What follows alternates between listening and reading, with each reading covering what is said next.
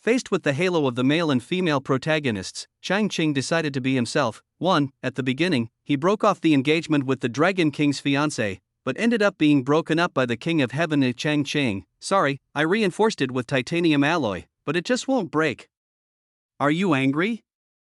2. The second-generation male supporting role in the world of immortal cultivation female protagonist, junior brother Xiao is running out of training resources again. I have to send him a message to ask him to send some more. I am in seclusion, please do not disturb me.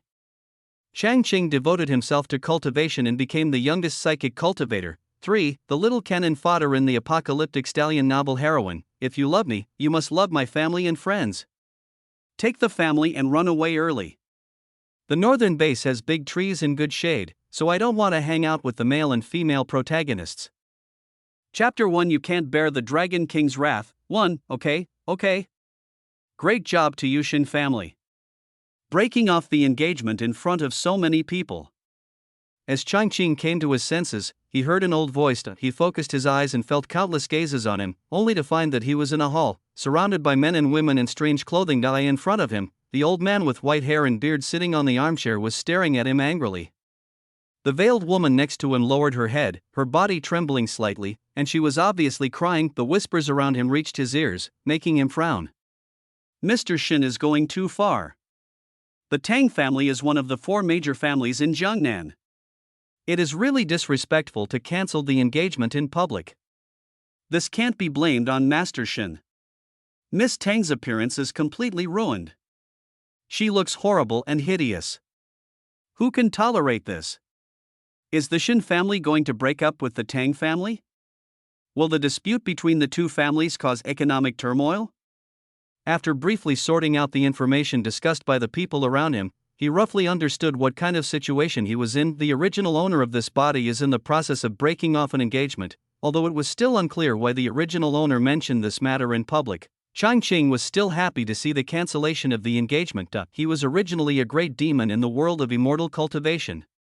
When he was transcending the tribulation, he was besieged by enemies and his soul was damaged, so he accepted the invitation of the system to complete tasks in various small worlds to repair his soul. Therefore, he really doesn't care about whether the appearance is beautiful or ugly, but he just doesn't want to be involved too much in unnecessary things. Having made up his mind, he took a step forward.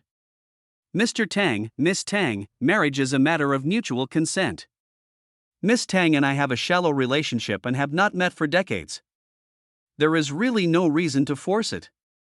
The young man had a handsome face and a clear voice. When he spoke, some people nodded secretly. Isn't it fate? Since Miss Tang was disfigured, she has locked herself in her house all day and doesn't see anyone. There is no emotional basis. Seeing that public opinion had reversed, Mr. Tang became anxious. That shouldn't be done in front of so many people. If not during this business banquet, will there be any chance to bring up this matter? Changqing had roughly sorted out the memories of this body at this time, and he was not panicked at all. Mr. Tang, you know I have no choice. 3 years ago, my father mentioned this to you at the Jiangnan Province Economic Development Conference, but you refused. I have also tried to visit you many times in the past few years, but you always refused to see me. That's enough. Before he could finish, Mr. Tang slammed the table and interrupted loudly. The old man's beard was shaking with anger at this boy. How dare he? What? Tang Yao couldn't stand the atmosphere and everyone's gazes, so she burst into tears. She covered her face with her hands and ran upstairs quickly. Yao, the old man shouted, but got no response, so he turned around and glared at Changqing. Very good. Changqing, we in the Tang family have taken note of this. You are not welcome here. Get lost. Besides, you should call me Grandpa Tang instead of Mr. Tang. You are such a disrespectful person. He gritted his teeth and looked a little ferocious. Changqing, however, looked indifferent and had no intention of moving. He reached out from his arms, took out an exquisite sandalwood box, took 2 steps forward and placed it on the crystal table. The whole process went smoothly and calmly, without any panic caused by the wrath of the Tang family patriarch. This was the gift we exchanged that year. I am returning it as it is now. Please return my gift to me, Mr. Tang. The guests were stunned. Damn. This kid from the Shin family is not simple. He was not scared at all when facing Mr. Tang, and even seemed to be at ease. This kid can accomplish something. Some old people nodded secretly. Old Master Tang was so angry that his face turned purple. He pointed at Changqing and started coughing violently. Cough, cough, cough. The series of coughs made him hunch over and soon sweat broke out on his face. Changqing frowned. He could sense that the old man was suffering from his old illness again. He wouldn't really be mad to death. This might be a big deal. Just as he was about to step forward, a young man suddenly rushed over from the corner. He walked quickly to Mr. Tang's side, patted his back gently with one hand, and pressed the acupoints on his palm with the other. Judging from his clothes, he seems to be a bodyguard of the Tang family. After a while, Mr. Tang's coughing gradually subsided and his face regained its rosy color. "Thank you." He thanked him in a hoarse voice, and without waiting for the other party to respond, he waved his hand and asked him to leave. At this time, the butler walked into the hall with a palm-sized wooden box in his hand. This was the Shen family's engagement gift. "Take your Shen family's things and get out of here."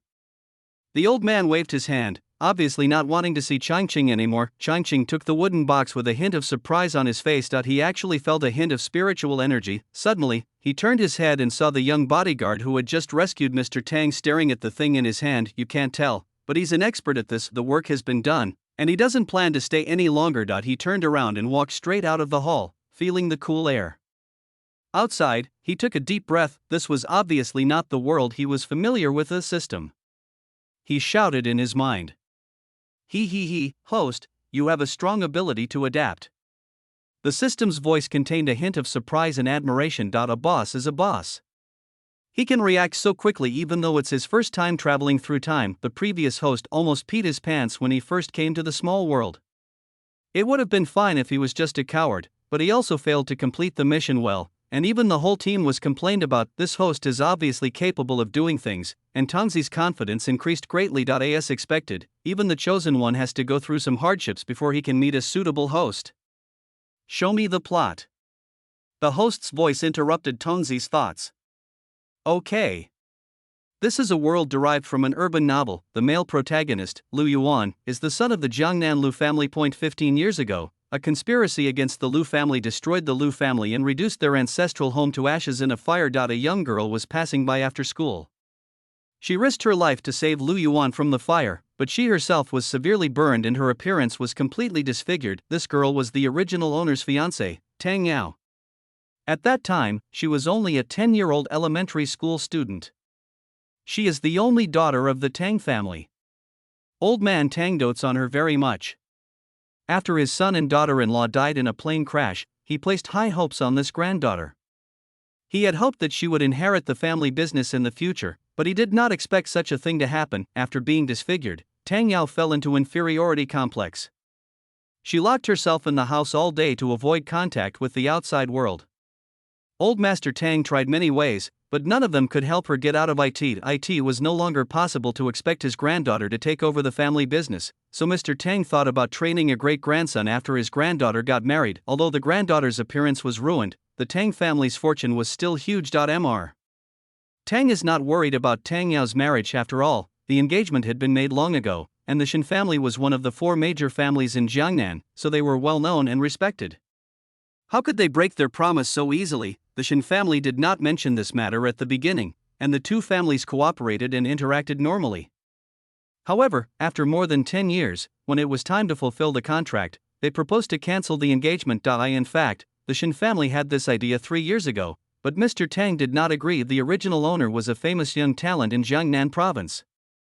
After graduating from the Economics and Management Department of Hawu University, he created a considerable family business. There is no need to worry that such a person will covet the Tang family's wealth, and old Master Tang will like him. So the Shen family asked the old man to meet with them several times, but he refused. However, he still underestimated the determination of the Shen family and the original owner.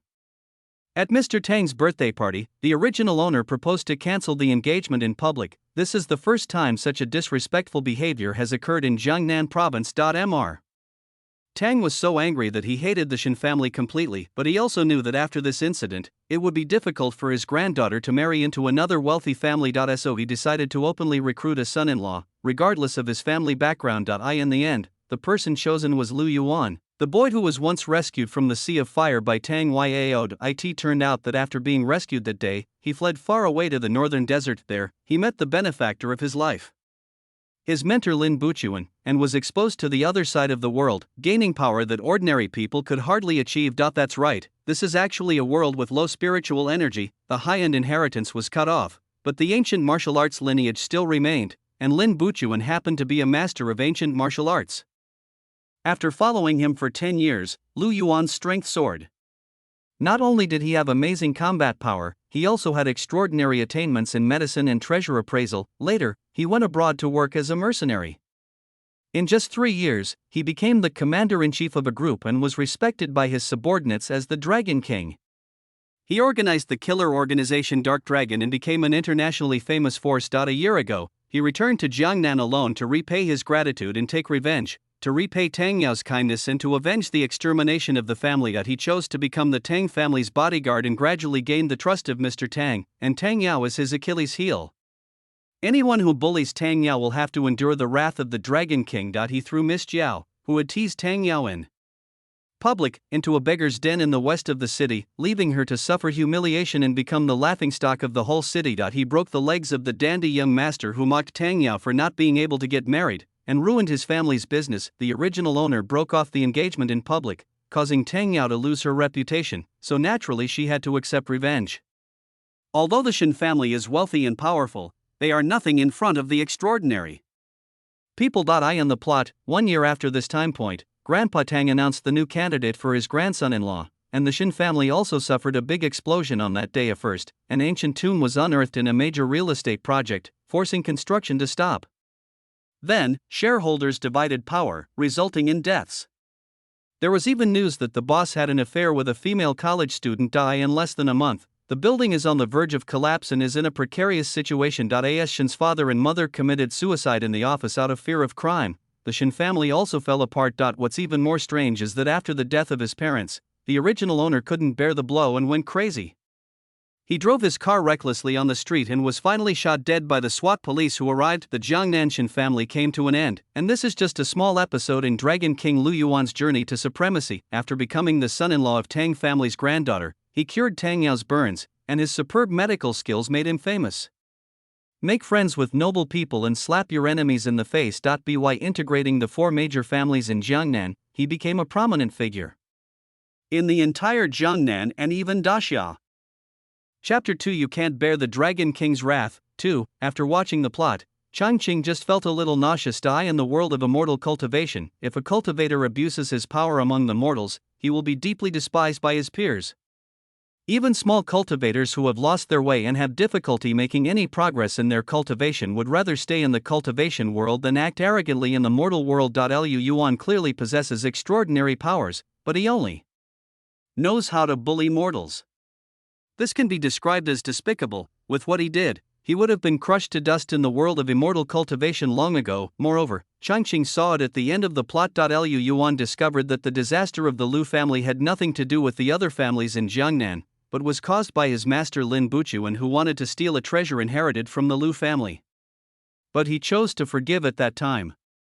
After giving Lin Buchuan 3 palms with tears in his eyes, he took over his inheritance and watched him ascend to the upper realm. Master gave me a new life and gave me a second life. I, Lu Yuan, cannot be an ungrateful person. These 3 palm strikes are for my parents and elder brother. From now on, all grudges are settled. We will never see each other again. The Dragon King's standards and bottom line are really flexible. Changqing was speechless. So, did all the families in Jiangnan suffer from an unexpected disaster? Besides, the Shen family broke off the engagement. What was that? There were still divorces after marriage, so was it necessary to break up the Shen family? Not to mention that the original owner and Tang Yao had no feelings for each other. Tang Yao was only an elementary school student, yet she rushed into the fire to save people. Changqing felt that she was not in a clear mind. Couldn't you just run away and call for help like a real elementary school student? Have you ever considered how your grandfather would live if something happened to you? In fact, the Shen family ranks second among the 4 Jiangnan families, second only to the Wang family, while the Tang family ranks last. After all these years of cooperation, the Tang family has benefited more. I really don't know where all the resentment comes from. If the original owner was embarrassed to break off the engagement in public, wasn't that because she didn't give him a chance to meet before? If they could have discussed it properly, why would it end up like this? Although the original owner was a little young and hot-tempered, Changqing felt that what he did was right. Moreover, Changqing discovered that the original owner actually had another reason to break off the engagement. The Shen family also came into contact with extraordinary powers, and the original owner happened to have the qualifications to practice, so he planned to go to Qingcheng Mountain to become a disciple. However, before the trip could be completed, something big happened at home. The original owner ultimately failed to embark on the path of cultivation, which is not to say it is a pity. Host, the thing in your hand is the help for the hero in the plot to break through. You have to be careful. He seems to have set his sights on it. Changqing got in the car and was looking around curiously when the system voice rang out. He's dreaming. Changqing's eyes became fierce. He. Be careful and you will be safe. By the way, host, we have a novice gift pack for every novice tasker. Do you want to claim it now? The system laughed dryly. Yes, there's such a good thing, receive. Changqing only felt a sinking sensation in his arms, and several things appeared out of thin air. There was no sense of ceremony in receiving this gift package, however. There seemed to be quite a lot of things, so Changqing looked at them carefully. 1 bottle of blood recovery pill, 1 bottle of spiritual power pill, 3 bottles of special effect nutrient solution, 1 copy of quick travel mission instructions, 1 copy of quick travel bureau work yearbook, and 1 copy of system assessment. Rules, evergreen, why are you giving me so many books? And the system assessment details are what you should learn, right? He was a little speechless. Host, if you take a look at the assessment manual of the system, you will be able to cooperate better. No. Changqing flatly refused. He felt annoyed when he saw this kind of manual. It's better to see more of the world outside. This time, the car is already driven onto the street. Through the car window, you can see tall buildings, flashing neon lights, cars running on the ground, and occasional planes flying in the sky. I never thought that such things could be developed in such a small dimension. Although it cannot shrink the distance into an inch or travel 1,000 miles in a second like high-level monks, it undoubtedly makes life more convenient for human beings compared to practicing. He now feels that learning the technology of this world might be more interesting. On the other side, Lu Yuan watched Changqing leave, with flames of anger flashing in his eyes. What is the Shen family? What is Shen? Changqing? Yao was Lu Yuan's savior. She was the woman he wanted to marry. How can we tolerate the rubbish insults from the Shen family? And he felt the breath in the wooden box. I think it should be the spiritual object that the master mentioned. It should be his chance if he encounters such a treasure. In the hands of those mortals, it is nothing but a waste of resources. He secretly clenched his fists, stood up and was about to follow them out, but was stopped by a word from old Master Tang. I'm sorry to make you laugh, but my family is unfortunate and I only have this one granddaughter. I'm old now and I'm worried about having a younger generation like this. The old man's voice was heavy, and his love for his child was evident in his words. The guests also felt sad for a moment, and many of them felt sympathy, secretly thinking that the Shen family was going too far. Tang only has this one granddaughter, so it's understandable that he doesn't want to cancel the engagement. He should communicate more and discuss more instead of making such an ugly scene. The onlookers are all fence-sitters. When it does not involve one's own interests, one may sympathize with one thing at one moment and think that another thing is reasonable at another moment. Obviously, Mr. Tang understands this principle. Then he changed the subject. The Tang family still has a small fortune, so raising this child for life is not a problem, but life is more than just food, clothing, and daily expenses. My granddaughter should also deserve happiness. Therefore, I decided to find a husband for her, one who was close in age, regardless of birth. When these words were spoken, many people's eyes lit up. The Tang family is one of the 4 major families. Their assets are worth tens of billions. For a small family, isn't this a leap forward? Lu Yuan didn't expect that Mr. Tang would suddenly do this. He glanced at the happy faces in the hall and clenched his fists. How dare these people covet his woman? Absolutely not allowed. It seems that I don't have time to deal with that kid for the time being. Let him keep the treasure for a while. It's just a decoration to them anyway. Mr. Tang waved his hand and called the butler over. Everyone is welcome to sign up or recommend young talents. Please contact the housekeeper for specific matters. At that moment, several young people rushed forward. In this era, it is not shameful to live off others, but it is truly shameful not to be able to do so. Lu Yuan stared at those people's faces fiercely. The silver needle in his hand flashed slightly, but he held back. The Tang family is not the place for fighting. After more than a dozen people had registered, he stepped forward and reported his name. Changqing finally met his adoptive parents in this life. Mr. Shin had just returned from the company. He was still wearing a dark gray suit and a pair of black-framed glasses. He looked meticulous and serious, a little scary. Mother Shin still looks young and looks like a strong woman. She is also the main manager of the Shin family company. At this moment, both of them were sitting in the living room, obviously waiting for their son. How is it? Master Tang agreed, right? Mother Shin asked. Mr. Tang avoided her again and again, which made Mother Shin angry. Originally, this marriage was arranged by Mr. Shin when he was still alive, so she was somewhat unhappy about it.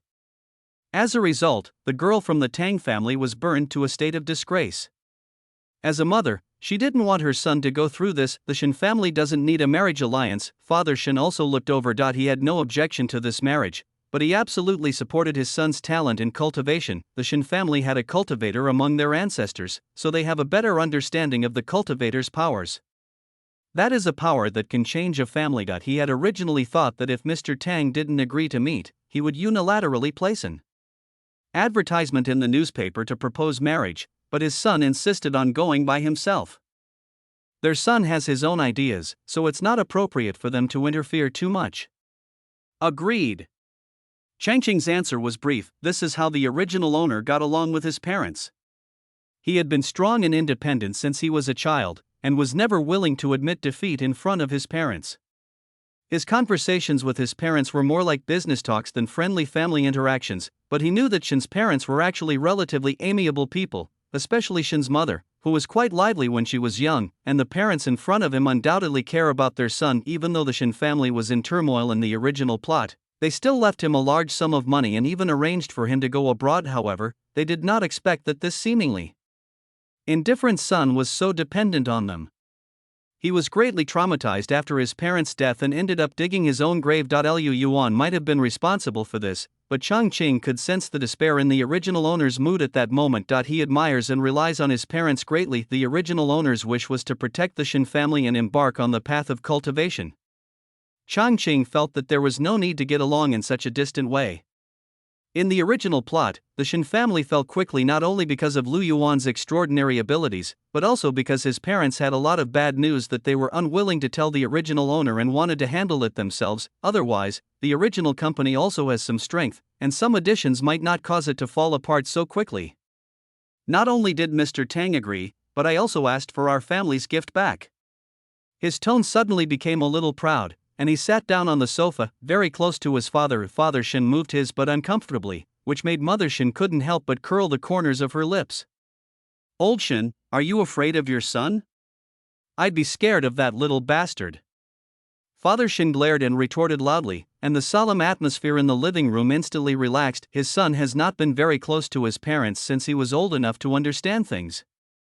Now that he is sitting so close to them, Father Shin is a little uncomfortable with it. Changqing took out the small box and placed it on the table. He took the initiative to open the lid and said, "Look, isn't this the treasure passed down from Grandma?" Lying quietly in the box was a jade pendant that was crystal clear and glowing with a faint blue light. You kid, you want to return the gift after breaking off the engagement. This makes you look like a scumbag. Aren't you afraid that you won't be able to get married in the future? Mother Shin was pleased with her son's performance and the smile on her face became even bigger. When she has a stern face, she looks like a strong woman with a powerful aura, but when she smiles, her eyebrows and eyes are curved, and she looks very gentle. Mom, I think you'd better smile more. Don't be like my dad, who has a stern face every day. Everyone in the company calls him Shin Yen Wang. Ha ha ha ha ha ha! Mother Shin burst into laughter. She felt that after her son broke off the engagement today, he seemed to have returned to his childhood. He was particularly clingy and lively, just like her when she was a child. Father Shin patted Changqing on the back with a stern face. You've called off the engagement and are letting yourself go, right? But you're going to Changqing Mountain to practice, so you need to be serious. Mother Shin paused.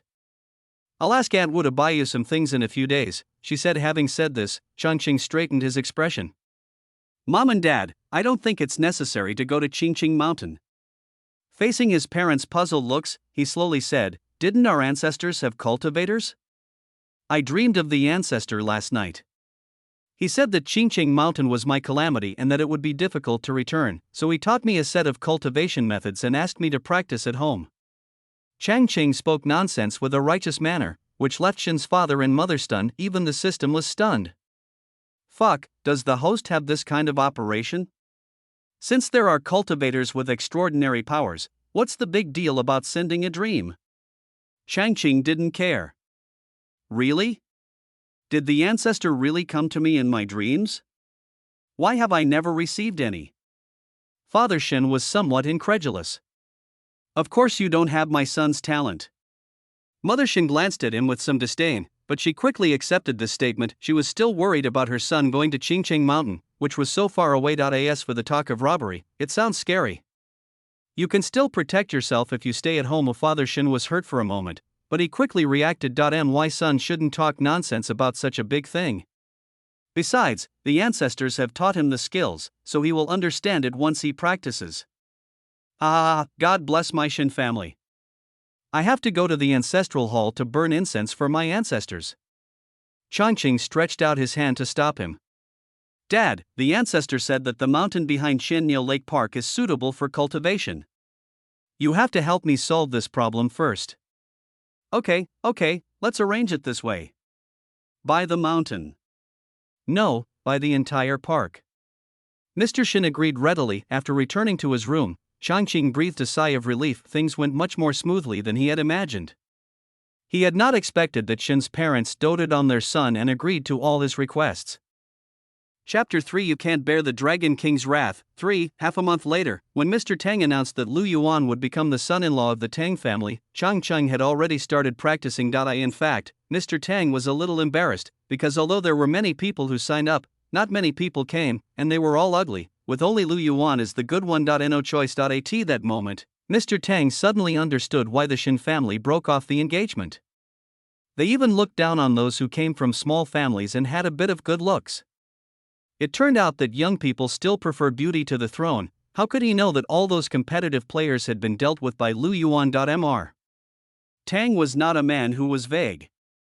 As he was eager to have a grandson, he immediately started arranging the wedding arrangements. This put Lu Yuan in a difficult position again, because Master Tang asked him to cultivate a relationship with Tang Yao and take her shopping every day. Although he was anxious, Lu Yuan, who came to repay his gratitude, certainly could not refuse to eye in the most luxurious custom-made dress shop in Jiangnan. He was flipping through his phone idly while Tang Yao was trying on clothes in the fitting room, recalling the scene in the fire that day when the girl anxiously pulled his hand and ran out. A hint of tenderness appeared in his eyes. Yao was really a kind fairy. Anyone who bullies her will never be forgiven. There is also the culprit behind the Lu family tragedy. Although he has not found any clues yet, the interests of the Lu family are almost divided up among its several major families. Whoever benefits is the most suspicious, and he will not let any of them go. And that Changqing, who broke off the engagement in public, lost face for the Tang family, and caused Yao to be talked about by others, he deserves to die. There was a low-pressure atmosphere around Lu Yuan, and even the shopping guy didn't dare to get close to him. Suddenly, he felt a panic in his heart, as if he had lost something important. He stood up suddenly. Depend on. He couldn't help but curse, then sat down again with a gloomy look on his face. This time, Changqing had already started practicing for several days. He had just absorbed the jade pendant and had even broken through to the middle stage of qi refining. The ancient martial arts in this world are divided into 4 stages: Huang, Shen, Di, and Tian, but what Changqing practiced was not ancient martial arts. In his opinion, the so-called ancient martial arts were nothing more than incomplete methods of cultivating immortals. He had countless methods of cultivation in his mind, so naturally he looked down on those that were incomplete. Apart from anything else, one has to practice ancient martial arts to the heavenly level before being able to fly in the air, which means that the 3 stages of Huang, Shen, and Di are equivalent to the early, middle and late stages of qi refining in the world of immortal cultivation, and only when one reaches the heavenly level can one be considered to have laid the foundation and be able to fly in the air. The Dharma ending age is truly cruel. Changqing stood up and flew to the treetops with the tip of his toes. The park and the hill behind it had been bought by his rich father, and fenced off, so it looked extremely empty from a distance.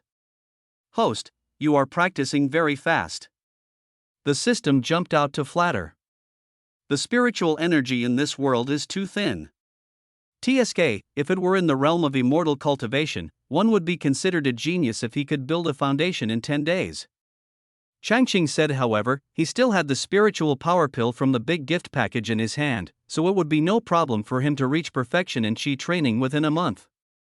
At this time, he would be equivalent to the earth level of ancient martial arts, so he would not be afraid of Lu Yuan.as for building the foundation. Even for Changqing, it would probably take a year. Beep, beep, the phone rang, and the caller ID showed Mom. During this period, Changqing tried to reconcile, and the parent-child relationship became much more harmonious. In addition, he showed some results in cultivation, which made Shen's father and mother even happier. However, they were also a little worried, fearing that he would meet other high-level practitioners. So they would call him several times a day to ask about him. Mom, I'm just about to come back. Changqing jumped down from the tree, raising a cloud of fallen leaves. Hey, come back early. We have guests at home today. The mysterious secret place of Mother Shen caused Changqing to chuckle new. When Changqing returned home and saw the old man and the girl sitting in the living room, his eyes were shocked. Old warrior, however, the aura is very weak. Probably only yellow level. Moreover, in the plot, they are Lu Yuan's people. It was at the old man's suggestion that the Shen family bought the land with the ancient tomb underground. This could be said to be the first step in the Shen family's bankruptcy. It seems that Lu Yuan can't help it anymore.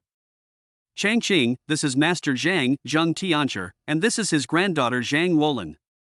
Master Zhang is the most famous metaphysics expert in Jiangnan. Father Shen came over and introduced him with a smile, and winked at Changqing. Shen's mother pulled Zhang Wolin over and talked to her in a very intimate manner. TSK, it looks like his cheap parents are trying to find a partner for him. This didn't happen in the original plot. At that time, the original owner was about to go to Changqing Mountain. The atmosphere at home was a bit heavy, and the relationship between Mr. and Mrs. Shen and the original owner was also cold. They didn't take care of these things like ordinary parents. Changqing was once again glad that he had changed the way he got along with his parents, otherwise, he would have fallen into the same pit again by accident. Master Zhang, okay. Changqing walked over and shook hands with the old man, looking straight into his eyes. A blue light flashed across his eyes, and the old man's expression suddenly struggled. In just 2 seconds, the struggle turned into dullness, the light in the eyes disappeared, and only confusion remained. This is Changqing's soul-stealing technique, which is not considered a high-level spell in the world of immortal cultivation, but it is completely sufficient to deal with the Huang level who has just entered the door of cultivation.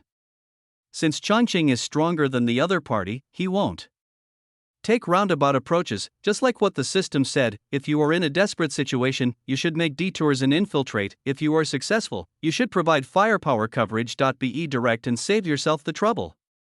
Excuse me, what is the matter that Master Zhang came to my Shen family for? Changqing sat down, just in time to block Zhang Wolin's sight from the other side. His tone was casual, without any respect, which aroused Shen's father's dissatisfaction. Hey, how do you talk to the master? Father Shen stretched out his hand to hit him, but the next moment he was stunned. I only heard the old man open his mouth. Come to the Shen family? The Dragon King asked me to cooperate with the Tang family to dig a hole for the Shen family and let the Shen family buy the land with the ancient tomb. As soon as the words were spoken, everyone was shocked. Grandfather. Zhang Wolin suddenly shook off Shen's mother's hand and stood up. However, Changqing was much faster than her. As soon as she took a step, Changqing's hand was already on her shoulder. She felt her shoulders sink as if a mountain was pressing down on her, and she fell to her knees in an instant. Don't bother. You are far inferior to me in strength. His voice was as cold as ice, without any worldly air, and Zhang Wolin couldn't help but shiver. The yellow-rank ancient warrior was only at the initial stage of qi refining, a little lower than Changqing, so naturally he had no power to resist. This time, Shen's father also reacted. He pointed at the old man and couldn't help cursing. My Shen family treats you well, why do you want to collude with that Dragon King to harm me? Because the Shen family has produced cultivators, they place special trust in masters. In addition to doing market research, they also consult the opinions of masters for major decisions such as buying land. The old man in front of him was the expert hired by the Shen family. When Mr. Shen thought of the word ancient tomb, he almost fainted. 2 years ago, an ancient tomb was unearthed at a construction site of a real estate developer in Shanxi province. It is still under protection and no construction can begin at all, and this is not negotiable. It is stipulated by law, and you have to suffer in silence. Harm you? I am the Dragon King's man, and I am only doing things for him. Zhang Tianxia answered calmly, without any hesitation. Who is the Dragon King? Why does he want to harm the Shen family? Mother Shen also reacted and asked. I don't know who the Dragon King is, I only know that he is extremely powerful and you are no match for him. The old man's voice was full of arrogance, and it was obvious that he respected the Dragon King from the bottom of his heart. Grandpa, stop talking. Zhang Roland screamed, but was knocked unconscious by Changqing. Mr. And Mrs. Shen asked some more questions about the land, and finally looked at each other. Let's call the police. Father Shen said. Changqing immediately called the police, and he even personally escorted Zhang Tianxia and his grandson to the police station with the police. They accidentally met a group of reporters outside the police station. Mr. Shen, is there something wrong with the Shen family? Please come to the police station to handle it in person. The young man on the screen looked heavy-hearted and nodded with some disappointment. Master Zhang said that he was commissioned by the Tang family and some Dragon King to persuade the Shen family to buy the land with an ancient tomb underground in the west of the city. He is currently under interrogation. Some information is subject to official release. After saying this, the young man turned and left, his back looking desolate. As soon as the news was posted online, it immediately went viral. Fuck, the Shen family? Is it the Shen family that just broke off the engagement? The struggle between the rich and powerful is too exciting. Mr. Tang is old, but he is really vindictive. He took action immediately. Didn't you notice that there was another message in young Master Shen's words? Dragon King, this is definitely not the Dragon King that makes it rain, but the one in the story of a son-in-law, so awesome. The man above, when you say that, it suddenly occurred to me that Mr. Tang just got a grandson-in-law. Could it be the Dragon King? There are all kinds of things said online.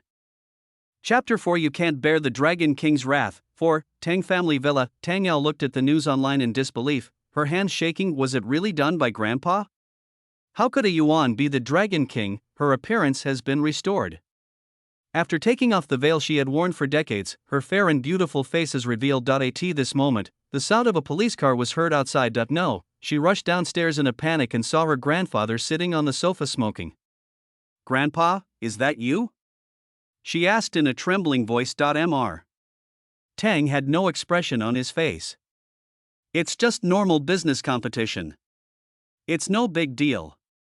Grandpa will be back soon. However, when the police car came in to take him away, he couldn't stand up for a long time. Mr. Tang, please cooperate with our work.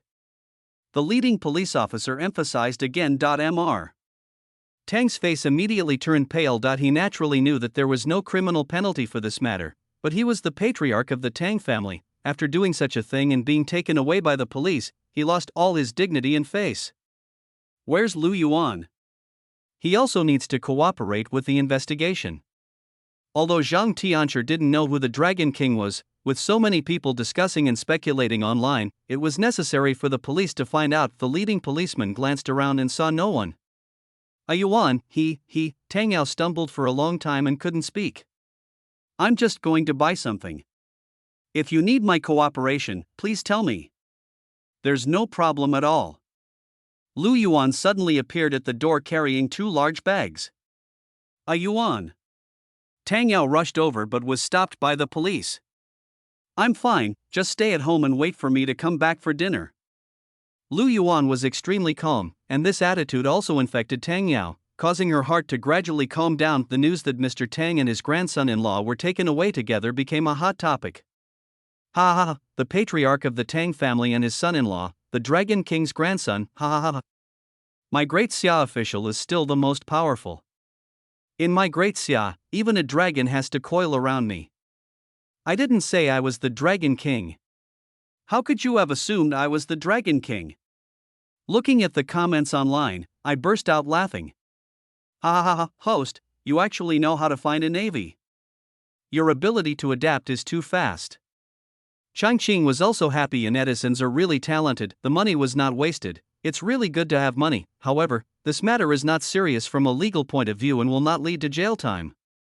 But I am afraid Lu Yuan will start to retaliate, so I have to prepare in advance. The first thing, of course, is the safety of one's parents. which is what the original owner cares about most, but it is impossible for him to follow two living people all the time, and hiring bodyguards will be of no use. Well, let's just draw talismans. During dinner in the evening, he took out a handful of Vajra talismans and distributed them to his parents. 50 per person, carry them with you. Both Mr. and Mrs. Shen were stunned. Son, there's no need to do this. No matter how cruel the Tang family is, would they dare to murder me? Mr. Shen was very upset. He wears a suit every day, and he puts a big stack of talismans in his pocket, which is bulging. People will definitely think that he is hiding something good. If he is photographed by reporters, it might even be on the news. Mother Shen also had a strange expression on her face. Most of the pockets on her clothes were decorations, so there was no way they could hold such a large stack of things. Can I put it in my bag? She asked somewhat weakly. No, you have to carry it with you. The Tang family doesn't dare, but what about the Dragon King? He can command the cultivators. After these words were spoken, Shen's parents fell silent. In the end, both of them made a small waist bag and hung it on their belts, which contained a thick stack of talismans. You know what, I feel a lot more at ease after hanging it up. Dad, there hasn't been any movement from Uncle Zhang and Uncle Wang recently, right? Changqing changed the subject. No, I'm watching. Father Shen straightened his expression. Ever since the last incident with Master Zhang, he has been especially obedient to his son. His son is also a cultivator, and a very powerful one at that. His premonition must be reasonable. Thinking of what his son said about the two shareholders Zhang and Wang possibly having contact with the Dragon King, he became cautious. Your Uncle Zhang has 2 sons and 4 grandchildren, and your Uncle Wang has 3 sons and 7 grandchildren. I have already advised them to divide the shares among their children and grandchildren, which scared them enough. Father Shen narrowed his eyes. The fathers of those 2 people followed Grandpa Shen to conquer the world, so they hold a lot of shares. However, if they betrayed him, Father Shen would not hold back. That's right. At home, you are my father, but in the company, you are Shen Yanwang. Changqing smiled. They are all veterans of the company. Even if their shares are diluted, they should not pose any threat. Your father has warned them, so they dare not have any intention of leaving them alone. Shen's mother also spoke up, but Changqing also understood that Uncle Zhang and Uncle Wang's father were from the same hometown as Grandpa Shen. They grew up together with nothing, and the shares they held were earned through hard work. His father was nostalgic and did not want to make things too awkward. Whatever. The Dragon King solved these problems and they naturally disappeared. The Dragon King, who was worried about by Changqing, was feeling annoyed at the moment. Since he came back, Tang Yao kept asking him if he was the Dragon King. Yao Yao, does it matter whether I am the Dragon King or not? What matters is that we are getting married, and I am your husband. He grabbed a handful of hair in annoyance, and his handsome face wrinkled. But, you said I saved you, so did you help me heal my wounds and marry me because I saved you? Tang Yao was like all girls who were about to get married. She was worried about everything and always wanted to know everything about him before she could feel at ease. Don't think too much. Of course I married you because I love you. But I was so ugly and my whole body was burned. Tang Yao refused to give in. She was sure that she liked the man in front of her. He was strong and charming, and he also healed her burns. That skill was simply miraculous, but she is very worried about whether she can really have him, and recent discussions on the internet have made her feel depressed. So, she became a little stubborn. At this moment, Lu Yuan even wanted to cancel the engagement. Women are so annoying. He feels that he is more suited to a life of fighting and killing. Then what do you think I should do to make you feel at ease? Even the mighty Dragon King was helpless. Tang Yao threw herself into his arms like a butterfly and buried her head deeply in his chest. A muffled voice was heard. Yuan, let's live a good life and manage the Tang family well. We can live a very good life and have a lot of children. He heard the pleading in her voice. It must be said that he hesitated for a moment at this moment, but when he thought of the blood feud he carried in the raging fire that day, his heart could not calm down. Not what's more, he is a man of his ability and should be fighting for dominance in the world. How can he fall because of a woman? He pushed Tang Yao away somewhat stiffly. Yao Yao, we can develop the Tang family to a higher position and give birth to a bunch of children. I will make you the most noble woman in this country. Tang Yao shed tears and just shook her head. She doesn't have such big ambitions, she just wants to live an ordinary life. Lu Yuan was a little disappointed. The woman was kind and harmless, but she could not walk side by side with him. I have something else to do. I'm leaving now. Lu Yuan turned and left, leaving Tang Yao standing there crying silently. After getting into a black business car, his phone rang. General Long. All the dark dragons have gathered in Jiangnan. Please give us your instructions. The voice on the other end of the phone was heavy and not very standard Daxia Mandarin, which seemed a bit weird. Don't leave any of the 3 Jiangnanshan family alive.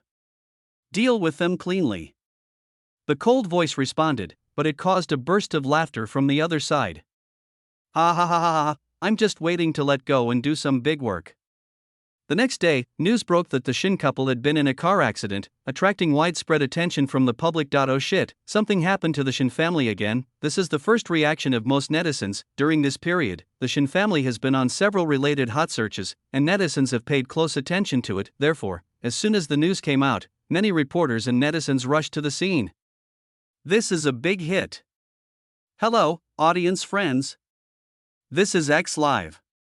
20 minutes ago, the head of the Shin family and the head of Shin's enterprise and his wife had a serious car accident here. The business car was hit under the trailer. From the rear of the car, the entire body of the car was severely damaged. A host was holding up his mobile phone and telling his fans something with an exaggerated expression. She happened to live nearby and rushed over as soon as she heard the news. Seeing the number of people in the live broadcast room continue to increase and the gifs started to flood the screen, she excitedly took a few steps forward and pointed the camera at the scene. We can see that the rescue workers have already dragged the car out. Wow, the car body is completely deformed. Let's go in and take a look at the situation. Although isolation was set up at the scene, unscrupulous media did everything they could to gain traffic and rushed forward desperately. Fuck, anchor, please move forward, this is the first scene, if you see me, cheer for the carnival. The car was smashed like that, and the people must be dead too. The Tang family is really cruel. The man above, don't jump to conclusions. The police haven't spoken yet, so why are you judging the case? The live broadcast room was flooded with comments and the heat rose again, but everyone believed that the Shin couple were definitely killed, and the focus of the discussion was on conspiracy theories. The anchor was so excited that she used all her strength to move forward a few steps. Finally, I saw the scene in the front. My dear children, now the rescuers have opened the car door, and we can see. The next moment, the live broadcast staff's voices began to tremble. Mr. and Mrs. Shin seem to be fine. In the camera, rescue workers carefully helped 2 people out of the cockpit. They were the Shin couple who were in the car accident. There was a look of panic on their faces, but after moving a few times, they found that they were indeed unharmed. The internet exploded. Fuck, what kind of luck is this? How can I be safe and sound after such a serious car accident? Kneel down, kneel down. This guy must be a god. Don't you think it's a coincidence that Shin got into a car accident? The Tang family and his Dragon King grandson-in-law were just sent to the police station a while ago. Could it be that the Dragon King took action? Damn it, don't scare me upstairs. Who said that in Daxia, even dragons have to coil up? It caused a heated discussion online and became a hot topic. The police naturally began to investigate, and Changqing quickly rushed to the scene. Although Mr. and Mrs. Shin had seen big scenes before, they were still terrified this time. He held Changqing's hand for a long time without letting go.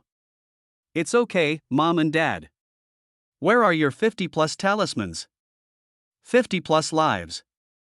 Even if you jump from the Shin's building a dozen times now, I can guarantee that you can still go home and have dinner. Changqing's words made Shin's mother laugh. I think you are too tight. Mother Shin slapped him hard on the back, while Father Shin held them both tightly in his arms, not saying a word for a long time. This accident made Mr. and Mrs. Shin more vigilant. Now they must hang the talisman bag when eating and going to the bathroom, and with the help of information provided by an unknown kind-hearted person, the police finally found clues about the Dark Dragon mercenary organization. The situation in Jiangnan began to become tense. Not only were there a large number of police patrolling the streets, but even the army was there. Changqing didn't know whether there was an official organization of cultivators, but he was completely relieved since he had Seen the power of firearms, ancient martial arts practitioners below the earth level will also be injured or even killed when facing firearms. Even if you are at the earth level, you will be in trouble if you encounter large caliber firearms. This made him once again sigh at the power of technology. Chapter 5 You Can't Bear the Dragon King's Wrath. 5. After a gust of wind, 4 or 5 members of the Dark Dragon organization were arrested, and the others also went into hiding. After this news spread, it caused another uproar. What the hell? The Dark Dragon organization? Is there really a Dragon King? It's just a foreign mercenary organization, and the people have been captured. Don't scare yourself by talking about the Dragon King or not. The Dark Dragon organization attacked the Shin family. This is really suspicious. Not only netizens were suspicious, but officials naturally became suspicious as well. So, Lu Yuan discovered that he was being monitored. No matter where he went, there were plainclothes officers following him, which made him feel a little restrained. Or maybe I'm not strong enough. The Shin level is perfect and there is no way to fight against the authorities. He kept a low profile, intending to take the opportunity to get married, but Tang Yao seemed to be frightened by the official move of Jiangnan province and was admitted directly to the hospital, and she was very scared when she saw him, which made Lu Yuan feel helpless. It's better to practice in seclusion. Strength is everything. The luxurious VIP room of the largest private hospital in Gangnam. Old Master Tang sat beside the bed, looking lovingly at his granddaughter who was wiping away tears. After a long moment, he sighed. Yao Yao, if you don't want to marry that boy, then we won't marry him. Ah. Mr. Tang did receive a strange phone call some time ago, offering help to him in framing the Shin family, but he didn't know it was the Dragon King. Seeing the recent unrest in Jiangnan, the old man is also filled with fear, but he did not believe that Lu Yuan was the Dragon King. The leader of the Dark Dragon Killer organization would be the bodyguard of the Tang family? Isn't this ridiculous? He is just a young man who has learned good medical skills. Tang Yao just shook her head, tears continuing to fall. Wow, Grandpa, I'm just scared. I'm worried.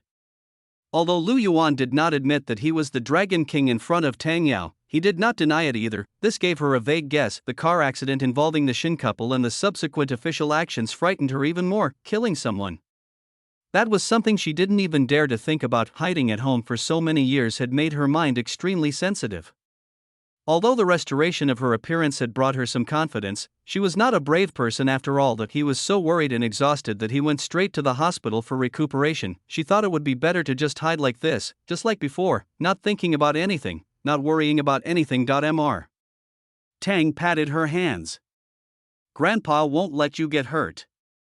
On the other hand, Changqing has already begun to learn various modern knowledge. He also got himself an auditor status at City U and often went to the university to attend classes. His favorite course is computer science, but he is also interested in other subjects such as literature and mathematics. He is good looking and his identity is not kept secret, so he attracts a lot of attention every time he goes to school. In just 2 months, I received hundreds of love letters. I accepted it politely but never responded.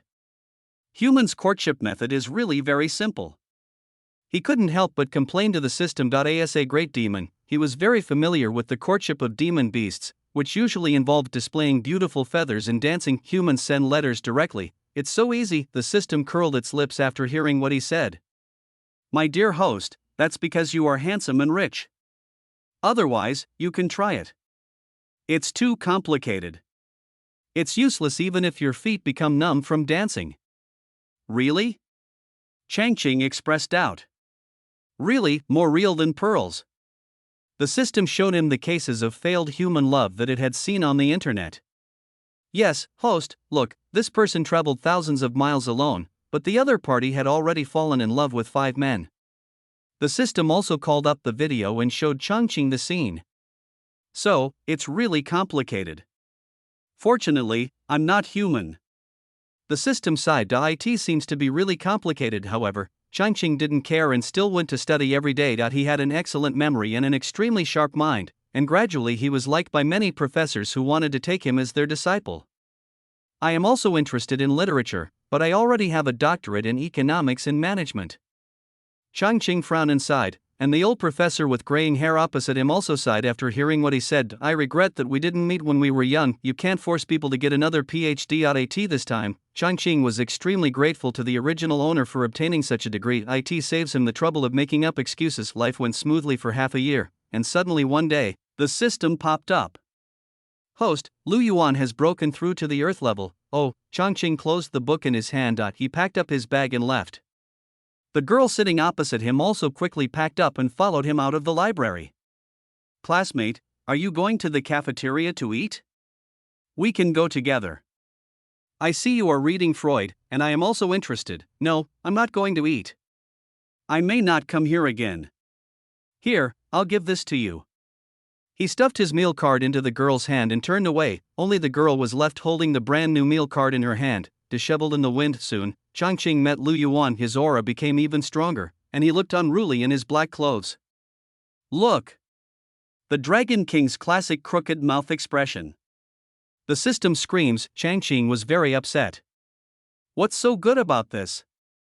It's not as good looking as the crooked cat at home. The indifference on the opposite side irritated Lu Yuan, and he put his hands in his pockets and leaned against the wall.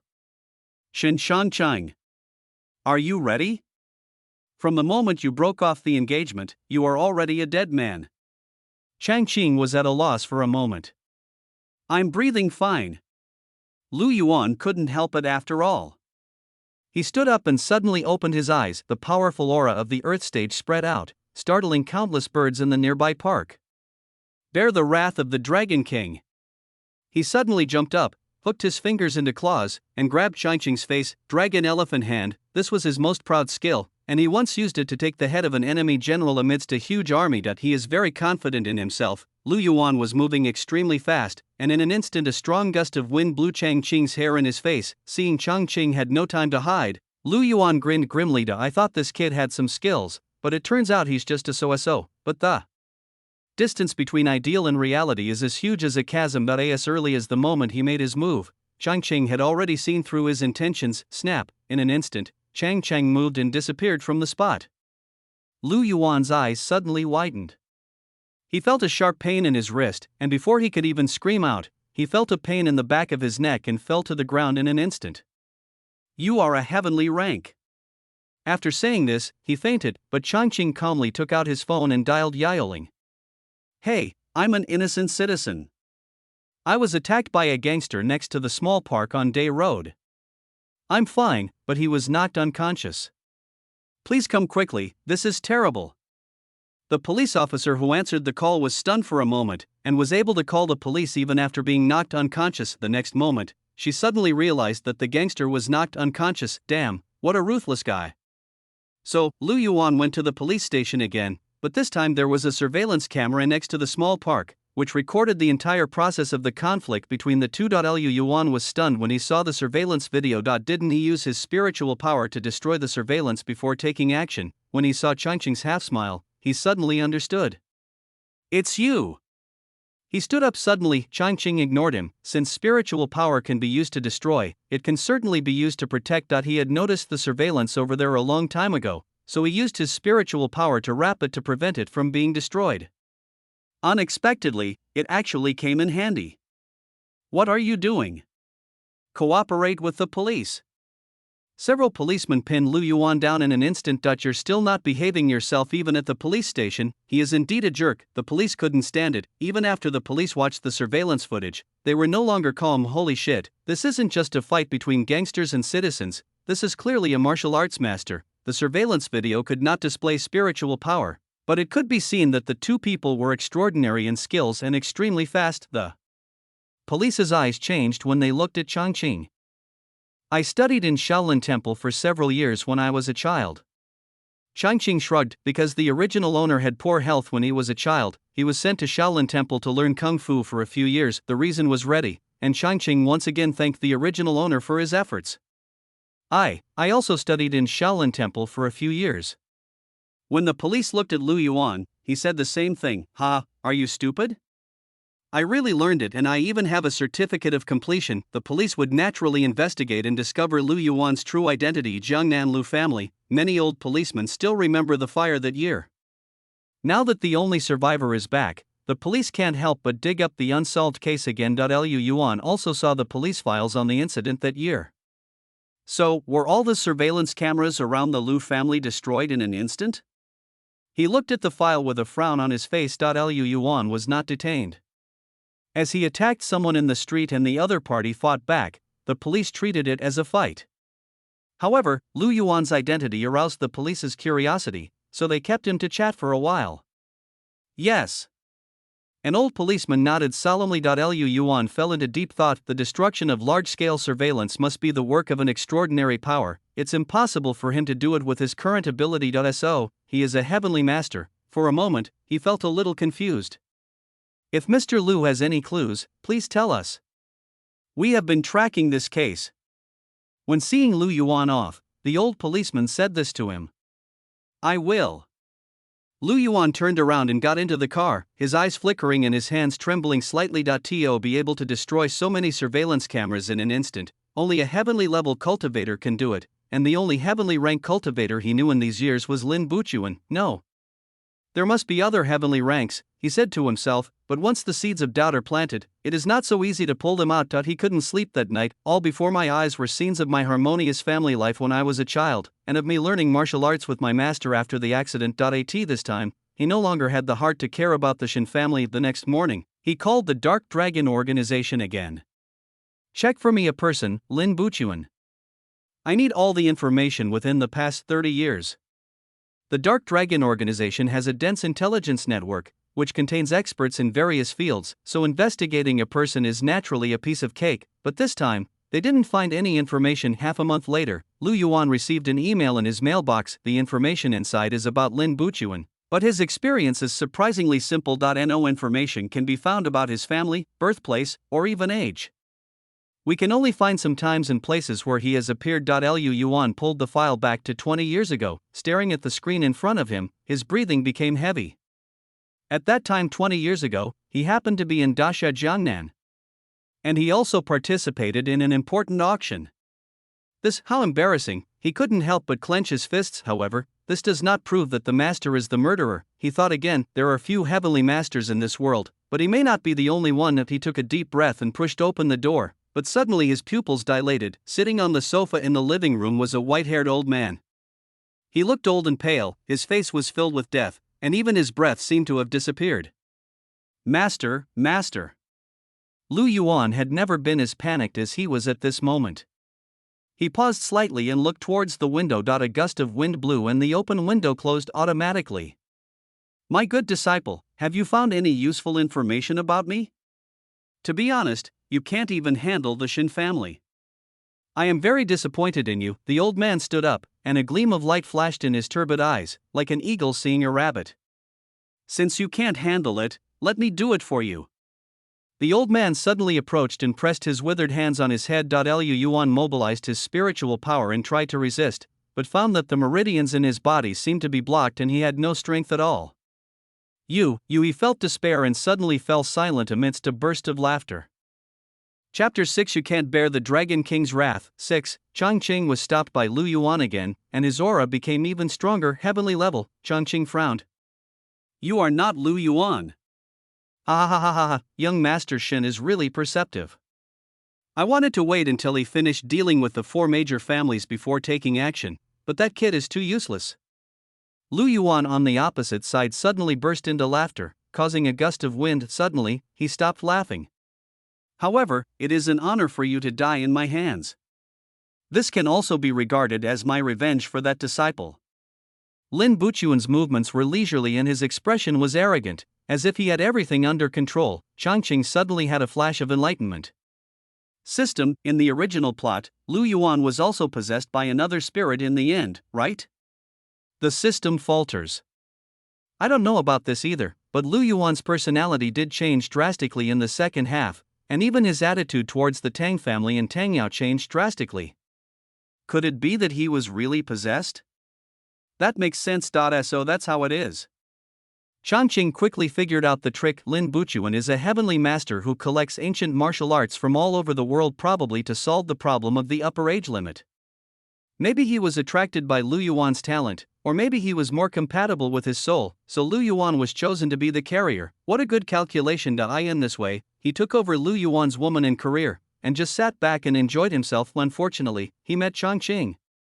How can you be sure that you can do it? Changqing smiled, a gust of wind blew his robe, and his breath surged like the wind. Yellow level, Shen level, Earth level, and it hasn't stopped yet. it will stop after climbing to another level, heavenly rank.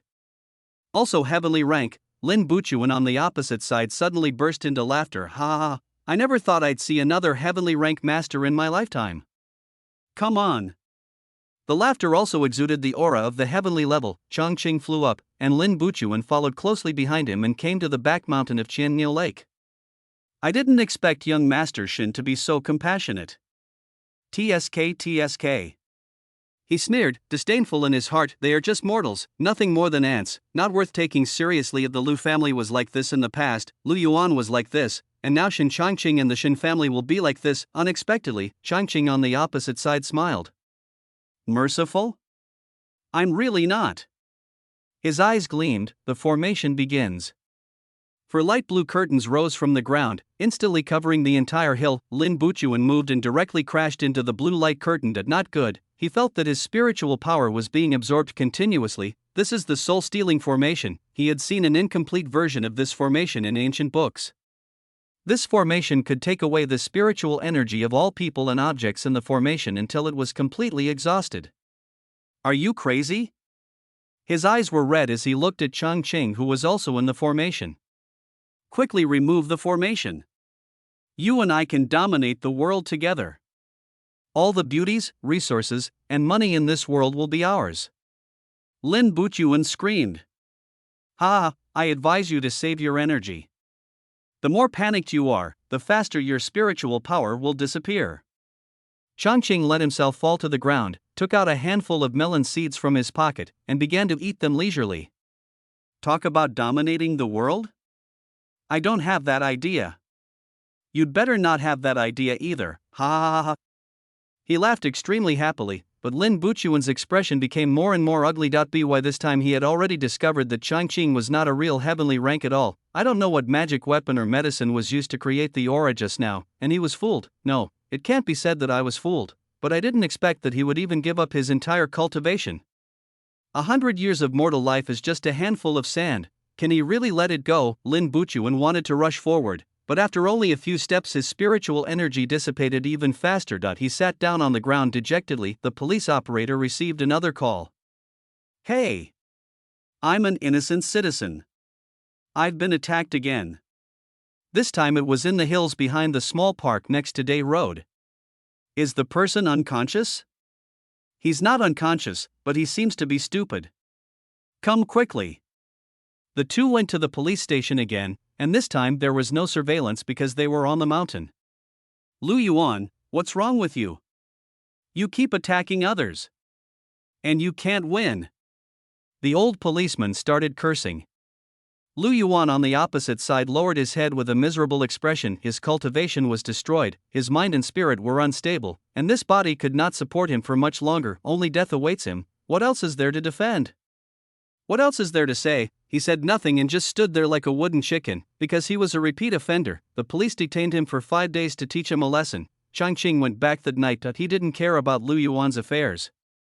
The system had already determined that his mission was completed and now he lives his own life. The Shin family was saved, and both Shin's father and mother were alive and well. That he really enjoys such days. After half a year, the system suddenly said, Lu Yuan is dead. Didn't he die a long time ago? Changqing asked. Yes. The system returns. It should be said that Lin Buchuan died. He couldn't accept the life of a mortal and committed suicide. Changqing waved his hand nonchalantly. He should be living an easy life. The Tang family is not short of money. Tang Yao seems to have some memories of her past life and is extremely terrified of him. How could the Tang family help him? Ha ha ha ha, the system smiled like a villain. Who told Lin Buchuan to take over Lu Yuan's body in his previous life and collect concubines? Tang Yao and the Tang family were ruined by him in the end. Changqing guessed that the system might have done something to make Tang Yao remember some memories from her previous life, but who cares? Anyway, he is just immortal now, so he just needs to live a good life. He was not in a hurry to go to the next world. Here he had parents and plenty of money, so he had to enjoy himself. He lives his life according to the routine and doesn't want the hassle of getting married and having kids. However, Shin's father and mother were very anxious. They tried to persuade their child again and again but failed, and finally they gave birth to a second child themselves. Changqing is naturally happy to see such a scene. He merged the original owner's company into Shen's, just thinking of being a parasite for the rest of his life. His parents are still young now, and it's just right that his younger brother will take over Shen's business in the future, so he can continue to lie down. The little baby doesn't know that the burden will fall on him. He likes his older brother very much and has liked to run behind him like a little tail since he was a child. Even when he grew up and became Mr. Shen, he was still very close to his brother and taught his son to be filial to his uncle. Changqing lived a very satisfying life. After seeing off Mr. and Mrs. Shen, he chose to leave this world. Let's go to the next world. Good. Chapter 7: The second generation male supporting role in the immortal cultivation world. 1. As soon as Changqing arrived at the new plane, he saw a white light in front of him and a long sword coming at him with unparalleled force. System, can't you choose a suitable time to transmit? Before the sword reached his face, a hint of icy breath had already arrived. Without time to call the system to question him, he tapped the ground with his toes, flew up, and quickly retreated. There was a surprised cry in my ears. After a quick glance, he found that he was on a circular platform, surrounded by people that he instantly understood his situation, fighting with others on the martial arts stage. Oops, my hand slipped. The system apologized without sincerity. Changqing frowned. This was really not a good time. He didn't have time to carefully organize his memory, nor could he match the people in front of him and around him one by one. At this time, Changqing had already retreated to the edge of the martial arts arena and there was no escape possible. Looking at the fierce force of the sword, even if he raised his hands to admit defeat immediately, he would probably end up seriously injured. He didn't want to be hit by a sword as soon as he arrived. Some memories of his original body flashed through his mind quickly, and he cast a spell with his hands. Spiritual power surged around his body, and green vines broke through the rocks and instantly formed a green wall in front of him. Clang, the long sword hit the vines, and there was a sound of weapons clashing. Great! Even the trees and grass are like enemies, yet they are as strong as metal and stone. Nephew Gu has superb skills and deserves the title of the first genius of this young generation. An old man in the front row clapped his hands and laughed. Sitting next to the old man was a thin middle-aged man with a short beard. At this moment, his face was indistinguishable from joy or anger, and he said, "Brother Gong, you are too kind. My son's cultivation is not worthy of my liking. Wanxiang's sect has a profound foundation. Xiao Han is so young, but he has such attainments in swordsmanship. It is worthy of being one of the 3 major sects in the righteous way. Brother Gu, why are you being so modest? My nephew has already reached the peak of qi refining at such a young age. He is only 1 step away from foundation establishment. He easily defeated several young disciples of my sect. Dad, you speak so highly of senior brother Gu, but I think senior brother Xiao is no worse than him." The young girl standing next to the old man seemed to be annoyed by her father's constant praise of Changqing and suddenly interrupted the topic. "Schwerer! Don't talk nonsense." The old man glared at the girl standing next to him, but his expression was gentle and he did not mean to criticize. This old man is Gong Sangxiong, the leader of Wanxiang's sect. He is also a well-known nascent soul cultivator in the world of immortal cultivation. It is difficult for monks to have offspring, and Gong Sangxiong only had this daughter when he was 1,000 years old. He had not had time to dote on her, so how could he criticize her for such a remark? "I'm just telling the truth." Gong Shuer was not afraid even after being glared at by her father, and muttered in a low voice. The middle-aged man looked a little ugly. This middle-aged man is naturally the original body's father, Gu Yuanji, the leader of the Xianxia sect. The Xianxia sect and the Wanxiang sect have always been on good terms, and the 2 sects have had frequent exchanges. This time, he led the young disciples of the sect to visit the Wanxiang Gate in order to discuss the joint development of the spiritual veins at the border between the 2 sections. However, since the young disciples of the 2 sects finally met, discussions and exchanges were always inevitable, and competition was also common. This time he brought his son who had just reached the late stage of qi training with him, perhaps with the intention of using this opportunity to make him famous. At this moment, seeing his son being forced to the edge of the martial arts arena by an outer sect disciple, he naturally felt uncomfortable. The people in front were talking quite loudly, especially Gong Shuer, who deliberately raised her voice, which immediately caused a whisper in the crowd. Senior brother Gu is known as the #1 genius of the young generation. He has already reached the great perfection of qi training at the age of 17. Shouldn't he be able to fight back and forth with junior brother Xiao, who is at the 10th level of qi training? Humph! I guess the Xianxia sect used spirit stones and medicine to increase the speed of cultivation, just to gain a reputation as a genius. Ha, it would be really bad if I lost to junior brother Xiao, who has been a disciple for 3 years. This. Senior brother Gu and junior sister Gong are still engaged. If you lose face like this in front of your sweetheart, I'm afraid you will have a demon in your heart. The monk had sharp eyes and ears, and Changqing could hear the conversation among the crowd clearly. However, he didn't have time to pay attention to all this at the moment. He was taking advantage of this opportunity to absorb the original body's memories transmitted to him by the system. This is a low-level world of cultivating immortals. This world is divided into the righteous path and the evil path. The righteous path mainly has 6 major sects, which are divided into the upper 3 and the lower 3. The upper 3 are powerful, while the lower 3 are slightly weaker, but they also have their own specialties. As for the evil path, the demon sect is the only one that is powerful. The Xianxia sect, where the original Gu Changqing was located, belonged to the lower 3 sects, while the Wanxiang sect, where the male and female protagonists were located, belonged to the upper 3 sections. The hero, Xiaohan, has ordinary qualifications, but by accident he becomes an outer disciple of the Wanxiang sect, a major immortal cultivation sect.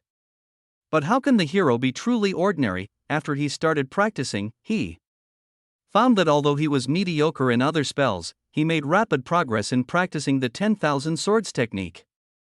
However, the hero had an extraordinary mind, and he did not become arrogant because of this.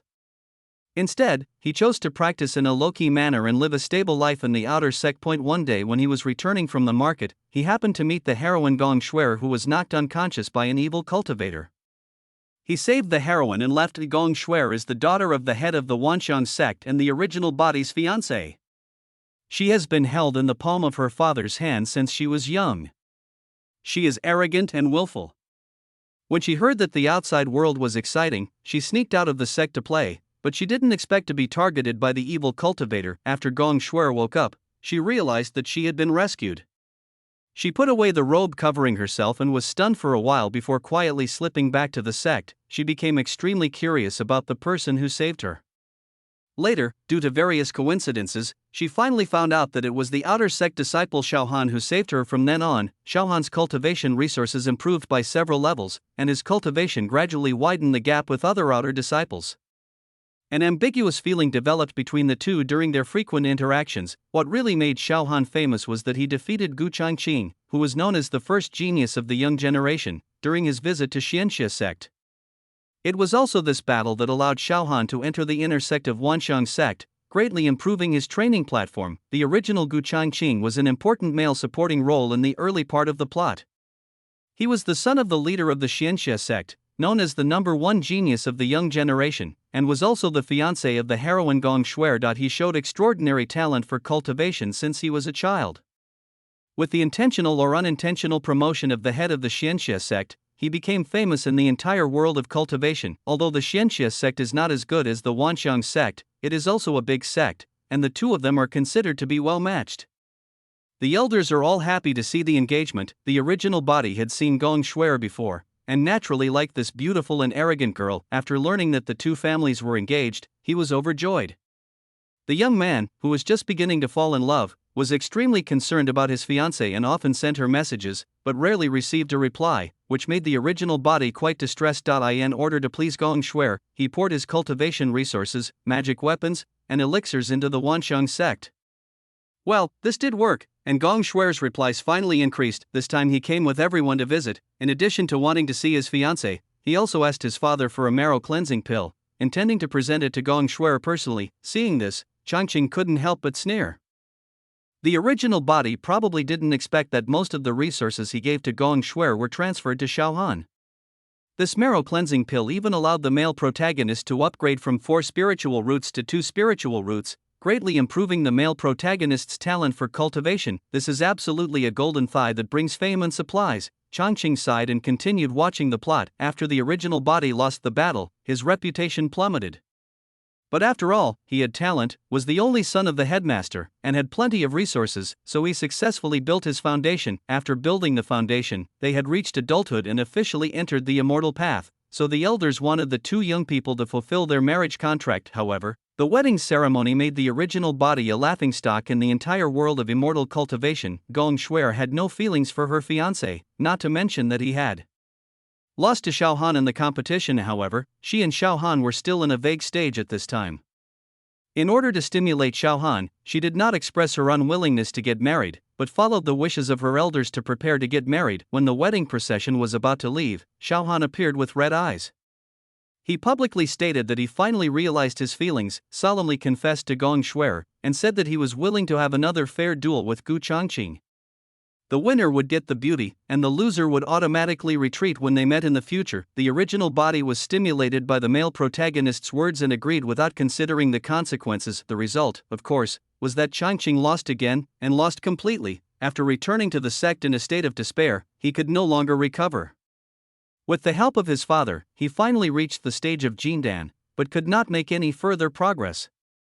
When the demon sect attacked the sect later, he could only watch the sect being destroyed. Later, the hero and heroine had various adventures, their cultivation improved by leaps and bounds, they repeatedly made extraordinary achievements in the battle between good and evil, and their reputation in the world of immortal cultivation grew day by day. Later, the hero became the head of the Wanxiang sect, and the two held a grand dual cultivation ceremony, becoming an immortal couple that everyone envied. At this time, the grass on the original body's grave was as tall as a person, and no one mentioned the former number one genius of the younger generation anymore. In general, it is a story about the gradual rise of a useless spiritual root, and the original body is just an experience pack in the early stage. At this time, Changqing was in the crucial battle with the male protagonist. No wonder the sword force on the opposite side was so fierce. It turned out that Xiao Han was trying his best to become famous by stepping on the number one genius in the world of immortal cultivation. Changqing's fist stiffened when he thought of this. Senior brother Gu, is hiding blindly the fighting style of the Xianxia sect? Xiao Han's voice was heard, accompanied by the laughter of the Wanxiang sect disciples below the stage. Changqing had just defeated several Wanxiang sect disciples in succession, so naturally he attracted some hatred. The disciples of Xianxia sect blushed. The original body was well known and naturally had some fans in the Xianxia sect. At this time, someone stiffened his neck and said, "Senior brother Gu just doesn't want you to lose too badly. What are you so proud of?" Someone else shouted, "Brother, teach him a lesson, don't let anyone look down on our Xianxia sect." Humph. The number one genius is nothing but a coward. He doesn't even dare to engage in a head-on confrontation. A disciple of the Wanxiang sect immediately retorted, "Wasn't it your Wanxiang sect's disciples who were beaten off the stage just now? It's you Wanxiang sect who lost the round-robin battle." There was a fierce argument in the audience. Gu Yuanji, who was sitting in the front, looked increasingly unhappy. On the stage, Xiao Han saw that Changqing had no intention of walking out of the vine wall, so he became solemn and stretched out his hand. Sword, clang. The sword flew out from the entanglement of the vines and returned to him. He formed a sword gesture with his hands and spat out a mouthful of blood. In an instant, sword intent surged. The sharp sword wind raged on the martial arts stage, causing the vines to rustle. Although the audience below the stage had a barrier to block the sword energy, they could still feel the raging sword intent, and there was complete silence for a moment. "My heart is my sword." One sword controls thousands of swords. Along with a low chant, the long sword in front of Xiao Han trembled, split into two into four, and soon formed hundreds of sword shadows. 10,000 swords technique. Everyone was shocked. Chapter 8: The second generation male supporting role in the immortal cultivation world. 2. The 10,000 swords technique is one of the basic skills of the Wanxiang sect, and almost all disciples will practice it to eye in everyone's perception. This is just an auxiliary method for practicing the control of magic weapons, and no one has ever used it against the enemy. At this moment, everyone couldn't help but think of the legend that everyone was talking about, but no one believed. Legend has it that this technique was created by a great and powerful person from the Wanxiang sect. When practiced to the highest level, one sword can turn into thousands of swords and kill the enemy thousands of miles away, but legends are just legends.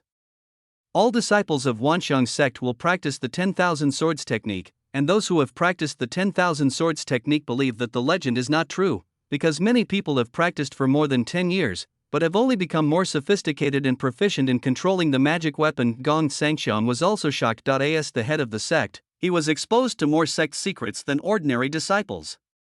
He certainly knew that the legend of the 10,000 swords art was true, and he also knew that no one had ever mastered the 10,000 swords art in the sect for hundreds of years. The ancestor is so wise. He couldn't help but sigh in his heart. The ancestor went against all odds and made the 10,000 swords technique the entry-level practice for all disciples to cultivate. In addition to the fact that it could indeed enhance the control over magic weapons, the more important reason was to popularize the practice and select those who could truly master it. Over the years, every disciple of Wansheng sect has practiced the Wanjian Ju, and there are also those with strong wills, but no one has ever made any progress. Later, even the ancestor began to believe that this technique could help ordinary people improve their control over magic weapons, and now, some odder disciples are actually using it in battle. How could it not be shocking? Although it is still far from reaching the level of one sword turning into 10,000 swords, as long as there is hope, it is enough to surprise people. The disciples of Wansheng sect were filled with shock and fear. They never expected that the legend was true. The Wanjian Ju they were familiar with could not only be used against the enemy, but could even turn one sword into 10,000 swords and kill the enemy thousands of miles away. It was also the first time for Xianxia sect disciples to see the 10,000 swords technique used against an enemy. Although separated by a barrier, the size of the formation and the strength of its momentum were shocking. In addition to being shocked, the disciples were also deeply worried about their senior brothers who were fighting on the stage. Guang also frowned, a look of worry rising on his face. He knew Changqing's personality. He was gifted, arrogant, and had been smooth sailing all the way. Was he going to suffer a setback today? Being injured was secondary. He was more worried about leaving behind a demon in his heart that would affect his future progress. This is actually the 10,000 swords technique. Finally, a disciple of Wansheng sect couldn't help but shout out. Like a huge rock thrown into a calm lake, a huge commotion broke out among the crowd. I have practiced the 10,000 swords technique for 20 years, thinking it was just an auxiliary technique for controlling magic weapons. I never expected that the legend of one sword turning into 10,000 swords is actually true, someone exclaimed. This disciple is going to be lucky. The person who spoke had a sour tone and was filled with jealousy. Yes. Everyone just remembered. Xiaohan was only a new disciple who had been in the sect for 3 years. According to the normal process, he had to participate in the sect competition after building his foundation to have the opportunity to enter the inner sect. It takes decades to go from practicing qi to building a foundation. Now that he has shown his talent in practicing the 10,000 swords technique, he is probably going to ascend to heaven in one step. Not to mention entering the inner sect, it is even very likely that he will be accepted as a disciple by the head of the sect or the elders. No wonder he dared to challenge senior brother Gu. It seems that he wants to become famous in one battle. After all, how can he become famous faster by defeating an ordinary disciple than by defeating the number one genius of the younger generation? Someone sighed. At this moment, the voices from the audience had been drowned out by the whistling sword wind. Xiaohan couldn't see Changqing's expression through the vines, but at this time his sword was already in place, and he felt more confident. The hand at his side slowly raised up, and he shouted softly, "Hurry!" Hundreds of sword lights connected into a sword net, whizzing away with an overwhelming murderous aura. Clang, the sword net hit the green wall, and the violent sword energy exploded everywhere, making a crackling sound. The previously indestructible wall of vines began to break piece by piece under the accumulation of layers of sword energy. Xiaohan showed a look of joy as he continued to inject spiritual power to accelerate the destruction of the vine wall. Is junior brother Xiao going to win? Gong Shuer, whose palms were almost sweating, also smiled. Everyone in the Xianxia sect was extremely nervous at this moment. Even Gu Yuanji, who was sitting in the front row, couldn't help but stand up and stare fixedly at the stage. Don't panic, brother Gu. This martial arts arena was set up by our sect's ancestor. The surrounding barrier has an automatic protection function that can block fatal attacks at critical moments. No disciple of our sect has ever lost a life during a sparring match. The old man surnamed Gong stroked his beard and smiled faintly. Of course, the middle-aged man understood what the other party said. But blocking a fatal attack does not mean that you will not be seriously injured. He was anxious, but there was nothing he could do at this moment, so he had to sit down again. On the stage, the vine wall gradually collapsed under the destruction of sword energy. Xiaohan was overjoyed, and with a single move, he appeared in front of the sword light. He was surrounded by green light, and it was obvious that he had pushed his cultivation to the extreme. With a quick shout of "Go!" the sword light suddenly increased, and a white light instantly broke through the vines and rushed straight towards the young man opposite. Boom! the huge crash made everyone's eardrums numb. Even through the barrier, the green leaves, stones and dust were scattered on the platform, forming a thick dust fog. The people below the stage couldn't see clearly what was happening on the stage and were all extremely anxious. With such a big scene, I hope no one is seriously injured, someone asked cautiously. The number one genius was defeated by an outer disciple. No one will believe it if this news gets out, some people gloated. Junior brother Xiao is not an ordinary outer disciple, someone sighed. Different from the lively scene at Wanxiang sect, everyone at Xianxia sect was staring at the stage nervously, and some female disciples even had red eyes. The two masters sitting in the front row also stood up, wanting to see the situation on the stage clearly at the first time. Jiu Yuanji clenched his fists, stared at the stage, and his face showed anger at the lack of fighting spirit. Did I win?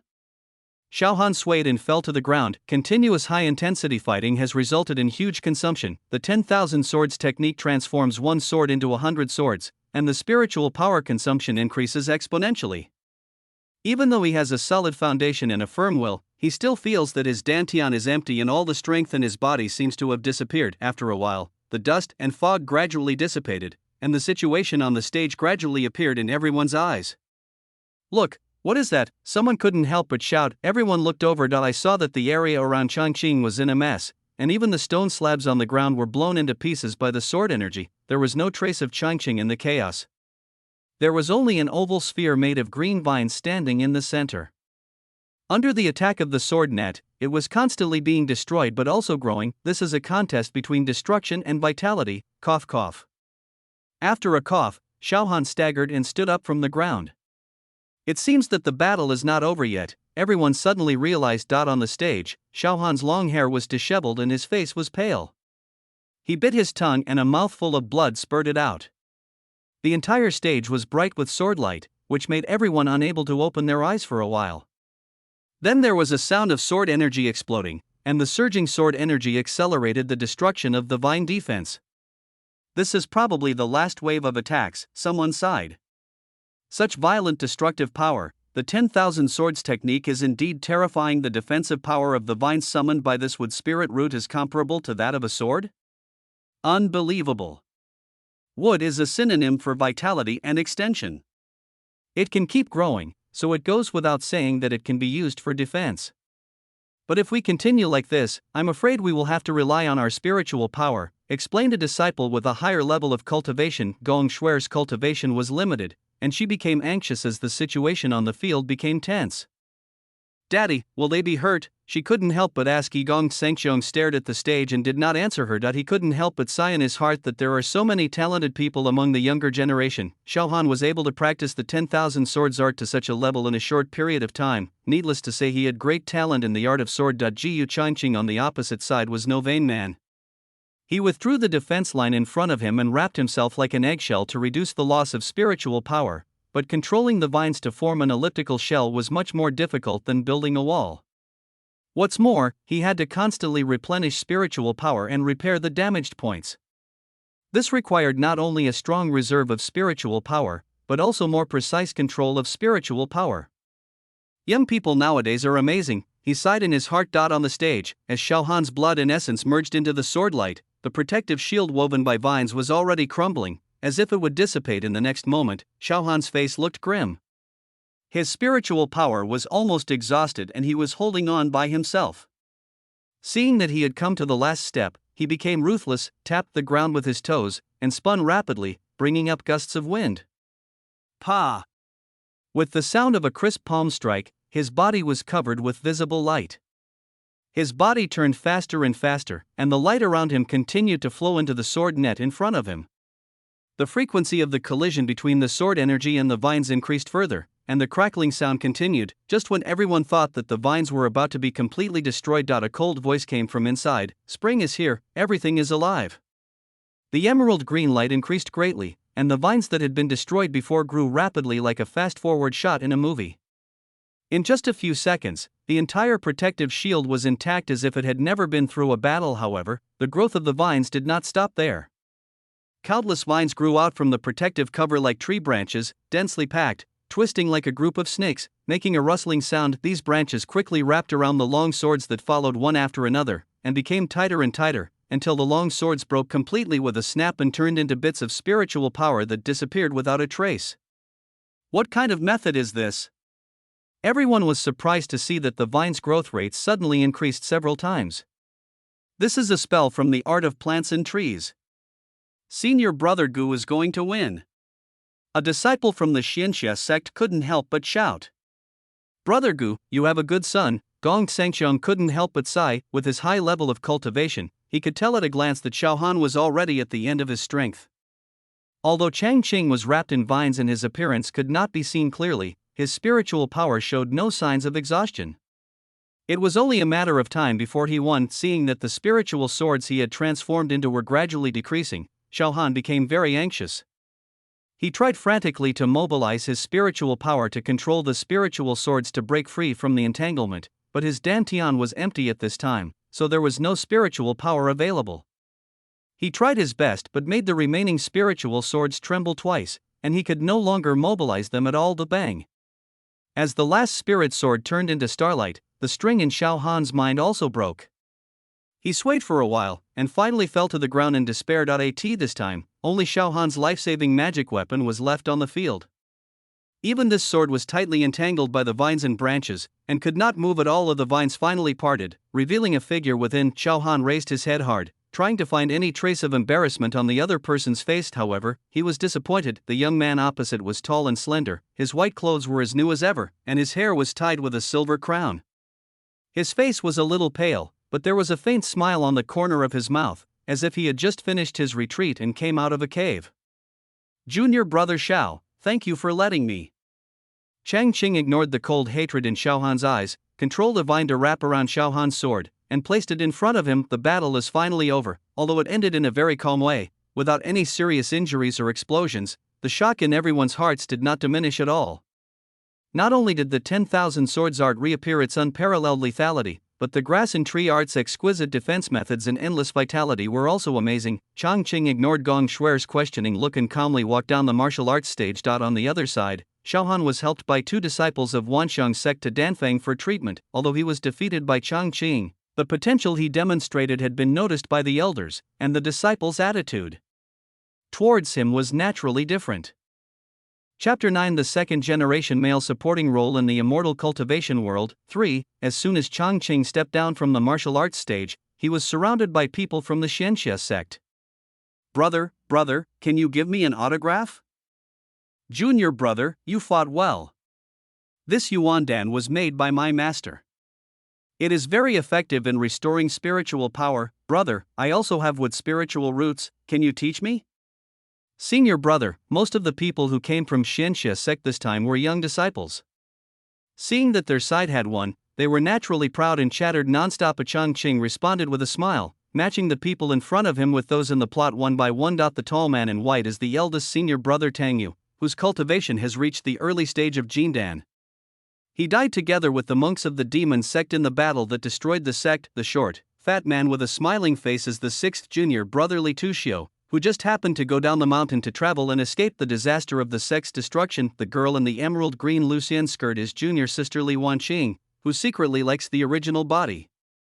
In the battle that destroyed the sect, she blocked a fatal attack for the original body and died. Changqing couldn't help but sigh when thinking of the tragedy in which almost all the disciples of the sect were wiped out in the plot. Although he was not the original body, he couldn't help but feel happy when he saw all the people who had ended tragically in the plot standing in front of him alive. He looked up and saw Gu Yuanji waving at him, so he separated from the crowd and walked over.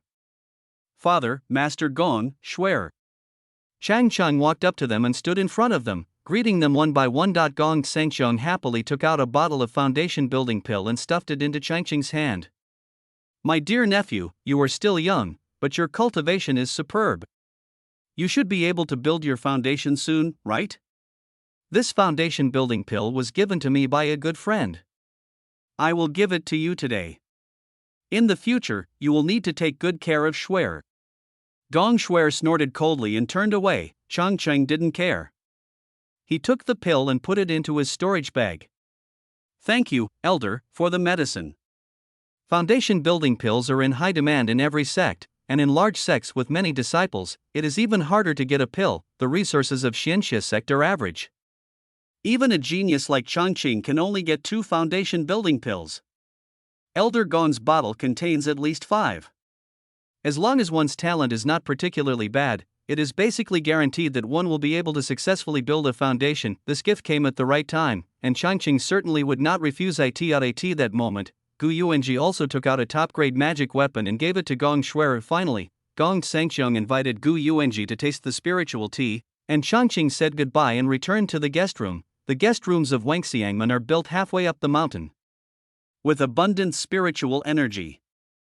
Each room is also thoughtfully equipped with a spirit-gathering array. As soon as Changqing entered the room, he felt the rich spiritual energy refreshing and couldn't help but want to sit down and practice, but he didn't forget the important things.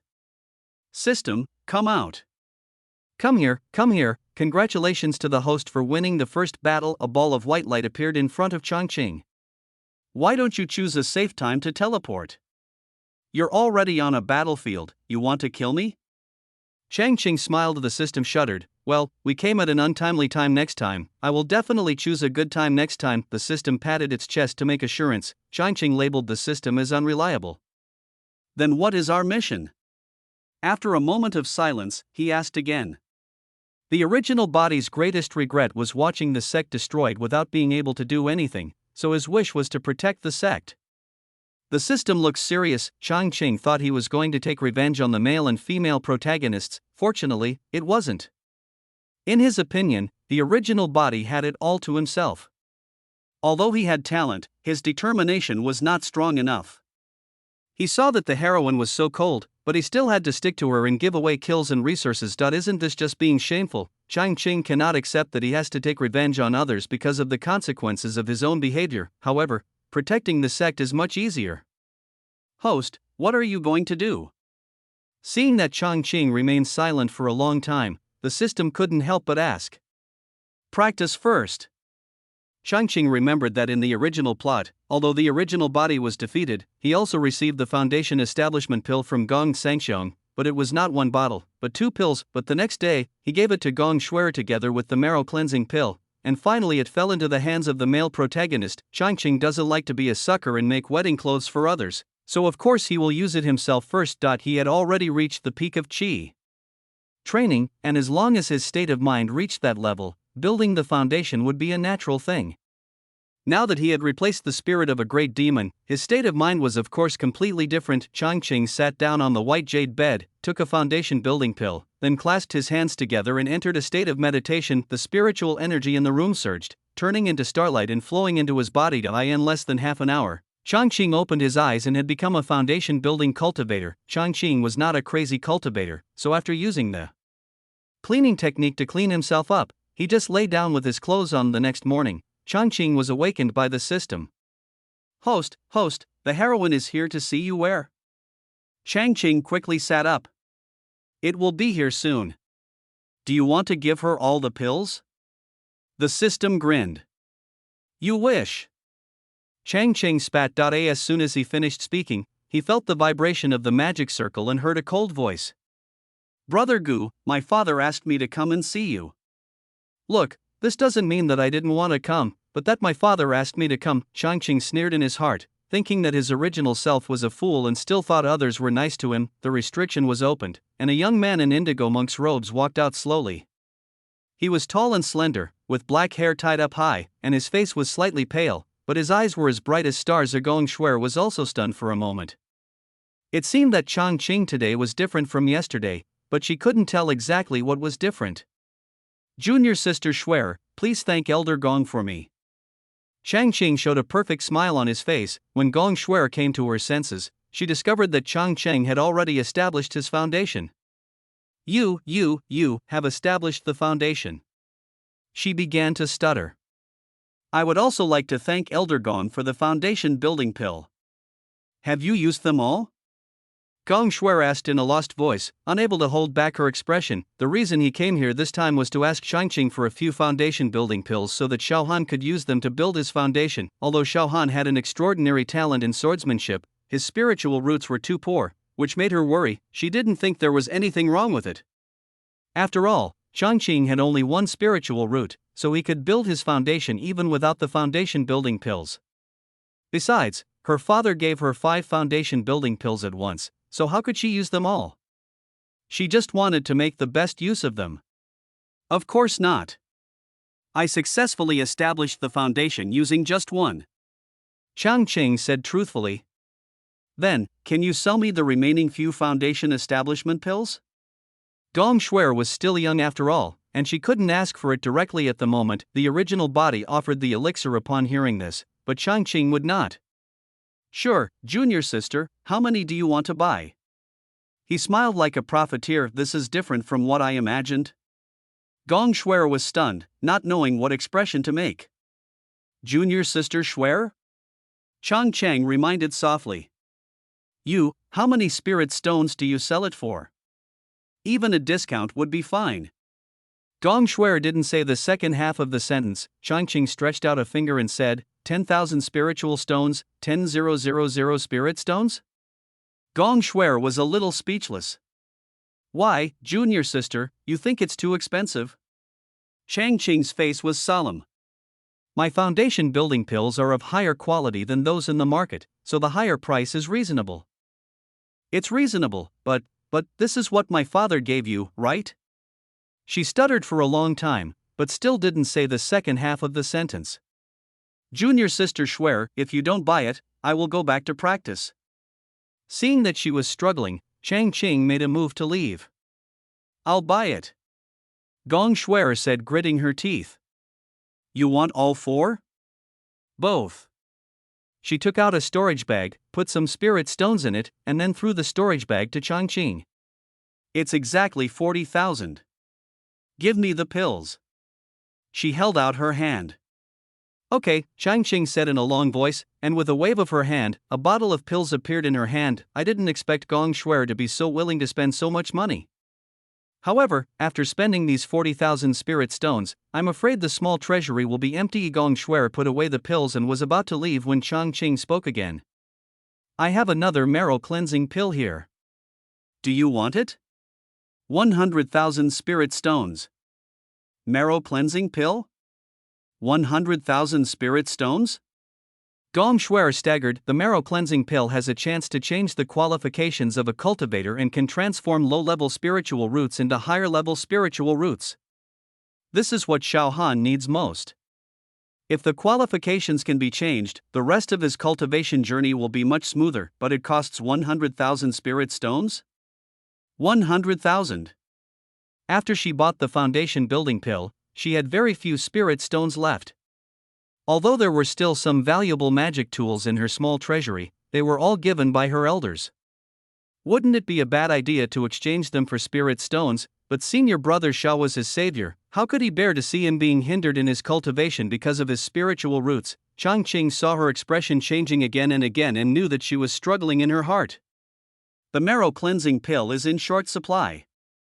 Changqing took out a medicine bottle from his storage bag, uncorked it, and waved it in front of her. A rich spiritual energy wafted over her face. Although Gong Shuer did not specialize in alchemy, she had some basic judgment and immediately determined that this was a marrow cleansing pill of good quality. What should she do? She was so confused that 2 villains in her head started to fight. One said, buy it, buy it, buy it. I'll buy it even if I sell the magic weapon. The other said, if I sell the magic weapon given by my elders, I'll be scolded to death if I'm found out. In the end, buy it prevailed. Leave it to me, I'm going to collect spirit stones. After saying this, she left quickly like a gust of wind. Host, do you really want to sell her the marrow cleansing pill? The system popped up and asked. If she can gather all the spirit stones, I don't mind. Changqing said as he walked back. If you sell it to her, won't the hero's strength reach a new level? The system was a little anxious. Don't worry. The purchase of the foundation establishment pill just now has already used up most of Gong Shuer's spirit stones. It's not easy to gather together 100,000 spirit stones. After all. He paused and continued. Although Xiao Han has shown his value, he has just made his mark after all, and he doesn't have many spirit stones. Besides, Gong Shuer is obsessed with love, so she probably won't ask him for anything. So host, you want to force her to sell the magic weapon? The system seemed to understand something. That's right, and our stay here is coming to an end. If she wants to get the elixir before we leave, she needs to get the spirit stone as soon as possible. Who can she sell the magic weapon to? Disciple of our sect, the system answered without thinking. Then you say, will the elders notice if she sells so many magical instruments to our disciples? Changqing continued to ask. Time is so tight, it should, possibly, be discovered with a high probability, right? The system's eyes flickered. Ah, I understand, you want to expose the intimate relationship between the hero and heroine. The system suddenly realized. That's right, now that the hero has been defeated, I want to see what the attitude of the Wanxiang sect is then. Changqing's eyes flashed with a gleam. This. The system didn't expect its host to think so much, and was so surprised that it was speechless. It silently felt sorry for the male and female protagonists. Chapter 10 The second generation male supporting role in the immortal cultivation world. For, the next day, the news came Gong Shuer did not collect all the spirit stones just after selling a few magic weapons, the disciples informed the master. Does my precious daughter need to sell magic tools? Gong Sung Cheong certainly didn't understand. After checking, I found out that it was because of Xiaohan. This is really outrageous. Sect leader Gong was so angry that he smashed the ancient darkwood table in front of him. Do you know that you have already been engaged? He questioned Gong Shuer sternly for the first time. Xiaohan was certainly happy that he could practice the 10,000 swords technique, but his family background was far inferior to Changqing.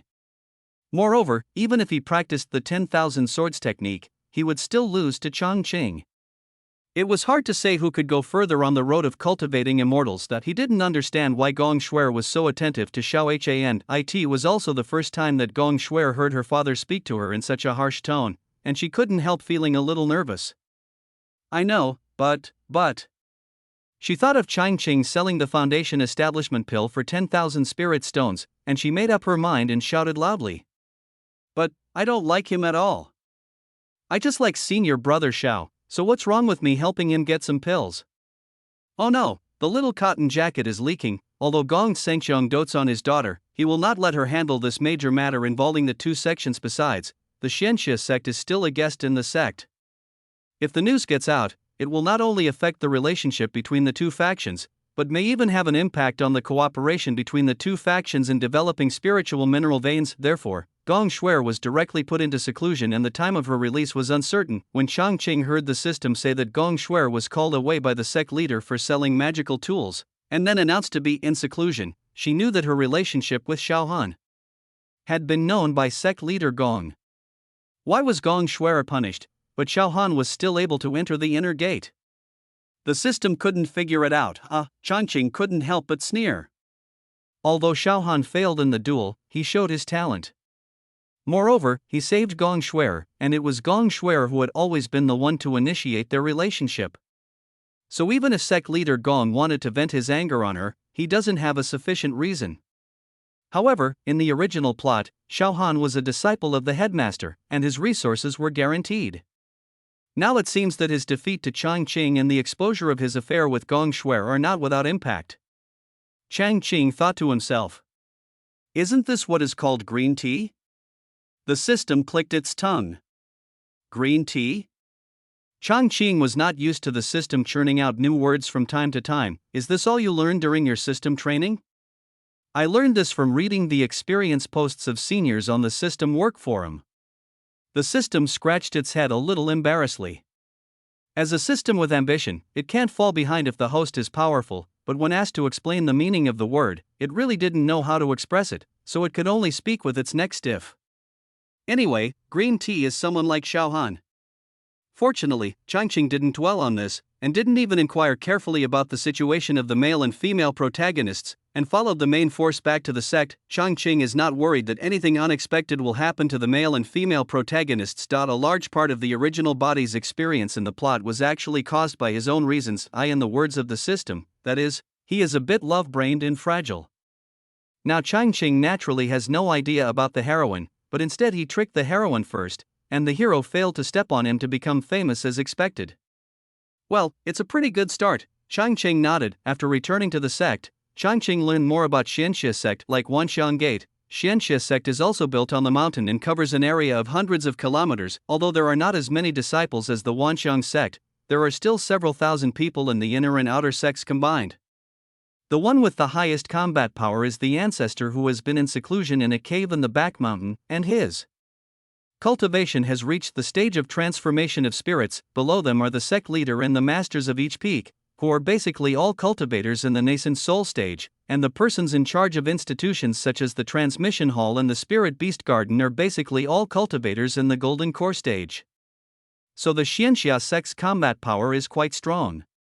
How come it was destroyed so quickly when the demon sect attacked? Changqing frowned. There is no specific content of the battle scene in the plot. Changqing carefully searched his memory and only found out that the demon sect sent out 3 great masters who had reached the state of divine transformation and countless demon cultivators. 2 of them stopped the righteous support team, while one of them led the demon cultivators to destroy the Xianxia sect. The ancestor of Xianxia sect is also a divine transformation cultivator. Facing a divine transformation cultivator from demon sect, even if he is defeated in the end, he will not be without a chance to escape. Could it be? Changqing thought of a possibility, that is, the ancestor had already lost his fighting power before the battle began. You have to know that the level crushing in the world of immortal cultivation is extremely serious, and killing enemies above one's level is only a rare case. Facing the pressure of a spirit transforming cultivator, a late nascent soul cultivator might be able to resist a little, but a nascent soul cultivator in the early stage is often seriously injured after just one encounter. If the ancestor's fighting power of transformation was lost, it would explain why the sect was destroyed so quickly. It seems that we have to start the investigation from the ancestor. However, now that I have just established my foundation, it is unlikely that I can get in touch with the ancestor. This matter needs further consideration. He sighed inwardly. In the original plot, after the original body established his foundation, the elders began to arrange the bride. Now that Changqing has established his foundation a few years earlier, and Gong Shuer is in seclusion, no one has mentioned the wedding. Changqing is of course happy to see this situation. This time, there were still more than 100 years before the Great War with the demon sect, so he decided to practice in seclusion first.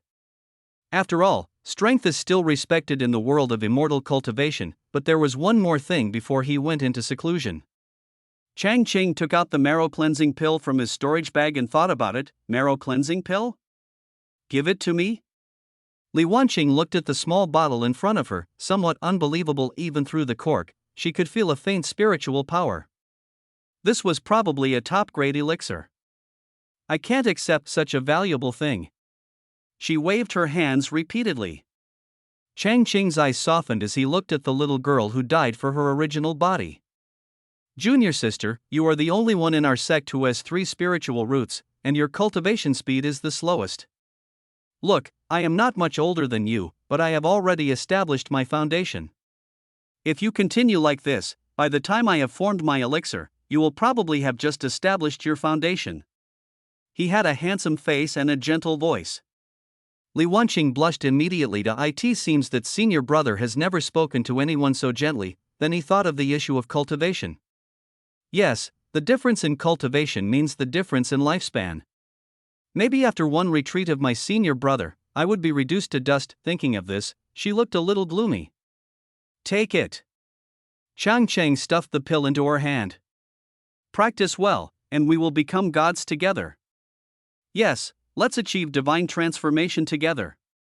A divine transformation cultivator's lifespan is thousands of years, and she wanted to spend more years with her senior brother. Seeing her put away the pills and leave in a hurry, Changqing began to prepare for his retreat. Host, you are not tempted, are you? The system jumped out with a smile on its face. Mission is king. Don't involve emotions unless necessary, Changqing said seriously. Okay, the system said with some regret. Changqing ignored the system's little emotions. After preparing everything, he went straight into seclusion. There is no time limit for practice. It was 60 years later when Changqing came out of seclusion, and his coming out of seclusion this time actually caused a huge sensation in the world of immortal cultivation, because he directly advanced from the foundation building stage to the late nascent soul stage, and was only one step away from the divine transformation stage. It is understandable for geniuses, and it is also understandable that there is no thunder tribulation for those below the golden elixir level with a single spiritual root. There have been nascent soul geniuses appearing in the past 100 years, but that was only the initial stage of the nascent soul. What does it mean to go directly to the late stage of the nascent soul after 60 years of seclusion? It means that there is a high probability that you can become a god within 100 years. Moreover, there is the incredible nascent soul without thunder tribulation. For a moment, the entire world of immortal cultivation was in turmoil, but the happiest sect must of course be the Xianxia sect. Guang was even more delighted, he couldn't stop smiling. He had been busy with the sect's mundane affairs for these years, and his cultivation level was only the middle stage of the nascent soul. Now his son's cultivation level was higher than his own, and he couldn't help but feel that I can finally retire after accomplishing my mission. If Changqing knew that his cheap father had such thoughts, he would probably go back into seclusion, but at this time, he was busy in the cave receiving the heads of various peaks who came to congratulate him and the ancestors who came out of seclusion. That's right, after learning that the sect's newcomer had reached the late nascent soul stage after 60 years of seclusion, the old ancestor could no longer sit still, so he stopped his seclusion and came all the way to congratulate him. After everyone chatted about this and that and complimented each other, the topic finally turned to why the nascent soul did not have thunder tribulations. It seems that the monks are no less curious than ordinary people. Changqing sighed. However, Changqing himself was not quite sure about the thunder tribulation. Perhaps it was because of the visitor from another world, or perhaps it was because his own soul was too strong. Various reasons were possible. However, he still shared with everyone some of his insights from the process of cultivation. In fact, as soon as the ancestor entered the sect, Changqing understood the reason why the ancestor was unable to turn the tide in the battle of the sect's destruction, and that was because his soul was damaged. Although the ancestor's cultivation is still in the spirit transformation stage at this time, his realm is extremely unstable, and there is even a risk of falling to the nascent soul stage. You should know that the soul is closely related to mental power. If the soul is damaged, your cultivation will decline at the least, and it may even cause mental disorder and make people lose their sanity at the worst. With the ancestor's cultivation level, it would be unlikely for other cultivators to harm his soul. Changqing estimated that the ancestor might be practicing an extremely powerful soul-related technique, and something went wrong in the practice, resulting in damage to his soul. No wonder the sect failed to resist the invasion of the demon sect. The ancestor is now halfway through his cultivation and should be in a difficult situation. If he continues like this, by the time the demon sect invades, the ancestor's cultivation will probably have dropped to the middle stage of the nascent soul. How can he resist the aggressive demon sect's powerful gods? Therefore, Changqing focused on sharing some of his insights on the cultivation of the primordial spirit during the exchange. These were based on his memories of the great demon and his experience of cultivating in this world. They were profound and extremely profound, the crowd had no doubts. After all, every cultivator has a different focus in their practice. Maybe Changqing is particularly good at the Yuanshan aspect? Moreover, this is a super genius who went directly from foundation building to the late Yuanying stage in less than 60 years of seclusion. Everyone verified Changqing's words with their own experience and felt that they had gained something. When Changqing saw the ancestor hurriedly say goodbye and leave, he knew that he also had some insights. Finally, someone suggested holding a baby birthing ceremony to celebrate the birth of the baby, and it was unanimously supported by everyone. Changqing didn't want to do it at first, but considering that this was also a tradition in the world of immortal cultivation, and he also knew that this was a way for the Xianxia sect to expand its influence, so the matter was settled. Host, do you want to see the male and female protagonists again? After the show, the system suddenly popped up and asked. If you hadn't mentioned it, I would have almost forgotten. Why do you care so much about the male and female protagonists? Changqing looked at the system. For the mission, the mission.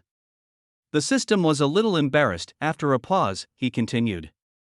The male protagonist has reached the late Jindan stage, and the female protagonist is also in the middle Jindan stage.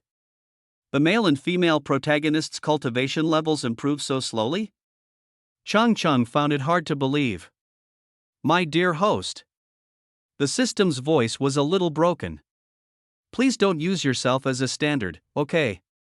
You have to know that the cultivation speed of the male and female protagonists can be considered as genius level, especially the male protagonist, who has several adventures. The qualification of the 4 spiritual roots has reached the late stage of the golden elixir in 60 years. Who would not praise him as a young genius? Changqing touched his nose somewhat embarrassedly. Junior sister is going through the Jindan Thunder tribulation, do you want to go and see? The system came over and said in a mean way. Li Wanqing has also reached the stage of forming a Dan? Changqing remembered that in the original plot, she was only at the stage of building a foundation when the demon sect invaded. It seems that the plot has changed a lot. Changqing stood up. Chapter 11, the second generation male supporting role in the immortal cultivation world. 5. Thunderclouds were rolling over Yensha Peak, countless lightning bolts roared down. Li Wanqing was bathed in thunder and lightning, her expression determined. Big brother, will my junior sister be in danger? Sixth junior brother Li Tushio's round face was full of worry. He had just formed his elixir, so he naturally knew the danger of this thunder tribulation. Junior sister now has dual spiritual roots. She practices diligently and has a solid foundation. She should have no problem surviving the thunder tribulation. Senior brother Tang Yu is now in the late Jindan stage and is only one step away from the Yuanying stage. He also plans to go into seclusion in the near future to seek an opportunity for a breakthrough. Do you think that person will come? A disciple came over and asked in a low voice. The faces of the two people who were talking changed. Of course, they also knew that the person he was referring to was Changqing, but now he has reached the nascent soul realm and is discussing Taoism with the masters of various peaks and ancestors. How could he come to watch the catastrophe of forming a pill? Go away, just watch the disaster and don't make any trouble. Li Tushio drove him away unhappily. At this time, the thunder tribulation had reached its late stage. Li Wanqing also knew that this was the last wave of thunder and lightning. If she could get through it, she would be able to achieve great things. If she failed, she would die. She looked into the distance and saw the concerned eyes of her eldest brother, sixth brother, and others, and a warm feeling surged in her heart. Then, he looked away with some disappointment. What am I expecting? He is already in the late nascent soul stage. While he was distracted, countless lightning bolts struck down. Li Wanqing hurriedly used her magic weapon, but it was too late. Junior sister. Li Tushio was shocked. He wanted to rush over to help, but was stopped by Tang Yu. Don't you know that you have to get through the thunder tribulation by yourself? If you go there, not only will you not be able to help her, but you will also kill yourself. Tang Yu said in a stern tone. But. His words were suddenly stuck in his throat, because he found that the lightning did not strike Li Wanqing, but stopped in midair as if blocked by a cloud. Everyone was seeing this situation for the first time and were naturally surprised. Li Wanqing was even more shocked. But she did not stop, performing complicated spells, and rays of light formed above her head. Whoosh, the lightning seemed to have found its target again and suddenly poured down, striking the layers of glow. The rays of light did not resist for long before being dispersed. With a loud bang, a huge cloud of dust rose up from the entire mountain. It's done! Tang Yu's face showed joy. This was struck by lightning? How come it still exists? A young disciple nearby couldn't help but ask. You don't understand this. Li Tushio's expression relaxed and he began to show his talkative nature. The last wave of thunder tribulation needs to be withstood by the body, and the meridians and marrow need to be cleansed before advancement. But cultivators are flesh and blood after all, so they need to be weakened first before they can receive the thunder. Junior sister has already mastered the spell, and has withstood a large part of the thunder tribulation energy. At most, she will suffer some injuries. As soon as he finished speaking, the thunderclouds in the sky dissipated. The spiritual rain full of spiritual energy falls from the sky, nourishing all things in the world. Li Wanqing walked out from a cloud of dust, and spiritual rain poured on her body, instantly repairing all the damage. Congratulations, junior sister, congratulations, senior sister. Everyone came forward to congratulate. She thanked them one by one, but her eyes kept looking towards the distant hills. She vaguely remembered that when the last wave of thunder and lightning suddenly came, she saw a white figure in the distant mountains, and then the thunder and lightning stopped in midair as if it had lost its target. Senior brother Changqing, is that you? She asked secretly in her heart. Host, why don't you go to meet him? The system couldn't help but ask as soon as he returned to the cave. What difference does it make whether you see it or not? Changqing didn't want to be responsible for other people's lives. A system, host, you were so boring. The day of the baby-making ceremony, the Xianxia sect was decorated with lights and colorful lanterns, and the atmosphere was filled with joy. The sect's main hall was bustling with people. All the disciples of Xianxia sect, except those on missions, were here. The young disciples helped to greet and entertain the guests, while the older disciples, peak masters, and elders also came with gifts to congratulate. People from other sects also arrived one after another. 10,000 Buddhist sect, give you 2 top-grade poison-repelling beads. Baihua Valley, I'll give you a bottle of red blood pill. Holy Fire Temple, a top-grade long sword. The ceremonial disciple stretched out his voice to announce one by one the sects that came to watch the ceremony and the gifts they brought. Sect Master Gu greeted the visitors one by one, and soon the visitors were led to their seats by the young disciples. There are quite a few procedures for the infant formation ceremony, and Changqing does not need to participate in the early stages. After noon, it was finally time for the main character of the ceremony to give a sermon. Please invite True Lord Changqing to preach and teach. As the voice of the disciple in charge of ceremonies fell, Changqing's figure appeared on the stage without warning, and the pressure of a late nascent soul stage instantly covered the entire hall. Is this shrinking the distance into an inch? Master Chingku of Wanfo sect was shocked. Shrinking the earth into an inch is a space movement spell that can only be used by Genoa monks. Yuanying monks should not be able to withstand the turbulence of space, someone expressed doubt. This should be a weakened version of shrinking the earth into an inch. The shrinking of the earth by a spirit-transforming cultivator will not cause any leakage of spiritual pressure when arriving. The appearance of True Lord Changqing just now was accompanied by tremendous pressure. I think it is some special means to resist the turbulence of space, the master of Baihua Valley nearby explained. The teleportation spells in Baihua Valley have a long history, and after hearing her explanation, everyone nodded in agreement. Changqing saw the situation below the stage. This was also the first time he met the main figures of the major sects in this world. Most of the visitors were cultivators above the nascent soul stage, but there were also many elite disciples from various sections. He saw the head of the Wanxiang sect, the male and female protagonists, in the crowd, but he didn't pay much attention to them. The audience was completely silent. It was rare for a true lord to preach, let alone a genius monk who had a chance to become a god once in 100 years. Everyone pricked up their ears, afraid to miss a word when Changqing preached. He did not just talk about the law of nature, but instead spoke in a leisurely manner based on his own experience starting from the foundation building stage. His content was simple and easy to understand, and even cultivators who had just completed the foundation building stage could understand it to some extent. Many people even took out jade slips and photo stones to take notes. After the sermon, Changqing spent another half an hour answering questions before he stood up and left. He did not plan to participate in the disciple competition that followed. When Gong Shuer saw Changqing on the stage, she felt as if she was in another world. She herself is also a well-known genius in cultivating immortals, and has never been interested in the title of genius. In the past, when she heard people talk about the title of the first genius of the evergreen youth generation, she always sneered, thinking that he was just someone with some qualifications and good resources like her.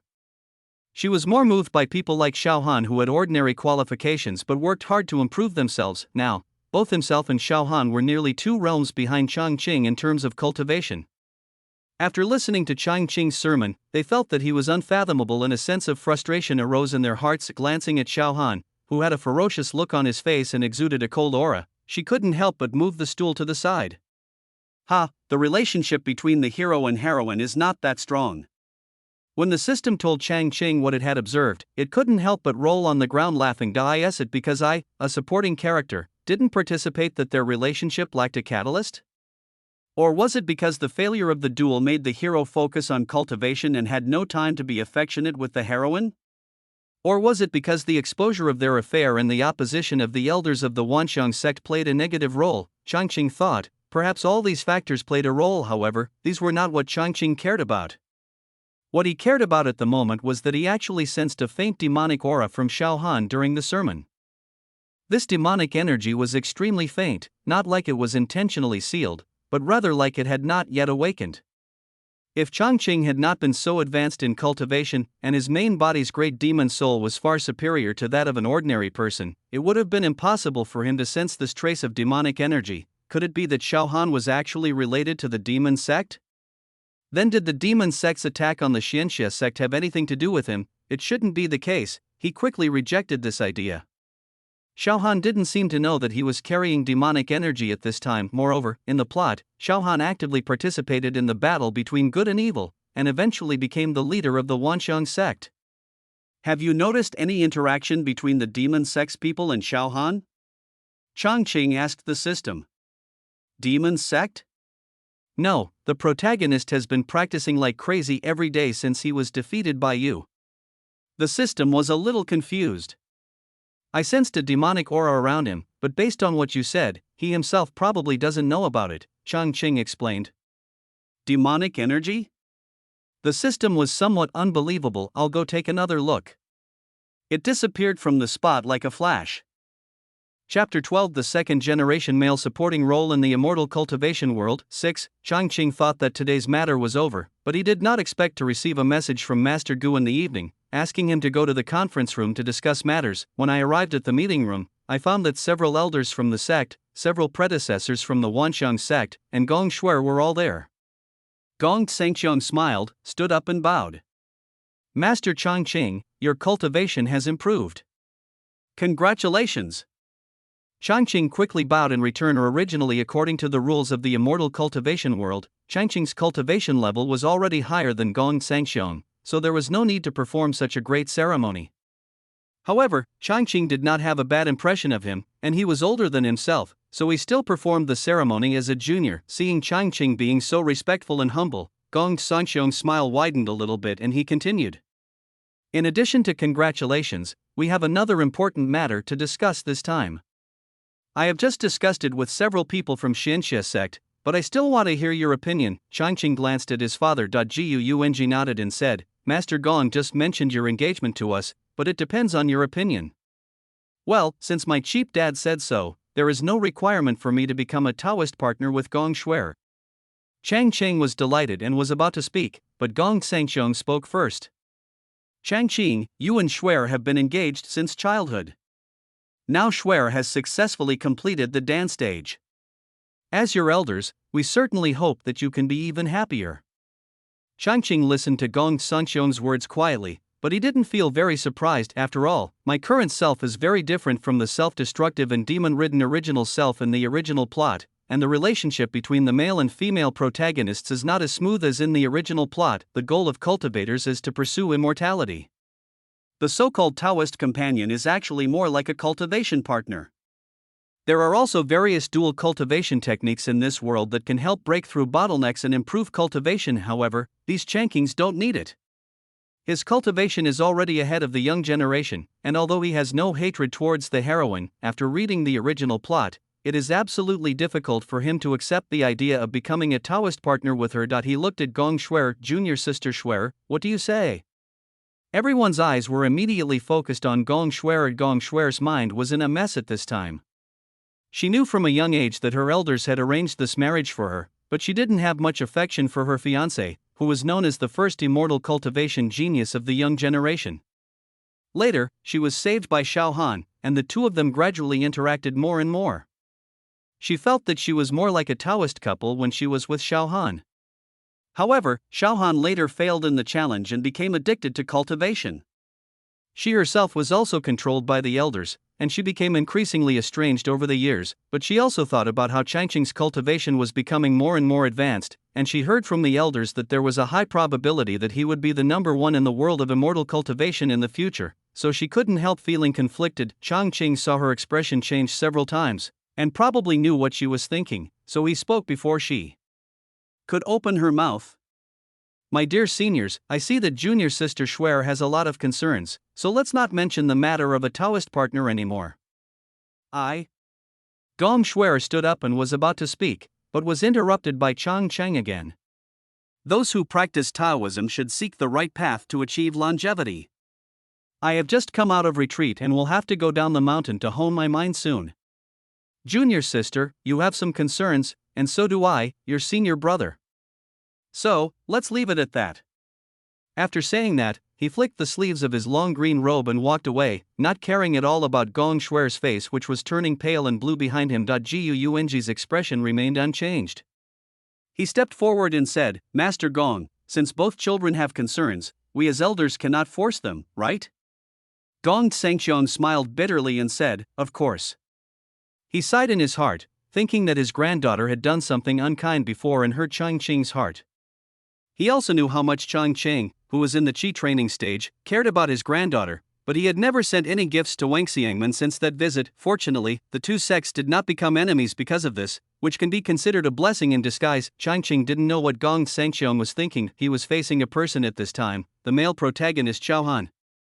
Xiao Han went to the entrance of Changqing cave mansion specifically to wait. At this time, Xiao Han was filled with coldness and fighting spirit. Gu Changqing, let's fight again. He summoned his magic sword, and the sword intent that swept away everything burst out instantly, causing the surrounding trees to make a rustling sound. Feeling the surging sword intent emanating from this side, countless figures flew up and rushed over. My engagement with Gong Shuer has been annulled. Do you still want to fight with me? Changqing raised his eyebrows. Our fight has nothing to do with Junior's sister, Xiao Han answered without even thinking. As they were talking, a large group of people had already arrived. Xiao Han, what are you doing? Gong Sangxiong was anxious and asked quickly. I just want to compete with senior brother Gu. There's no need to be nervous, sect leader. Xiao Han's voice did not show any emotion. You? Gong Sangxiong wanted to say that there is a huge gap between your cultivation levels, but when he saw Xiao Han's sword intent, he stopped what he was about to say. Forget it, let him suffer a little. Besides, he also wanted to know how strong Changqing is now. When everyone heard Xiao Han's name, they suddenly understood. One of the talented disciples of Wanxiang sect, a practitioner of Wanjianju, was once defeated by Changqing Jinjuan during the Qi training period. Is he here to get back at them? The 10,000 swords technique is indeed amazing, but he is only in the late Jindan stage. He dared to cross a major realm to challenge the Yuanying cultivator. Everyone couldn't help but admire his courage. In that case, let's make our move. Changqing's voice was still lazy. As soon as he finished speaking, Xiao Han's eyes became fierce and he instantly rose into the air. With a low shout, a sword shadow flashed in front of him, instantly covering half of the sky. Go, thousands of sword shadows swooped down, bringing with them a gust of wind. The monks quickly rose into the air, fearing that they would be affected. The sword energy fills the sky and the momentum is like a rainbow. Although no one thought that he could hurt Changqing, who was in the late nascent soul stage, the way people looked at Xiao Han changed a lot. Many nascent soul cultivators in the early stage felt fearful and thought it would not be easy to deal with this sword. This Xiao Han is really not simple. 10,000 swords technique. What a great 10,000 swords technique. Looking at this situation, it might not be impossible for Xiao Han to fight against Yuanying above his level? Everyone was filled with thoughts. Everyone looked at Changqing, curious about how this young Yuanying Jinjuan who had created a miracle in cultivation speed would respond. Changqing, who was at the center of the storm, saw this situation and knew what Xiao Han was thinking. He knew that the gap in their cultivation levels was too great and that a long fight was not advisable, so he wanted to try his best and decide the outcome with one move. Then, fulfill your wish, Changqing snorted coldly, and starlight appeared all over his body. He stood proudly in the starlight like the center of the Milky Way. The condensed pressure appeared with him as the center and spread out rapidly. The pressure from a cultivator in the late nascent soul stage, snap. A tree that was close to the tree couldn't bear the huge pressure and broke in half. Immediately afterwards, the surrounding trees fell down like dominoes. He looked up at the sky calmly, as if the flying swords in the sky did not exist. What was surprising was that as soon as the flying sword approached the range of pressure, it broke into several pieces like a tree with a bang sound, and fell to the ground like hail. Just as Xiao Han was about to recall his flying sword, he suddenly felt that the energy around him had been locked, and his outstretched hand froze in midair. Don't waste your energy, Changqing's voice came from above his head. Shrink the distance into an inch. Before Xiao Han could even break out in a cold sweat, overwhelming pressure came upon him like a mountain falling down on his head, but he couldn't react at all, and fell straight to the ground as if he was petrified. Boom! Gravel and dirt flew everywhere. Everyone looked closely and saw a huge deep pit was smashed into the ground, and there was no trace of Xiao Han. This is actually an instant kill? Everyone was amazed. Senior brother Xiao. Gong Shuer rushed forward with red eyes. Everyone reacted and rushed forward. I'm fine.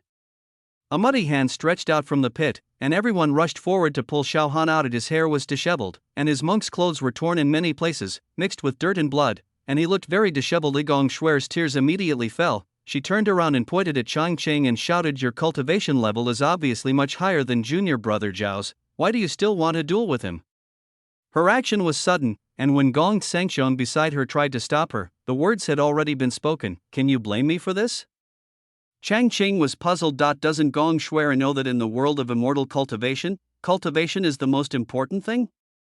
Or have I always been too easy to talk to? With a wave of the long green robe sleeves, Gong Shuai suddenly felt difficulty breathing. Seeing that the situation was not good, Gong Sangxiong flew forward and slapped out with both palms. True Lord, please show mercy.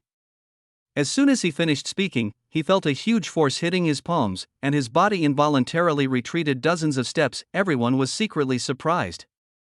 Gong Sangxiong was also in the late nascent soul stage and had been at this level for some years, yet he was at a disadvantage. This time, Xiaohan seemed to have reacted, and walked forward to help Gong Shuai, who had fallen to the ground.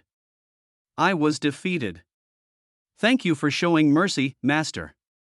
The battle between the most talented young generation of monks came to an end. Although this battle did not last too long, it gave everyone a new understanding of Changqing's strength. That is, he indeed had combat power comparable to that of a god. After this battle, the immortal cultivation world had a new understanding of Changqing's combat power. Many powerful people analyzed the content of his sermons, watched the footage of the battle, and drew conclusions. That is, true Lord Changqing is unfathomable, and his combat power has even reached the level of transformation into a god. Changqing didn't care about the various analyses from the outside world and began to retreat again. Because there are so many people visiting, it's really annoying. The system confirmed that Xiaohan was carrying demonic energy, but he couldn't explain why.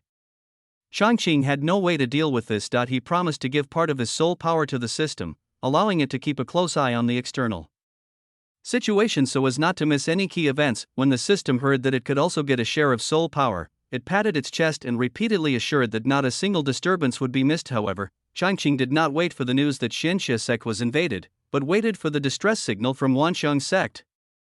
So, this time the demon sect did not choose to attack the Xianxia sect, but chose the Wanxiang sect? The system also found it unbelievable. The demise of Xianxia sect was the main plot. How could it just disappear like that? So, is our mission accomplished? I'm not sure either. I think it should be considered as such. The system couldn't help scratching its head. This time, the bell in the sect's main hall rang 3 times in succession. It seems that we need to discuss supporting Wangxiangmen, Changqing said as he stood up. When Changqing rushed to the sect's main hall, quite a few people had already gathered in the hall. When they saw Changqing coming, they all stood up and saluted. Eternal Green Lord Changqing nodded one by one. After a while, the ancestor also arrived. After everyone sat down, Gu Yuanji went straight to the point. The Wanxiang sect has received news that the demon sect has launched a massive siege and requested support from all sections. As righteous sects with the same blood and roots, we naturally cannot stand idly by, so all sects are preparing to send teams to reinforce the Wanxiang sect. The righteous are of the same blood, it should be so. The ancestor was the first to speak in agreement. The demon sect is too arrogant. If we let them succeed, we don't know which sect will suffer next. We must strike a blow to their arrogance in advance. The master of Jianfeng Peak was very angry. Everyone expressed their agreement, and the leader of Jianfeng Peak even said that he would lead all the elite disciples of Jianfeng to participate in the action. Of course, this idea was not accepted. The sect still needs strength to defend itself. How can it send out all its fighting strength? In the end, it was decided that the 3 peak masters of Jianfeng, Yeshufeng, and Jinfeng would lead hundreds of disciples to go. Compared with Danfeng, Liankafeng and other peaks, these 3 peaks have many disciples and strong combat power, which are suitable for this kind of mobile support mission. Changqing saw the situation and knew that each sect was probably supported by several nascent soul cultivators. This was the same as in the original plot, where the highest level spiritualization cultivators of each sect would guard the sect, and the highest level combat force sent out would be the nascent soul cultivators. The demon sect did have 2 spiritualization cultivators leading countless nascent soul cultivators to block the way. Moreover, most of the righteous monks who came to support did not have the determination to fight to the death, while the demon sect adopted a strategy of blocking but not killing, which further fostered the appeasement mentality of the righteous monks. The final result was that the volunteer team suffered almost no losses, but also failed to provide effective support. Changqing estimated that this support would be the same, so he decided to go there as well, but he said he would not act with the main force. The sect has the ancestor and the leader in charge, so there is nothing to worry about, so no one has any objections. So, that was settled. Changqing didn't care about other people. He just flew into the air after he went out. In a flash, he was already 100 miles away. Host, are we going to rescue the hero and heroine? The system couldn't help but ask. No, let's go to the demon sect, Changqing said decisively. What if the Wanxiang sect is destroyed? The system was extremely anxious. My mission is to protect the Xianxia sect. The destruction of the Wanxiang sect has nothing to do with me, Changqing didn't care. That's right, the system suddenly realized, no, aren't the male and female protagonists going to die too? The system was almost at a loss. Don't worry, the hero and heroine are the darlings of heaven, they won't die so easily. Moreover, in the plot, the combat power of the Wanxiang sect's ancestor has always been online, and without the inner demon problem of the Xianxia sect's ancestor, it is impossible for a god-transforming master from the demon sect to destroy the Wanxiang sect. Even with two gods transforming masters, they can resist for a long time, which is enough for the sect's disciples to be transferred. Changqing explained. Changqing thought that the biggest threat to the Xianxia sect was the demon sect that destroyed the sect in the original plot. Although the demon sect attacked the Wanxiang sect this time, there was no guarantee that they would attack the Xianxia sect again someday. Moreover, according to the information provided by the system, the demon sect only has 4 divine transformation cultivators in total, and its overall strength is still insufficient compared to the righteous path. After all, the righteous path has 7 divine transformation cultivators in the 3 sects and 4 sections.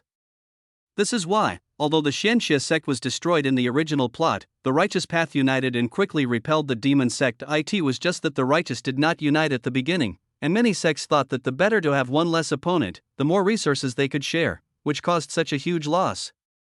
So, why not take this opportunity to eliminate the demon sect, which is a big threat to us? Changqing's eyes flashed. Oh, host, are you finally going to go on a killing spree? The system rubbed its hands ready to go. Lead the way. Okay. Chapter 13. The second-generation male supporting actor in the immortal cultivation world. 7. In less than a day, Changqing arrived at a swamp filled with a strong stench.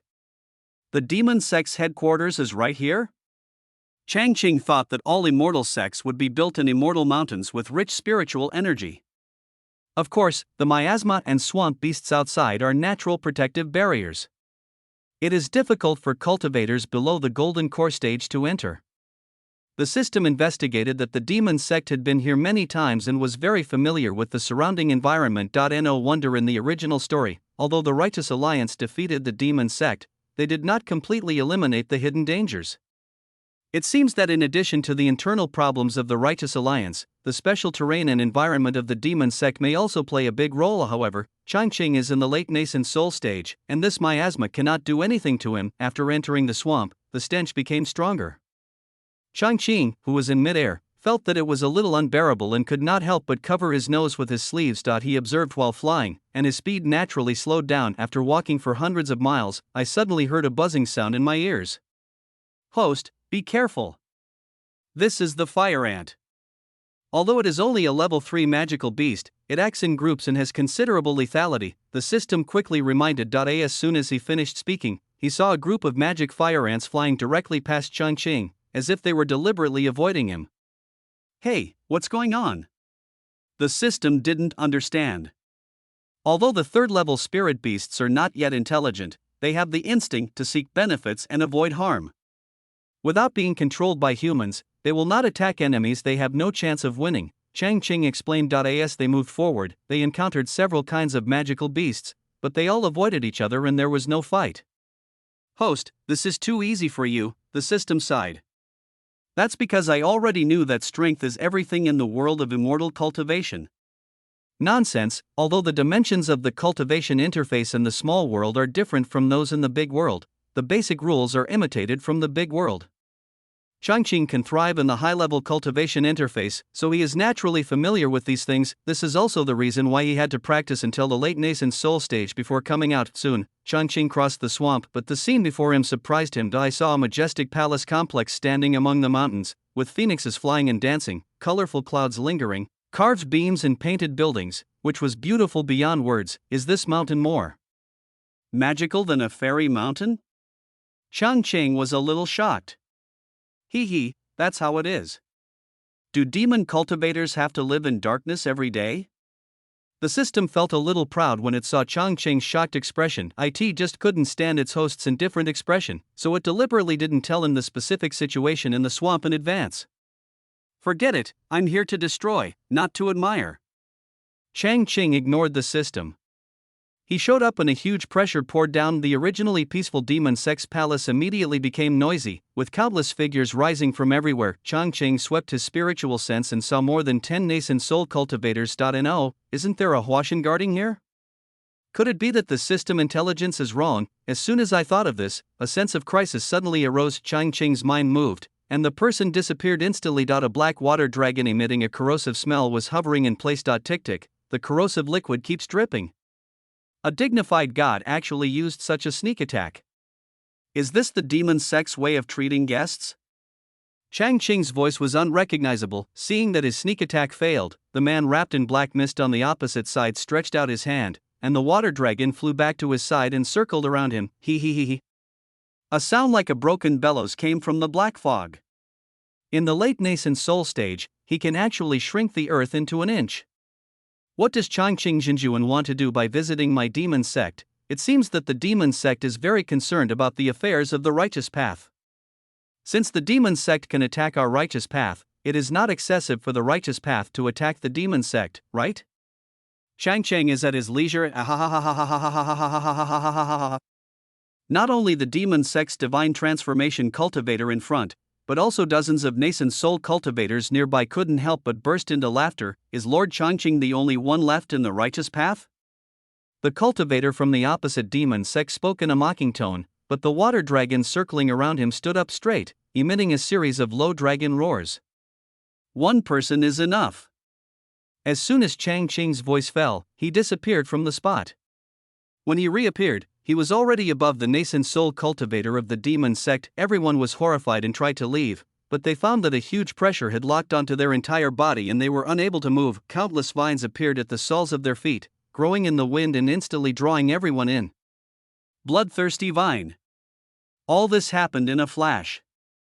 Before anyone could react, their skin was pierced by the evil plant and their blood began to flow out rapidly. Waves of screams rang out, mixed with the squeaking sound of the blood-sucking vines sucking blood, which made the low-level monks of the demon sect who arrived later feel numb on their scalps, and no one dared to step forward to help for a while.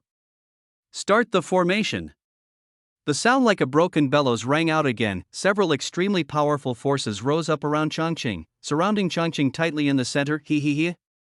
This 9 dragons immortal killing formation can kill the deity. True Lord Changqing, you are only in the late nascent soul stage. No matter how strong your combat power is, you can't escape even if you have wings. The devil sect's deity couldn't help but laugh. Sacrificing more than a dozen nascent souls to kill the righteous quasi-divine monks is not a loss at all. 9 dragon immortal killing formation? Changqing looked closely and saw 9 black water dragons arranged according to the 8 trigrams, surrounding themselves in the center. Isn't this the 9 palaces formation? It actually has such a domineering name in this world. He couldn't help but burst out laughing. This 9 palace formation is one of the basic formations in his interface. It is based on Xian Palace, Qin Palace, Zhen Palace, Jin Palace, Sen Palace, Lei Palace, Koan Palace, and Dui Palace. It surrounds and kills the opponent in the center palace. This formation has multiplied lethality and can amplify one force to 8 times. Its lethality is very strong. If it is performed by a cultivator who has attained the state of divine transformation, it would be equivalent to 8 cultivators who have attained the state of divine transformation attacking at the same time, so it is not an exaggeration to say that one could kill a cultivator who has attained the state of divine transformation. However, the attacking position of this 9 palaces formation will move with the movement of the center palace, always ensuring that all attack points fall on the center palace. As long as there was a gleam in Changqing's eyes. As a dragon roar sounded, the 9 giant dragons strengthened by the formation twisted their bodies and pounced towards Changqing. Before the dragon's body arrived, a disgusting smell of blood was already over there. The proud laughter of the devil sect's divine transformation cultivator rang out again. Master Changqing, even though you are extremely talented, the words got stuck in his throat. Before he could finish speaking, turning into a sharp cry. Impossible! How did you do that? Changqing was seen making hand gestures and chanting softly. 2 and 4 are shoulders, 6 and 8 are feet. 3 on the left and 7 on the right, 9 on the head and 1 on the feet. He walked in the formation as if he was taking a leisurely stroll in the garden, and each step was just right, allowing him to avoid the attacks. This is absolutely impossible. The demon sect's incarnation struck with both palms, and the whole person turned into black mist and merged into the formation. The black gas in the formation suddenly surged, and 9 black water dragons roared loudly. The next moment, spiritual power surged throughout the formation, and murderous energy filled the sky. Go, to, death. Intermittent voices rang out from all directions in the formation. The low-level demon sect monks on the periphery could no longer see the situation inside the formation. There was only the sound of dragon roars and rolling black air, and strange calls could be heard from time to time. About a quarter of an hour later, the black gas began to fade gradually, and the sound of dragon roar became intermittent. As everyone was surprised, a cry of break rang out from the formation like thunder out of the blue. A black shadow flew out and fell into the crowd. He is actually a cultivator from the demon sect. Everyone looked carefully and there was no trace of the 9 dragons. There was only a tree several dozen meters high standing there, still absorbing the surrounding spiritual energy. Ahem. Is this the Kangwu sacred tree? The demon sect's incarnation god staggered up from the crowd, his eyes full of disbelief. This time, the black air surrounding his body had dissipated, revealing his true appearance. He was short and thin, with a sickly face. He was hunched over with blood at the corners of his mouth, like an ordinary old man on his last legs. There was no trace of a spiritual monk left. Who the hell are you? He yelled. Changqing jumped down from the tree. Who am I? There is no need for a dead person to know this. Ha ha ha ha ha ha ha ha ha ha ha ha ha. The devil sect's god suddenly laughed wildly. Want to kill me? That's not that easy. He spat out a mouthful of blood, and the black gas that had disappeared from his body reappeared, but it did not attack Changqing directly.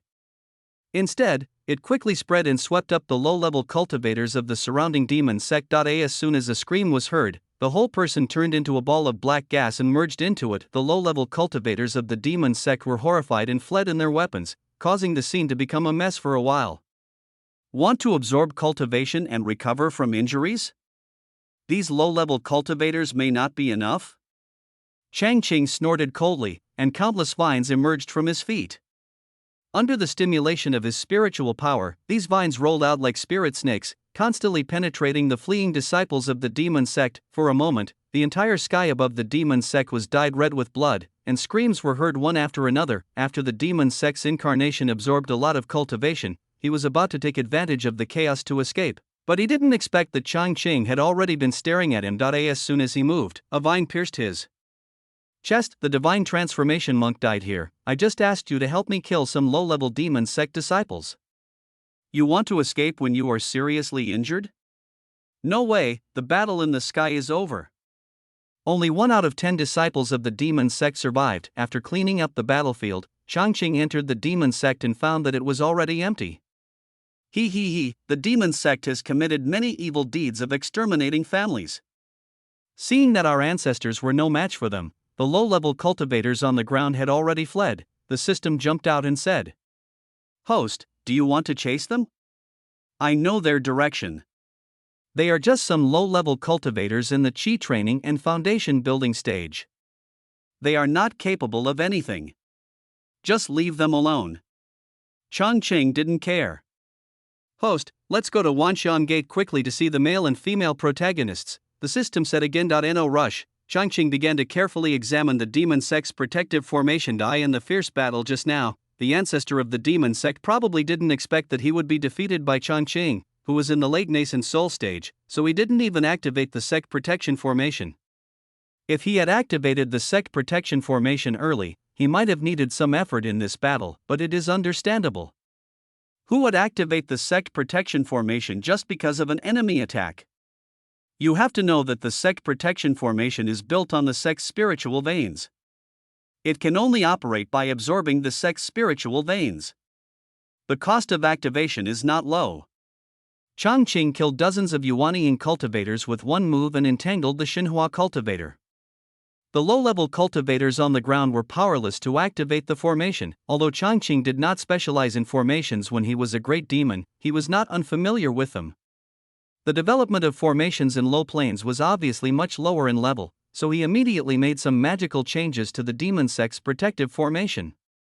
After half an hour, the formation seemed to have no change, but in fact it had changed from a protective formation to a killing formation. Host, you are too cruel.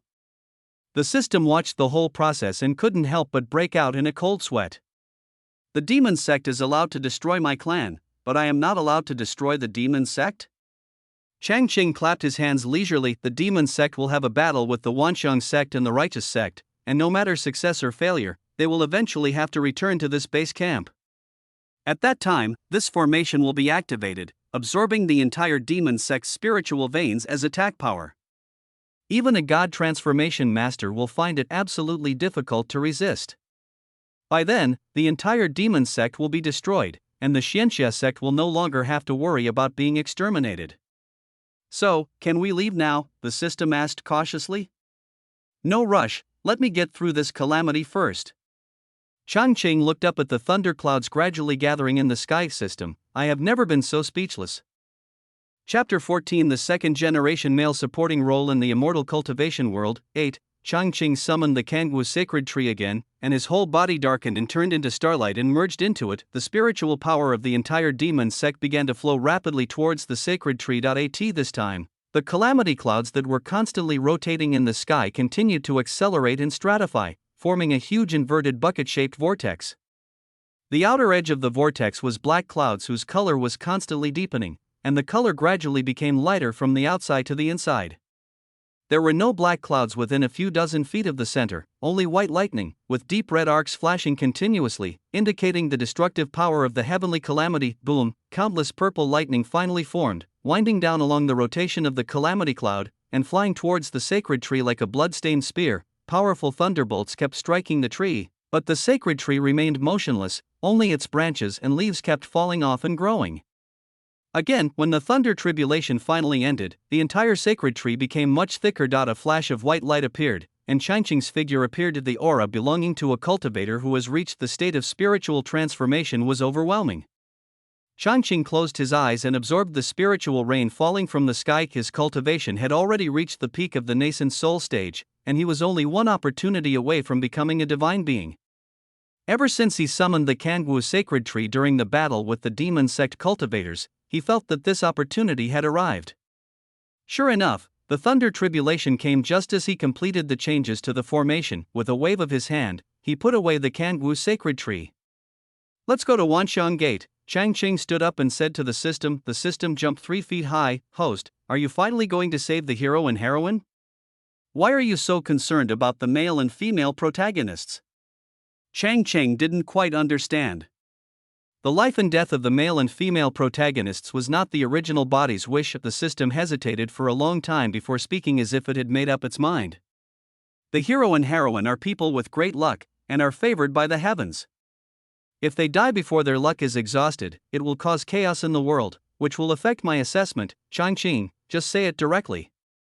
Since the hero and heroine are both blessed with great fortune, they won't die so easily. Changqing's figure flashed and he was already thousands of miles away. When Changqing arrived at Wanxiang Gate, the two sides were fighting fiercely. He hid his body and observed carefully. The Wanxiang sect's great formation had been broken into with countless large holes. It was unknown whether there was an insider involved or it was forcibly broken. The battle in the sky was divided into several levels. The wind and clouds were changing rapidly at the highest level, and sword energy was everywhere. It was almost impossible to see any figures. Only the sound of magical weapons colliding could be heard from time to time. Changqing discovered that the male and female protagonists were also on this level. The two of them, together with the ancestor of Wanxiang sect, fought against the two demon sect gods. The hero's cultivation has reached the middle stage of the nascent soul, but his realm is unstable. It seems that he just broke through in the battle not long ago. The heroine is in the early nascent soul stage, and the hero uses the 10,000 swords technique as his main attack. The heroine seems to have practiced a technique that can cooperate with the 10,000 swords technique. The fighting power of the two is barely enough to fight back and forth with the god transformation cultivator. However, their opponent was a cultivator in the god transformation stage of the demon sect. Even though they cooperated well, they were still outmatched and needed the ancestors' help from time to time. As a result, the Wanxiang sect is at a disadvantage in the entire upper battlefield. If the top-level combat power is destroyed, the overthrow of the sect is only a matter of time. It seems that the Wanxiang sect is resisting stubbornly, and the demon sect has to send another divine transformation cultivator to support them. Changqing thought to himself, if there are two devil sect gods here, then there is only one deity who is blocking the righteous army from coming to support him. It seems that the righteous path is really not united. Changqing sighed. You must know that there are still several late nascent soul cultivators in the support teams of each sect. It may not be impossible for them to break through the obstruction of a Jindan cultivator if they unite. However, the reinforcements have not arrived yet, so it may be possible to break through the obstruction. Changqing continued to look at the battle on the middle level. The middle layer was filled with nascent soul cultivators, and the fighting strength of both sides seemed to be about the same, fighting back and forth. Changqing saw that Sect Master Gong was also on this layer. He was a nascent soul mid-stage cultivator, and at the moment he was fighting a nascent soul mid-stage cultivator from the demon sect. The lowest level is the battlefield of the Jindan and Foundation establishment cultivators. This is the battlefield with the largest number of people, and also the battlefield with the highest number of casualties. Various magical weapons are flying around on the field, and cultivators are injured or killed from time to time. A rough estimate over a long period of time shows that 2 or 3 cultivators die almost every breath. It is extremely tragic. Host, do you want to take action? The system couldn't help but ask. Changqing frowned. At this moment, both sides of the battle suffered losses, but the demon sect had the advantage in high-end combat power. Moreover, the demonic energy in the male body. Could this be one of the reasons why the demon sect chose to attack the Wanxiang Gate? The battle situation was far from the most critical moment at this time, and Changqing wanted to see what other cards the demon sect had. How about, let's go and meet the support team first. Changqing stood up. He remembered that when the various sects were discussing support, in order to avoid being defeated one by one, they decided to gather together first and then act together. According to the current situation, they were probably blocked halfway by the demon sect's divine cultivators. At this time, on the mountains about 2,000 kilometers away from Wanxiang Gate. A pale-faced man who looked like a scholar, holding a feather fan and wearing a silk scarf on his head, repelled several monks who rushed forward with a wave of his hands. He always had a harmless smile on his face. Everyone, why don't you just rest here? Why bother getting involved in the mess between the demon sect and the Wanxiang sect? His voice was not loud, but it contained the power of a god, as if it sounded directly in the ears of the righteous monks on the opposite side. Damn it! The head of Jianfeng Peak of Xianxia sect cursed angrily. Everyone, come together. We have so many nascent soul cultivators, and there are also several in the late stage. I don't believe he can stop them all, he called out loudly. Master Xian Yuan, it's so easy for you to say that. The person in front of you is in the middle stage of the spirit transformation realm, someone immediately retorted. That's right. It's not easy for us to reach this level of cultivation. Why should we fight with high-level cultivators? The other side is quite righteous and did not kill us low-level monks. The monks all spoke at once, all voices of opposition. A bunch of cowards. How can this be a matter between the demon sect and the Wanxiang sect? This is a matter between the demon sect and the righteous path. Do you understand that when one loses the other will be in trouble? Xian Yuan Feng said with a look of disappointment. It's better to survive together than to die now, someone said immediately. When the scholar-looking demon sect's incarnation monk saw the righteous monks arguing, the smile on his face became even brighter. He waved his hand and took out a golden, gorgeous bed, then lay down on it sideways, looking leisurely. And now, many righteous monks could no longer bear to watch. Led by the master of Xianyuan Peak, more than a dozen cultivators rushed forward. The pale-faced scholar frowned, and dozens of silk curtains hanging on the head of the bed flew out like long swords and fought with the righteous monks who rushed forward. Although the righteous monks had the advantage in numbers, they were not able to gain any advantage. The few who were in the front holding magical weapons crashed into the silk curtain, causing a sound of clashing swords. Several of them felt a heat in their palms and the magic weapons in their hands almost flew out. Everyone was horrified and used all kinds of magical powers such as magic weapons and talismans, but they still pale in comparison to the magical powers of the divine transformation cultivator. It was difficult for them to even break through the defense of the silk curtain, let alone get close. After a struggle, the righteous monks had to retreat back to their original place. Everyone looked at each other with very ugly expressions. There are also some understanding people among the righteous cultivators. They know that the other party is trying to stop but not kill in order not to anger everyone. They also know that as long as everyone rushes forward, even a divine transformation cultivator will not be able to stop them completely. The point is, most people are unwilling to risk their lives for others when they have a chance to survive. The demon sect seized on this point and dared to use a divine transformation sect to block the righteous support team. The pale-faced scholar stood up slowly when he saw that the fighting on the other side had died down. Stretch out your hand and make a gesture of invitation. He changed his gentle attitude and said arrogantly, "Everyone, please go back. As long as I am here, you will never be able to pass." As soon as the words fell, a cold voice came from the sky. Really? Before the person arrived, the aura of the incarnated God had already been felt. Another deification. Everyone's heart skipped a beat. As the last word fell, Changqing's figure was already in front of him. Changqing Zhenjuan. The people of the righteous path were in a trance. Many people here had participated in the nascent soul ceremony held by Xianxia sect for Changqing. Although they all expected that he would soon become a divine being, they were shocked to see a true divine being appear before them. He actually became a god so quickly. There was a hint of awe in everyone's eyes as they looked at Changqing. But no matter what, our divine transformation monk has arrived, and everyone feels more confident. Master Shenyuan Peak and others hurried forward to pay their respects. Changqing waved his hand, turned around and looked directly at the demon sect's divine transformation cultivator. "Make your move."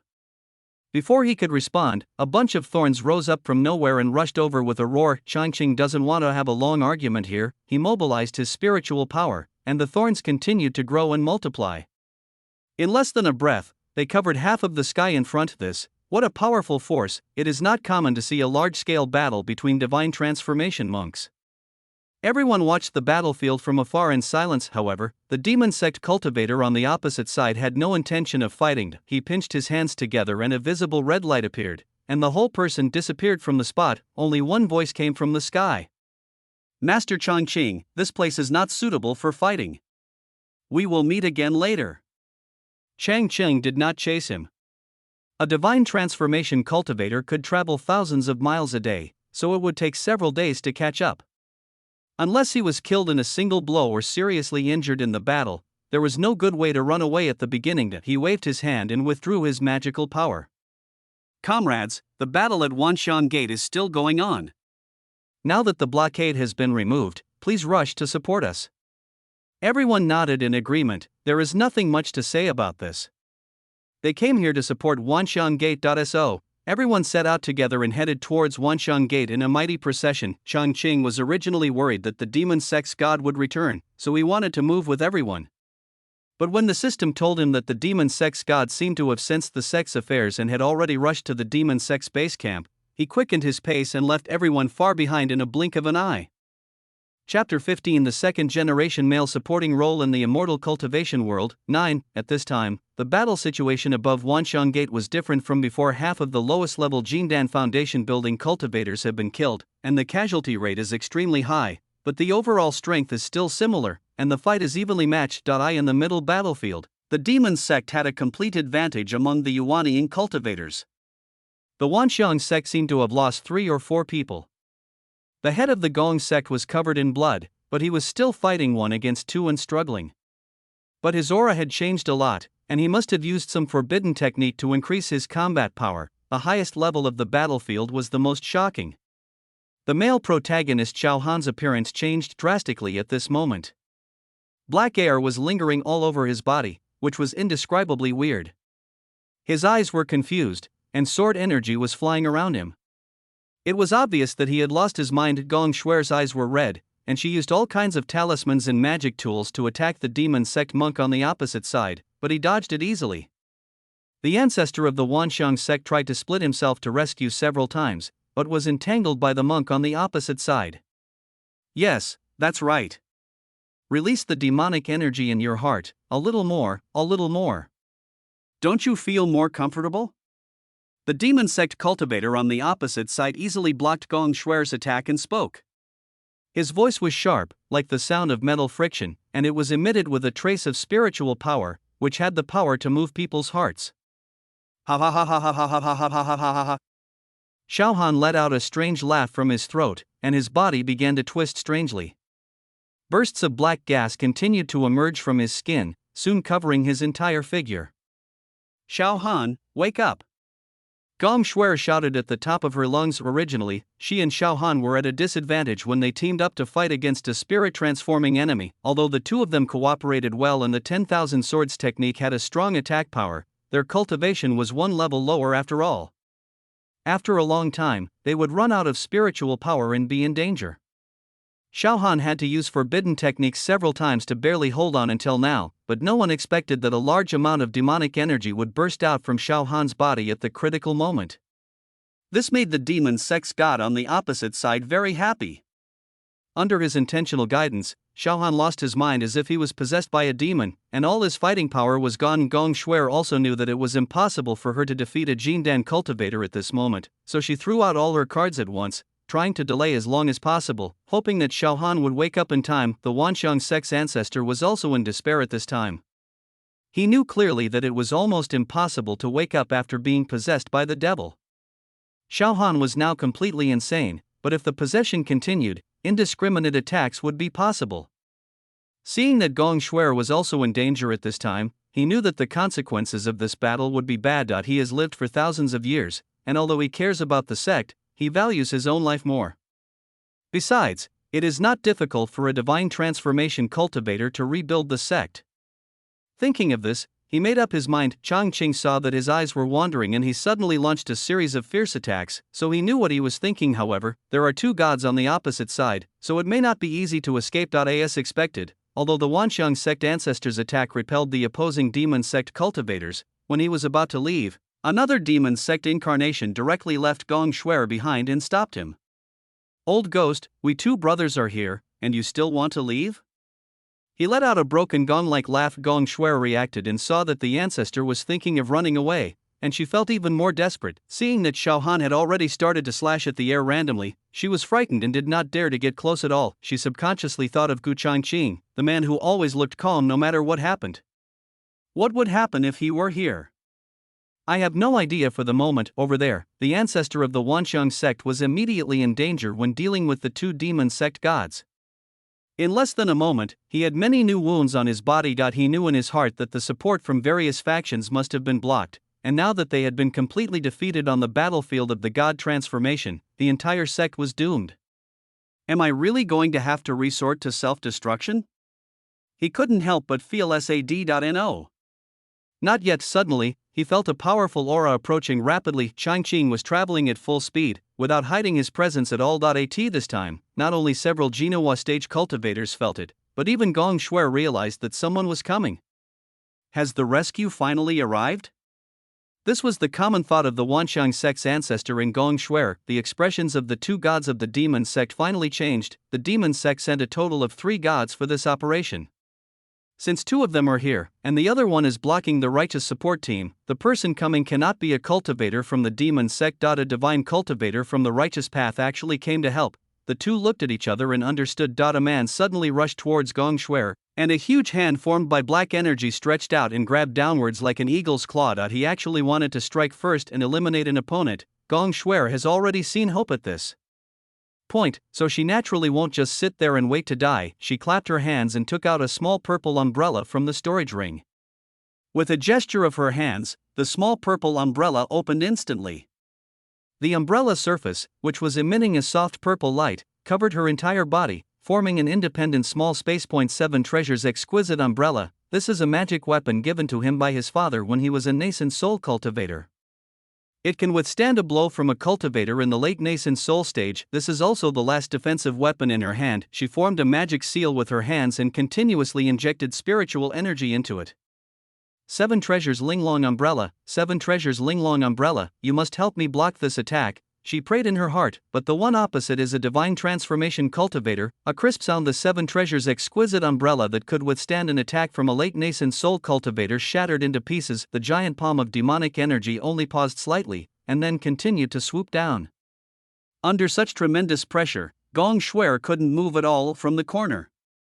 Of his eye he saw that the ancestor was being tightly entangled by the devil sect's incarnation and was unable to break free. She closed her eyes in despair. However, apart from a burst of pain from the scalp being scraped by the spikes, the expected flesh-tearing and bone-crushing attack did not occur. Feeling that the overwhelming pressure had disappeared, she opened her eyes. I saw countless green thorn swords fighting with the deity in front. These thorn swords glowed with emerald green light, and each sword had countless long spikes. What's even more bizarre is that these thorn swords and the spikes on the swords seem to have life.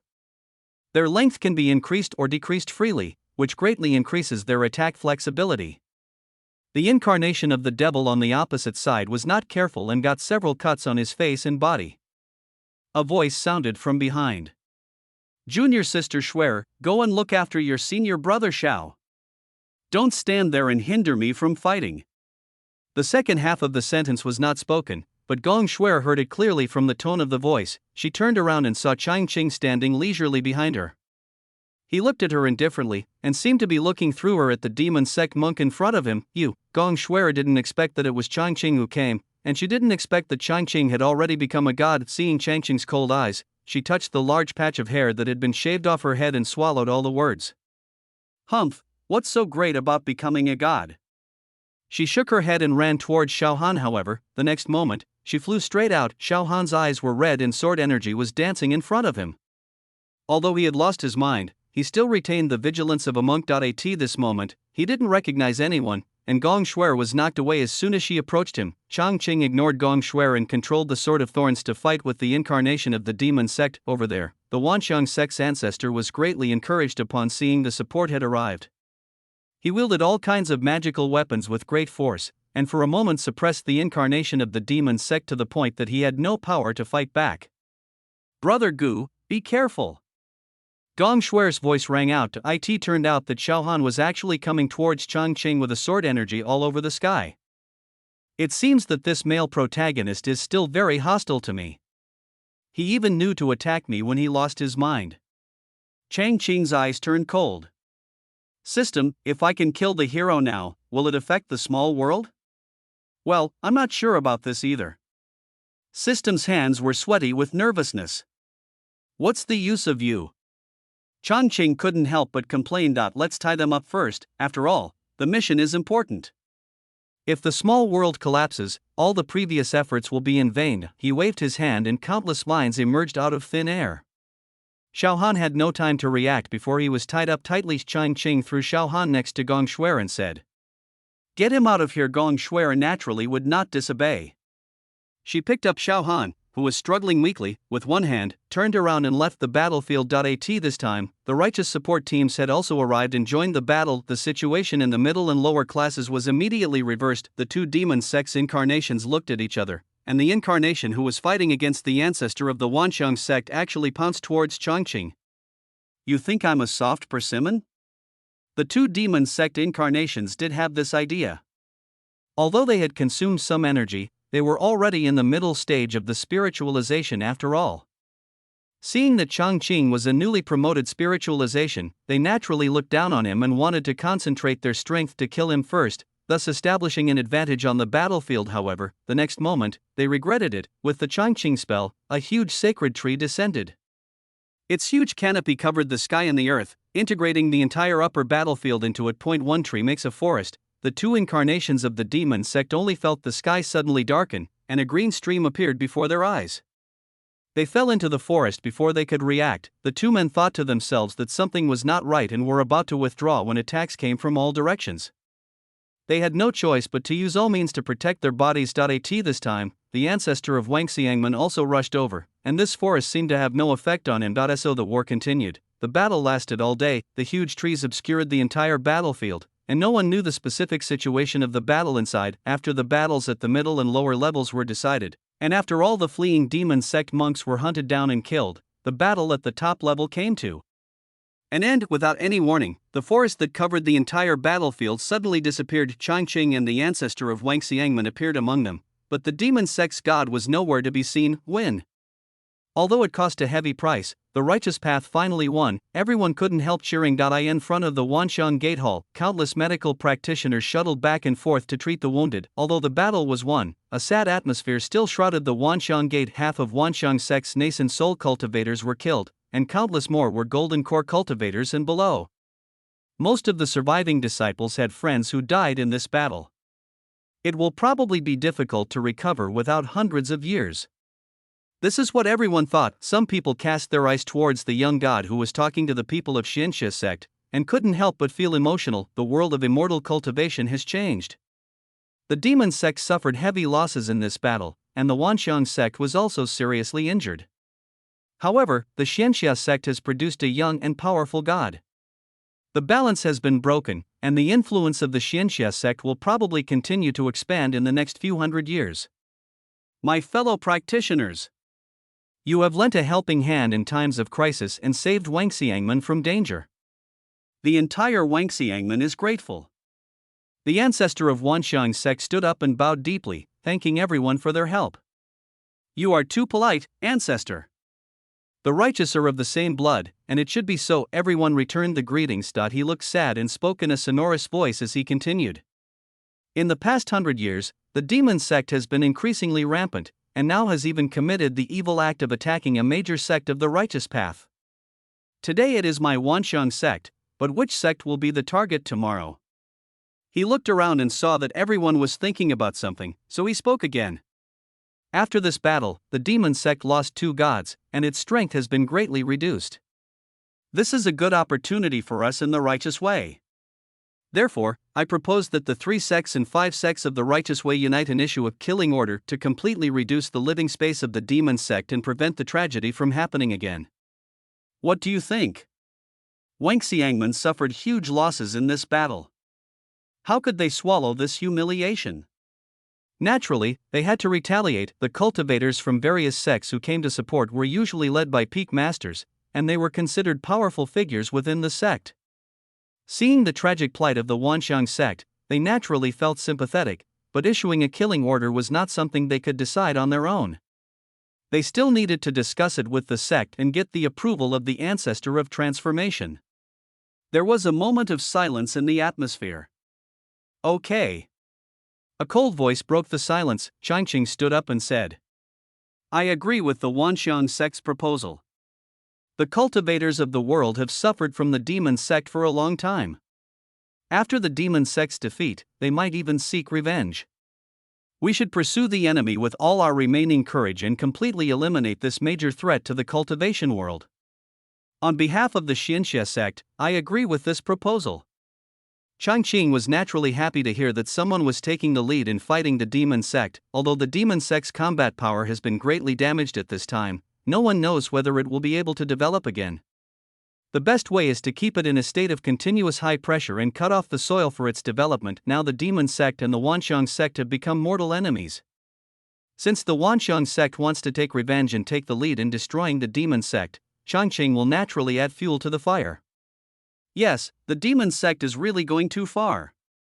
Master Xianyuan Peak also stood up and said, And I have good news to tell you all. He paused, and when he saw everyone's eyes were on him, he continued. Before supporting the Wanxiang sect, True Lord Changqing also went to the demon sect and killed the remaining gods of the demon sect. Now the demon sect is a lost dog. As long as the righteous are united, there will be no more worries about the demon sect in the future. As soon as these words were spoken, there was an uproar. Breaking into the demon sect's lair alone was not something that ordinary cultivators dared to do, not to mention killing the demon sect's divine transformation cultivators. You have to know that the 4 divine transformation cultivators of the demon sect are all at the middle stage or above. Doesn't this mean that Changqing's combat power has surpassed that of ordinary divine transformation cultivators? Everyone was shocked. Only the ancestor of Wanxiang sect remained calm. He and Changqing killed 2 gods of the demon sect together. He had a more intuitive understanding of Changqing's combat power. Therefore, he was not surprised that he could kill a god-transforming cultivator alone. Of course, he also knew that no one had the power to make the final decision, and the suggestion he made at this time was just a temporary measure. He did not expect that Changqing and Xiangxiamen would directly agree to it. He did not doubt the weight of Changqing and Xianyuan Peak Master's words in Xianxia sect. After all, the words of a divine transformation cultivator could almost be said to represent the sect's will. Moreover, Xianxia sect had always been in favor of war against the demon sect. So he took over and continued. Master Changqing's move is a great kindness. Over the years, which sect has not lost some disciples at the hands of the demon sect? The demon sect's hostility towards us has never diminished. I have decided to send invitations to all sects in a month to convene an alliance to discuss the plan to destroy the demon sect. I hope you will support us. The demon sect is a disaster for all mankind. I will report the ancestors' intentions to the sect in detail, everyone said. Afterwards, everyone went to the guest house to rest under the guidance of the Wanxiang sect disciples. Changqing rejected Wanxiang sect's repeated attempts to retain him and went straight back to Xianxia sect. In this battle, the support team suffered almost no losses, while the demon sect suffered heavy losses in strength. It can be said that it will not be possible for them to pose a threat to the Xianxia sect for nearly 100 years. Moreover, the Wanxiang sect is now keeping a close eye on the demon sect, and with the combined efforts of the righteous sect to strangle it, it would be extremely difficult for the demon sect to make a comeback. Changqing felt more relieved, especially after the system told him that many demon sect monks returned to the sect and triggered the formation, and were directly strangled to death by the formation. As for the male protagonist, he believed that with the background of Wanxiang sect, it should not be impossible to eliminate the evil spirit in his body. At most it would just take some extra time. Therefore, after reporting all matters to the sect, Changqing chose to go into seclusion again. As for subsequent events, he had no intention of getting involved. Hundreds of years later, when the system informed him that Xiao Han had become the head of the Wanxiang sect, he was not surprised at all. So, Xiao Han is still the head of the sect like in the plot? Yes. The Wanxiang sect's ancestor took great pains to remove Xiao Han's demonic energy. Over the years, his cultivation has greatly improved, and he has actively participated in killing the remaining forces of the demon sect. He has been number one on the killing list for many years. It is said that the only remaining god of the demon sect perished in his hands. The system often goes out and is well informed about the news in the world of immortal cultivation. What about Gong Shuer? Did she become the protagonist's partner like in the original plot? Changqing rarely asked about the male and female protagonists. No, Gong Shuer has become a cultivation maniac like the male protagonist since the war. She is also the main force in killing the demon sect. Now her cultivation has reached the peak of the nascent soul stage and she has inherited the position of the leader of the Bisha peak of the Wanxiang sect, so my arrival did change some things, Changqing thought to himself. Has the mission been completed now? Changqing asked again. Wait, let me check the progress bar. Well, it's done. Host, are we leaving? Leave anyway. It is not strange for a Jindan cultivator to retreat for thousands of years, so Changqing has no worries. With a flash of white light, Changqing left this world. Chapter 16, the second-generation male supporting actor in the immortal cultivation world, little junior sister extra, Li Wanqing is an orphan. When she was picked up by her master and brought back to the mountain, her master told her that she was the youngest and that she had 6 senior brothers. One after another, she got to know 5 senior brothers. The senior brothers were all very kind to her. She thought, this is the feeling of home. She likes Xianxia sect. However, after 2 years of entering the sect, she has still not met her 5th senior brother. She asked her 6th senior brother out of curiosity. The 6th brother told her many things, including the 5th senior brother is the most talented young man in the world of immortal cultivation. The 5th senior brother is the only son of the head of the sect. The 5th senior brother is also a cultivation maniac. The 5th senior brother also has a fiancée. She was surprised that the 6th senior brother knew so much about the 5th senior brother, even some gossip. She couldn't help but wonder if the 6th senior brother had any thoughts about the 5th senior brother, but she was really curious about the 5th senior brother. She was extremely curious. When she reached the 8th level of Qi training, she finally met her 5th senior brother. That was at the sect's small competition. She saw the tall and graceful young man who fought as if he were walking leisurely in the garden. He didn't seem to be much older than her, but his cultivation had reached the peak of Qi training. He seemed easygoing, but also very distant. He smiled and called her junior sister, and she felt her heart skip a beat. But his eyes did not linger, and he soon smiled and greeted others. Later, she began to pay attention to the 5th senior brother. She saw the 5th senior brother sending elixirs and magic weapons to Wanxiang Gate. She knew it was for his fiancée, but she still felt bad. Later, she saw her 5th senior brother being defeated by the disciples of Wanxiang sect. She felt sad for him, but also a little happy. She felt that they were closer, and it turned out that he could also fail. Later he went to marry her, but returned in disgrace. When she heard what happened, she couldn't help but want to rush to Wanxiang Gate to kill. For the first time, she felt extremely angry, even angrier than when she was bullied as an orphan. But at the same time, I also felt powerless and incapable of doing anything due to my lack of cultivation. So she began to practice madly, and she even wanted to take her fifth senior brother, who was in a state of despair, to practice together many times, but her efforts failed. After all, she only has 3 spiritual roots, and after all, she has not entered the heart of the fifth senior brother. After much trouble, he finally succeeded in establishing his foundation, and the fifth senior brother also successfully formed his elixir with the help of the headmaster. She thought everything was going to turn out well, but that's not the case. The demon sect attacks the sect. Although her cultivation is still very low, this is her home. When she saw her fifth senior brother also draw his sword and join the battle, she actually felt a sense of honor of sharing life and death. She rushed forward and was badly injured. She saw the deaths of several of her fellow brothers, and she once again felt like she was going to be homeless. So, when the giant sword with murderous intent chopped down on the head of the fifth senior brother, she pounced on him without hesitation. She didn't want to be an orphan anymore. She felt the pain of being torn into pieces, but her heart was calm at that moment.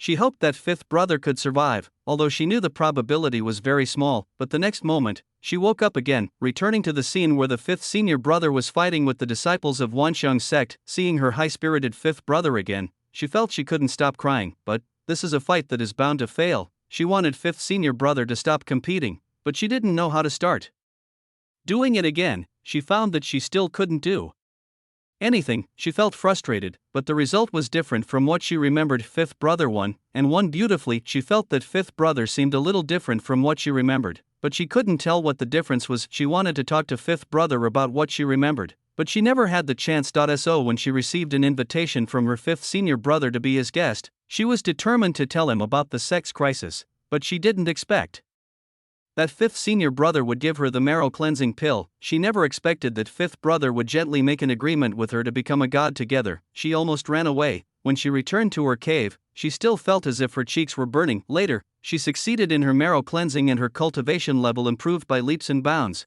even soon surpassing the highest level of cultivation she could remember. However, fifth senior brother has come out of seclusion, and his cultivation level is at the late nascent soul stage. She was a little angry and felt that fifth brother had deceived her, but she comforted herself that as long as she worked hard, she would definitely catch up. She thought that fifth brother still cared about her, otherwise, how could he appear at the scene of her Dan forming and tribulation transcending stage? That's right, she was very sure that the fleeting figure in the distance was the fifth senior brother, because only he can make the thunder tribulation lost. She practiced even harder. Not only did she want to become a god together with her fifth senior brother, she also wanted to use her own strength to help the sect overcome the difficulties. But this time, the demon sect attacked the Wanxiang Gate. Moreover, they returned with a great defeat and were almost completely wiped out. She knew that senior brother 5 played a big role in this process.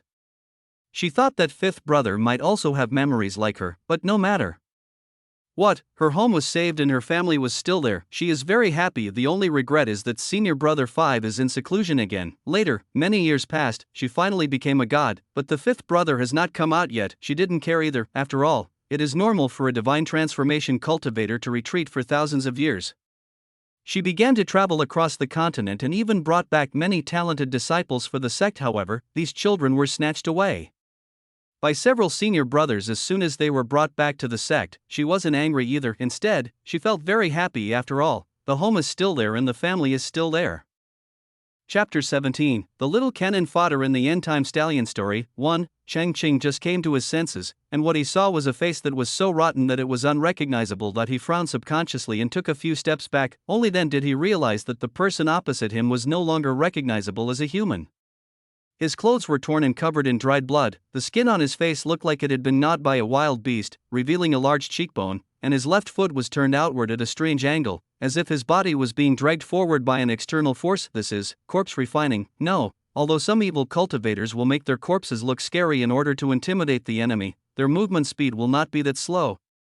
The monster opposite made a hoarse sound as if its throat was clogged with phlegm, raised its hands and walked towards him. You want to hurt people with such a slow movement speed? Changqing weighed the steel pipe in his hand, waved his hand, and broke off one of the monster's arms. At the same time, he retreated a few steps to the left to keep some distance. The strange thing was that the monster opposite seemed to feel no pain. It turned in another direction and continued to drag its feet towards him. System? Changqing shouted in his mind. Host, this is a zombie, and its brain is its weakness, the system's voice sounded. Call. As soon as the system finished speaking, Changqing threw the steel pipe in his hand out, and with a click, it pierced directly into the brain of the zombie opposite. Boom! As the black-green liquid splashed, the zombie seemed to lose its support and fell to the ground. After getting rid of the zombies, Changqing began to look around. It looked like it was inside a store, with several rows of shelves standing there, but the shelves were empty and there were no supplies to be seen. He sensed that there was no spiritual energy in this world. It seems that it is impossible to practice, but he didn't care.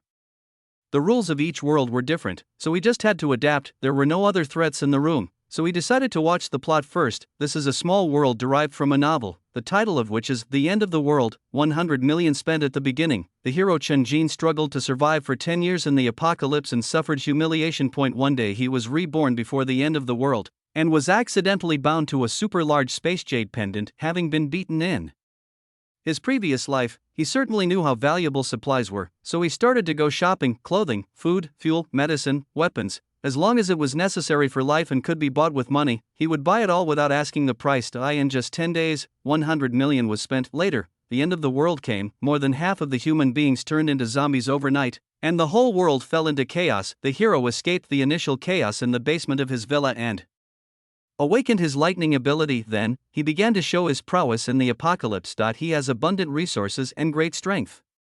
He uses his advantage as a prophet to take in strong men from his previous life as his younger brothers, slaps and retaliates against the enemies who bullied him in his previous life, and builds the most powerful base in the end times, becoming a prominent figure in the end times. During this process, his career in picking up girls was also unstoppable.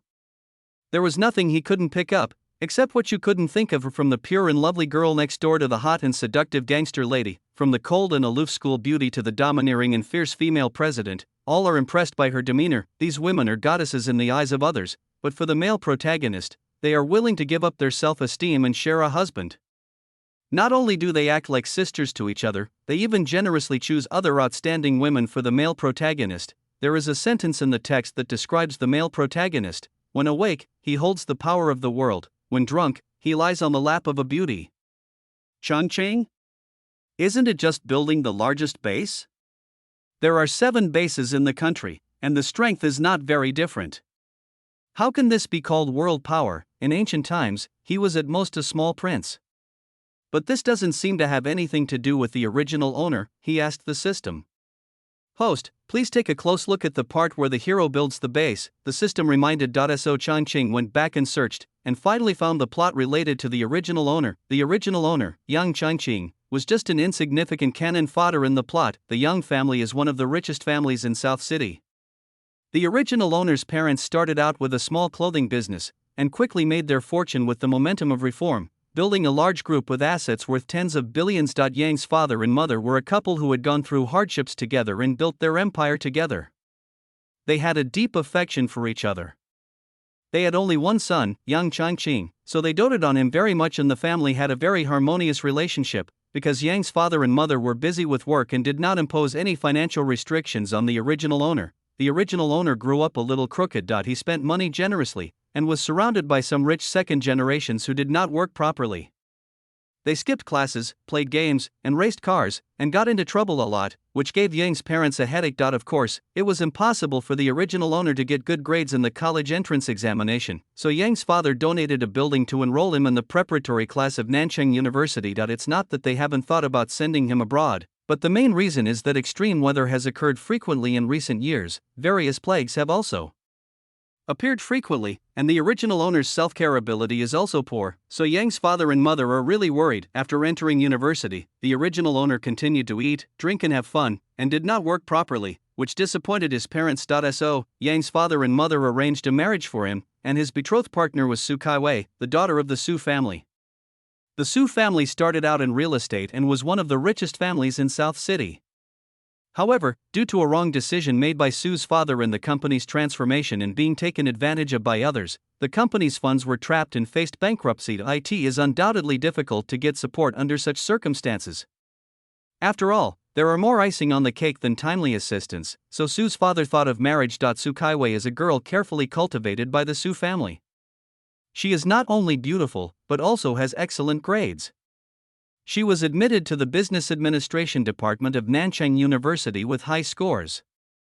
Not only are Yang's father and mother very satisfied with her, but the original owner also likes her very much. Soon, the two held an engagement ceremony and the crisis of the Su family was resolved.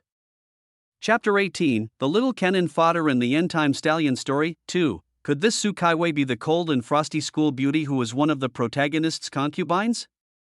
After seeing this, Changqing understood a little bit.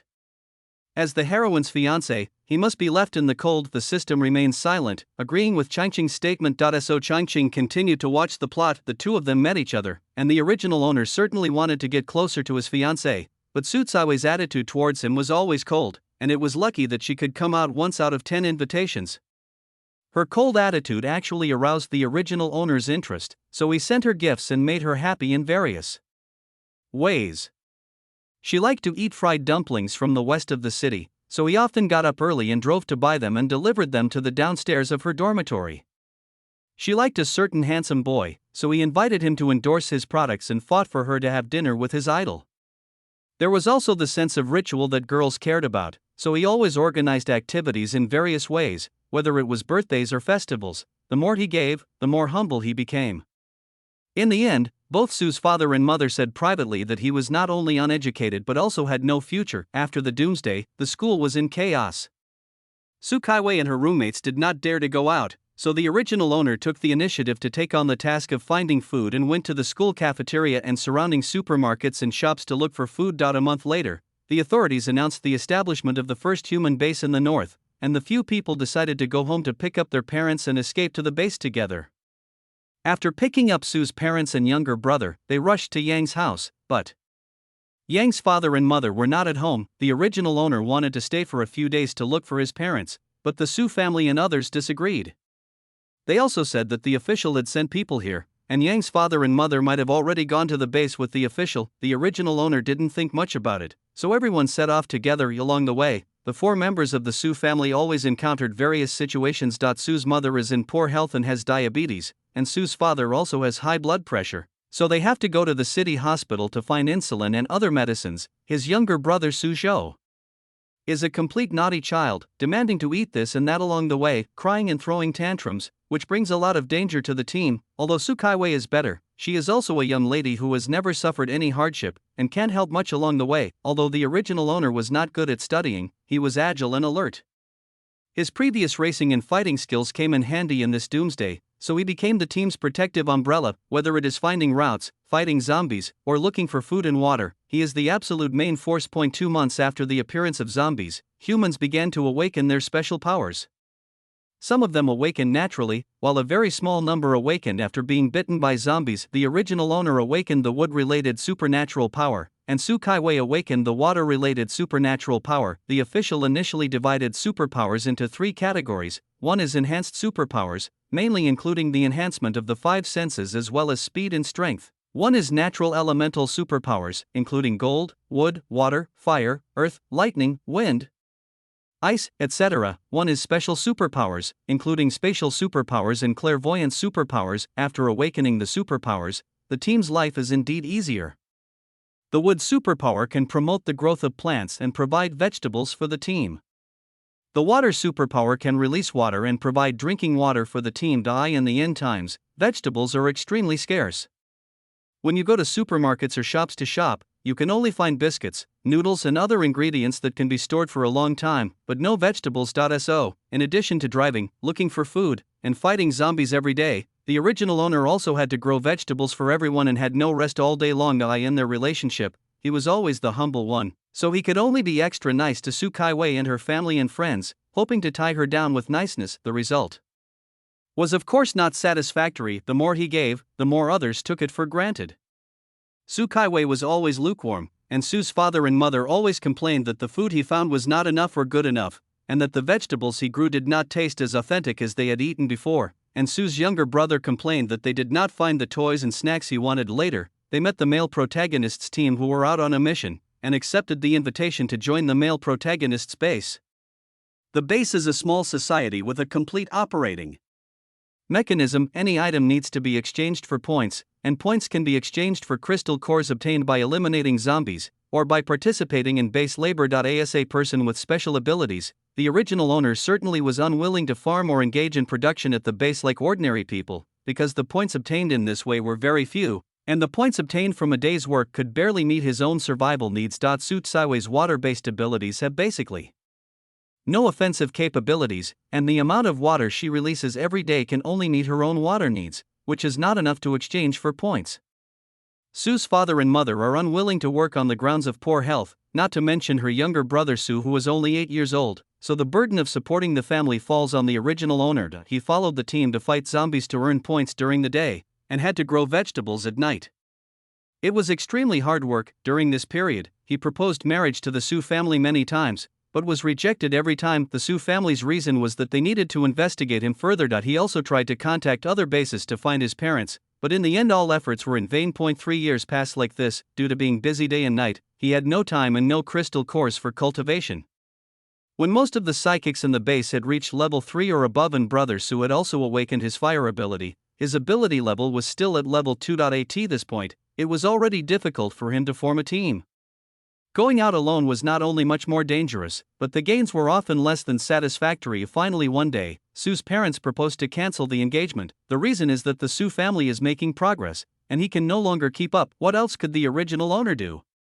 He could only grit his teeth and endure it. After that, the original owner's life became much easier and his ability level increased faster. He even planned to go to other bases to look for his parents after his ability was upgraded to level 4. However, before he set off, he recognized his parents who had turned into zombies during a zombie wave. He used his supernatural powers to trap his parents who had turned into zombies, wanting to keep them so that he could treat them after an antidote was developed in the future. After all, in this age where both humans and zombies can mutate, everything is possible. The base has also developed a freezing service for zombie-like family members, but it requires high maintenance points. He found the Sue family, hoping that they would lend him some points because of their past friendship, but no one agreed. They stood on the moral high ground and accused him of being selfish and disregarding public safety. They also said that after the zombie virus invaded the brain, even if the body did not decay, it could no longer be called a human and there was no need to waste points. This made the original owner very angry. When the Sue family's company encountered a crisis, it was Yang's father and mother who gave money to help them through the crisis. After the outbreak of the epidemic, he took his entire family to the north to seek asylum. After the base was stabilized, he also worked hard to ensure the survival of the entire family, and now he just wanted to borrow some points, but he said such cruel words. So he left the base with his parents and prepared to continue north to the official base. On the way, they were besieged by people with special powers and their entire family was reduced to ashes in a sea of fire. Chapter 19, The Little Cannon Fodder in the End-Time Stallion Story. 3. After death, the original owner learned that his parents died on the way to Nanchang University to find him, and the official did not send anyone to Nanchang to pick them up. Su Kaiwei became one of Qinjin's harem shortly after arriving at the base, and the psychics who besieged him in the end were also sent by Qinjin. The reason why Qinjin did this was simply out of jealousy towards the original owner. The Chen family is considered a wealthy family in South City, but it is still far behind the circle of friends of the original owner. They are just the younger brothers of the original owner's younger brother. When he was in school, he saw the original owner surrounded by people, as if he was the center of the world. This made him very uncomfortable, and he always thought that one day he would be able to step on the original owner under his feet. Even after taking Su Kaiwei into the harem, when the two of them were flirting in private, the male protagonist still called her sister-in-law and said that nothing tastes better than dumplings and nothing is more fun than having a sister-in-law. I have to say, the male lead is quite good at having fun. After reading the plot, Changqing couldn't help but sigh. In his opinion, the original owner's fate was entirely caused by himself. To love others, you must first love yourself. This kind of unconditional giving is not only meaningless, but will also bring disaster to those who truly love you and to yourself. The tragedy of the original owner's family was ultimately caused by himself. A bootlicker can't get a house. The system also lamented the evergreen. Every time the system arrives in a world, it always likes to learn some new words. It thinks this makes it appear to be very adaptable, well integrated into the local culture, and very professional. Not long after arriving in this world, it connected to some server hosts that were still running, learned some things from various websites and forum data, and from time to time it would utter a few words that people could not quite understand. Changqing ignored it and searched the store carefully. He found some instant noodles, water, biscuits, cigarettes, alcohol, drinks, snacks, and other items in a small warehouse in the corner. This is a convenience store on campus, and its main customers are students. Therefore, there are basically no household items such as rice, oil, and salt. Instead, it mainly sells convenient-to-eat products. Changqing was not picky.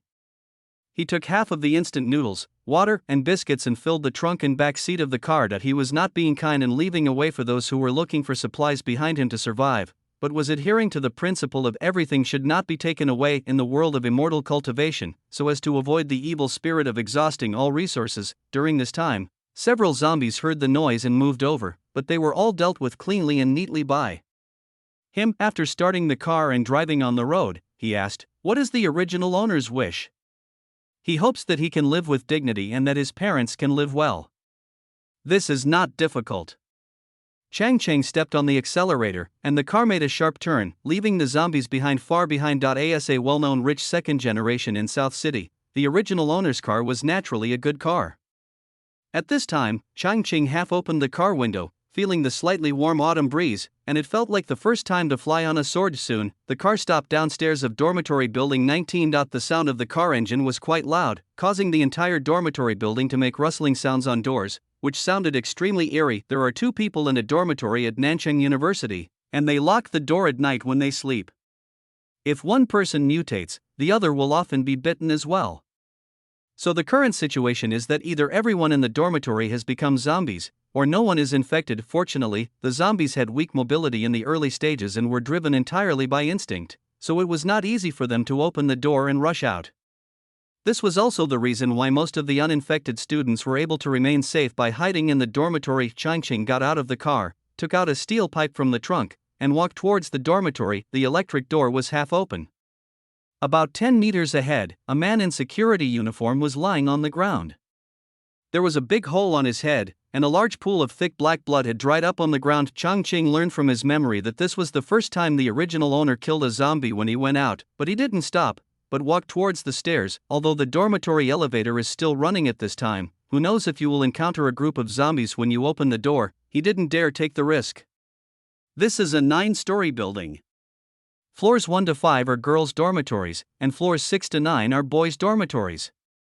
Sukaiwei lives in 301, which is the first room near the elevator entrance, while the original owner lived in 507 on the 5th floor. On the second day after the doomsday, students who went out in the morning felt something unusual, and after encountering a wave of zombies, they all fled back to the dormitory. The signal had not been interrupted at that time, and everyone learned through the internet that similar situations had occurred across the country. The authorities also recommended that everyone stay at home temporarily and avoid going out in danger. However, families often store some food as a backup, but student dormitories definitely do not have that. At most, they would have some instant noodles and snacks. After enduring for a few days, the survivors had to go out to find food, which was undoubtedly difficult for students who lacked social experience. Most students would rather drink water in the dormitory than go out. The original owner went out frequently to look for food in order to please his fiancée. However, Changqing didn't come back this time to give Sukaiwei anything. That he was preparing to pick up his roommate Li Jun. Li Jun is an orphan. They became roommates in college and had a good relationship. The original owner often hired him to help with signing in and doing homework. In the original plot, he also went north with the original owner and was one of the main forces of the team. However, the ending was not good. During a night break, Brother Su kept crying because he wanted to eat fried chicken, which attracted a group of zombies. He took the initiative to cover their retreat and disappeared among the zombies. This is also one of the original owner's regrets. Changqing didn't mind taking a detour and giving someone a ride. Chapter 20, The Little Cannon Fodder in the End-Time Stallion Story. 4. The two of them usually go out together to find food, but today Li Jun happened to have a bad cold, so he rested in the dormitory. Changqing walked very lightly along the way, but when he passed by the doors of other dormitories, he still caused a commotion, with sounds of people scratching at doors and strange cries coming one after another. When he arrived at the door of 507, Changqing knocked on the door first. He knocked 3 times quickly, then twice slowly, and finally knocked 5 times in a row. After a while, the sound of something heavy being moved was heard. This was the way they agreed to knock on the door, because dormitory doors are usually locked from the inside and propped up with heavy objects such as boxes and chairs. They cannot be opened with just a key. As soon as the door was opened, Changqing slipped in. "Let's pack up and get ready to leave here." He went straight to the point. Li Jun is thin and has dark skin. His face has an unhealthy red color, probably because he is not feeling well. What's wrong, Brother Chang? Didn't the authorities recommend not to go out? Li Jun was a little surprised because Chinga had previously said that he would follow the official advice to stay at home. The supermarkets and stores on campus have basically been cleared out. If we hide any longer, we'll starve to death. Changqing poured himself a glass of water. Besides, the large supermarkets outside have been swept by the male protagonist, so there may not be many things left. The convenience stores and small supermarkets have probably also been swept by the survivors in the past few days. You may still find some left if you go there now, but if it's a few days later, even the expired bread may be swept away. Hearing Changqing say this, Li Jun frowned. Changqing knew his concerns and explained. Didn't the radio say yesterday that the authorities were preparing to clear out the zombies in the north and build a base for human activities, so I plan to pick up my parents and go there together. Oh, so that's it, Li Jun understood a little. It had been 6 days since the zombies appeared, but there was no news of official rescue. In his heart, he actually felt that waiting any longer would probably be a dead end. So the two began to pack their bags. The original owner had very few things in the dormitory and there was basically nothing to pack, but Li Jun packed a large box and a bag of things. By the way, did my sister-in-law ask us to pack our things in advance? Li Jun zipped up the suitcase and weighed it in his hand. Don't worry about her. I can't lick her anymore. I've given up. Changqing waved his hand, looking nonchalant. Li Jun showed a look of shock on his face, but soon smiled. Brother Ching, just think it through.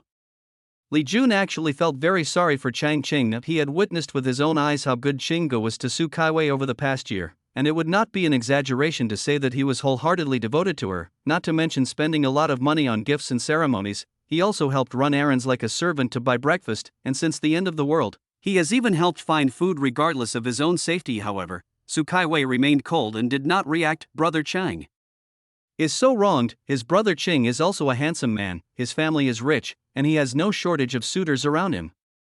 Why is he so obsessed with Su Kaiwei? Li Jun couldn't figure it out. Su Kaiwei is pretty, but there are so many pretty girls in the youthful university campus. Why does she look so cold and frosty? There was even one time when he delivered a gift on behalf of Ching Gu and it was passed on to his roommate in front of many people. This is simply a slap in Ching Ji's face. It would be fine if they were just persistent suitors, but they were actually a young couple who were already engaged. He felt sorry for Chinga. Fortunately, Brother Ching figured it out himself. Well, I've figured it out. People should still live with dignity. Changqing replied. The two chatted for a while. Suddenly, there was a knock on the door. Changqing picked up the steel pipe and moved closer to the peephole. The person coming was Su Tsaiwei's roommate, Zheng Yingsha. She was wearing sportswear, shoulder-length hair, and a pair of exaggerated earrings, looking a little rebellious. Speak of Cao Cao and he will appear. After opening the door, Zheng Yingsha saw Changqing holding a steel pipe in his hand and no longer having the flattering smile he had before on his face, and she couldn't help but take 2 steps back. Yang Changqing, what do you want to do? She appeared to be aggressive but was actually timid. Shoo! Do you want to attract zombies?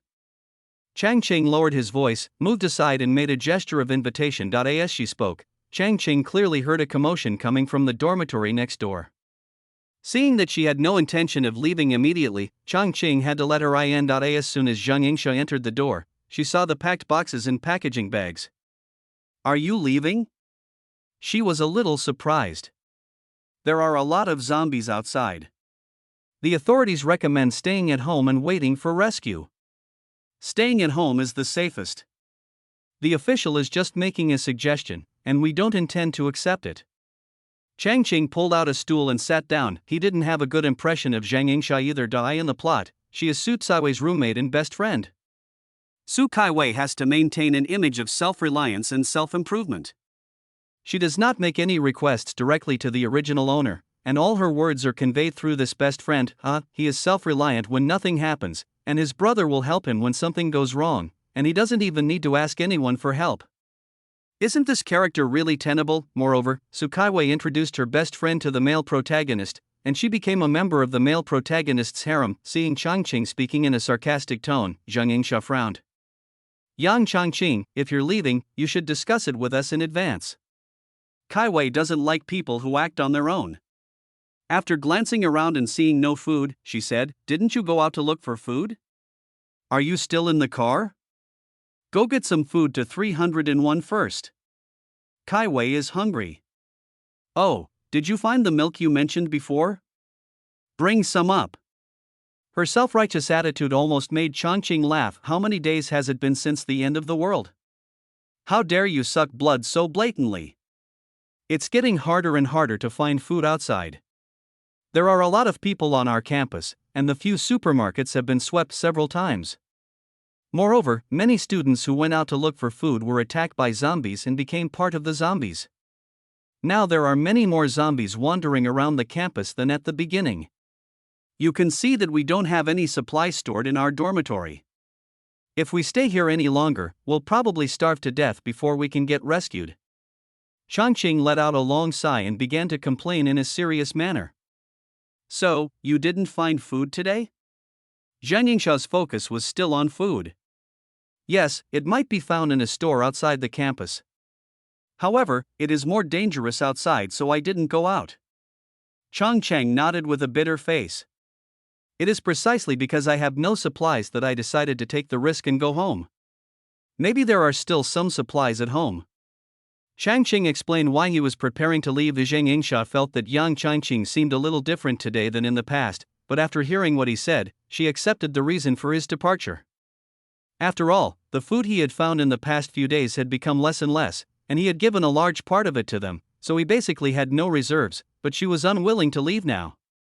First, the government recommended staying at home, and she wanted to wait for official rescue. It would be safer to follow the main force. Second, her home was not in the city, and she could not go back now that the traffic was paralyzed. Besides, "I'll go back and discuss it with Kai Wei." She opened the door and walked out quietly.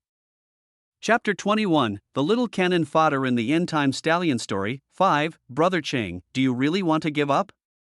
Li Jun suddenly said after Zhang Yingsha walked away. Seeing Brother Cheng chatting with Zhang Yingsha, he was a little confused about Brother Cheng's attitude. "Evergreen, I really give up. My youth is too precious to be wasted on something that will lead to no results." Changqing decided to talk more and do less, and live his life half lying down in this apocalypse. "Okay, let's go while it's still early." He walked up and patted Li Jun on the shoulder. By the time the two men walked downstairs to the dormitory and put their luggage in the car, the discussion in dormitory 301 had also come to an end, which was to wait for rescue. Changqing was not surprised when the system told him the result. In the plot, Zhang Yingsha is a part-time live-streaming host who hides a large amount of snacks in her dormitory, which can easily feed 2 people for a week. During this period, their food was basically provided by the original owner, and the stored food was basically untouched. In the original world, the original owner could not find any food nearby, so Zhang Yingsha took out the food she had stored before.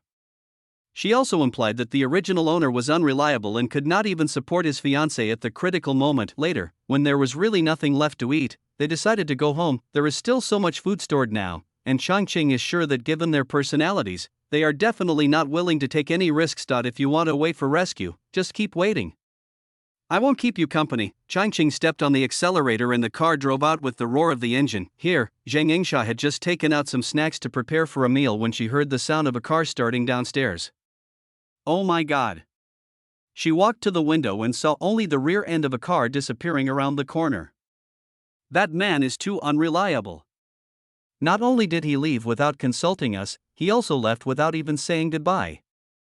Turning back, she continued to flatter Su Kaiwei. Su Kaiwei had slightly curly black hair and was wearing a cold gray dress, which made her look cool and aloof. At this moment, she was reading a book at the table, as if the end of the world had no effect on her. When she heard that young Changqing had passed away, she looked up at the window in surprise, and then quickly continued reading as if nothing had happened. Changqing and the system no longer paid attention to the affairs of dormitory 301. At this time, they had already left the school gate and walked onto the main road of the city. The Yang family lives in a villa area in the northern suburbs of Nanchang, more than 50 kilometers away from Nanchang University. It was still the early days of the apocalypse, and most of the zombies mutated at home at night. There were no hordes of zombies on the streets, and because the official advice was to stay at home and wait for rescue, there were not many survivors on the road driving away. There were a few vehicles parked on the street, and from time to time, there were sounds of struggle and strange hissing sounds coming from the cars. Changqing knew that this was the car owner who had mutated into a zombie and was trying to break free from the seatbelt and walk out of the car. However, only a few succeed. As zombies at this stage still lack intelligence and mobility, when he encountered some zombies blocking his way along the way, he just crashed into them without wasting too much time. After walking for more than 20 kilometers, they arrived at a gas station. The two men got out of the car holding steel pipes and prepared to fill the car with gas. It's not that the two men didn't want to change to other weapons, but the weapons restrictions in the flowery country are quite strict and controlled. Knives are difficult to buy. In supermarkets, you can only find various types of kitchen knives, and kitchen knives are too short. Using them to deal with zombies is almost equivalent to hand-to-hand combat, which is very dangerous. Therefore, the two men have been using steel pipes removed from the bed frame as weapons. Li Jun was watching from the side while Changqing inserted the card and started refueling directly. Fortunately, the power system had not collapsed at this time, so self-service refueling was still possible. Otherwise, I'm afraid we would have to dismantle the gas pump to get gasoline. Just when the two men filled up their gas and were about to leave, a flashy red sports car drove in quickly and stopped directly in front of the gas pump. "Hey, the two people in front, please give us your gas cards." As the arrogant voice came, a young woman with dreadlocks and bright red lipstick got out of the car. This image is somewhat similar in appearance to the gangster lady in the male protagonist's harem. Could it be that person? Yes, the system answered in the affirmative. This is just a little gangster girl. What kind of gangster lady is this? Changqing couldn't help laughing. The author set her up as a gangster lady, but in Huahua country, gangsters are severely punished, so it was automatically rationalized when the novel was derived into a small world. Changqing, so the male protagonist's gangster daughter turned into a little gangster girl. This spoiled temper is suitable for the male protagonist's domineering aura, but he is not the male protagonist, so of course he will not indulge the temper of someone who has nothing to do with him. The gas card is mine. You can use it if you want, but you have to give me something in exchange. He had tens of thousands of yuan on his gas card, so he didn't mind exchanging it for something. After all, using a card to refuel was only convenient in the early days of the apocalypse, but later on, when the power system shut down, refueling was free, so even if there was a lot of money on the card, it would be useless. The young woman raised her eyebrows and seemed to be about to speak, but a young man with blonde hair got out of the passenger seat and spoke first. "We should exchange it. We have cash on hand. Can we exchange it with you? Brother, you'd better just dismantle the gas pump and buy it for free. What's the situation now? Cash is just waste paper." Li Jun knocked the steel pipe in his hand on the ground, making a heavy noise. "We need food and weapons." Changqing said no more nonsense. When they set off again, there were 3 machetes, 2 hammers and 3 axes in the car. I didn't expect these two people would have so many weapons in the trunk. Even though the car was already on the road, Li Jun was still a little scared. The yellow-haired guy agreed to the exchange before, and when I opened the trunk, I saw more than a dozen weapons of various types inside, including machetes, hammers, and axes. Maybe they are specializing in this business. Who goes out without weapons nowadays? Changqing said calmly. After all, the other party is a gangster from an organized society. Although he doesn't have hot weapons, he definitely has some cold weapons. In the apocalyptic world, weapons and food are almost hard currency, so it would be much more convenient to exchange them with others. Oh. Li Jun accepted the explanation. Chapter 22, The Little Cannon Fodder in the End-Time Stallion Fiction. 6. It was already past 5 p.m. when the two arrived at the villa area in the northern suburbs of the city. Changqing drove recklessly all the way. The front of the car was covered with dark brown liquid, and even the windshield was splashed with a lot of it. He didn't dare to turn on the wipers for fear that the screen would be covered with liquid. The villa area is composed of independent houses and yards. Even if other families mutate into zombies, it is not easy to get out of the villa, so it is generally safe. Changqing drove the car directly to his door, and before he could knock, the door opened. He just felt his body tighten and he was hugged. "Mom, my classmates are still behind us. I'm fine, I'm doing fine." He was a little uncomfortable with such enthusiasm, but he still reached out and patted Yang's mother on the back, speaking in a voice as soft as possible. "It's good that you're back, it's good that you're back." Yang's mother's voice was a little choked. Through the door, Changqing saw his father also sitting on the sofa with several boxes packed beside him. It seems that Yang's father and mother are already planning to look for their son. Great timing. Mother Yang held them for a long time before letting go, and with red eyes she led the two into the house. Mom and Dad, this is my roommate Li Jun. Hello, Uncle and Aunt. Yang's father and mother never interfered with their son's friendships. They brought all kinds of bad friends home, so they naturally accepted Li Jun well. The Yang family rarely cooks. Yang's father and mother basically eat out at the company. When young Changqing was at home when he was young, they hired a chef to cook for him. Later, when he was older and lived in the school dormitory, he always ate at school. On weekends, he also ordered meals from nearby restaurants, so there was no chef at home for dinner. Each person cooked a big bowl of noodles, and Yang's mother also laid 2 eggs for each person. Although the meal was simple, everyone ate it with great enthusiasm. Chang and Li Jun even drank up all the noodle soup. There is no other way. We only have instant noodles, biscuits, and snacks in the dormitory. A bowl of egg noodles is the most delicious food I have eaten in these days. After eating the noodles, Changqing realized that there were not many supplies at home, and they were mainly rice, noodles, and oil. Vegetables and meat were also extremely scarce. It makes sense when you think about it. In a highly developed modern society, who would store large amounts of food at home?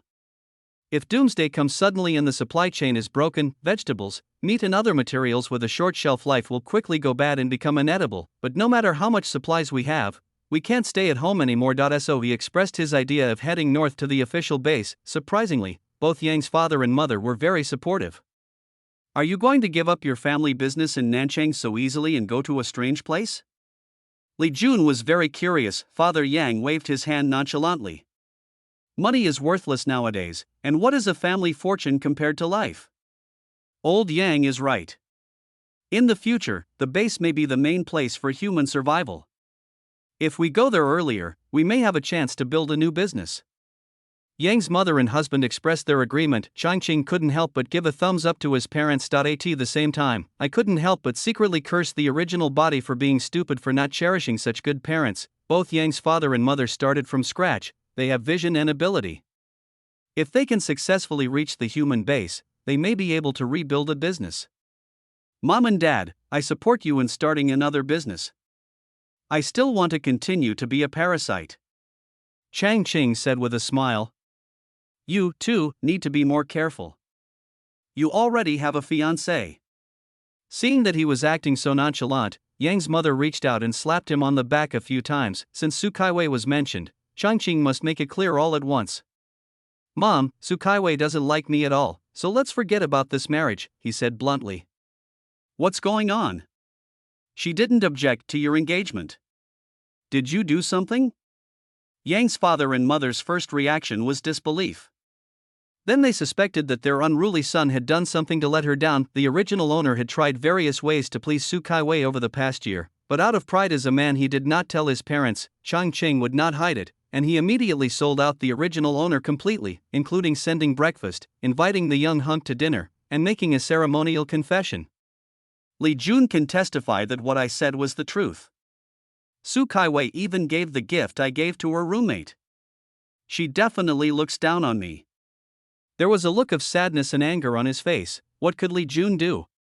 Of course he nodded to indicate that what Changqing said was true. Of course, one's own child is the best. Seeing Changqing's expression, Mother Yang felt heartbroken.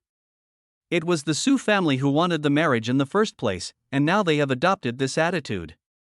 I would like to ask what the Su family thinks. She said to Yang's father. Then he comforted Changqing, "Don't be sad, son.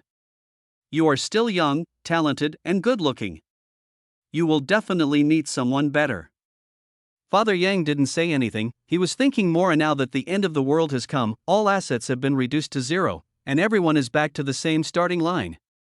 The Yang family no longer has any advantage over the Su family. His son does not have a good reputation outside, so it is normal for others to look down on him. However, seeing that his wife was angry, he still took out his cell phone and called Su's father several times, but of course the call didn't go through. Chapter 23, The Little Cannon Fodder in the End-Time Stallion Fiction. 7. The next morning, just as the sun rose, an off-road pickup truck loaded with cargo and a small RV drove out of the villa area. There are dozens of cars of various types in the Young family's underground garage. Many of them were bought by the original owners on impulse after seeing recommendations from bloggers online. After driving them for a few days, they were left in the garage to collect dust. Unexpectedly, they came in handy at the end of the world. For example, that RV was bought after he saw a self-media anchor traveling around the world in it on a certain website. However, he only drove it on 2 outings and then left it there. Changqing wanted to drive a few more cars, but considering that more cars would consume more fuel, he decided to drive a pickup truck with Li Jun to lead the way, while Yang's father and mother would follow in a small RV. He wasn't too worried about safety issues. The early zombies were slow in movement and had low intelligence, and were no match for humans in a one-on-one fight. After walking on the road, he finally felt at ease. After all, Yang's father and mother died in Nanchang. Leaving Nanchang was also like leaving the plot point of death. For several days in a row, several people traveled more than 60 kilometers every day. There was no other way. There were zombies blocking the road from time to time. They had to get off the car to clean them up, and the speed could not be increased at all. We walked and stopped like this, searching for supplies when we passed through towns, and looking for remote shelters to stay at night. A week passed quite smoothly, but South City University was not so peaceful. Now it has been more than 10 days since the end of the world began. The shops in the school have long been cleaned out, and even a piece of expired bread is hard to find. As a result, students had to organize themselves into teams and look for food in off-campus stores. The farther you go, the greater the risk. Many students died at the hands of zombies while searching for food. Su Kaiwei and Liangsha also had a hard time. After eating dry food and snacks for 5 or 6 days, they both had several big blisters on their mouths. Why don't we follow the team and find something to eat? Zhang Yingsha swallowed a piece of beef jerky with cold water. I can't eat any more dry food. Su Kaiwei also nodded. After eating those dry food in the past 2 days, she felt like her stomach was burning. Now, even if it was a pack of the cheapest instant noodles, she estimated that she could finish it in one gulp, including the soup. However, it's hard to find food outside. In the past few days, they also saw many people going out from the window, but they didn't see much gain when they came back. Maybe Yang Changqing was right to leave early. Su Kaiwei frowned and said to her roommate who was changing shoes. When mentioning Yang Changqing, Zhang Yingsha became even more angry. If he hadn't left earlier, why would they need to look for food now? They wouldn't have to eat dry food every day these days. I think Yang Changqing was just pretending to be nice to you before. Zhang Yingsha walked forward and tapped Su Kaiwei's forehead with her finger. He just left without telling me, and now he doesn't even bother to pick me up. What a selfish scumbag. At this time, Zhang Yingsha completely forgot that they had decided to stay and wait for rescue after discussion. Look, people are so weird. Changqing was eating a self-heating hot pot when he heard the system say that he was defined as a selfish scumbag. Being nice to others all the time will not earn you any gratitude or appreciation, but will only be taken for granted. Once you stop helping others, you will be blamed and scolded. A little bit of rice is a favor, and a big bit of rice is a grudge. The ancients were not lying to us. Changqing didn't care how Su Kaiwei and the others found food, because he already felt a special power generating in his body. That's right, he had awakened his superpowers ahead of time. It is still a wood-related ability, but he feels that this energy is very different from the wood's spiritual roots in the world of immortal cultivation. This made him eager to tear wide eye. In fact, he was not the first. The official explained it through the radio a few days ago. At that time, the official had not defined this situation as superpowers, but only said that special mutations would appear among the survivors, giving people special abilities, and said that this ability would help humans defeat zombies and encourage the public to further strengthen their confidence. At that time, no one believed it. After all, the word mutation doesn't sound like a good word, and these irrational zombies are mutated from humans, so everyone subconsciously thinks that mutation is not a good thing. At this moment, Changqing was seen burying a few cabbage seeds in the soil. As a green light appeared on his hands, the seeds sprouted quickly like a fast-forward shot in a documentary, and soon grew into a complete cabbage. Everyone couldn't help but open their mouths. We are going to be rich in the future. Father Yang stroked the cabbage that could be bought for 2 yuan in the supermarket before the end of the world, his voice trembling. The most lacking thing in the apocalypse is vegetables. If you have the ability, you can open a vegetable supply company and make a lot of money in the future. Brother Qing, you are so amazing. Li Jun was also envious. Teach me how to awaken my superpowers. Yang's mother took a box of milk from the car and said, "How do you feel after using this special ability? Drink a box of milk to replenish your strength." "Yes, yes, yes." Father Yang also reacted, "Are you feeling hungry? Cook another pack of instant noodles?" "I feel everything is normal," Changqing stood up. "But I don't quite understand how this ability came about. It seems to have suddenly appeared in my body." It is estimated that many people will have this mutation recently. You should also pay attention to your own changes. I estimate that the official will have a more detailed announcement in a few days. Changqing took a sip of milk and moved his body. He is not worried that the survivors will mutate into zombies. In the plot, survivors can only be transformed into zombies after being bitten or scratched by zombies, so the current mutations of survivors are basically moving in a good direction. Although some superpowers are relatively useless, in general, the physical fitness and five senses of the mutants are stronger than ordinary people. Within 2 days, when Li Jun also felt the new energy generated in his body, the official broadcast further explained the mutation of the survivors. This time, the official collectively refers to these mutants as psychics, and divides superpowers into enhanced superpowers, mainly including the enhancement of the five senses as well as speed and strength, natural element superpowers, including gold, wood, water, fire, earth, thunder and lightning, wind, ice, etc., and special superpowers, including spatial superpowers, perspective superpowers, etc. The official sources of superpowers are summarized into 2 categories: one is natural generation, the other is being bitten by zombies and then surviving the mutation stage. However, the official said that both the former and the latter are low probability events, and it is recommended that people do not deliberately get bitten by zombies in order to gain superpowers. At the same time, officials also stated that preliminary research found that people with special powers consume a lot of energy when using their special powers, which may affect their lifespan. This announcement is full of useful information. So, I awaken fire-related abilities?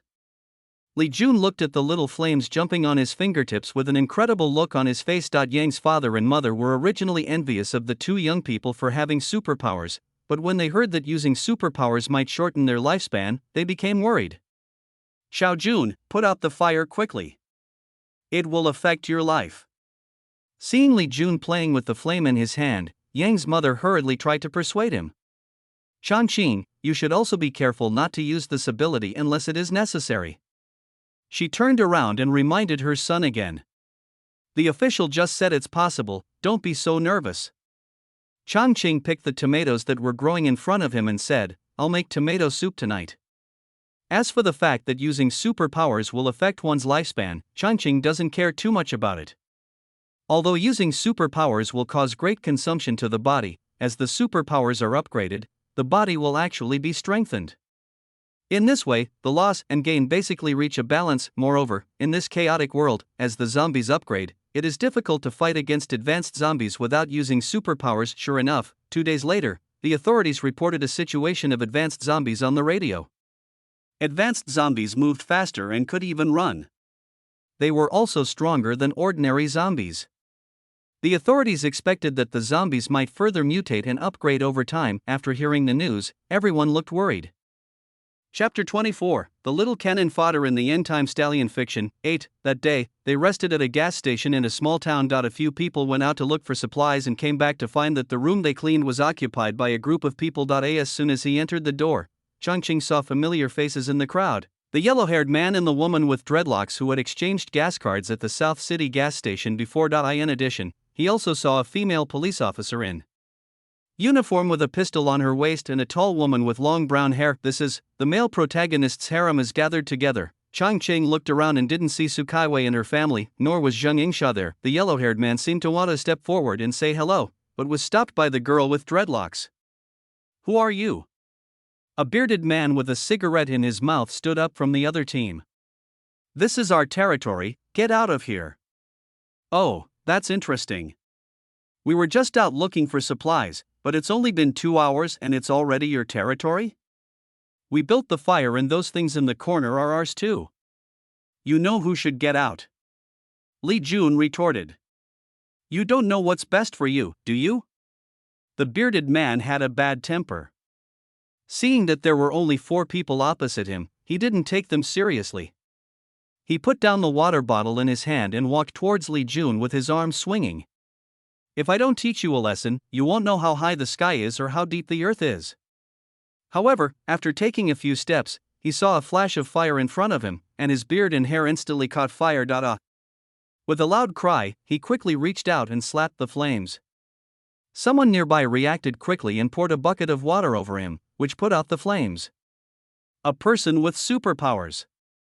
Everyone on the opposite side was startled. The bearded man might not be able to see clearly because he was in the middle of it, but the others saw it clearly. The young man opposite shook his hand slightly, and the cigarette in the bearded man's mouth actually burned as if it was doused with gasoline. This time, the bearded man's face was black and he hid behind like a drowned rat. Everyone was silent for a while, like chickens with their necks strangled. My brother has made it very clear. This is the place we cleared out. Please move out. Changqing pointed to the room next door. This gas station building is for employees to rest. It has 3 large rooms. Changqing and his team cleaned out the leftmost room and put a lot of things in it. Do you think you can occupy the place just because you have more people? Impossible. You have a bad temper, little brother. The woman with long brown hair stood up, and the next moment the temperature in the whole room dropped. Ice power. Changqing confirmed that this was Bai Bing, the female president who was one of the protagonist's concubines. In the original plot, she was the woman who had awakened the ice power and was able to compete with the protagonist in combat power. Seeing her stand up, the bearded man also showed a hopeful look, and the person who was about to stand up and move sat down again. It seems that Bai Bing is at least one of the leaders of the small team. Changqing suddenly realized, however, it's better this way, as it saves us from having to fight one by one. Little brother, you have good abilities. Do you want to join my sister's team? Bai Bing's voice was a little hoarse. She walked slowly towards Li Jun. As she walked, the temperature in the room continued to drop, and a trace of frost even appeared on the ground where her footsteps fell. She is a very confident woman, not only confident in her beauty, but also confident in her abilities. However, this confidence is of no use in front of Changqing. After taking only a few steps, she felt her feet stumble, and before she could react, her whole body was entangled by vines that broke out of the ground, the end of the vine wrapped around her neck like a rattlesnake. Gradually tightening, several men rushed forward to rescue her, but they were entangled by the branches of the vines and could not move at all. There was another moment of silence, and even the policewoman's hand on the gun dropped. Move quickly, we are going to cook.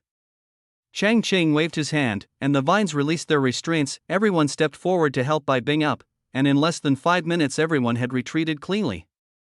Brother Qing, that move just now was so cool. As soon as the other party left, Li Jun couldn't help but give Changqing a thumbs up. You're not bad either. Li Jun's performance was really unexpected. He had become quite proficient in using his superpowers in just a few days. Changqing couldn't help but sigh secretly when he thought of the original plot, in which he died while looking for medicine in the hospital before awakening his superpowers. Mom and Dad, you're not scared, are you?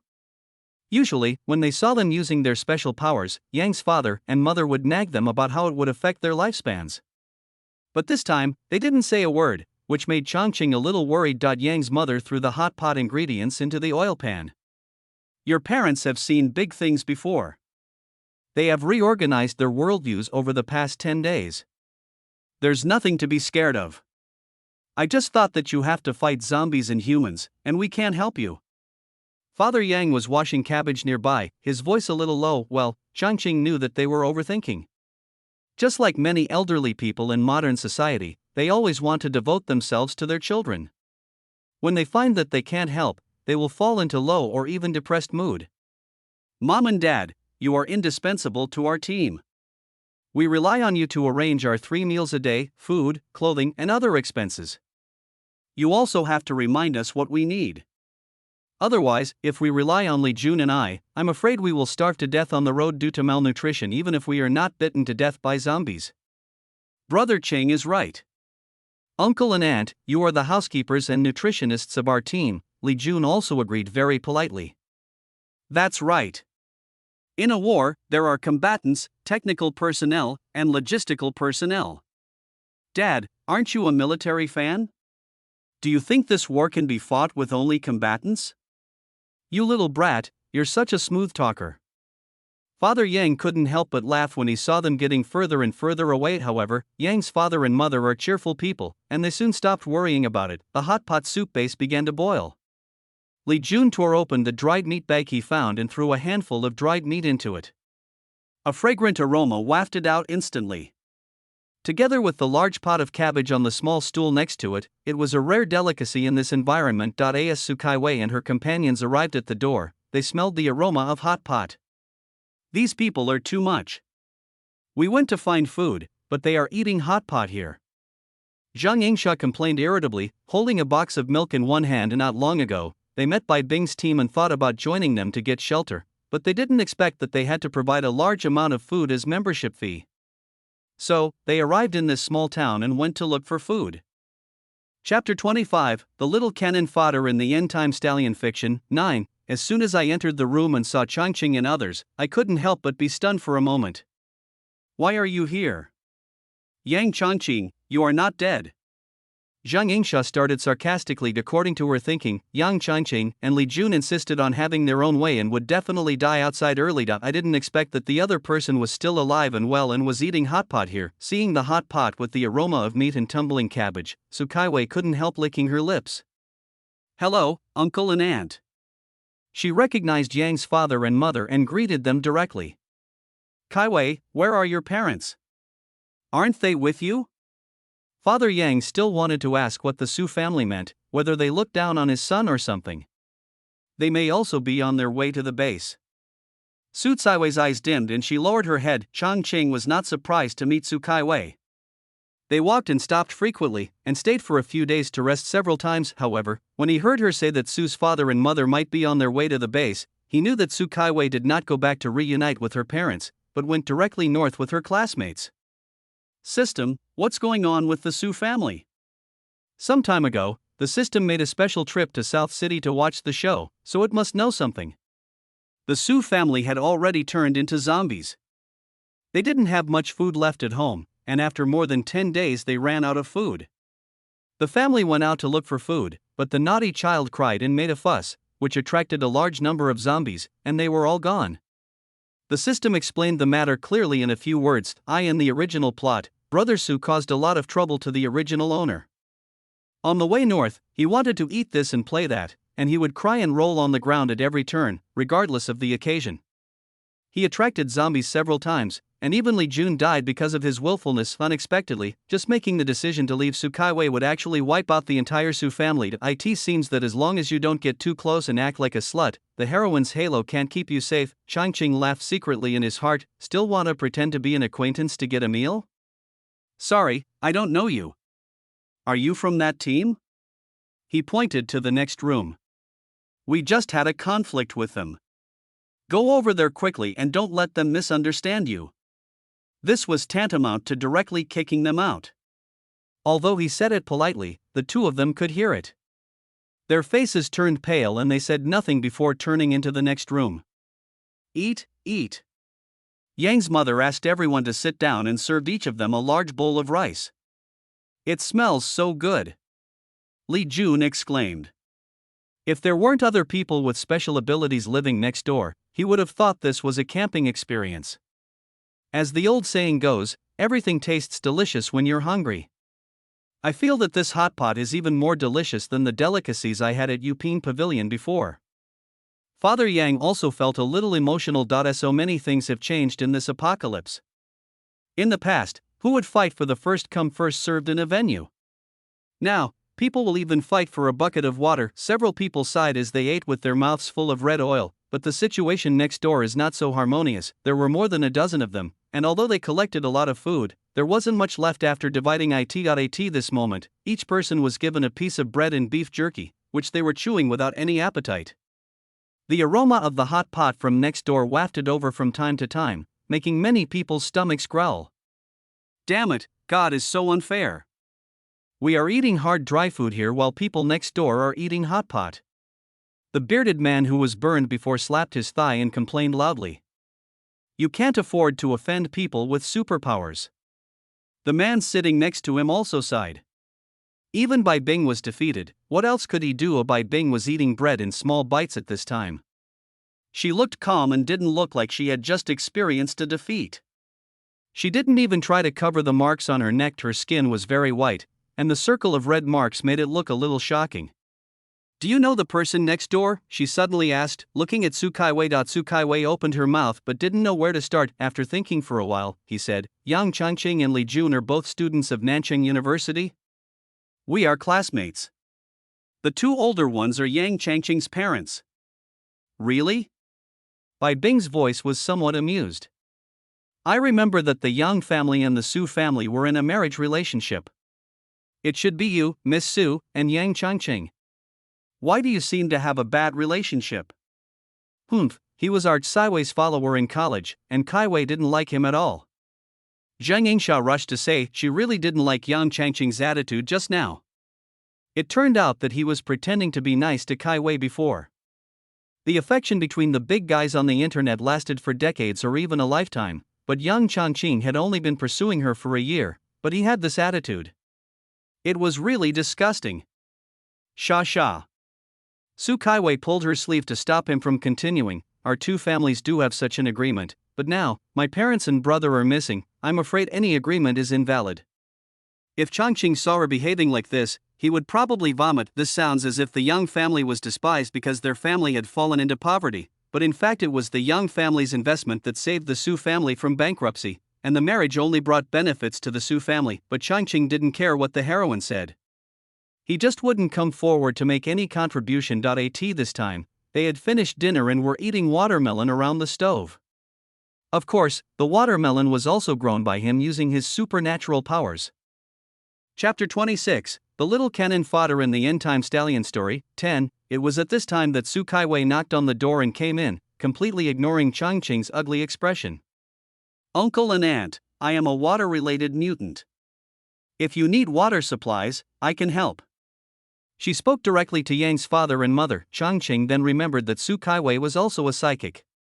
In the original plot, she also awakened the water-related ability. However, in the early stage, it took several hours for the water-related ability to pour a bucket of water.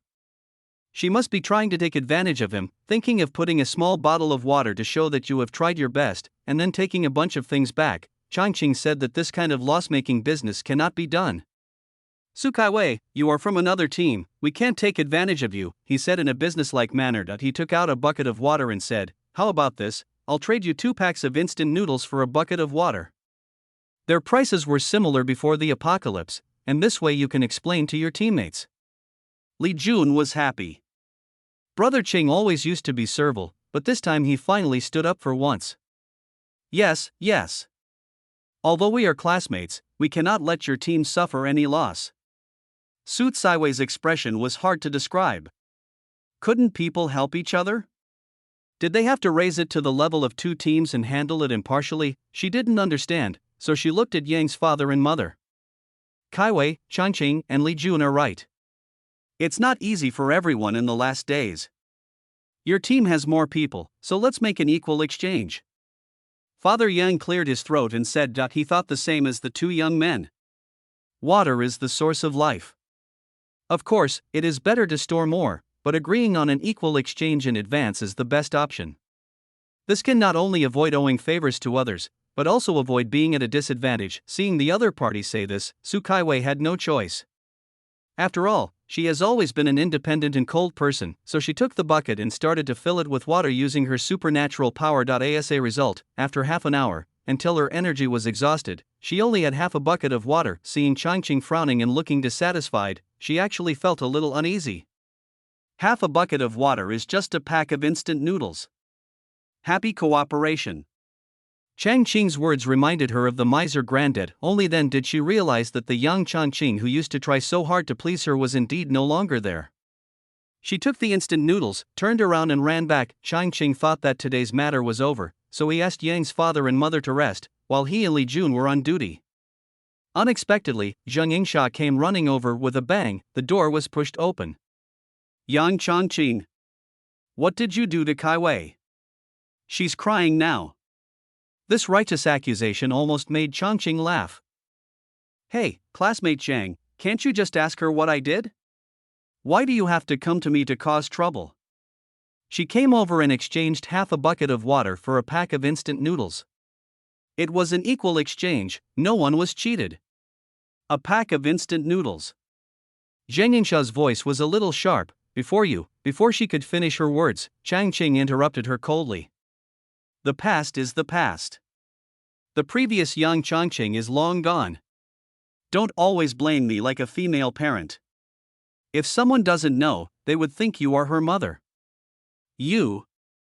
Zhang Yingsha was about to say something, but was rolled up by a vine and thrown out. Changqing was a little tired of fighting with her. In the plot, she always took Su Caiwei's side and used the original owner to her advantage. Now that the original owner was gone, who is she showing off to? In fact, it all comes down to bullying the weak and fearing the strong.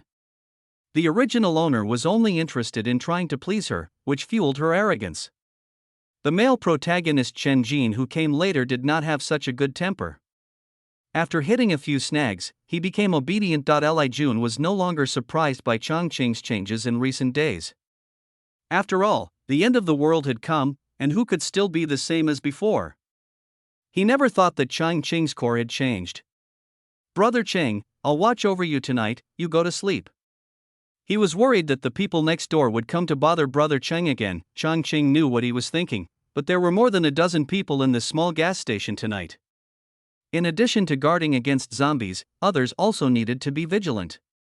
After all, the mandatory rules that govern the operation of society no longer exist, and conscience is the most unreliable thing. Changqing asked Li Jun to go to the rooftop to observe while he patrolled everywhere. It is already autumn, and the night wind brings a hint of coolness on my face. The gas station where they lived was located on the avenue, actually 2 kilometers away from the town. While searching for supplies, Changqing also met several local survivors in the town. Most of them chose to stay at home.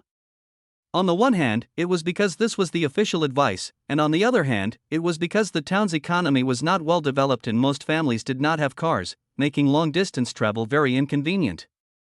Moreover, after the initial panic, they also found that the zombies were slow to move and did not pose a great threat. Just then, during the patrol, Changqing met Shangli again, the young man from a small town who had taken the initiative to lead him when they were searching for supplies.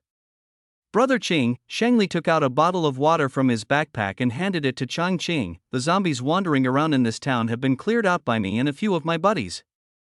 It's very safe now. He also lit a cigarette, his tone a little proud. You did a great job. Changqing took a sip of water. Most of the zombies are still in the rooms. To achieve real safety, we need to clean and confirm each house one by one, he reminded. The space in the room is limited, and it is much more dangerous to clean out the zombies. Shangli was a little frustrated. They also organized a cleanup of 2 houses, but people couldn't run away in the room and were easily scratched and bitten.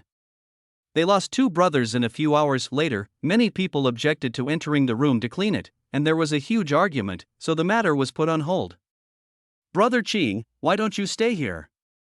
With the superpowers leading the way, we can quickly clear out the zombies in our home again, and the town can live normally again.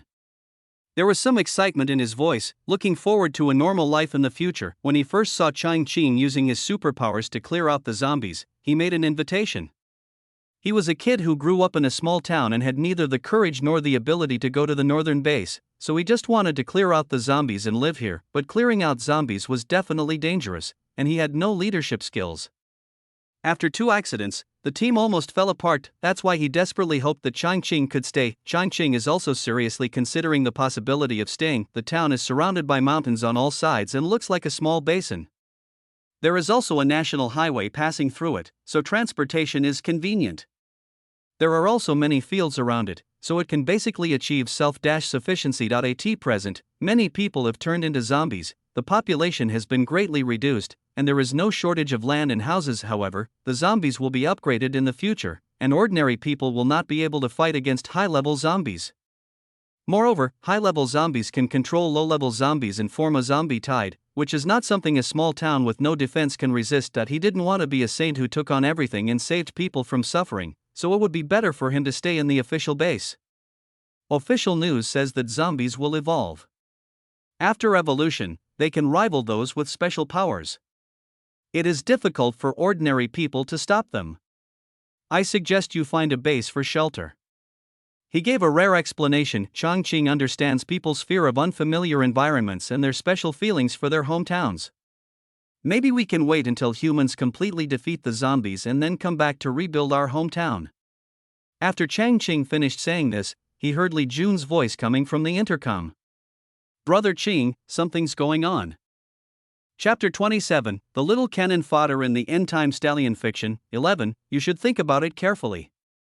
After saying this to Shangli, he turned and ran towards the gas station. Of course, it is not an ordinary zombie that can attract Li Jun's attention. When Changqing arrived at the scene, he saw several gas pumps overturned on the ground. A giant zombie nearly 3 meters tall was surrounded by several people. There was also a man lying in a pool of blood on the ground, and it was unknown whether he was dead or alive. Isn't this the bearded guy from the next team? How unlucky he is. What Changqing didn't know was that the giant zombie discovered that a lot of people were gathered in a room next door. When it broke in, everyone fled in all directions. The bearded man was confused due to his injuries and fever, and thought someone was making trouble.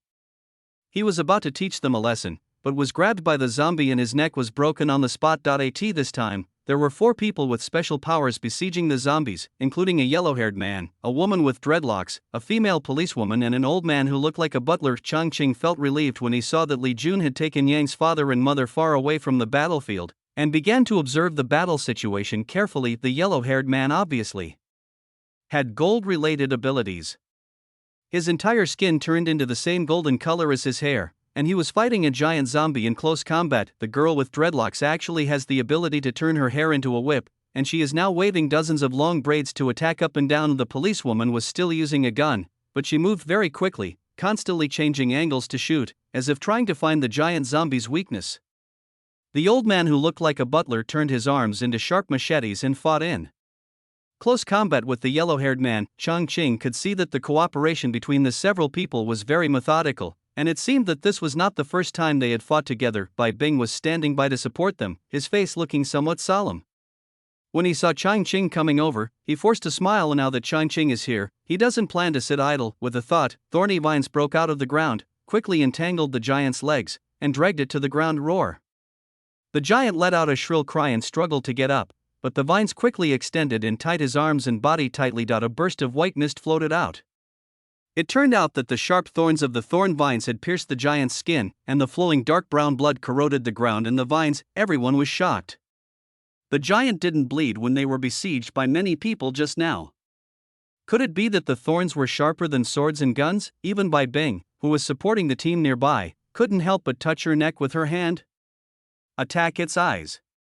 Bai Bing's voice came out. An old man who looked like a butler approached, and his arms transformed into 2 steel knives that stabbed straight into the giant's eyes. With a roar, the giant zombie finally died. The old man who looked like a butler separated the giant's head, picked out a walnut-sized ball with a knife, then wiped it clean with a handkerchief and handed it to Bai Bing. Bai Bing took it and threw it directly to Changqing. This is what you deserve. Changqing heard on the radio a few days ago that high-level zombies would produce crystal cores that could be used to cultivate superpowers, so naturally he would not refuse at this time. As soon as he got the crystal core, he felt a surge of energy emanating from it, resonating with the supernatural energy in his body. This is similar to the crystal cores of monsters in the world of immortal cultivation. Thank you. He casually put the crystal core into his pocket. Just as he was about to leave, Bai Bing called him. You guys are going to the northern base, right? Why don't we go there as a team? Changqing paused and looked at Bai Bing. She lifted her hair naturally and said, We have 6 mutants with good combat effectiveness, as you saw just now. After a pause, she continued, Now that the zombies have mutated, the road ahead will be more difficult. We may even encounter a zombie wave led by the mutated zombies. We can set out together, but we will still be 2 teams. Changqing thought for a while and said Changqing naturally didn't mind going with them, and he even wanted to see how the male protagonist Chen would appear this time. However, he would not be someone else's nanny, so they had to be responsible for their own supplies. Bai Bing was a smart person. After hearing what he said, she knew that he didn't want to share supplies, but was only willing to work together to fight the enemy. However, as long as they could fight the enemy together, it was enough. She also valued the other party's powerful abilities. So the next day the 2 teams set out together. In the morning, Shangli came over and said that everyone was reluctant to leave, so they decided to stay in their hometown. Changqing didn't say anything. Everyone has their own choice, and the journey to the base is a life and death journey. Brother Qing, take it. Li Jun threw a crystal core with a blue glow to Changqing, who was sitting on the roof of the car, and reached out to wipe the sweat from his forehead. At this time, they were more than 30 kilometers away from Jicheng. They wanted to pass through it in one breath, but they didn't expect to encounter an ambush here. That's right, level 3 zombies already have basic intelligence. Although they cannot use very complex tactics yet, ambush support behaviors have already appeared, which undoubtedly makes the battle scene more complicated. Looking at the zombies that were pierced to pieces by dozens of sharp wooden poles a dozen meters ahead, Li Jun couldn't help but shook his head. Why attack anyone else when there are so many to attack? Why did he have to attack his uncle and aunt in the car? As a result, he was stabbed to death before he could even escape. Li Jun waved his hand and the zombie's head began to burn. It soon turned into ashes. He picked up the crystal core and put it in his pocket, then continued to burn the next head. Changqing looked at the zombies on the ground and the figures busy collecting crystal cores, and frowned slightly. And now the official has confirmed that crystal cores can be used to increase the level of psychics, and the higher the level of the zombie, the higher the grade of the crystal core in its brain, and the more it can help psychics improve their abilities. Therefore, crystal cores became the hard currency among psychics. They could not only be used to exchange materials and purchase services, but could even become the main cause of conflict among psychics. Just like oil, this makes things much more convenient for Changqing and his team. They even save the effort of looking for food because they can use crystal cores to exchange for food. The two teams also adopted the most convenient method to distribute the crystal cores, that is, whoever kills the zombie will own the crystal core in its brain. Along the way, Changqing generally killed high-level zombies that were difficult for others to deal with. The crystal cores of high-level zombies were equivalent to hundreds of low-level zombie crystal cores, and the items that could be exchanged for them were naturally far more than those of low-level zombie crystal cores. Chapter 28, The Little Cannon Fodder in the End-Time Stallion Fiction. 12, Mom and Dad, take a rest. Changqing jumped out of the car and took 2 bottles of water to Yang's father and mother. He understood Yang's father and mother's desire to contribute, so he did not stop them from collecting crystal cores. Cleaning up the battlefield isn't that dangerous anyway. Mother Yang took the water and took a sip. This is equivalent to money. It will be useful when we go to the base in the future. The more the better. Yes, I guess you will need it when buying property and shopping in the future, and you can also use it for cultivation. Father Yang was cheerful, like an old farmer who had a good harvest.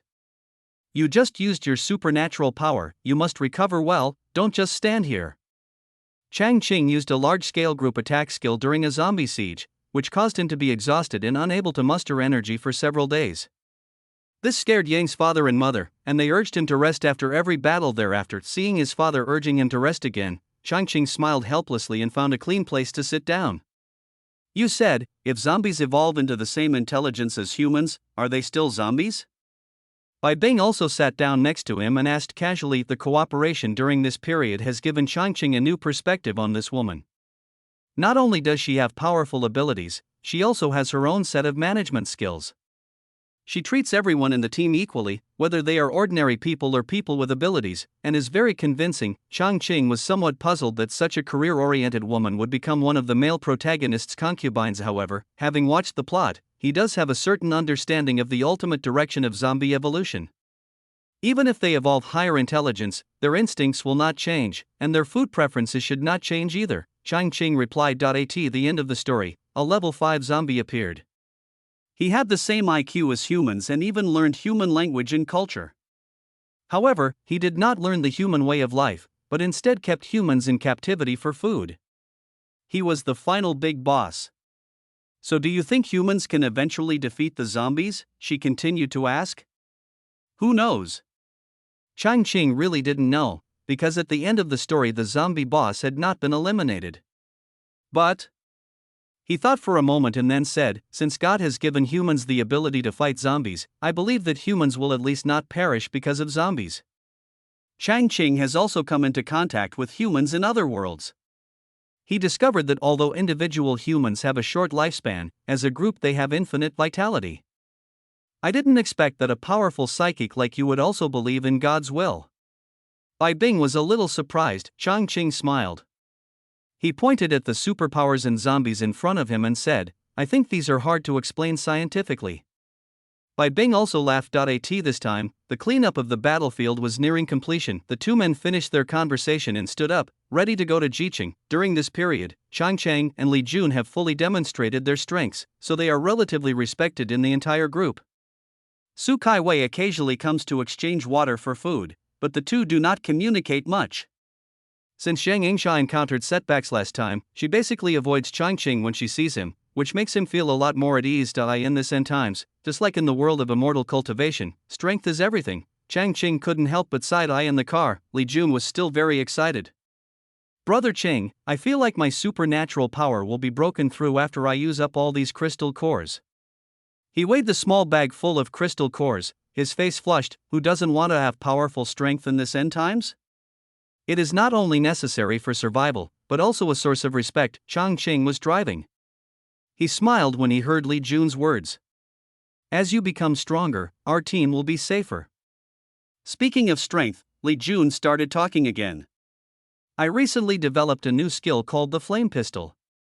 He stretched out his finger, and a small flame appeared at his fingertips. Then, under his adjustment, it quickly condensed into a small point of light. Then, with a flick of his finger, these flame points of light instantly flew out of the car window. Take it easy, don't burn our car. Changqing reminded. Okay. Li Jun's hand shook, and the flame disappeared. Speaking of which, Brother Qing, I haven't seen you practice diligently, so how come your superpowers are so powerful? Li Jun finally asked the question that everyone wanted to ask. Maybe I have a special talent. Changqing turned a corner and knocked a zombie in the middle of the road away. Li Jun, the two chatted along the way, and soon Ji Cheng appeared in front of them. When the convoy got closer, Changqing couldn't help but swear. I saw dozens of cars parked at the highway entrance, completely blocking the entrance. The sound of quarreling could be heard from afar. The city is not yours, why can't you let us in? That's right. What right do you have to do this? Then there were the cries of children and the begging voices of the elderly. Brothers, please be flexible. The child is not feeling well and needs to go to the hospital to find medicine. Changqing and the others approached and saw that there were at least 100 people crowded at the entrance. It seems that a team has taken control of this city and is charging a fee. Bai Bing said in a low voice. Let's take a look at the situation first. Changqing felt the energy fluctuations from the two people in front of him. They were not ordinary people, but people with special abilities. Sure enough, seeing more and more people gathering at the entrance, the tall and thin man on the left cleared his throat and said, We are the Dragon Blood Mercenary Group. Jiqing has been occupied by us. Each person needs to pay 10 low-level crystal cores or equivalent supplies to enter the city. Otherwise, please take a detour. As soon as he finished speaking, the fat man on the right raised his hand, and without warning, a huge fireball appeared in his hand. When the wind blew, the fireball made a crackling sound. A superpower. No wonder he was so arrogant. The crowd gasped. Changqing had some impression of this mercenary group. In the plot, it was the team that the male protagonist Changqing belonged to in the early days. He didn't expect that they would act so high profile at this time. He just didn't know whether Changqing had already joined this mercenary group. 10 crystal cores are not a big problem for people with special abilities, but they are very difficult for ordinary people. Crystal cores are the key to improving special abilities. Who would be willing to contribute their crystal cores? Everyone was a little hesitant. Have the zombies in the city been cleared? Are there any corresponding supplies available for purchase? Bai Bing walked forward and asked. This question hits the crux of the matter. Since there is a fee to enter the city, there must be corresponding services, and at least safety must be guaranteed. When everyone heard this, they all looked at the two people in front of them, waiting for their answer. The two saw that Bai Bing and the girls around her were all extremely beautiful and each had her own merits, but they did not expect that her question hit the nail on the head, and there was a chill flowing around her body. Obviously she was also a supernatural being. So he put away his teasing mentality. The tall and thin man looked at her deeply and answered seriously, The zombies have not been completely cleared out, but we have cleared a part of it as a safe zone. We don't provide supplies, but everyone can trade with each other. In this case, it is not unacceptable. At that moment, many people with special abilities took out their crystal cores and paid the fee to enter the city. Someone took the lead, and others followed suit. The number of people in front was gradually decreasing, seeing that the psychics had paid their fees and that their opponents were also psychics. Ordinary people had no intention of resisting, so they also began to collect crystal cores and supplies. Of course, there are also those who really cannot afford the entrance fee and have no choice but to turn around and prepare to continue to the next stop. Chapter 29, The Little Cannon Fodder in the End-Time Stallion Story. 13. Changqing and the others were not short of crystal cores, so they stopped worrying and prepared to pay the fee to enter the city directly. However, as soon as he turned around, his clothes were pulled by a little girl. "You stupid girl, why are you pulling other people's clothes? We won't go into the city without the crystal core. The worst that can happen is that we die in the mouths of zombies." A woman came hurriedly, her voice exaggerated. When she came closer, she didn't pull the girl's hand away, but slapped her on the butt. Then, with a wow, the little girl burst into tears. "I want to go to the city, I want to go to the city, brother, take me to the city." He pulled the long green skirt and shook it continuously. Everyone looked over. I'm sorry, handsome guy, my Tang just wants to go to the city so badly." The woman apologized in a panic. He turned around and scolded the little girl, "Don't let go of your hand, don't delay your brother's trip to the city." Changqing was not really young, and he could tell at a glance that the two were acting. However, he was a little surprised that there was a slight fluctuation of supernatural energy in the little girl, and it seemed that she was a person with supernatural powers. So he squatted down, reached out, and patted the little girl on the head. "Little sister, it's not difficult to enter the city, but can you tell me what special power you have first?" His voice was so soft that only a few people nearby could hear it. The little girl's crying stopped abruptly. She looked at the woman next to her, not knowing how to respond. For a moment, the woman seemed to be frightened as well. She was stunned for a while before she said, sense-related ability. "It's of no use. Li Jun, give them 20 crystal cores. We are ready to enter the city." He turned around and instructed Li Jun. Speaking of perception abilities, Changqing remembered that in the original plot, there was a person with perception abilities in the hero Chen Jin's team who was able to sense the levels of zombies and psychics, which helped the hero avoid a lot of dangers. However, this ability is of no use to him.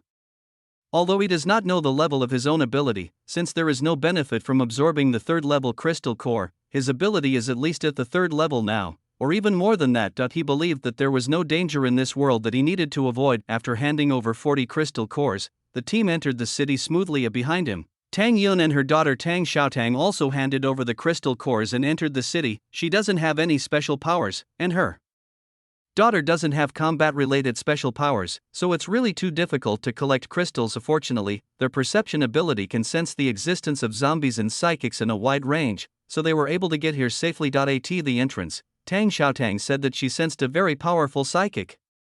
She wanted to curry favor with him, but she didn't expect to be seen through at a glance, and he didn't even invite them to join the team. That's so annoying. Changqing didn't know what the woman was thinking. They were checking in at a hotel front desk at the moment. Dongpu Street District is one of the 10 safe zones in Jiqing. It looks no different from the time before the apocalypse. There are hotels, restaurants, supermarkets, parks, and even a pedestrian street full of roadside stalls. Only the crystal cores used for transactions and the psychics who pass by from time to time remind everyone of the existence of the apocalypse. It is only 2 days' journey from here to the northern base, but just like playing a game, the closer you are to the final circle, the greater the danger. So many people will rest here for a few days, cheer up, prepare supplies, and then continue on their way. Since it is a safe zone, everyone relaxes. After dinner, Changqing walked on the street with Yang's father and mother with great interest, feeling the cool breeze and the bustling atmosphere of the city. The two elders also had comfortable smiles on their faces. This is what a normal life is like. There's no need to worry. Yang's mother sighed. That's right. When we get to the northern base, we have to buy a house close to the government district for safety and security. Father Yang took over the conversation. It also needs to include the school district. Yang's mother quickly added, it will be convenient for my grandson to go to school in the future. Changqing did not disturb the two elders' vision for the future. When he saw a child selling flowers on the roadside, he picked up 2 carnations and handed them to his parents. He said with a firm tone, "Mom and Dad, we will be safe, we will have bread, we will have milk, we will have everything." Yang's mother happily took the flowers but said, "You are a waste of money, kid. When I had a family and a business, I was in trouble every day and it was a lot of trouble. Now he has become sensible." Father Yan patted his son on the back, feeling deeply moved. "You were busy every day before, so you couldn't accompany me like you do now." Changqing responded with a smile. He said this on behalf of the original owner. The original owner was also an extremely smart child when he was young, and his academic performance was also very good. Later, he made friends with bad people and caused trouble everywhere. In fact, he also wanted to attract his parents' attention, but later on, we went astray and it became very difficult to get back on track. Changqing's words were followed by a long silence. Mother Yang couldn't help but stretched out her hand to press the corner of her eyes. "Son, it was your parents who ignored you before. Please don't blame your parents, okay?" Father Yang quickly took Mother Yang's hand to comfort her. Changqing didn't expect that his words would cause Yang's mother to think so much, and he didn't know how to respond for a moment. Human parents are sometimes cautious when facing their adult children, fearing that their children will complain about their past poor performance. This is normal. The voice of the system suddenly popped up in Changqing's mind. "Changqing, I don't believe it. After all, you are just an emotionless ruler." Fortunately, this awkward scene was soon broken by a voice. "Grandpa and Grandma, eat some cakes." Changqing took a look and saw that this was the little girl who was performing at the entrance. At this moment, she was holding 2 stuffed pancakes in a paper bag in one hand and holding Yang's mother's hand with the other. "Mom said that you will be happy when you are full." Changqing looked to the side and saw the little girl's mother. Next to her was an old pickup truck, where she was setting up a stove and selling stuffed pancakes. Yang's father and mother had never met Tang Yun and her daughter before. When they saw that the little girl was so cute and called them Grandpa and Grandma, they were immediately delighted. "Oh, little girl, why are you here alone on the roadside?" Yang's mother took the stuffed pancake with one hand, took out a crystal core from her pocket and stuffed it into her hand. "My mother is over there." The little girl stuffed the crystal core into her pocket and pointed her mouth to the side. "Nice to meet you again, little friend," Changqing said with a half smile. Seeing his expression, Tang Xiaotang jumped up instantly like a cat whose tail was stepped on, and trotted all the way to her mother. "Look at you, you scared the kids," Yang's mother complained. "This is not an ordinary child, he is a person with special abilities." Changqing explained with a smile that he didn't care about that one crystal core, and he wouldn't mind even if it could help him break the awkward atmosphere with 10 crystal cores. A person with special abilities? Father and Mother Yang were a little surprised, but they quickly said, "People with special abilities are also children, and they need to be taken care of." Changqing, he could see that Yang's father and mother really liked children. They would avoid adult people with special abilities, but when they saw children, they didn't care at all, even if they were special abilities. So he walked forward and said to Tang Yun, "If you want to go to the northern base, you can join our team." He thought that even if they arrived at the northern base, the team might still need to go out on a mission to fight zombies. Although he himself was strong, the others were not. Having a perception-type psychic in the team could help others improve their survival rate. Tang Yun naturally would not refuse his invitation and closed her stall immediately. "We have no place to live." Since they had been invited to join the team, Changqing simply gave them a small bag of crystal cores, told them the name of the hotel, and let them check in by themselves. The little girl was very sweet-spoken, but she was a little afraid of Changqing and didn't dare to talk to him. So he turned around and waved to Yang's father and mother. "Grandpa and Grandma, let's go to the hotel first. We will be together from now on." Her soft voice aroused the kindness of Yang's father and mother. They didn't want to go shopping anymore and wanted to follow Tang Yun and her daughter back to the hotel. Changqing naturally would not stop them. This was a safe area and there were patrols on the road to maintain security. He was not worried about safety on the road. Chapter 30, The Little Cannon Fodder in the Stallion Fiction of the End Times. 14. After the few people left, Changqing put on a baseball cap and came to a building deep in the alley. "System, are you sure? This is a place for people with special abilities to trade?" Looking at this unremarkable 4-story building, Changqing found it hard to believe. "Host, don't doubt my business ability. The system was a little angered. IT is not a keyboard commander who only knows how to talk about things on the internet, but a practice-oriented business leader. He has personally seen it, and it is truly a place for people with special abilities to trade. Seeing the system getting so angry, Changqing wanted to laugh. Okay, our Tongzi is the best. Changqing stroked its first system, that's too perfunctory. I don't feel comforted at all. After handing over 5 crystal cores, the waiter at the door handed Changqing a mask, and then he was taken to the lobby on the 4th floor. As soon as I got out of the elevator, I heard a lot of noise. Changqing, what is going on? A quick glance showed that the living room was full of people. In front of each person was a table with items on it, and some people were walking back and forth checking the goods.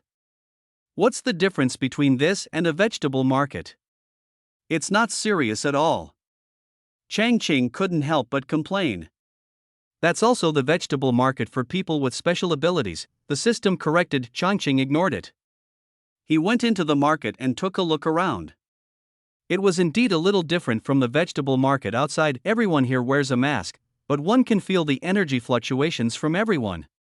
It turns out that only people with special abilities can participate. Moreover, the items traded here are not the common food and supplies on the streets, but mainly items related to zombies and superpowers. He saw that many people had crystal cores on their tables, but most of them were level 2 crystal cores and not of high quality. Some people also had some guns on their tables, probably looted from some armory. There were a lot of people gathered in front of the stall near the inside. He walked closer and saw that they were selling pills, but the strange thing was that there was a trace of strange energy fluctuations on the pills. Can this pill really cure zombie scratches and bites? Someone asked. It can increase the survival rate.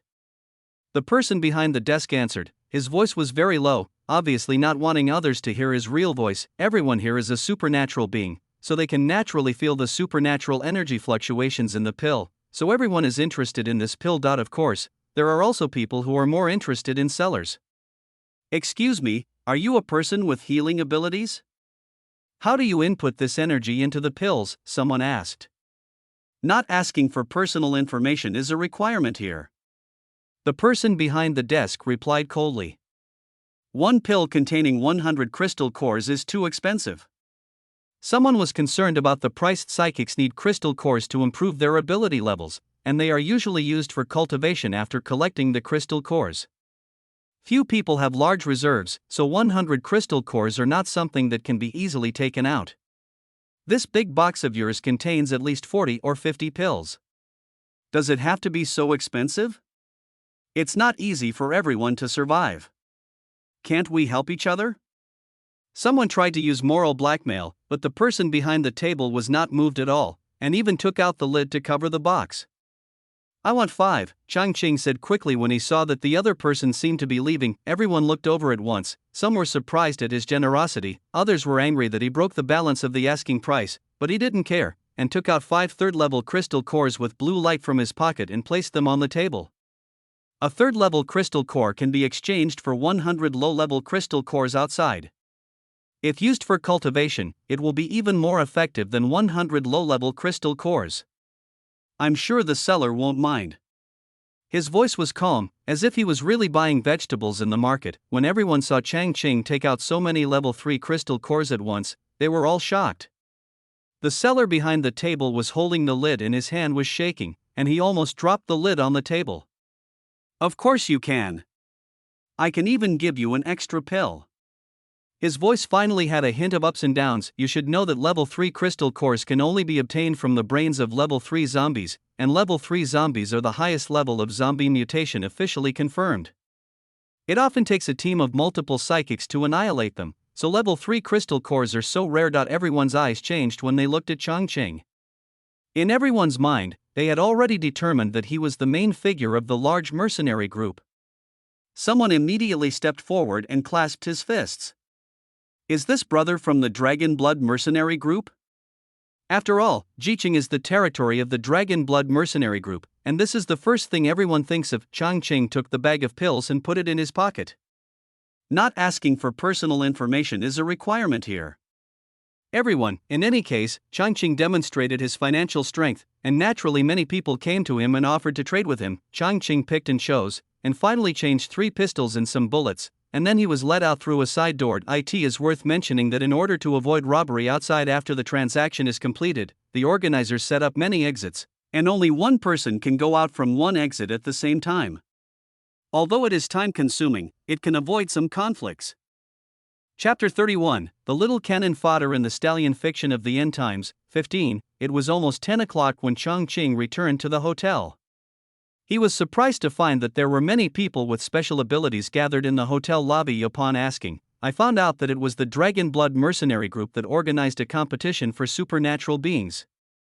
It was said that the rewards offered were very generous, and as long as one registered for the competition, one could enjoy a 10% discount on all consumption in Changqing with the registration card.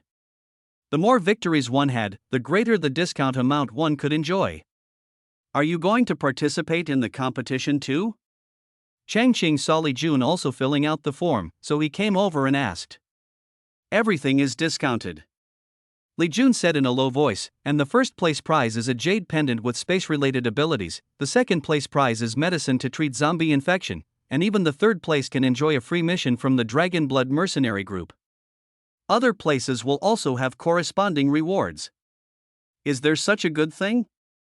Changqing took the registration form and looked at it. The content to be filled in is very detailed, including name, gender, photo, team affiliation, ability type, and even the number of battles, level of zombies killed, and other information. This really reveals a person's true background. Changqing sighed inwardly. It can even be said that through this method, a basic information database of people with special abilities can be established. After all, as long as you sign up, you can enjoy discounts, and most people won't mind spending a few minutes filling out a form. He took another flyer for the boxing match and looked at it. The arrangement of the competition is also simple and crude. In short, it is a defense system. On the first day, 10 strongest players will be decided in each of the 10 safe zones.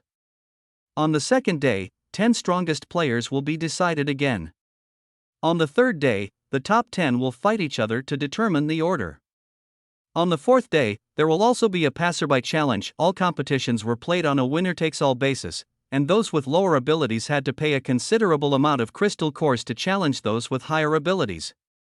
On the fourth day of the Stranger Challenge, those who had not registered could challenge any of the top 10, but they had to pay 5 level 3 crystal cores to participate. He also noticed that there were only 20 minutes between each match, which meant that he would need to use crystal cores to restore his abilities. This is not only a contest of strength, but also a contest of financial resources. Brother Ching, do you want to participate? You have the strength to definitely get first place. Li Jun handed him a form. I have no regard for those rewards. Before Changqing could finish his words, he was interrupted by the screaming of the system in his mind. Host, please sign up quickly. That space jade pendant is a time-space item that can travel with us. It will be useful in the future. I see. Then I'll just join the challenge for strangers.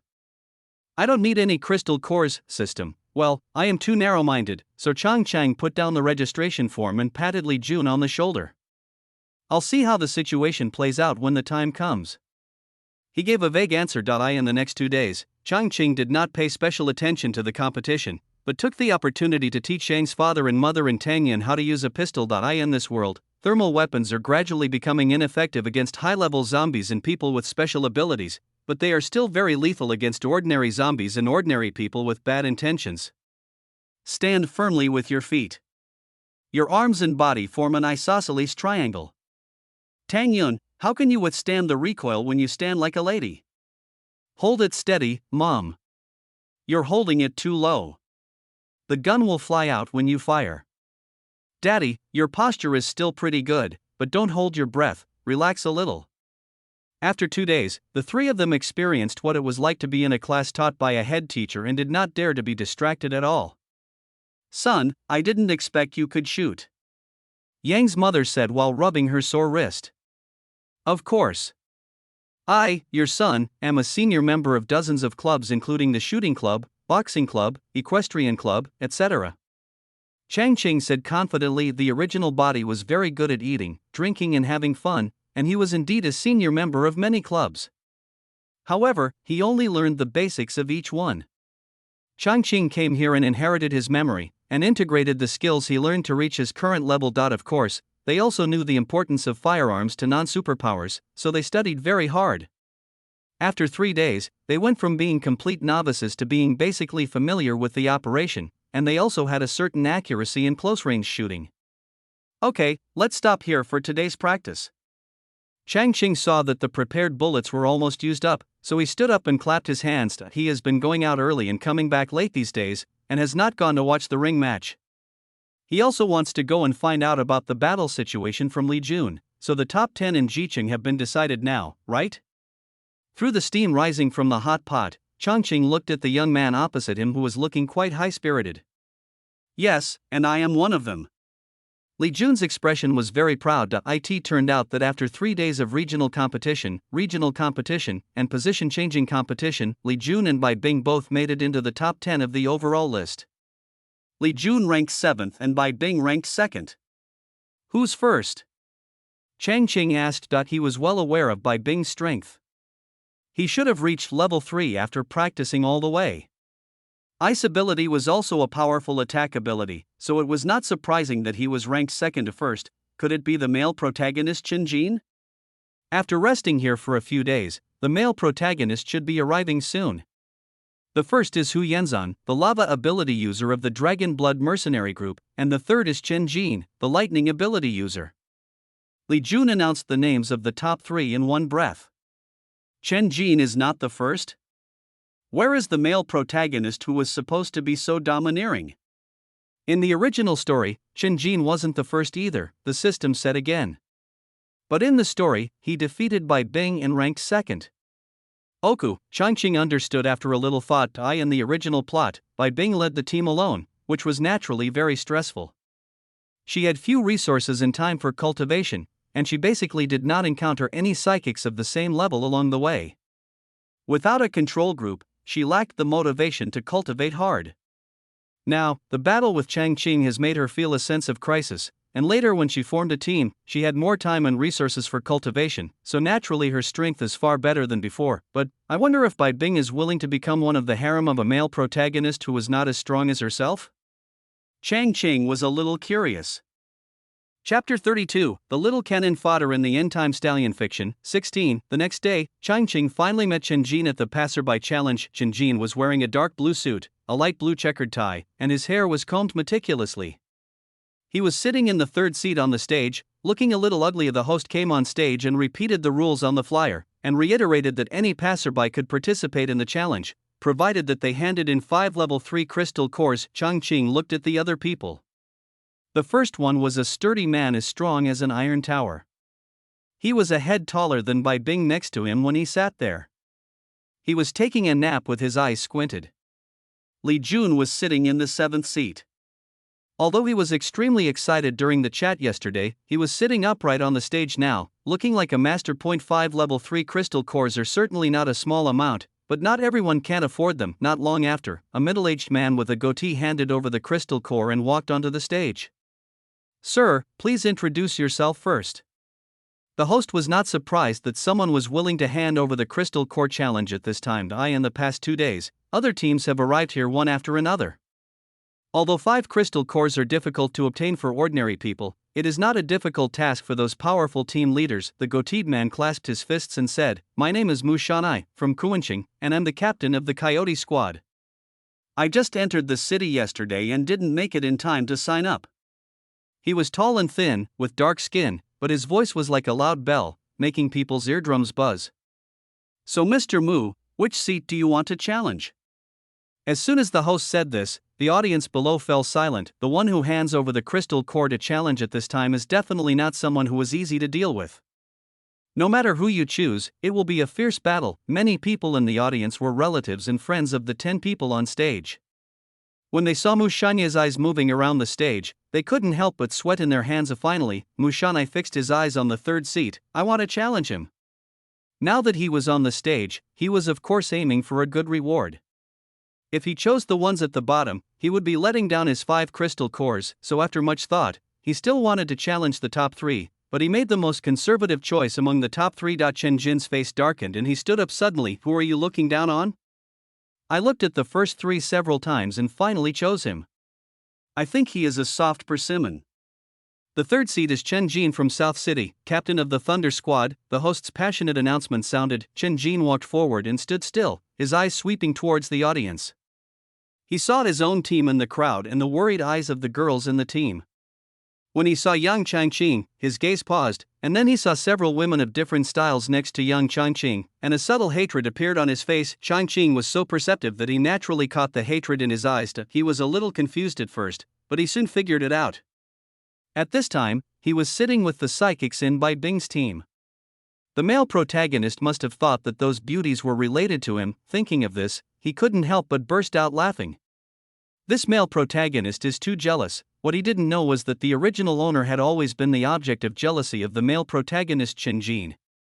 His family background was one of the best, and the circle he moved in was also the circle of rich second generations that he wanted to join but had never been able to join after being reborn in the apocalypse. Changqing has always wanted to see the young Changqing who used to be so popular and influential, and let him look up to himself for what he is now. Changqing didn't expect to meet young Changqing here.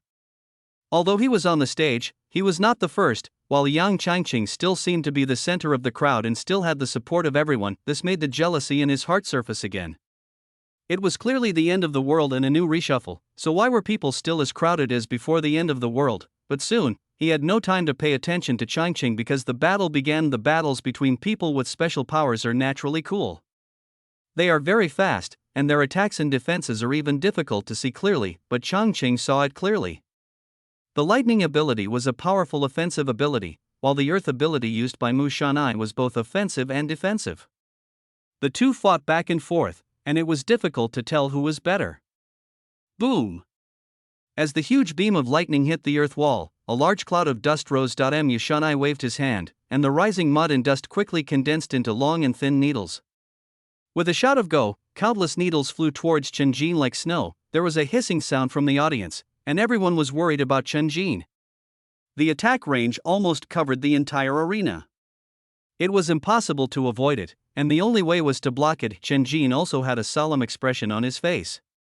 He bent down and supported himself on the ground with his hands. A dark blue light curtain enveloped him. The next moment, crackling sounds mixed with the hissing sound of thunder and lightning resounded throughout the arena.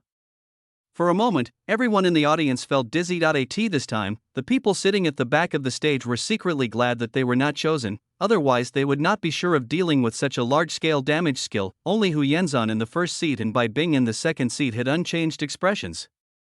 Bai Bing's eyes swept across the stage from time to time, and she was more concerned about the potential challengers that would follow. Hu Yenzan closed his eyes, as if the outside world had no effect on him at all. Changqing felt Bai Bing's gaze lingering on him from time to time, and knew that she was considering him as a potential opponent, but he didn't care much and continued to focus on the battle on the stage. This time, Mu Shanya's attack was nearing its end. There were only dozens of sharp needles left that almost covered the entire field. The lightning curtain formed by Changqing was also crumbling under the continuous impact. Mu Shanai gritted his teeth, and his body began to spin. A light like the halo of Saturn spread out, and the remaining needles also rotated with it. After a while, they merged together and turned into a nearly 2-meter-long spear. The tip of the spear glowed green, no longer the color of soil. The people below the stage also held their breath and stared at the stage intently. This battle was even more intense than many of the top 10 position-changing bloody battles. Changqing nodded secretly when he saw this. Mu Qingshan turned soil into stone, increasing the hardness and attack power of the spear, which was indeed a smart move. On the other side, Changqing was also breathing heavily. The lightning curtain used for defense had now condensed into a fist-sized ball that was jumping at his fingertips. Suddenly, the two shouted loudly, and the spears and lightning balls collided with each other in an instant. Boom! Stones and dust flew everywhere, covering the entire arena, and everyone could not see the situation on the stage clearly for a moment. Chapter 33, The Little Cannon Fodder in the Stallion Fiction of the End Times. 17. The next moment, with a flash of fire, a huge roar sounded again in the dust. Before everyone could react, they saw a figure flying off the stage and hitting the ground not far away. It's Mu Shanai. Several people from the Coyote Squad stepped forward to help him up, and a man who looked like a doctor walked forward. Ahem! Mu Shanai coughed. His clothes were torn and there was a trace of blood at the corner of his mouth. I'm fine. A man who looked like a doctor walked up, examined the patient, and nodded. However, I don't accept this competition. Mu Shanai looked angrily at this time. The dust on the stage settled, and everyone could see clearly that Changqing was carrying a rocket launcher on his shoulder. Everyone suddenly realized that the fire and the loud noise just now must have been the launch of a rocket launcher. However, he suddenly took out such a big thing on the stage. Could it be that he also has a portable space? Or is he a space power user? From the end of the world to now, the official has never confirmed the existence of dual system superpowers, and everyone is of course more inclined to believe that he has a portable space. The Dragon Blood mercenary group lent the space reward to the players in advance? How can it be fair in a competition where they are both referees and athletes? The young man next to Mu Shanai said loudly. If you don't agree, you can hand over 5 more crystal cores to fight me. Changqing waved his hand, and the rocket launcher on his shoulder disappeared, replaced by an M16 automatic rifle in his hand. Mu Shanai spat. His superpowers have been exhausted and he is also injured. If he goes up to fight again, he will be courting death. Besides, the enemy has countless hot weapons in their hands. What about the space that can store and retrieve items at will? The Dragon Blood mercenary group wouldn't really give the space to the players in advance to cheat, would they? It's really unfair to suddenly use hot weapons at the end of the fight. Seeing some people in the audience start to whisper, Hu Yanzan slammed the table and stood up. He walked forward. His tower-like figure was very oppressive. The Dragon Blood mercenary group will never cheat for the contestants. Besides, the Space Jade pendant is my prize, and I won't allow it to be given to others. He paused and said, since the end of the world, many extraordinary items have appeared, so it's not surprising that others have their own space.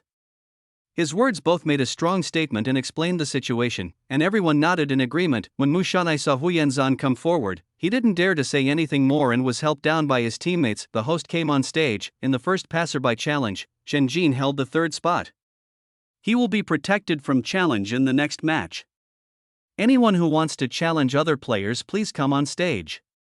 Several more challengers appeared later, but after the battle just now, everyone had a more scientific assessment of the strength of the top 10 on the stage, and those who went up to challenge all chose to challenge those with lower rankings. After a fierce battle, the 10th seat was defeated by the challenger, while the other seats retained their results. Watching the battles along the way, Changqing was able to broaden his horizons. The superpowers in this world are truly bizarre. There are those who can turn into a swamp, and there are also those who can turn their entire body into a weapon.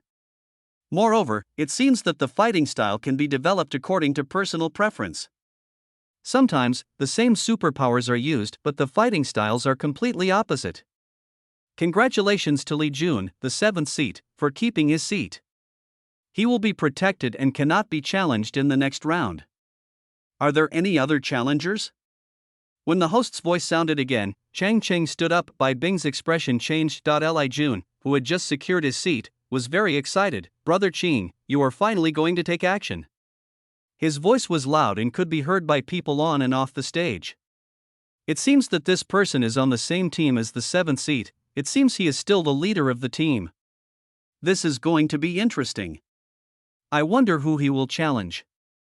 Will it be the top 3?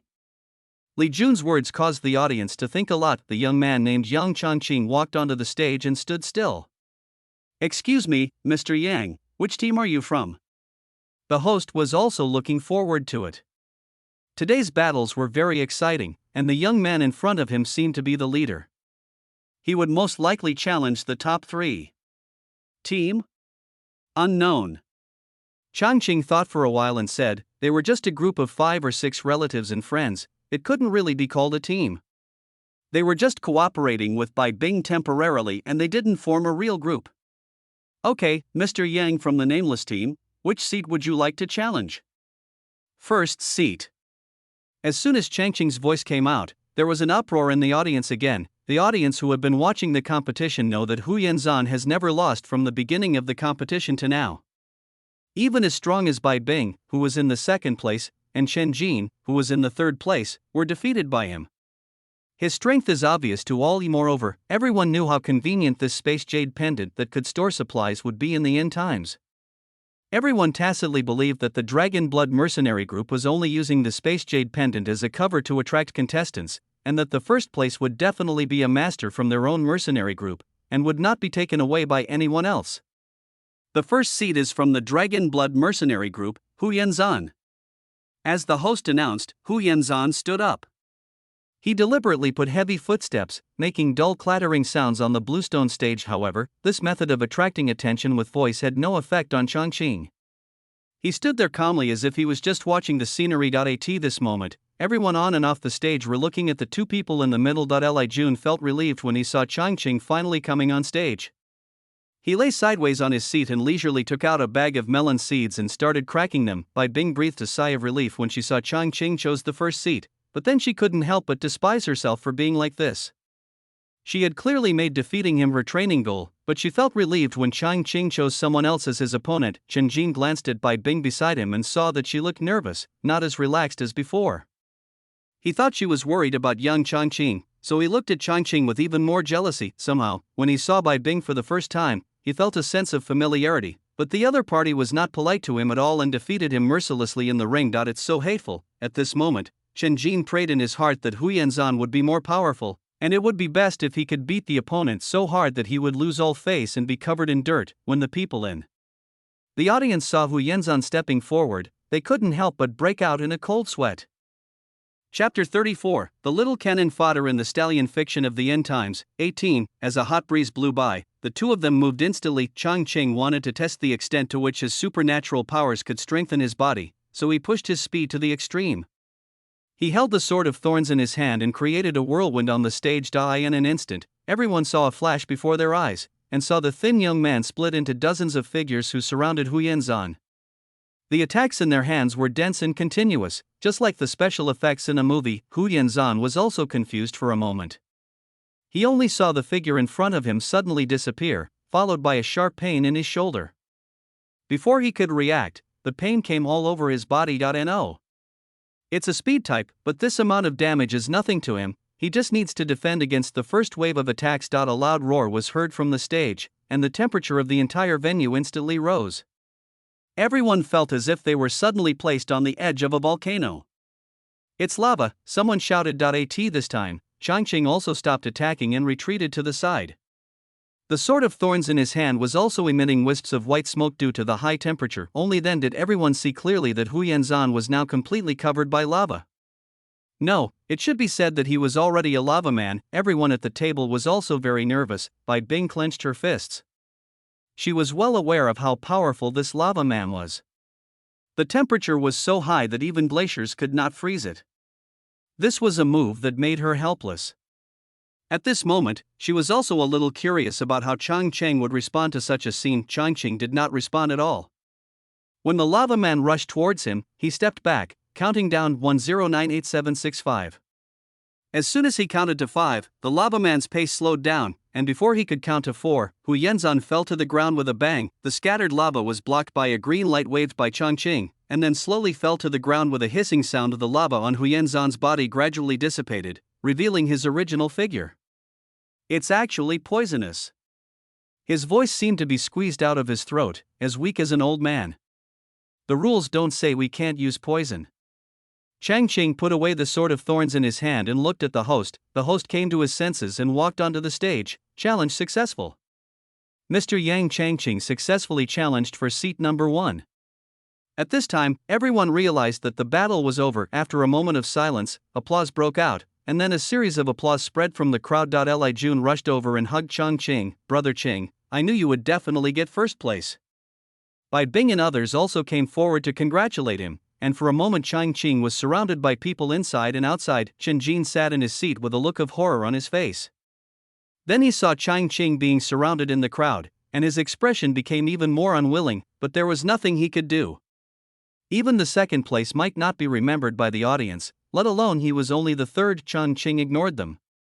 He thanked them one by one, then received the reward on the spot according to the procedure and went back to the hotel. After all, it is not his mission to deal with the male protagonist, so he doesn't care what Changqing thinks. After returning to the hotel, it was lively again. After finally getting away and returning to his room, he took out his reward and examined it carefully.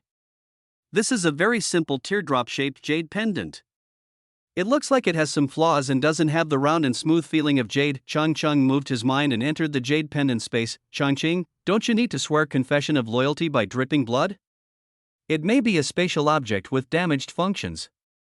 The system was also speechless. The space is about the size of a small room of about 20 square meters, which is enough to hold some things. No wonder the Dragon Blood mercenary group was willing to give it out as a reward.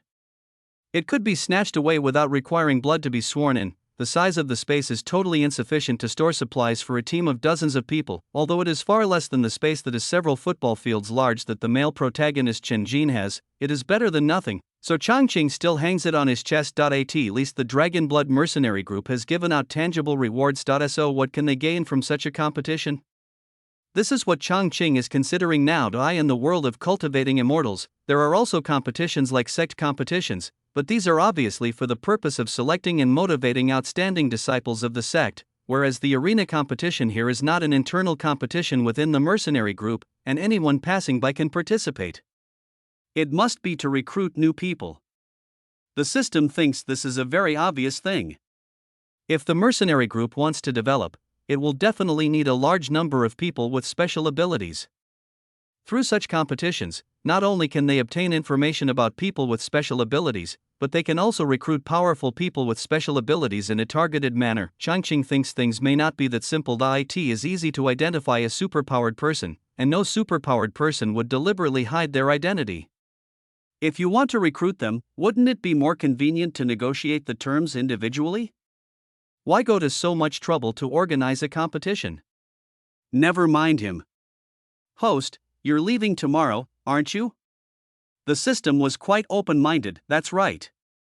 No matter what conspiracy he has, as long as it doesn't destroy the world and delay the completion of the mission, it's fine. I feel relieved when I think about it this way. So the next morning, Changqing was not surprised when he received an invitation from the Dragon Blood mercenary group to attend a dinner party, but he didn't take it to heart, and moved the luggage into the car with everyone else. To his surprise, he saw Bai Bing also directing the team members to pack their luggage. I thought you were going to stay for the dinner. Changqing put a large bag of clothes in the car and turned to Bai Bing. We had planned to leave this morning. Her answer was well reasoned. She looked up and saw the jade pendant hanging around Changqing's neck. You have space, but you still need a car to transport your luggage? Just as he finished speaking, he saw a small truck from Chotuan Express driving over. Mr. Yang, the goods you purchased have arrived. The driver jumped out of the car and opened the temperature-controlled compartment at the back of the car. A fragrance wafted out. With a quick glance, everyone saw various roast chickens, roast ducks, spicy rabbit heads, fried fish, and even frozen hot pot and ice beer. Thank you. Changqing took out a small bag of crystal cores and threw it to the driver. With a wave of his hand, all the food in the carriage was stored in the space. The capacity of this space is limited, but time seems to have stopped inside, making it the perfect place to preserve food, he explained with a smile. We were careless. However, everyone thought that although Changqing was powerful, he was easy to talk to. They could then take out crystal cores or something to exchange for food to satisfy their cravings. The happiest person is of course Tang Xiaotang. After spending a few days together, Yang's father and mother treated her better than their own son. Last night they went out to buy her a lot of snacks, candies, and even her favorite candied haws, which are now all placed in the space. Grandpa and Grandma, I'm going to ride in the same car with you. Seeing Mr. and Mrs. Yang pulling the suitcases over, Tang Xiaotang ran over and held Mrs. Yang's hand. Okay. Yang's mother's face was full of wrinkles from smiling. It's not safe without a child seat in your car. Changqing walked over and said with a smile. Oh, yes, I forgot about this. I should have installed it yesterday. Father Yang also slapped his head. This is not a trip, unexpected situations are inevitable, and it is indeed unsafe without a child seat. Xiaotang, you should ride in the same car with your mother. Yang's mother patted the little tuft of hair on her head and said to Tang Yun, who was walking over with a look of regret on her face. Chapter 35, The Little Cannon Fodder in the End-Time Stallion Story. 19, however, before they could drive out of the hotel parking lot, they were stopped by a group of people. The fat manager of the hotel smiled and said, Dear guests, you were in such a hurry to leave. Is it because the hotel has not treated you well enough? Without waiting for anyone to answer, he turned around and criticized several hotel staff members behind him. It is our honor to have guests come to our hotel. How did you serve them? Fine them half their salary. Several staff members were displeased and rushed forward to apologize, What are you doing? Bai Bing walked forward and spoke in a stern voice with a hint of coldness, scaring several staff members back. We booked the room for these few days when we checked in. Now we are just setting off as planned. It has nothing to do with hotel services. She explained the situation in a few words. Seeing the hotel manager speechless, a young man stepped forward and said, I am Fu Chun from the Dragon Blood Mercenary Group. I believe everyone has received the invitation to the dinner this morning. Mr. Yang and Ms. Bai are both in the top 3. If you two don't attend, how can the dinner be held? This makes a lot of sense. Bai Bing also fell silent. After all, both of them won valuable prizes through the competition. If they left at this time, it would seem like they were tearing down other people's stage. Why don't you all stay one more night? We will pay for all your hotel expenses. How about that? The young man suggested. It seemed that he had no choice but to attend the dinner, so Changqing agreed. Since he was not allowed to leave, he wanted to see what the Dragon Blood Mercenary Group was up to. In addition, he felt a familiar energy fluctuation from the young man. This energy seemed to come from the same source as the medicine he bought at the exchange, which made him somewhat interested. At the banquet, Changqing found out that Fu Chen was the second in command of the Dragon Blood Mercenary Group, and Hu Yenzan, whom he had defeated in the previous competition, was the third in command. The food at the banquet could be described as extremely sumptuous, and was in no way inferior to the banquets held by wealthy families before the apocalypse. They even developed some new dishes made with crystal cores. With delicious food and good wine, everyone naturally enjoyed the meal. After 3 rounds of drinks, Long Bei, the leader of the Dragon Blood Mercenary Group, walked onto the stage. Everyone, the Dragon Blood Mercenary Group was able to turn this place into a post-apocalyptic Pure Land. Their strength is beyond doubt. Everyone put down their glasses and looked towards the stage. We are not fools. Most people expected that the Dragon Blood Mercenary Group went to great lengths to host the event in order to recruit talent. Now that they saw them starting to talk about business, they all had a feeling that it's finally here. We not only have powerful psychics, but also our own research team. This not only improves our ability to survive the apocalypse, but also greatly improves our living standards. He pointed to the various dishes on the banquet hall table and said, many of these new dishes are specially developed for people with special abilities. They are not only delicious, but also very helpful in improving your abilities. In addition, he pointed to the young man next to him and said, our second-in-command Fu Chun has a rare healing ability. Even if he is bitten by a zombie, he can avoid transformation as long as he is treated in time. As soon as these words were spoken, there was an uproar in the audience. The ability to resist zombie bites? Doesn't that mean that as long as the wounds are not fatal, there is a chance of survival? This is undoubtedly a huge temptation. You have to know that in many cases the deaths of humans fighting zombies are not fatal on the spot. They are often caused by accidental scratches or bites. In the end, there is no cure and they can only watch themselves turn into zombies. Can the mercenary psychics get medical treatment? Someone raised his hand and asked. This is also a question that everyone is concerned about. If a major epidemic occurs before the end of the world, there will be a run on medical resources.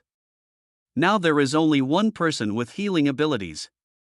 How can the needs of the team be met? Of course, but it requires a corresponding amount of crystal cores. In addition, we have also used our healing abilities to develop drugs to resist zombie viruses, which are very effective in treating zombie scratches and bites. As soon as he finished speaking, a group of MCs came in and placed an exquisite small box in front of each guest, which contained the medicine in question. Changqing opened it and found that it was exactly the same pill as the one he bought at the exchange. Other guests also opened the small boxes to check.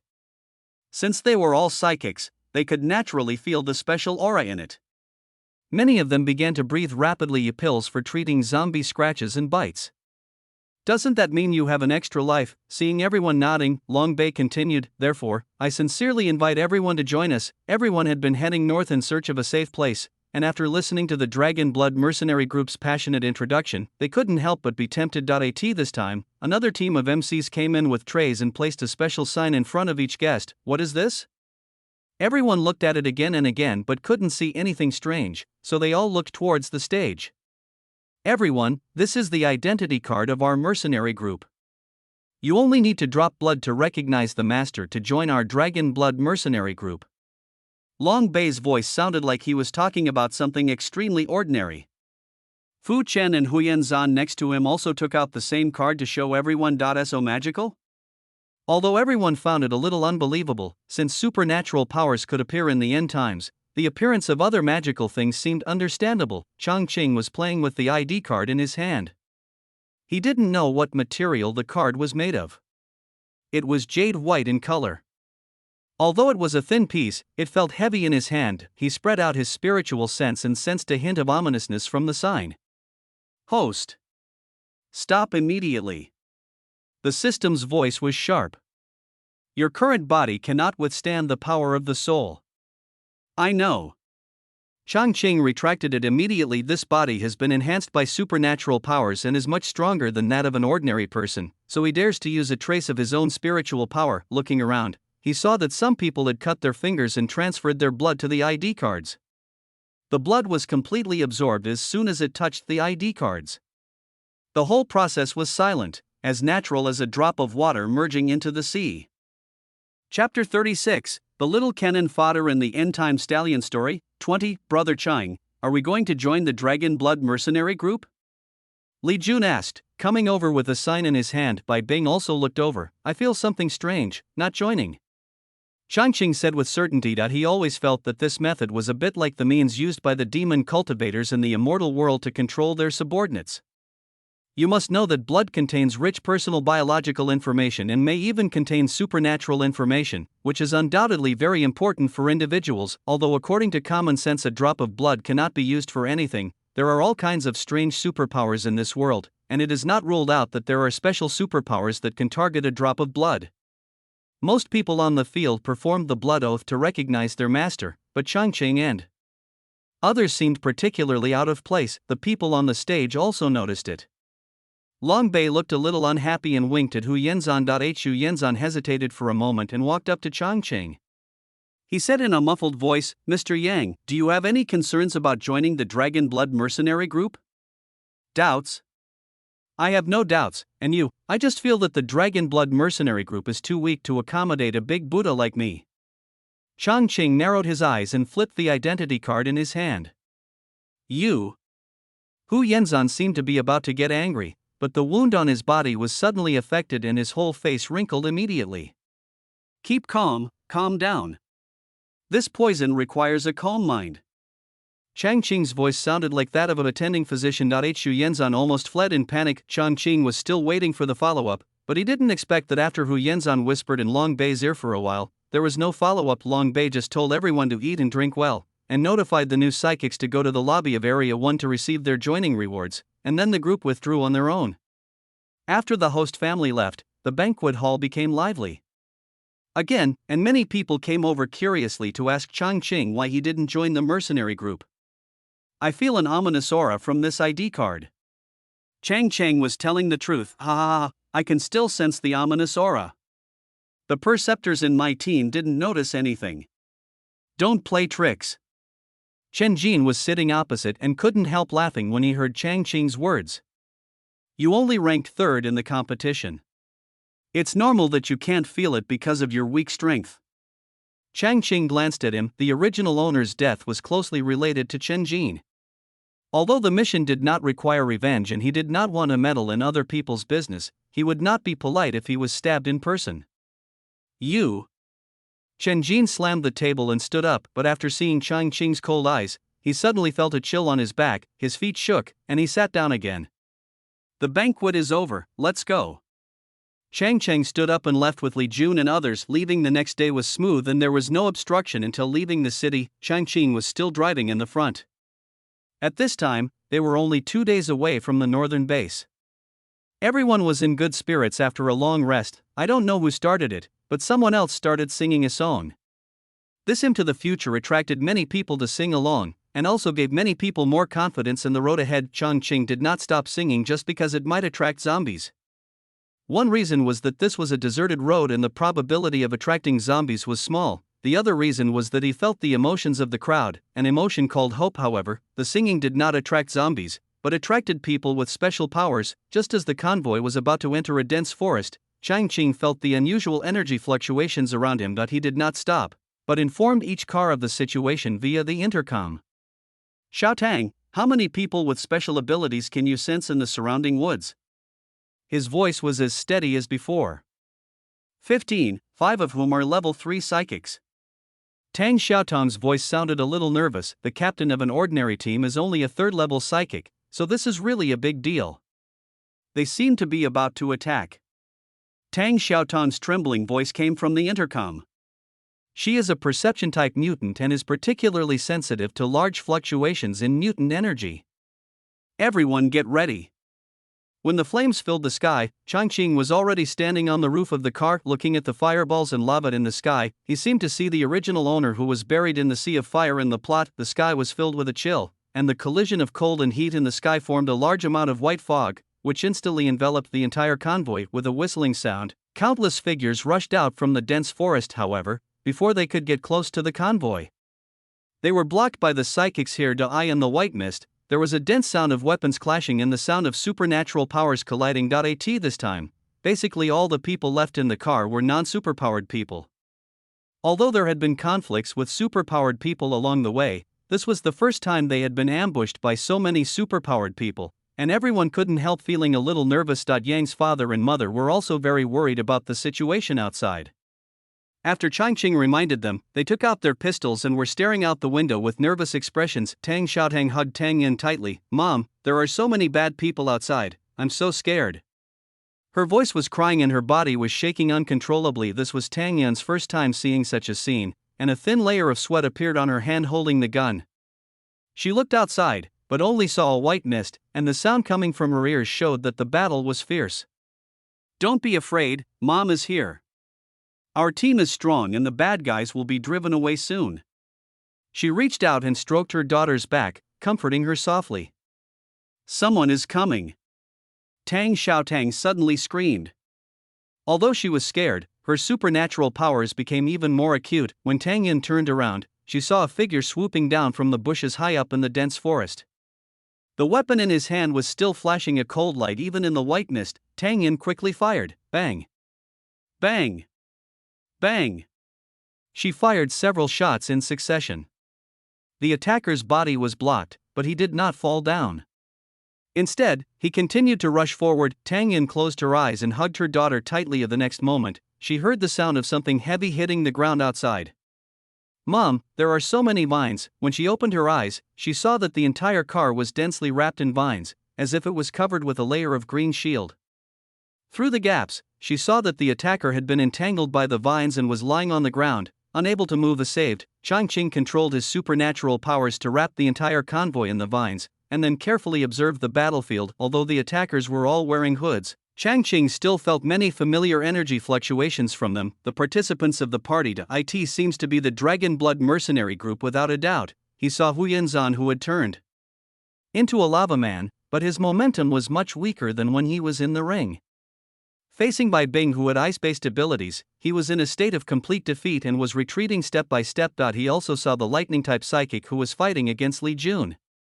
The battle between the two was full of special effects, with sparks flying and thunder and lightning roaring. Now I guess it must be the male protagonist Changqing. Is this the token of his allegiance to join the Dragon Blood Legion? However, Changqing did not take action because he had long felt that he was being targeted. Deep in the jungle, 3 pairs of eyes stared at the young man on the roof of the car. They squatted on the trees, as if they were connected to the trees. The energy fluctuations on their bodies were so slight that ordinary people could hardly detect them.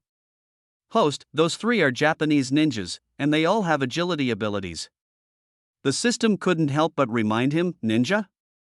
They must be the other level 3 psychics that Tang Xiaotang mentioned, but it is interesting that it can actually hide the fluctuations of strange energy." You have to know that the higher the level of the ability, the greater the fluctuation of the ability.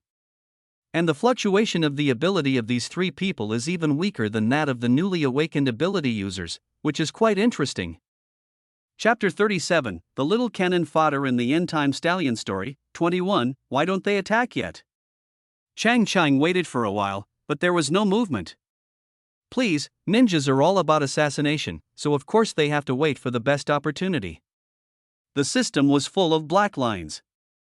I have used up my superpowers to surround the entire convoy. Now is the moment when I am weak. System, You don't look weak. As he was speaking, a huge light flashed, followed by a huge explosion. Changqing looked over and found that Li Jun and Chen Jin had each used their ultimate skills. However, it was obvious that Li Jun suffered the loss from the collision of their ultimate skills.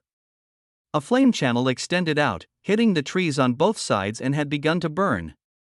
At the end of the channel, Li Jun was struggling to stand up. On the other side, Chen Jin was also breathing heavily, obviously exhausted. Changqing took 2 steps forward and was about to make a move when he heard the sound of breaking air coming from 3 directions. Shuriken. Changqing stepped with his right foot, and then with the power of the vines, he flew into the air. Clang. The 3 shurikens under his feet collided with each other, splashing out sparks unexpectedly. These shurikens did not fall to the ground as expected, but instead reversed direction and attacked directly upwards. Changqing was already in the air at this time and had no way to escape, but this did not pose a problem for him. He stretched out his hand and a vine rolled out, quickly hooking onto the towering tree next to him. He used the force to swing himself and flew directly to the treetops. This time, it was already late in the evening, and he could see clearly in the moonlight that there was a transparent silk thread connected to the back of the shuriken, so it could be controlled to turn and attack. Before he could think about it, the shuriken attacked again. Since I can't avoid it, I'll just have to block it. Changqing turned his body and countless vines stretched out, coiling towards the flying shuriken like a cobra. Boom. When the two touched, a huge explosion occurred. Apparently, there was something like an explosive talisman attached to the shuriken. He was somewhat relieved that he didn't catch it with his hands, but the next moment, Changqing suddenly felt a darkness in front of his eyes. In the moonlight, 3 figures suddenly appeared in the sky, and the ninja swords in their hands flashed a fierce light under the cold moonlight. The 3 ninjas hid their auras, waiting for this opportunity. The 3 men were extremely fast. In the moonlight, the swords flashed and the 3 sharp blades had already penetrated into the body of the young man in front of them. The flying vines instantly dropped to my feet, like long hair tangled together after being poured with a basin of water. Done. The 3 of them finally showed a trace of relief on their faces. However, when they tried to pull out the ninja sword, they found that the sword was stuck and did not move at all. Clap. There was a sound of applause from the side. I didn't expect that there would be Japanese ninjas in the Dragon Blood mercenary group. Changqing's voice was clear, but it sounded like a ghost to the 3 ninjas. The 3 men's faces turned pale, and they were about to withdraw on tiptoe, only to find that the hanging vines had wrapped around their ankles at some point. Looking again, he realized that what he stabbed was not the target, but a wooden substitute. "You are not a level 3 psychic," the leading ninja cried out, because he found that his supernatural power was useless in front of Changqing. You know, his supernatural power was good at escaping, but at this time he was entangled more and more tightly by the vines, which could only mean that the opponent's supernatural power level was higher than his. The other 2 also felt despair. Although their ability levels were only 1 level different, their combat effectiveness was like an insurmountable chasm. It was almost impossible for them to escape under such control. A 3rd level psychic? Of course not. Changqing seemed somewhat unhurried. He reached out and grabbed a shuriken. The weapon looked like a dagger with a long, thin, and very sharp blade. There were strange patterns carved on the wooden hilt, and there was a round hole at the bottom with a silk thread connected to it. He was just about to ask a question. Suddenly there was another loud noise from below. Changqing didn't have time to interrogate the 3 people, so he hurried down to check. The situation was much better than he had imagined. The attackers were fleeing in panic. The loud noise just now was caused by a rocket launched by Chen Jin hitting the ice wall. I think the attackers had a special way of communicating with each other. They knew that the sneak attacks of several level 3 psychics had failed and that they had lost the chance to fight, so they retreated after saying hello. Chen Jin felt secretly resentful when he saw that the shell was blocked. He had always been in the upper hand in the battle with Li Jun, so he was naturally reluctant to withdraw at this time. Before leaving, he took out the thermal weapon in the space and fired a shot. Just when it seemed that Li Jun was about to be seriously injured, he was unexpectedly stopped by Bing, but at this time his teammates were evacuating, so he didn't dare to stay any longer. With a flash of lightning, he rushed into the depths of the dense forest. He had special powers and was extremely fast, and soon he saw the figure of the person in front of him. Just as he was about to rush forward, he suddenly felt a sharp pain in his head and almost fell to the ground. The person in front happened to be a member of his original team. When he heard the noise, he turned around and saw that it was his former captain. He quickly stepped forward and helped him up, and the 2 of them quickly disappeared into the dense forest. Host. Use your spiritual sense to attack. The system was in a panic. Changqing's face turned pale as well, and he sat down on the roof of the car, but he did not regret using his spiritual sense to attack Changqing. Originally, Changqing was related to the original owner's death, and this time he had been offended, so naturally he could not be let off easily. Moreover, Changqing had just used a powerful weapon on Li Jun, whose superpowers had been exhausted, which was full of malice. Such a person might be suitable for survival in the apocalypse, but being an enemy is not a pleasant thing. Changqing attacked with murderous intent. At this time, everyone gathered together. Although most of them were injured, fortunately there were no casualties. "Brother Qing, how are you?" Seeing Changqing's pale face, Li Jun was a little worried. Brother Qing not only used his superpowers to protect the non-superpower people in the team, but he also fought against 3 level 3 superpower people, which must have consumed a lot of his superpowers. Changqing waved his hand. "I'm fine, everyone check your injuries." Among the crowd, except Bai Bing who was still clean, everyone else was covered in dust and dirt, especially Li Jun whose clothes were torn and his face was covered in blood. There is no one with healing abilities in the team, but fortunately there is a doctor among the non-essential people. Changqing removed the rattan wrapped around the car and asked the doctor to give everyone a simple examination. Although the people in the car did not directly see the fighting outside, they could not help but feel a little scared when they saw the devastated battlefield after getting off the car. Tang Xiaotang held her mother's hand tightly. Still a little nervous, Mother Yang walked over and stuffed a candy into her hand. "Don't be afraid, little Tang. The bad guys have been chased away." "Yes, the bad guys have been driven away and we are safe now." Bai Bing also walked over and touched Tang Xiaotang's head. After failing to win over the Dragon Blood mercenary group, they actually want to kill people. How despicable. The yellow-haired man kicked a man in black who was tied up with vines and said hatefully, but the man didn't move. Changqing's heart trembled, and he pulled all the trapped psychics over. "They are all dead." Chapter 38, The Little Cannon Fodder in the Stallion Fiction of the End Times. 22. The yellow-haired man checked and said, he didn't die of poisoning, and there was no poison in his mouth. Everyone looked at each other in surprise. They never expected the Dragon Blood mercenary group to be so vicious. Could it be that they had the means to remotely control people's life and death? Changqing thought of the strange ID card that he jumped out of the car, took out the ID cards from several people, and handed them to the psychic next to him. Everyone was startled when they saw the shocking crack on the ID card. Is there a supernatural power that can control life and death through identity cards? Bai Bing's face also looked a little ugly. If this is true, then wouldn't those who swore loyalty by dripping blood at the banquet have already fallen under the control of the Dragon Blood mercenary group? Who knows? Changqing was not sure. In the world of immortal cultivation, there is indeed an evil technique that controls people through a drop of blood. It is not uncommon for people with high cultivation to be reborn through a drop of blood, but he is not sure whether it can be done in this world. People with superpowers are considered powerful people in the last days, who would want their life and death to be controlled by others. Although everyone had not confirmed the information at this time, seeing this strange identity card and the uncomfortable cracks, they couldn't help but feel like they had survived a disaster. At this point, the doctor's examination and treatment had been completed, and no one had any fatal injuries, so they decided to rest on the spot for a night. After all, the previous battle did not attract any zombies, and this wilderness seemed to make people feel more safe than a bustling city. Changqing took out 3 frozen hot pots, 5 large roast chickens, and a box of beer from the space. Dozens of people gathered around 3 tables and had a special dinner with the moonlight shining through the gaps in the leaves. Everyone was sitting together eating and chatting, and Changqing realized that Su Kaiwei and Zhang Yingsha from Bai Bing's team were not there. So he walked over and asked. Bai Bing also drank 2 glasses of beer, his face flushed slightly. When he heard Su Kaiwei's name, he was stunned for a while before he remembered it. Some of us chose to stay in Jiqing, and I'm sure they are among them. Her voice was full of curiosity and teasing. Why? Are you missing your fiancé? Everyone immediately looked over with gossipy eyes. What? The boss has a fiancé, and they are in the same team?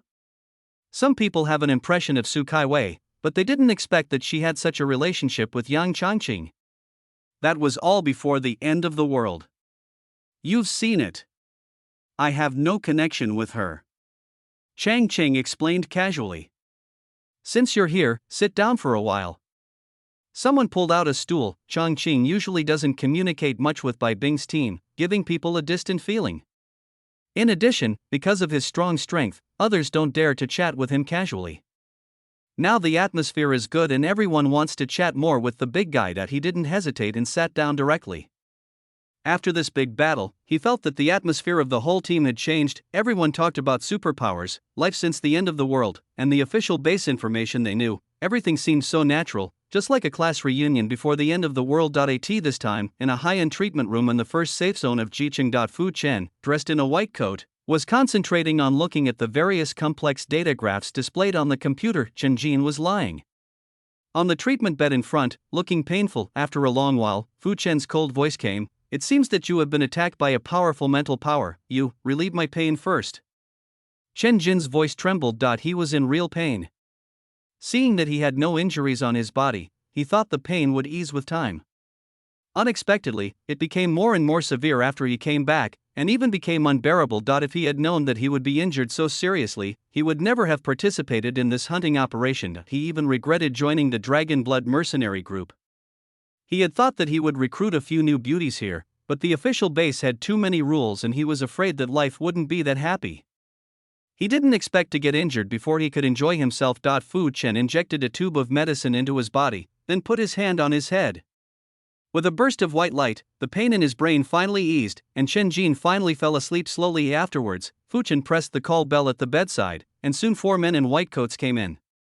Move him there. The shadowless lamp at the head of the bed was lowered very low, and Fu Chen's face was hidden behind the light, looking a little weird. The people who came in didn't say a word, they just pushed the examination bed and walked out directly. The next day, Changqing was driving when the system's voice came. Oh no, the hero is dead. Changqing paused. Chen Jin is dead? I was wondering why I couldn't find you after dinner. It turns out you went to Jiqing to eat melons. Tell me what happened. It turns out that Long Bei is a wealthy man in Jiqing. He was originally suffering from a terminal illness, but he did not expect to awaken extremely powerful superpowers after the end of the world. Not only can he control other superpowers and ordinary people through a drop of blood, he can even completely take over other people's bodies under certain circumstances. He used his wealth and special abilities to take control of the city and build a powerful mercenary group, but superpowers cannot cure his terminal illness, so he has been looking for a replacement body. Since he is not sure whether he will still have the original superpowers after replacing his body, he needs a powerful superpower user. Only in this way can he protect his family business and wealth. Chen Jin was in a weak state of mind and spirit because he was attacked by spiritual consciousness yesterday. His thunder ability is also a very powerful offensive ability, so he was chosen as Long Bei's donor. Originally, host, you were also on his selection list. The system looked at its host cautiously. Changqing was not surprised. After all, his performance in the ring was unique. He was more concerned about Chen Jin's current situation. So now the core of Long Bei is inside Chen Jin's body, right? Changqing pondered. This is similar to the fact that he traveled through time. Yes. The system replied. But, ha ha ha ha ha ha ha ha ha, the system suddenly laughed so hard that it fell backwards. They didn't expect that they would still have a splitting headache after changing their soul, ha ha ha ha ha. They thought it was a psychic attack, the system added. Changqing suddenly realized that spiritual attack can not only hurt the mind, but also cause organic damage to physical tissues. Even if the core of the original body is replaced, the organic damage will still exist and of course the pain will continue. So now Long Bei is also admitted to the treatment room. Changqing didn't expect this to happen, but it turned out to be a blessing in disguise. I guess Long Bei doesn't have the energy to deal with other people at this time. Chapter 39, The Little Cannon Fodder in the End Time Stallion Story, 23. This reminds Changqing of some of the incongruities in the original plot, such as the fact that he likes to eat chili peppers despite being from South City, that he has never had management experience before but suddenly becomes experienced, and that he even changes from only liking beautiful women to liking both men and women. In the past, everyone thought that the changes were caused by the increase in power, but now it seems that a different person has become under the skin. However, his spiritual attacks are not so easy to treat, so this can be considered as revenge for the original owner. The rest of the journey was smooth, and after a day, the group finally arrived at the northern base. This time, the northern base had just been built and was in need of people, so there was no need to pay any fees and one could enter the city directly. The base has established a complete system so that anyone can find a job and settle down here. There are more choices for people with special abilities. They can join the official army of people with special abilities and enjoy official treatment and benefits. You can also create your own team or mercenary group and get rewards by completing official or private bounty missions. In addition, crystal cores are still the hard currency of the base. Powerful psychics only need to go out and kill zombies to obtain crystal cores to live a good life. Of course, when the zombies attack the city, all people with special abilities need to respond to the official call to protect the safety of the base together, and the official will also issue allowances as rewards. Bing shines here, builds a powerful mercenary group, and even cooperates with the authorities many times to deal with the zombie crisis. Li Jun chose to join the official corps of superpowers. After experiencing countless battles, he quickly rose to become a rising star in the corps. Yang's father and mother chose to start a new business and started the clothing business. Surprisingly, Changqing did not form a team or build up power, but started a business with his parents like an ordinary person. Within a few years, Yang's business grew bigger and bigger, so he integrated his businesses to form the Yang Group. The unveiling ceremony of the Yang Group, the leader of the Ice and Snow Mercenary Group, by Bing, came. The youngest army commander, Li Jun, also came, and many level 4 and level 5 psychics came to show their support. Only then did people remember that the heir to the Yang Group was also a powerful psychic. What Changqing didn't expect was that he actually met a familiar person, Su Kaiwei, at the banquet, because the Yang Group mainly does civilian business. The banquet after the unveiling ceremony was held in the square and anyone could participate. When Changqing saw Su Kaiwei, her clothes were tattered and her face was haggard. She was eating with a group of people at a table nearby. However, Changqing did not go to say hello, but turned around to greet his friends. Later, I learned from Li Jun that the Dragon Blood Mercenary Group had announced its disbandment some time ago, because a few years ago, Long Bei disappeared after announcing that he would pass the position of leader to Chen Jin, and Chen Jin's temper became gradually violent in recent years. He became suspicious and made his subordinates miserable. What's even more terrible is that Chen Jin did not seem to have inherited Long Bei's method of controlling people with special abilities. After a person with special abilities escaped and no accidents occurred, someone spread the news that Long Bei had been killed by Chen Jin. As a result, the morale of the entire mercenary group was scattered, and several rebellions broke out one after another. Chen Jin himself was killed in the rebellion. Afterwards, the entire mercenary group scattered, some formed small teams, and some went to other bases. It is worth mentioning that over the years, the authorities have gradually established bases in other locations to gather human strength to resist the zombie invasion, but Changqing didn't care about these things anymore. Now he was just like an ordinary son, doing things with his parents. The murderous aura on the way north was also completely gone.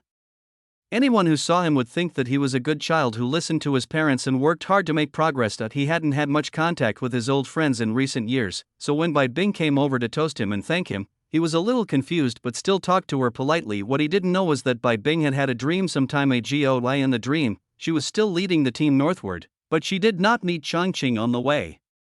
Instead, she led the team all the way to Jicheng. A competition for superpowers was also being held here, and she also participated in it. However, in addition to losing to Huyenzan, she also lost to Chen Jin later. Chen Jin took the initiative to show his affection to her, and the two confirmed their relationship. They chose to join the Dragon Blood Mercenary Group. Later, she discovered that Chen Jin actually had many female friends. She wanted to leave, but found herself controlled by the ID card and unable to leave. However, Chen Jin gradually gained the trust of the leader of the mercenary group, and eventually became the controller of the Dragon Blood Mercenary Group. After this, there was no chance to leave. Chen Jin's influence grew bigger and bigger, and his strength became stronger and stronger. He established the most powerful base in the end times in Jicheng, and he was the praised leader of the base by everyone. But she was like a bird in a cage, gradually losing her vitality, her ability to fly, and becoming a true vassal. This dream was so real, as if it had just happened. After waking up, she didn't dare to recall the days in her dream. She carefully sorted out the differences in this journey north and found that the biggest difference was meeting Yang Changqing at the gas station in that small town. On the road ahead, although he seemed to do nothing, he always turned the tide at critical moments and influenced the people around him. Seeing his seemingly unchanged face again at today's banquet, the things in her dream became clear again. It turns out that in his dream he was just a poor man, betrayed and abandoned, with his final outcome unknown. That's why she walked up to him and thanked him for preventing her dream from becoming a reality. Su Kaiwei just arrived at the northern base today, and a lot of things happened along the way. When she got here, she was almost starving.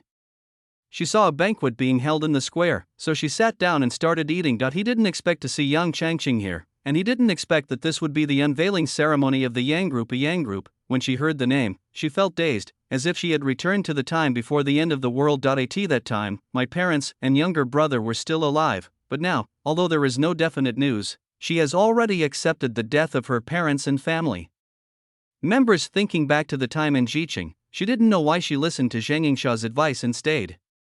Although the man did give her comfort at the beginning and even promised to help her find her parents, he later came to power, his temper became more and more violent, and life became difficult, but unexpectedly, even sadder things were yet to come. Countless rebellions plunged Jiqing into chaos, and Zhang Yingsha and Chen Jin both died in the rebellions. Later, Jiqing couldn't stand it anymore, so she came here with some people. In this life, both Yang's father and mother lived very long lives. Yang's father died at the age of 90, while Yang's mother lived to be 103 years old. When Yang's father passed away, the Yang Group's businesses had expanded to various fields such as life, entertainment, real estate, etc., and it had opened branches in various human bases around the world, with hundreds of thousands of employees. Although Yang's father and mother wanted to have a grandson, unfortunately Changqing never got married and had children in his life. A few years after Yang's mother passed away, he chose to leave this world. Chapter 40, The Little Cannon Fodder in Campus Romance. 1. As soon as Changqing came through, he heard the sound of a woman sobbing softly. Fong Changqing, I like you. As soon as Changqing arrived in the new world, he heard a loud confession. Immediately afterwards, a burst of booing sounded nearby. What is going on? He glanced around and found himself standing at the foot of a tall building with a basketball in his hand. There were 4 clear big words on the door: boys' dormitory. There were a lot of people standing around, both men and women, all dressed as students. The girl in front of him also had her hair cut to her ears, with a slight blush on her face. She stretched out her hand, holding a love letter. Together. Together. Before Changqing could react, the noise from all around him got louder. This kind of situation always arouses everyone's desire to watch the show. If you can participate in it, then the show will be even more interesting. Although he hadn't sorted out his memories yet, he subconsciously didn't like this slightly forced scene. I'm sorry, but I don't have any plans to fall in love right now. Changqing opened his mouth and said the words of refusal. Lie, as boos were heard all around. Tang Xian's face turned visibly pale. She swayed and seemed about to fall. Changqing quickly took 2 steps back. Hey, Fong Changqing. Are you a man? From the side, a young girl rushed out in a hurry, supported the staggering Tang Xian, and looked at Changqing with anger on her face. These words almost made Changqing laugh. He was just rejecting a confession, so how did it become related to whether he was a man or not? He was too lazy to talk to these people and turned around to leave. Fong Changqing. Stop right there. Xinshin likes you and I mustered up the courage to confess to you. With your attitude, are you still a gentleman? Tang Xian's best friend Li Tong was so angry at the attitude of the boy in front of her that she pointed at Changqing and questioned him with her eyes wide open. The young man paused as he was about to leave. He turned around with a smile on his face. Then what shall I do? Suddenly, he slapped his head as if he understood something. Did I speak too loudly just now? Let me say it again. I'm sorry, Mr. Tang, thank you for your kindness, but I'm not interested in dating. Please consider someone else. His attitude completely annoyed Li Tong. Fong Changqing, could you please stop talking so sarcastic? Xinshin is such a good girl, and the people who like her are lining up all the way to France. Why are you pretending? Tong, stop talking. Tang Xian calmed herself down and reached out to pull Li Tong's sleeve. I'm about to say it. Fong Changqing, you even rejected Xinshin. You don't really like men, do you? As soon as these words came out, the faces of the people around changed. Well, this is slander. Changqing sneered and slammed the ball in his hand heavily to the ground. TSK, you guys really use any means to force people. You're even slandering me? Taking a step forward, his tall figure loomed over the two of them, causing Tang Xian and Li Tong to involuntarily take a step back. I didn't see how good she was, but I did see how bad you were. The tall boy no longer had a smile on his face, and his voice became cold. Tang Xian, I remember you rejected 2 boys who confessed their love to you yesterday, right? Did they ridicule you for any fetish? You just hid in the back and kept silent, letting others do all the bad things. Do you think it's fun to do this? Tang Xian's pretty face turned pale, and the tears that had been accumulating for a long time rolled down. I didn't, she really didn't think so. Her best friend helped her out because she felt sorry for her. I just can't stand others bullying Xinshin. Fong Changqing. You scumbag, come to me if you have any problems. When Li Tong saw Tang Xian crying, he became even more angry and almost pointed his finger at Changqing's face. Okay. You two are close friends, but what does this have to do with me? I have no interest in your love games. Besides, his voice paused, you don't really like me. You just lost the game and are playing dare to make fun of me. He turned his head and faced outside where there was another layer of onlookers. Everyone knows that I have only met this classmate Tang a few times before. We are in different departments and have no intersection. This sudden big scene is just a joke. Aren't you angry? After saying that, he ignored the whispers that broke out behind him, turned around and walked straight into the dormitory building. This is a 4-person dormitory, with someone sleeping on the upper bunk and a desk below. When Changqing came back, there was no one else in the dormitory, so he simply pulled out a stool and sat down, taking a big gulp of water. Hey, host, you reacted quickly just now. The system jumped out and stood on his shoulder. Let them also have a taste of the bitterness of public opinion. Changqing grinned. The plot is very simple. The original owner, Fong Changqing, was a computer science student at Lianqing University. He is a good student, loves playing basketball, and is somewhat famous throughout the school. It's a bit similar to the style of the school hunk. Such a person will naturally attract the attention of girls. It is common for him to receive love letters, and face-to-face confessions also happen occasionally. However, he had no intention of falling in love at school because, in his opinion, campus romances were childish and uninteresting. Therefore, he always politely rejected any confession he received. This is naturally nothing, and there is no reason to accept a confession. But what he didn't expect was that because of rejecting Tang Xian's confession, he brought trouble upon himself. Compared to the ordinary family of the original owner, the Tang family can be considered a prominent family in Liancheng. The parents have a big business, and Tang Xian is beautiful and was named the school belle in school. Such a girl naturally has no shortage of suitors, but for some reason, she fell in love with the original owner and made a big confession of love downstairs of the boys' dormitory. Not surprisingly, the original owner refused as usual, but this time the refusal brought different results. At the scene, Tang Xian's best friend Li Tong accused the original owner and even speculated whether he was gagged. That evening, a post appeared on the campus forum, analyzing the entire process from a bystander's perspective and listing the number of girls rejected by the original owner, among whom there were certainly many outstanding girls. Finally, the post raises the question, how can a young man full of vigor and vitality reject so many beautiful and outstanding girls? There is no slander, but every sentence is suggestive. In addition, some of Tang Xian's friends kept causing trouble for the original owner and fanning the flames, causing the original owner's reputation to plummet. Some people said that he was pretending to be noble and wanted to catch a big fish. Some people said that he was sick and couldn't be humane. The most widely circulated rumor was that he was gay. The original owner didn't care at first, but as the story spread for a long time, gradually people around him began to believe it. His basketball friends became distant, and his classmates were unwilling to play with him. In the end, one of his roommates politely asked if he could move out, because his presence made his roommates suspicious. What does this have to do with anything? The original owner naturally couldn't accept it. He went to find Tang Xian, but she looked innocent and said that she had forgotten about it since the confession, and that she already had a boyfriend, Zhao Yenshin, the young master of Changqing group. He went to see his teacher, and when the teacher asked him why he refused, he just said that he was not interested in dating.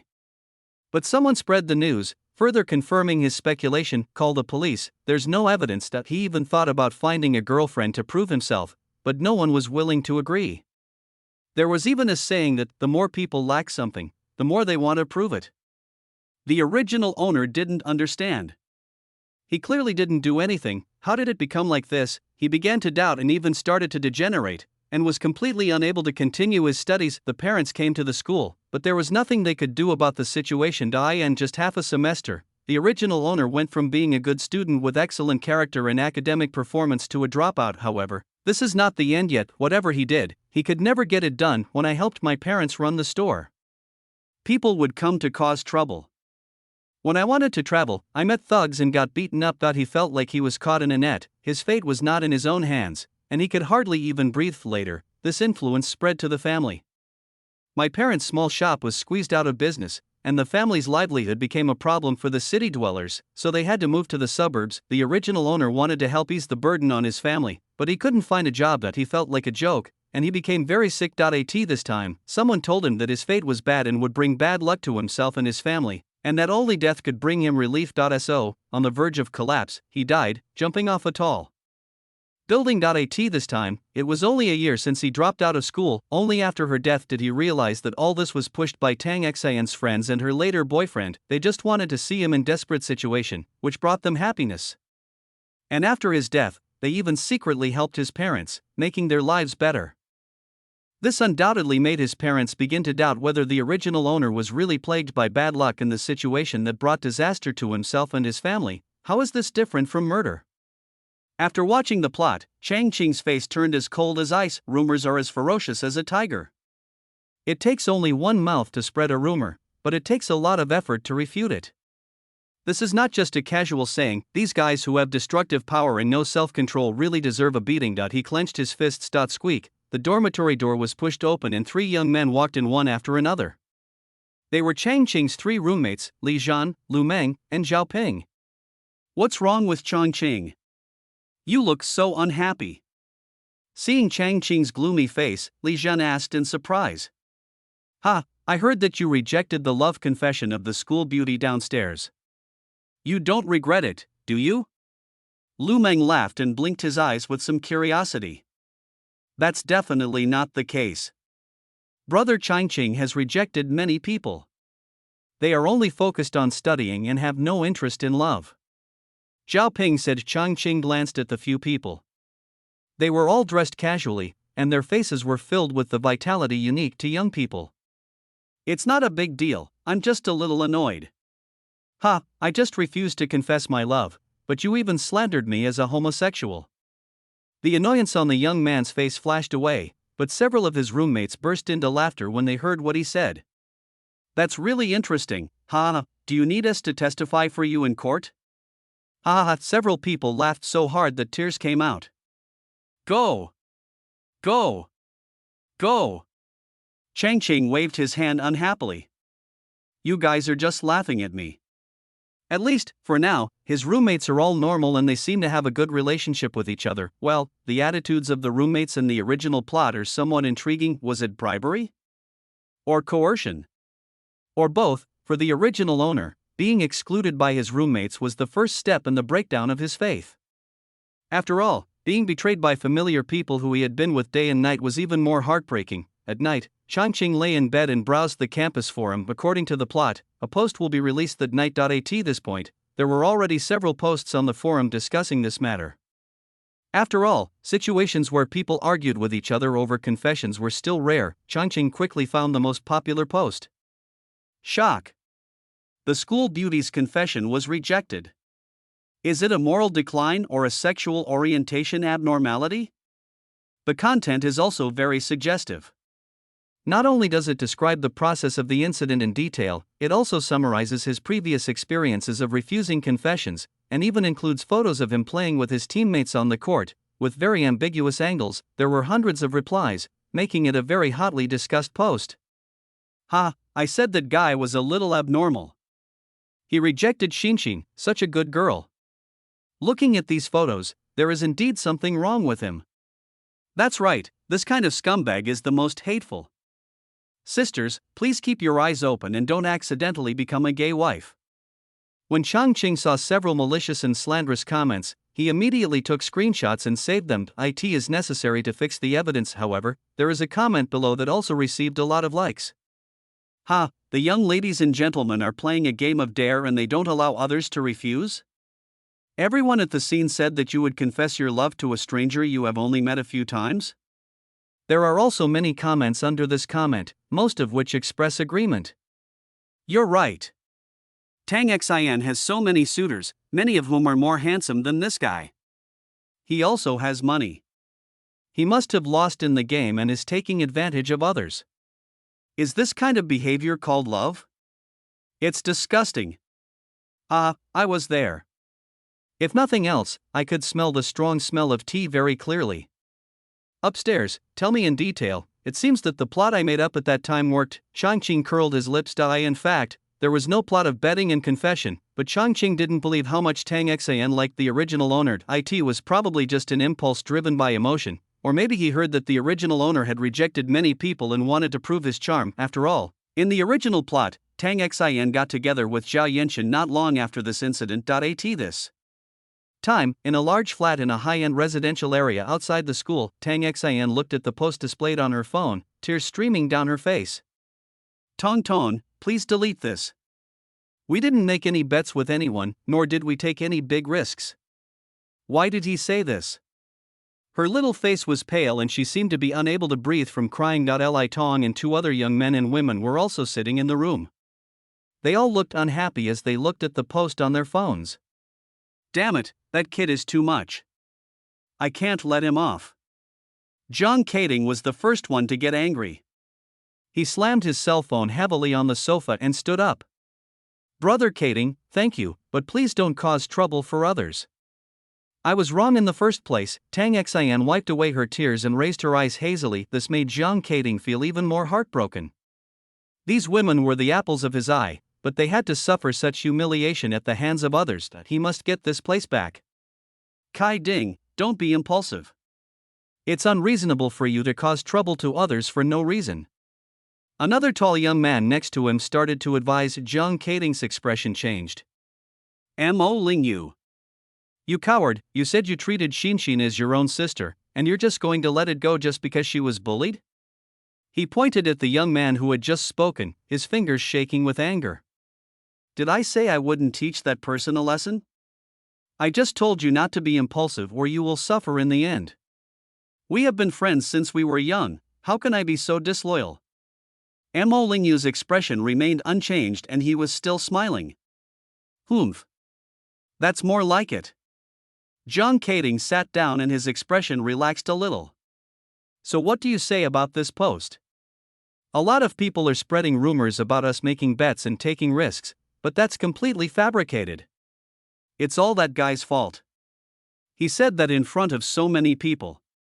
Li Tong said angrily her family background is worse than that of the Tang, Mo, and Zhang families, so she can only post messages. It would be difficult for her to use her connections to delete posts and comments, or should I just delete the entire post? Mo Lingyu glanced at Tang Xian, who had stopped crying, and said after a moment's silence, public opinion is a bit muddy right now, so this direction is not suitable. So, when Changqing was about to go directly to the police the next day, he found that the relevant posts on the forum had disappeared. Some messages and discussions were deleted completely. They run fast. He snorted coldly and went on with the class as usual. They are preparing to deal with you directly, host, you better be careful. The system pops up a reminder. Needless to say, Changqing was very alert. After all, those guys were not short of money, and playing tricks on people was what they were good at. Sure enough, within a few days, he was blocked by several yellow-haired guys in an alley outside the school. Brother, can you lend me some money? The leader was a skinny yellow-haired man wearing loafers. He walked with his feet turned outward and shook his head, thinking he looked very handsome. Changqing didn't say anything. He walked forward and punched them one by one, knocking them to the ground cleanly and neatly, and called the police without hesitation. When they were escorted to the police station, the yellow-haired guys were still in a daze. Before they could figure out what was happening, they were knocked down. Comrade police, these people were commissioned to destroy me on the road. The police who were receiving the victim were stunned. As a result, they saw the young man in front of them calmly took out a stack of information and handed it over. The two policemen took it and looked at it suspiciously. His face immediately turned serious. Not only are there chat records of the other party hiring a killer, but even the transfer records are clearly recorded. 100,000 yuan, but it's a big deal, and it's not as simple as just wanting to beat him up. This matter must be taken seriously. However, the young man in front of the police also made them feel a little unbelievable. One man knocked down 4 thugs and also got their information. Are all young people so amazing nowadays? I often play basketball, I have good physical strength, and I study computer science, so. Changqing saw the police's confusion and gave an explanation without waiting for them to ask questions. Well, that's more or less true. The police did not dwell on this. The key is to solve the problem of the perpetrator. When the evidence was presented, the gangsters quickly confessed it was Changqing who stepped forward this time, because the other party is also a student, therefore, his department's guidance counselor, and his parents were all invited to the police station. The moment Changqing saw Changqing, he knew what had happened, he was furious. This teacher and parent, Changqing hired someone to harm his classmates, which had a very bad impact. He needs to bear criminal responsibility. The policeman spoke in a serious tone. Although no significant consequences were caused, this kind of thing still needs to be taken seriously. Father John looked unhappy. He glared at Changqing fiercely before looking at Changqing again. My classmate, since you are not injured, we can compensate you for your mental damage. I hope you can understand. Children's mischief and fighting are minor matters, but if they go to jail, it will have a big impact. Yes, Mr. Fong, you are not injured. If this gets out, it will not be good for the school's reputation. I suggest you accept Mr. Zhang's suggestion. It will benefit everyone. The counselor also spoke quickly. As long as the victim is willing to forgive, the matter can be resolved without going to jail, which is good for everyone. Is Changqing willing to forgive? Of course he is willing. 5 million. I won't pursue this matter. He held up 5 fingers. Mother Jiang, who had been silent just now, screamed with an unhappy look on her face. Changqing glanced at her without any expression. He naturally knew that this Mrs. Zhang was not actually Changqing's mother, and that Zhang's father had made his mistress his legal wife, while his mother had died more than 10 years ago. Now that they have their own little son, Changqing is not that important. If it weren't for the family reputation, they probably wouldn't have come. I agree. Father Zhang secretly hated that woman for not being able to stand public display. She made a fuss about 5 million yuan, and others thought that his Zhang family was in trouble. He quickly took out a check, wrote it, and threw it into Changqing's hand. Issue a letter of apology as soon as possible. The tone is full of arrogance, however. Changqing didn't care. Just forgive him. It was just the beginning anyway. It is easier to get things done if you have money. After following the procedure and issuing a letter of apology, he returned to school. Hey, Changqing, did Changqing really hire someone to kill you? As soon as I arrived at the dormitory, several roommates surrounded me. Yes, but unfortunately, he almost went to jail. In the end, his father paid 5 million, and I forgave him. Changqing nonchalantly passed the check to a few people, causing them to gasp. Oh, I feel like I'm being secretly murdered. My roommates wailed like this. The news quickly spread and caused a wave of speculation on the school forum. After all, Changqing and Changqing have no connection, let alone hatred. To be honest, it's just that Changqing has a good relationship with Tang Xian, and Changqing rejected Tang Xian in public. Changqing is too bold. He actually hired someone to kill him. This is not what a student would do. I heard that Changqing likes Tang Xian. He must feel that Tang Xian was bullied and wants to vent his anger. You can do whatever you want if you have money, but Changqing is not a pushover. I heard the forgiveness fee is as high as 5 million. This? Really? Brother Fu, please beat me up. I want to buy a car. The school forum was abuzz with discussion, which effectively suppressed any remaining speculation about homosexuality. Changqing is of course happy to see this situation. He even used the money to buy a nice sports car and drove it on campus every day, which undoubtedly confirmed the speculation on the forum. He made money. When someone asked about Changqing, he also smiled. Let me correct you. I didn't get beaten. Those hooligans were no match for me. Changqing immediately showed off his muscles, causing people to exclaim in surprise that he was living a happy life here. But Changqing on the other side was not so happy. Although his father used his connections and he was not fired, the news spread everywhere and everyone knew that he not only failed to gain anything but also lost 5 million yuan for his family. But his younger brother at home had confronted him about this several times, and even his father looked at him with disdain and deducted his living expenses, especially when he saw Changqing bought a nice car and drove around the campus every day. He was so angry that he almost bit his tongue. Chapter 41, The Little Cannon Fodder in Campus Romance, 2, Damn it, this is really too much. In the large flat where several people were meeting, Changqing through his mobile phone. Tang Xian also looked a little unhappy. There are also many discussions about her on the forum. After all, It is not difficult to guess that Jiang Kading is venting his anger for her, but she is clearly the victim and did nothing. Why drag her into this? Li Tong had been comforting her for a long time, but she didn't expect that the boy could still fight so well. All 4 thugs were taken to the police station.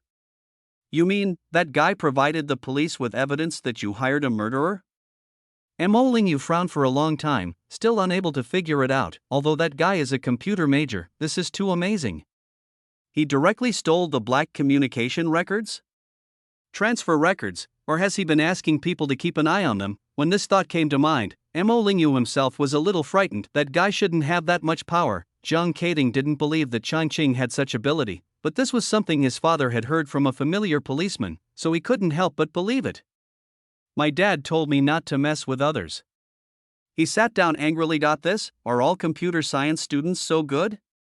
Several people were stunned. If this is the case, it would be inappropriate to cause trouble on the internet. I heard that guy plays basketball in Dingxiao Park every weekend. Why don't we find some people? Jiang Kading's eyes flashed.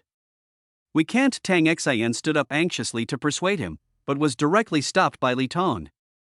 Xin, this is no longer a matter of venting your anger. He cheated Kading and made us his mortal enemy. We can't just let this go. So, Changqing heard that Mo Lingyu went to a bar in person and hired several people to wait at the Dingxiao basketball court at a price of 20,000 yuan a day. Wow, you are really rich since you have money, spend more. Changqing didn't go to Dingxiao Park for several weeks in a row. A month later, he went there again, but citing poor health as an excuse, he did not play at all. He just watched for a while and then left. Hey, just playing. When Mo Lingyu had spent more than 200,000 yuan, he finally couldn't bear it anymore. Lianqing is not a big city. Although his family is rich, they only have tens of millions of assets. His living expenses are only tens of thousands of yuan a month, and this money is his own private savings. In the large flat, several people gathered together, their faces covered with a layer of frost. That kid must have known the news in advance. Mo Lingyu said coldly, but only a few of them knew the news, and that person didn't install any surveillance cameras on them, so how could he know their private discussions? Moreover, this time the money was paid and the contact was offline. No reason. Someone must have leaked the information. He glanced at a few people. Jiang Kading had just suffered a great loss and wished that boy would die. It definitely couldn't be him. Li Tong had previously confronted that boy and posted something to discredit him, so it shouldn't be her either. Xin, you told that guy about our conversation and tried to win his favor. At this time, Mo Lingyu remembered Conan's words, after eliminating all impossible factors, no matter how unbelievable the remaining one is, it must be the truth. Besides, Tang Xian has been trying to dissuade everyone. I didn't. Tang Xian was really anxious now, and tears quickly welled up in her eyes. Mo Lingyu, how could you doubt Xin? Li Tong and Jiang Kading also showed expressions of disbelief. She is the most likely one. Mo Lingyu considered himself a smart man, and now he thought he saw through everything. She likes that boy, isn't that right? She has been advising us not to take action before, isn't that right? Our conversation was so secret. This time, I didn't use any online contacts. But that guy actually knew the news in advance, causing me to lose $200,000. It could only be that someone tipped off the secret in advance. And you, he glanced at Jiang Kading and Li Tong, you have all attacked that kid before, you will definitely not tell on him, so the most likely person is Xin. The analysis made a lot of sense, and both of them looked very different after hearing it. In fact, Kading, those chat records and transfer records of yours might have been provided to him by someone else. Mo Lingyu's voice suddenly exploded in Jiang Kading's ears, which made him completely unacceptable. No, it's impossible. He stared at Tang Xian with red eyes and muttered. No, it isn't. Almost at the same time, Tang Xian also cried out, and she could no longer hold back her tears, which fell down in big drops. I don't like that guy at all. I just heard that he rejected a lot of people and wanted to prove his charm. In fact, I've been dating Zhao Yanqian recently. She bit her lip and told the explosive news, there is no other way, she has to prove her innocence. If her friends still think that she likes Fang Changqing, wouldn't they have the motive to inform on her? This definitely won't work. As soon as she finished speaking, she lowered her head, not daring to look at everyone's expressions. There was silence in the room for a long time. She heard Jiang Kading curse, "Damn it," then he stood up and left. Open. She wanted to speak to keep the other person, but she felt a soreness in her throat and didn't know how to start. Mo Lingyu and Li Tong were also stunned. Zhao Yanchen is a well-known young talent in Liancheng. He graduated a few years older than them and has now joined his family's business and is doing very well. But, what is this? We took the trouble to help you vent your anger, but in the end, you're secretly dating someone. Both of them felt that their sincerity had been wasted. Moreover, the two of them completely understood Jiang Kading's feelings. Everyone knew that he had always liked Tang Xin. When he learned that she was going to confess her love to Fong Changqing, he drank all night. When he learned that she was rejected, he spent money and effort to help her vent her anger. As a result, she started talking to someone else? Xinxin, you're really going too far. I'll go and try to persuade Kading. After a long time, Mo Lingyu sighed, stood up and left. He knew that after this incident, the relationship between them would probably be difficult to restore. Are there conflicts among the gang? Changqing almost laughed out loud after hearing the message from the system. It seems that the relationship between this small group is not that strong. In that case, let's call the police again. So he went to the police station again. You said someone hired someone to harm you again? After hearing the reason for calling the police widened their eyes again. Could it be that this kid got into trouble? It's still the same group of people. They are a small gang. Changqing recounted the entire story of his last rejection of a confession, emphasizing the small group relationship among the few people. He also provided photos of the scene in which Mo Lingyu and others were doing business with several big men in the corner of the bar.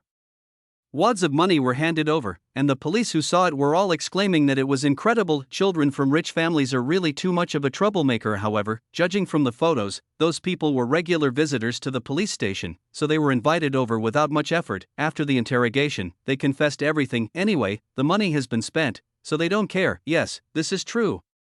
The police looked at Changqing with sympathy. This time, the police decided to call all of them in and give them a good education. In a society ruled by law, how can one do whatever one wants? So, several police cars drove into the campus and took 4 people away directly, not even letting Tang Xin go. All of a sudden, public opinion at Liancheng University was turned upside down. The forum was full of posts discussing this matter. After all, in order to teach a lesson, the police car did not keep a low profile this time and honked its horn all the way. Photos of several people being taken into a police car also circulated and became a hot topic for a while. What can happen? They are the ones who are targeting Fong Changqing like mad dogs. One of them almost went to jail before, but they didn't repent, and now all of them are in jail again. I say, isn't it just a confession that was rejected? Why are you so angry? You're hurting others and yourself. Guess how much forgiveness Fong Changqing wants this time? He bought a car last time. Why don't you target me? I want to buy a car too. There was a cry of grief in the forum. I don't know who posted this incident on Weibo, and it soon attracted a lot of discussion. Someone even specifically sorted out the whole process of the incident and listed all the time points. All of a sudden, all the onlookers rushed in. This wealthy young lady and prince are really lawless. It's just a rejection, isn't it? To harm others? And to hire someone to kill someone, this kind of person should be punished with an iron fist. I think this gang may not have done this for the first time. They are used to being domineering. I suggest you check their home. Maybe there will be new discoveries. Student Fong is really capable. He didn't suffer any loss, but gained something. I saw them saying in the campus forum that they also wanted to be beaten. It made me laugh to death. Ha, I've seen it too, it's true. I heard he even bought a car. The liberated serfs are singing their praises. There are all kinds of comments online, and such a huge public opinion has put a lot of pressure on the police in their investigation. However, it was not a complicated case, and after several interrogations, the truth was figured out. I didn't participate. I even advised them not to do it. Tang Xin said loudly with a pale face. Me neither, I have been comforting Xinxin all the time. Li Tong also quickly excused himself. Mo Lingyu and Jiang Kading also looked very unhappy. What did Tang Xin and Li Tong mean? They were the ones who did all the bad things in relationships. Ha, Tang Xin, you didn't participate, why are you crying to us? Kai Ding and I have no grudge against that guy. Why should we deal with him? It's you who has been hinting at us all along. And Li Tong, you didn't post the message, but you still slandered him as a homosexual. Are you innocent? Mo Lingyu was so angry that she overturned the table. The result of overturning the table was that several people were sentenced. There was nothing they could do about it. Public opinion was overwhelming and it was difficult for the family to take action this time. The sentence is not severe, most of them are just a few months of detention, but the record will exist and the impact will exist, so this is a punishment. Changqing was relieved after learning the result. Now that he's been sentenced, it looks like he'll be expelled from school. I won't have to see these guys anymore, it'll be a lot more peaceful. In fact, just as he expected, the school soon issued an announcement and several people were expelled. There was naturally a lot of praise on the internet, but Changqing no longer paid attention to it at this time. Soon after he came into this world, he began to busy himself with his career. The original owner studied very well, and he even tried to develop small programs. Changqing had integrated his memories, so naturally these were no problem for him. After he had mastered them all, he even did better than the original owner. After selling several small programs, plus the previous compensation, he had some money in his hands, so he registered a computer network company, focusing on the development of small games and small programs. In the original plot, he was ostracized by his roommates and moved out of the dormitory sadly. Now, he moved out on his own initiative. There was no other way. There were a lot of things to do in the company, and he was the main technical person in charge, so he had to keep an eye on it all the time. Fortunately, I was already a senior at that time, so I wasn't too busy with my studies. By the time Tang Xin and others came out, Changqing's company was already on the right track and had even sold several products, gaining a certain level of strength in Lianqing. The time when several people came out was not exactly the same. He only went to see her on the day when Tang Xin came out. Under the big poplar tree, the young man was leaning against the front of the car with a leisurely look on his face. Tang Xin saw it the moment she walked out. She felt dazed and time seemed to have gone back to the downstairs of the dormitory that day. She was about to say something when she heard the young man chuckle, got into the car neatly and swiftly, and drove away, even faster than the one who left downstairs in the dormitory. Tang Xin took out her phone. Hello, is this Yenshin? I'm Tang Xin. Didn't you say you were coming to pick me up? Why don't I see you? She felt very wronged. Her family had clearly said they would come, but she refused because she wanted to save time for Zhao Yenshin. In the end, they didn't come? I'm in a meeting. A muffled voice came from the other end of the phone, and Tang Xion's tears suddenly flowed. Okay, you go ahead. She forced herself to be a sensible girl, and even when she vaguely heard the sounds of singing and dancing on the phone, she pretended not to hear them. This place is several kilometers away from the main road, and it is particularly difficult to get a taxi. She had no choice but to walk for a long time in her high heels before she got a taxi. At that moment, she felt her heart was broken. I am such a proud girl, how could I end up like this? Was it because of the confession that day? Or was it because of everything that happened afterwards? Images flashed through her mind, and by the end she was sobbing. Hey, guest, do you have no money to pay for the fare? Why are you crying? If you don't have money, get off. The driver saw this scene from the rearview mirror and said something unhappily. Tang Xion's crying stopped immediately and now all she has left is Zhao Yenshin. As long as Zhao Yenshin is willing to help her, there will be no problem. Her eyes gradually became clear. Tang's mother was shocked to see her daughter coming back in a taxi by herself. Daughter, didn't you say Yenshin was going to pick you up? Why did you take a taxi by yourself? He's in a meeting. Tang Xian felt a pang in her heart. Fortunately, her family did not dwell on these things. Instead, they felt sorry for her suffering. Daughter, this is a table of dishes made by your mother herself. Tang's father comforted her with a smile, which made Tang Xion's tears fall uncontrollably again. Dad, it was Fang Changqing who harmed me. She couldn't help crying, but saw that both elders were silent. Xinxin, the police have already made a ruling on this matter, so don't mention it anymore. Father Tang shook his head. It was good that his daughter came back. It was not a big deal. The family was not short of money, so why make more trouble? He had also heard of the boy and he was doing very well now. Tang Xin was stunned. Her father still had the final say on family matters. Although she was willful, she also knew this and did not say much the next day. She made some inquiries and found out that Changqing had actually started his own business and developed several small programs, which were selling quite well. Some people estimate that his assets may have exceeded 10 million. This is indeed considered pretty good in Liancheng. No wonder my father has that attitude.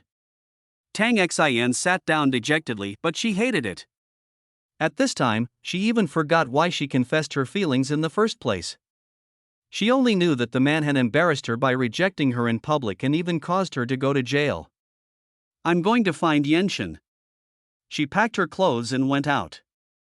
After many twists and turns, she finally found Zhao Yenshin, who was negotiating business with someone in a club. The man had handsome features and a smile on his chiseled face. Next to him was a hot girl with avant-garde clothes. Why are you here? Zhao Yenshin's first words made her angry. Can't I come? She pursed her lips and asked back. Zhao Yenshin frowned slightly, but the girl next to him stood up leisurely at this time with an exaggerated smile on her face. Hey, Mr. Zhao, this isn't your girlfriend in prison, is she released? The tone was very impolite. However, Zhao Yenshin's reaction greatly disappointed Tang Xin. His expression did not change at all, he just nodded. Yes, it just came out a few days ago. The smile on the hot girl's face widened and she held out her hand to introduce herself. Shen family, Shen Lining. Tang Xin's pupils suddenly shrank. The Shen family is one of the most famous families in Liancheng, and it can even be said that it is no worse than the Zhao family. However, the eldest daughter of the Shen family is extremely rebellious, has had countless men, and does not have a good reputation in the aristocratic circle. Yan Shen had said before that he hated the eldest daughter of the Shen family who always pestered him, so why was he hanging out with her today? You go back first, we still have business to discuss. Before Tang Xin could say anything, Zhao Yenshin narrowed his eyes and ordered her to leave. Tang Xin couldn't hold back her expression any longer. She was the real girlfriend, they hadn't broken up yet and she really wasn't going to leave. She strode forward and sat down directly on the sofa. The high heels made the floor creak. Everyone looked at each other and frowned. How could they discuss this business? Mr. Zhao, how about you take care of your family affairs first? We can discuss the details next time? A slightly plump man stood up and spoke tentatively. It's okay, let's continue talking. Impatience flashed in Zhao Yenshin's eyes. He walked forward, grabbed Tang Xin's hand, and dragged her out the door. Tang Xin, are you done yet? I'm talking about business, why are you making a fuss? Listen, is this what a human being would say? Is she making a fuss? Tang Xin's eyes widened in disbelief. Zhao Yenshin, what is your relationship with Miss Shun? We haven't broken up yet. I won't leave today unless you explain clearly. She seemed to have activated the gene of getting to the bottom of things, and her stubbornness was frustrating. Tang Xin. Zhao Yenshin was also angry, and his tone became stern. Who do you think you are? You're just out of jail. Stay out of my business with Shen Lining. I'm telling you right now, we're breaking up. Get out of here right now and don't delay my business. After saying that, he called the waiter and pulled Tang Xin out while she was still confused. When the system described the scene of that night to Changqing, it almost laughed to death. Host, Tang Xin has hit a snag. Zhao Yenshin has been very annoyed recently.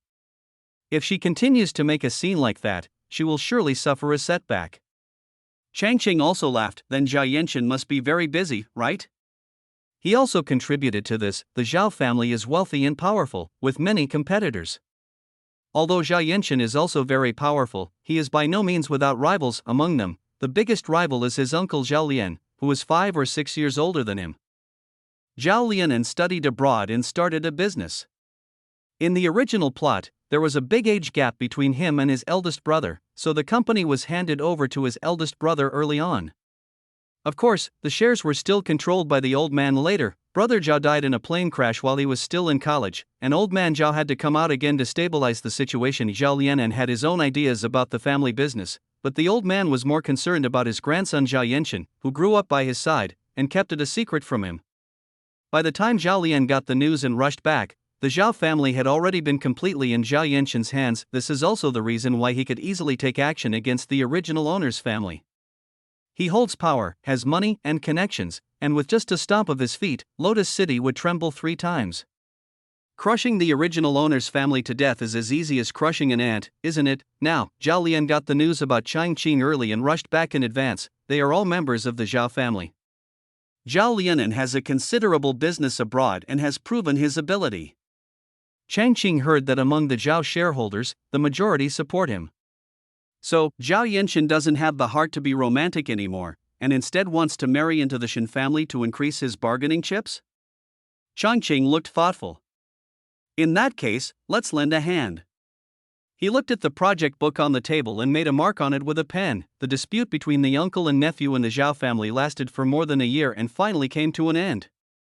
No one was surprised by Zhao Lian's victory. After all, he is older, more experienced, and has more shareholder support from the outset. What surprised the onlookers was that Zhao Yenshin actually married into the Shin family during this process and married the eldest daughter of the Shin family, who had a chaotic private life. Although his behavior at the wedding was very intriguing, he was married anyway.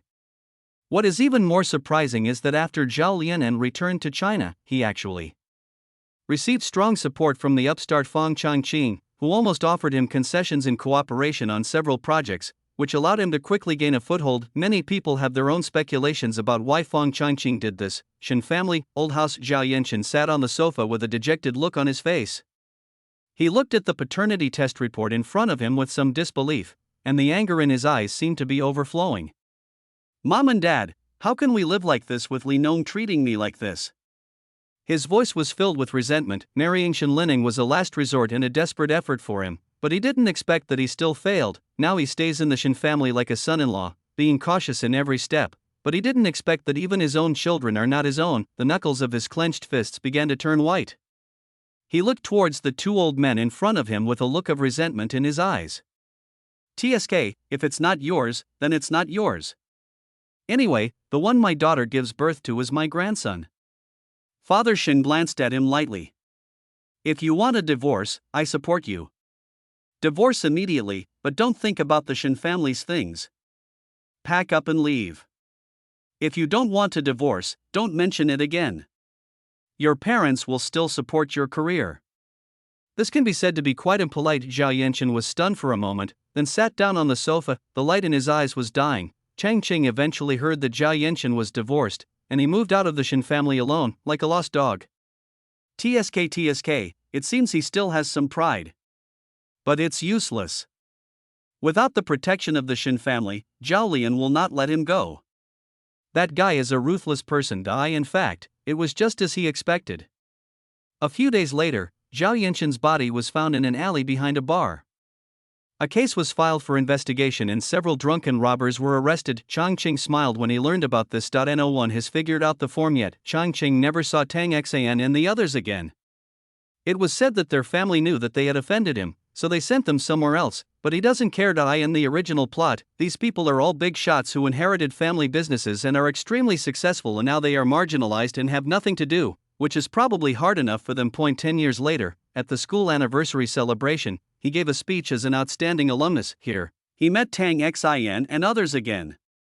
They were waiting outside to apologize to him. Changqing, we were too impulsive back then. We apologize to you. We are sorry. Changqing looked at the obviously old and timid men and women in front of him, and he could hardly recognize them. In recent years, those families have had a hard time. Although Changqing did not attack them openly, he still did a lot of things in secret. These people must have been forced to come here by their families. I received the apology, but I am in no position to forgive you. After saying that, he got in the car and drove away. Chapter 42, Tool People in Period Literature. 1. As soon as Changqing came through, he heard the sound of a woman sobbing softly. The child is not given to an outsider. Will her aunt treat her niece harshly? What are you worried about? Niao's mother was very disgusted when she saw her eldest daughter-in-law crying. She's just a little girl. It's a waste of food to keep her at home. If her aunt hadn't been pregnant for 5 years after marriage, there wouldn't be such a good opportunity. But Arya is only 4 years old. Yu Xiuqin held a little girl in her left hand and cried non-stop. The girl is also her mother's flesh and blood. How could she bear to give her daughter to someone else? But in this family, her parents-in-law are powerful, her husband listens to his parents, and she herself is an orphan without the support of her natal family, so what she says has no weight at all. Seeing that her eldest daughter-in-law was still stubborn, Miao's mother tried to reason with her. You know the situation at home. There are many people feeding us but few workers. Peng Peng is going to school, which is also an expense. It will be hard for Arya to stay at home. Her aunt's family is in the city. What are the conditions in the city like? They have white rice and meat for every meal. If Arya goes to her house, she will fall into a blessed nest. After persuading for a while, seeing that Yu Xiuqin still disagreed, Miao's mother became angry. She slammed the table and stood up. You have no say in this matter. Her grandfather and I have already decided on it. This movement was quite large, and Yu Xiuqin was startled. The child in her arms also trembled and started crying. Yu Xiuqin quickly held the child in her arms and frantically tried to comfort her. Miao's mother seemed to be used to this kind of scene. She looked at her eldest son who was sitting next to her in silence and said, "Besides, Arya's father also agreed to this, right?" Yu Xiuqin also looked over with red eyes, and there was a pleading look in her eyes. Changqing had just been integrating the original owner's memories, and only came back to his senses when he was called out. Agree? I don't agree with you. Is this something a father can agree to? So he shook his head and said, I disagree. My little sister can't give birth to a child, which means she is destined to be childless. As the old saying goes, don't force it if it is not destined. If you force it, you will suffer. We can't harm Arya or my little sister. Although Changqing had never been a father before, he knew that a father who gave his child away would definitely be an unqualified father. Miao's mother and Yu Xiuqin didn't expect that he, who was usually taciturn, would say such words. They were both stunned for a moment. After a while, Miao's mother finally reacted and started hitting him. You unfilial son, are you cursing your sister? Changqing would not stand there and take a beating like the original owner did. He turned his body and took 2 steps back. Miao's mother's slap missed him, and his balance was unstable, so he sat down on the cold ground. Miao's mother was so angry that she got up and looked for a stick. Changqing quickly asked Yu Xiuqin to take Arya back to the room. When the stick fell in front of him, he stretched out his hand and grabbed it. He pushed it gently, and Miao's mother sat on the ground again. Only then did Miao's mother realize the difference in strength between herself and her son. However, if she couldn't beat her, she had other ways. She raised her head and immediately burst into tears, scolding her son for being unfilial. In the past, when such a big incident happened, his son was at a loss as to what to do and would quickly admit his mistake and apologize, but Changqing ignored it. He was really hungry. So he left Miao's mother crying and cursing in the yard and went to the kitchen to find something to eat. He put the sweet potato rice in the pot into a bowl, took out a small piece of bacon from the column, washed it and sliced it, then added half a pot of rice, put the bacon in, and simmered it over high heat. After a while, a hint of waxy aroma wafted out of the pot. The crying and scolding of Miao's mother outside attracted many neighbors.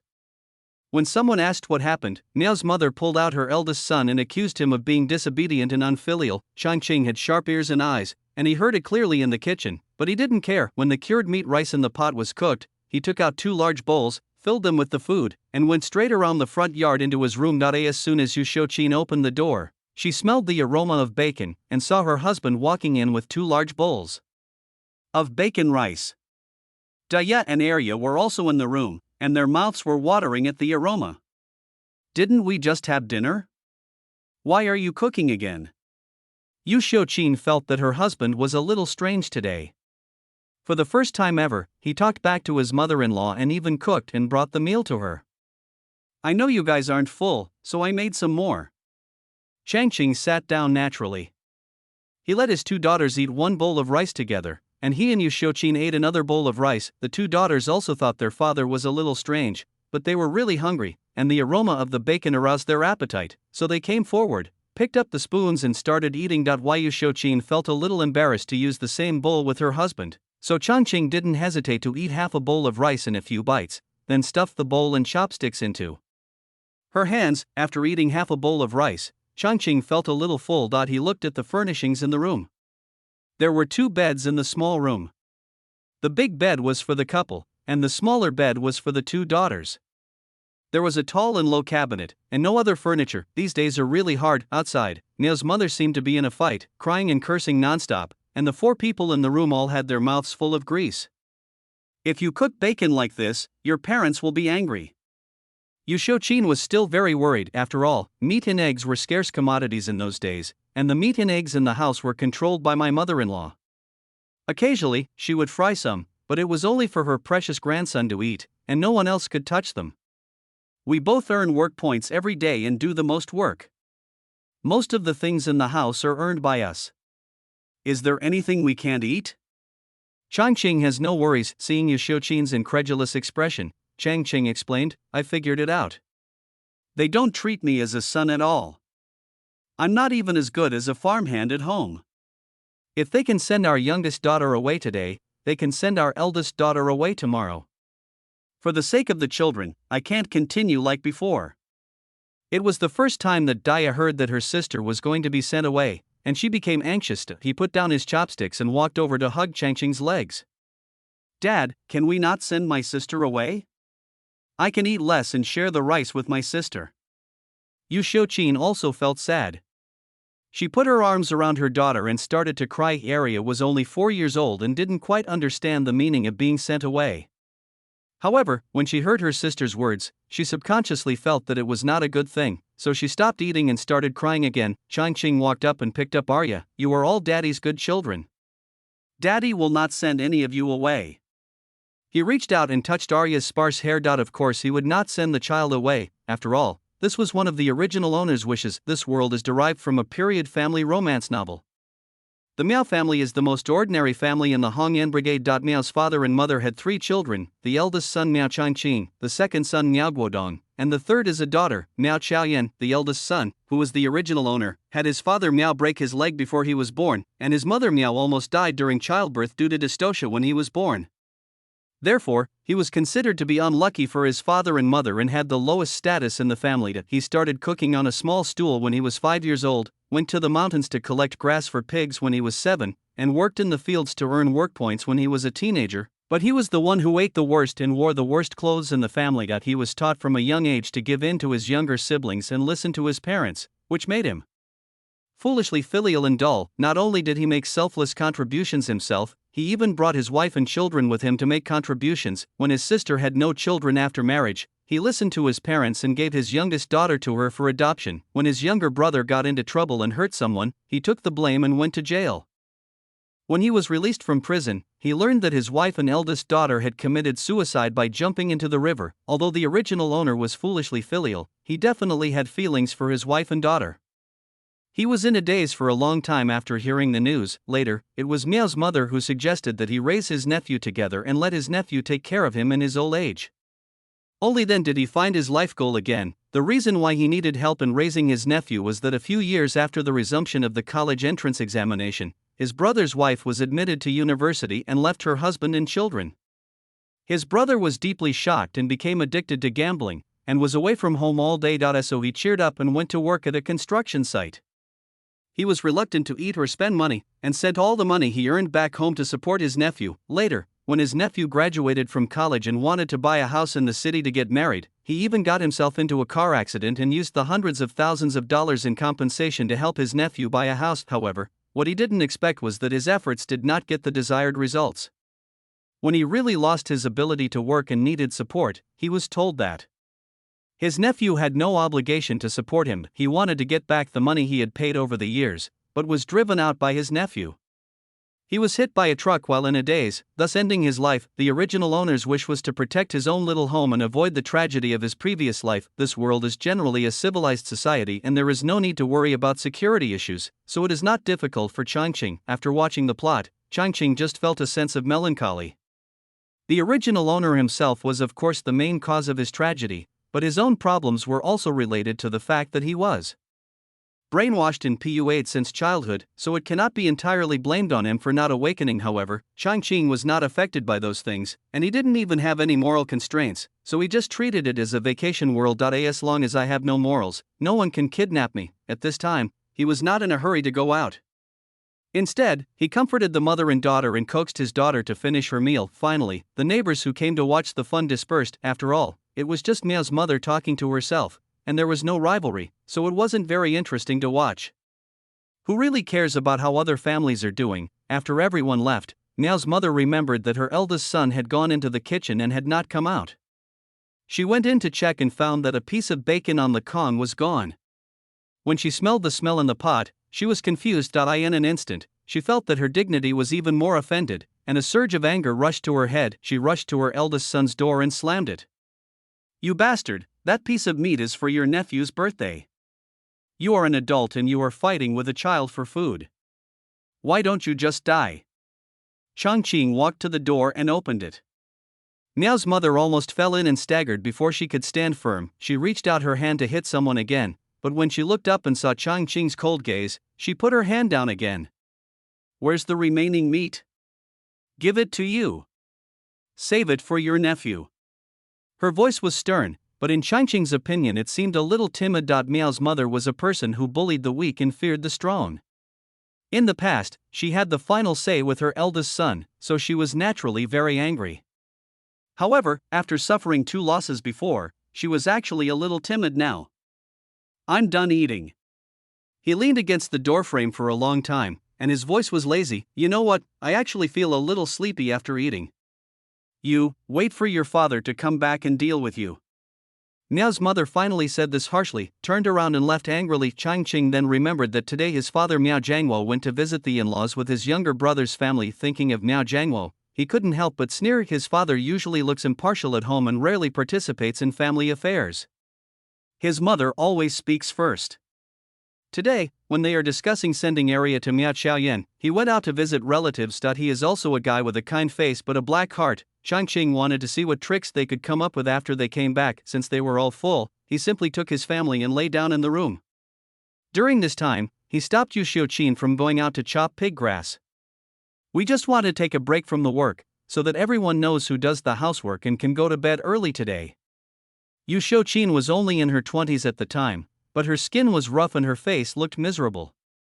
She looked like someone who worked in the fields every day. She herself was not a person with a strong opinion, and the original owner was a person who listened to her parents, so their lives were so difficult. Seeing Changqing say he wanted to quit, she felt uneasy but did not object. Changqing was already tired and didn't want to pay attention to the noise outside. He just lay down with his clothes on and fell asleep. Chapter 43, Tool People in Period Literature. 2. At breakfast the next day, Changqing finally met the rest of the family. His father Miao Jiangwo was in his 50s, but he looked much older than people in their 50s in later generations. He never put down his pipe even when eating. "Compared to my family, my younger brother's family is much better off. Although they are wearing common rural clothes, their complexions and skin are much better, especially my nephew Miao Pang, who is fair and plump, like the young master of a landlord's family in the old days." There were 6 or 7 dishes on the large square table. Changqing looked carefully and found that in addition to the usual radishes and cabbages, there was also a plate of fried fish, a plate of scrambled eggs, and a plate of bacon. "Come on, eldest brother, get up.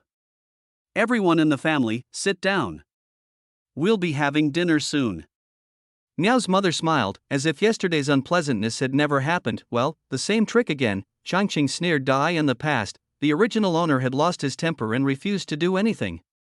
At this time, the family would prepare a good meal, talk about the difficulties his parents had faced, talk about their past sacrifices for him, and talk about how so-and-so was filial to their parents, and the original owner would then lose his temper. In Changqing's opinion, this is just a kind of PUA. The original owner would buy into this, but he wouldn't. "But since there are delicious dishes, we can't not eat them." He asked his wife and daughter to sit down, took a few plates of delicious food, put a small bowl in each of their bowls, and then sat down to prepare to eat. The 3 of them didn't dare to look at everyone's expressions, they just lowered their heads and ate. Seeing that most of the fish, meat and eggs were gone in one go, Miao Pang became unhappy, pouted his mouth and burst into tears.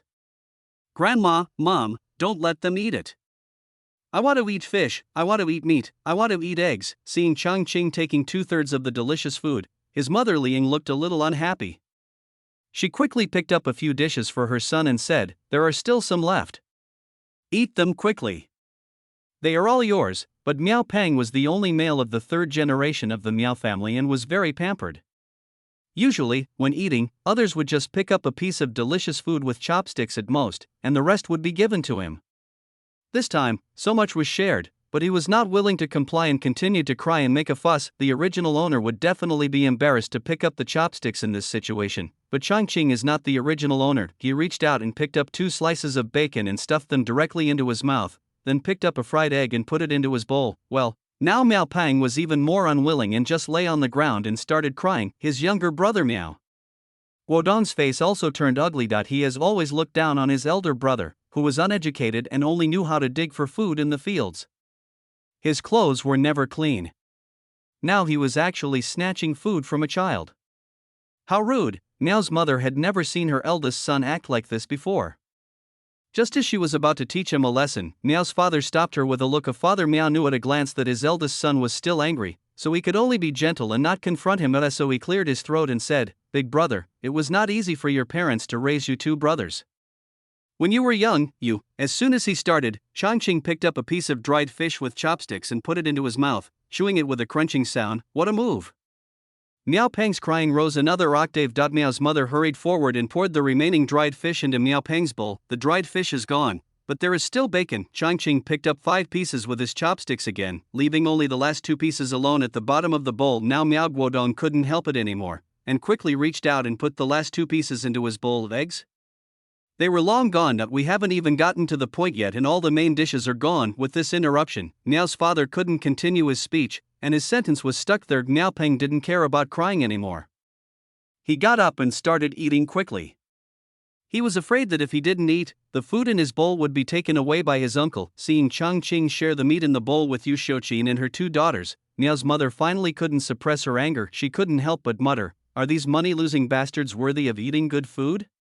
Yu Xiuqin and her daughter were already accustomed to Miao's mother's attitude, so they kept silent and just lowered their heads to eat. They can tolerate it, but Changqing can't. "Mom, you are too biased. Doesn't Dia feed the chickens every day? Does Dia fetch the pig grass? Xiuqin and I get full work points every day. Most of the food in the house is earned by us. What's wrong with eating a little?" This was said so directly that Miao Guodong felt a little embarrassed. "Brother, what do you mean by this? Are you dissatisfied with the fact that your sister-in-law and I earn too little?" Miao Guodong is a high school student, and his wife is also an educated youth from the city. They are both educated people. Isn't it normal that they are not as good as the peasants who have been working since childhood? Besides, there is no separation of the family, so is it necessary to divide it so clearly? You also know that you earn little. How can you raise your son to be so fat and plump with just the work points you earn? Changqing stood up and pointed at Miao Pang. Miao's father couldn't stand listening to this. He put down his bowl and chopsticks and said, "Boss, you don't have a son. You and your wife might even ask Peng Peng to break a pot to send you off in the future. How can you say that? This ungrateful little bastard, do you still expect him to see you off to the end? Mom and Dad, what kind of society is this now? Women have long been able to hold up half the sky. It's not like I don't have children. My 2 daughters can still see me to my grave." Changqing had no reservations about talking about his life and death, and the original owner was counting on his nephew to see him off to the grave. But what happened? He was hit by a car and died on the roadside, and no one cared.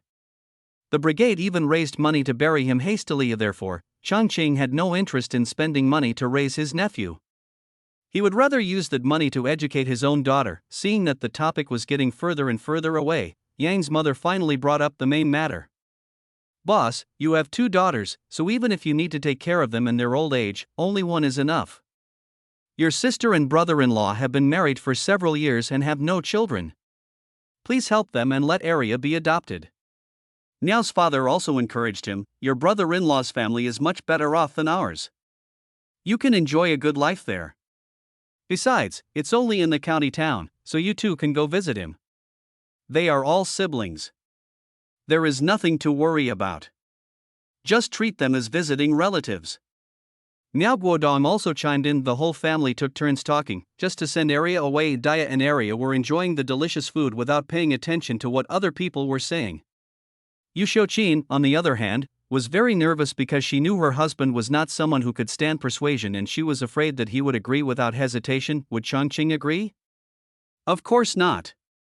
The more he listened, the angrier he became. Seeing that Yu Shouqin and her mother had finished eating, he asked them to go back to their rooms first. After they all left, his expression changed immediately. Send Arya away? I think we can send Miao Peng away. He's a son, and his sister and brother-in-law will definitely be more willing. Let him go to the city to enjoy his life. He turned around and said to Miao Peng, Pang Peng, how about going to your aunt's house and eating meat every day? Miao Peng naturally had a good impression of the aunt who always dressed brightly and beautifully every time she came back. When he heard that she ate meat every day, his mouth immediately watered. Okay, let's go to my aunt's house to eat meat. He put down his bowl and chopsticks, looking very impatient. Now Miao Guodong and Li Ying's faces fell, and they looked at Changqing with anger. His uncle, Peng Peng, is our life, no one can send him away. Li Ying's voice was accusatory, and Miao Guodong even stood up and grabbed Changqing by the collar. I call you brother, but you really take yourself too seriously and even want to send my son away. Changqing didn't understand why they were so angry.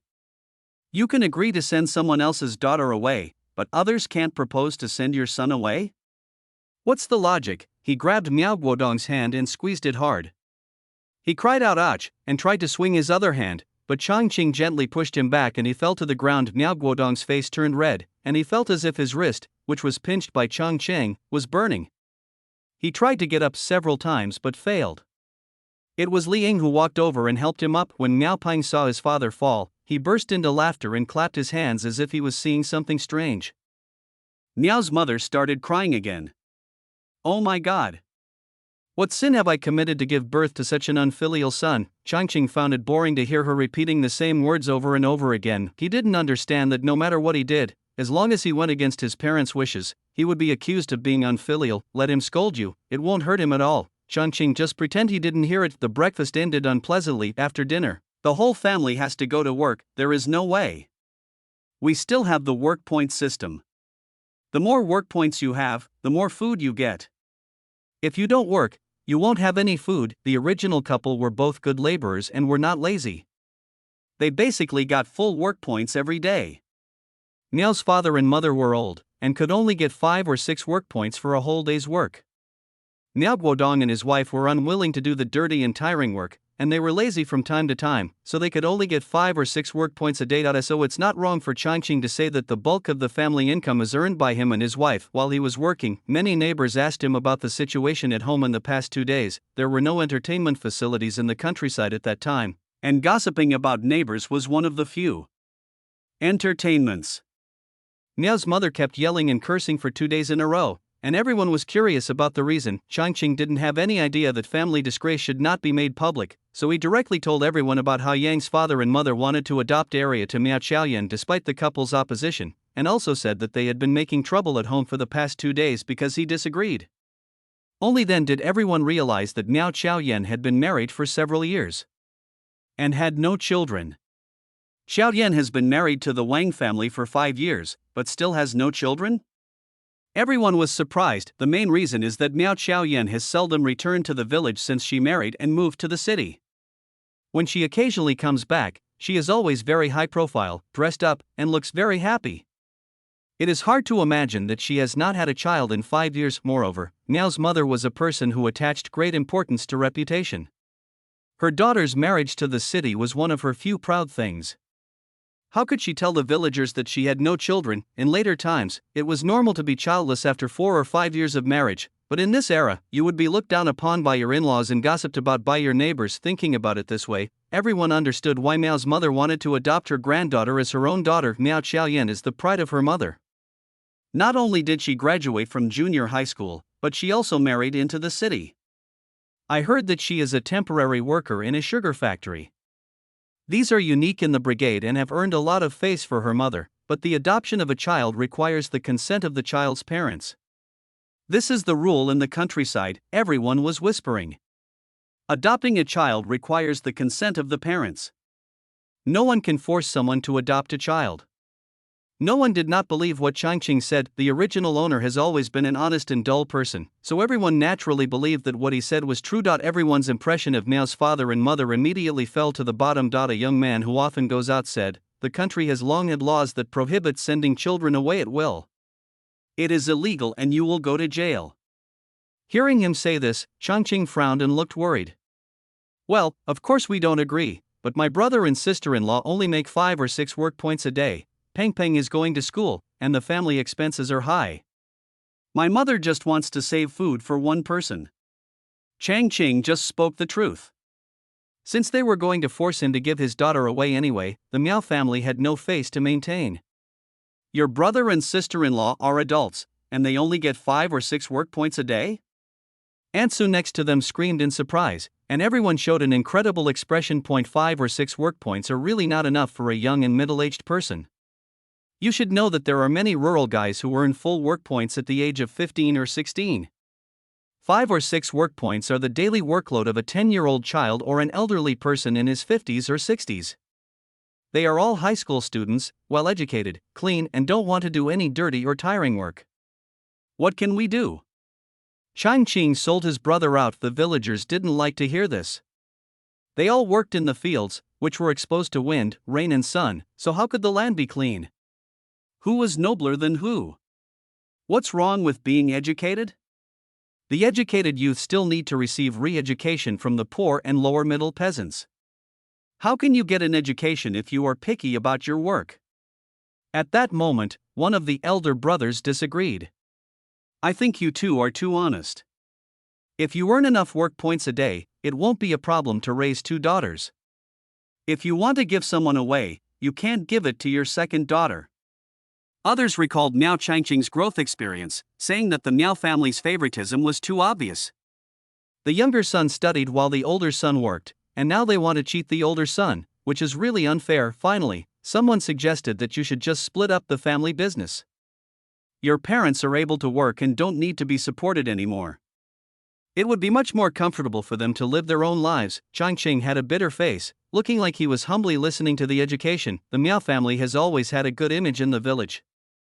The original couple were hardworking and simple people, and Miao Guodong and his wife were both educated and cultured.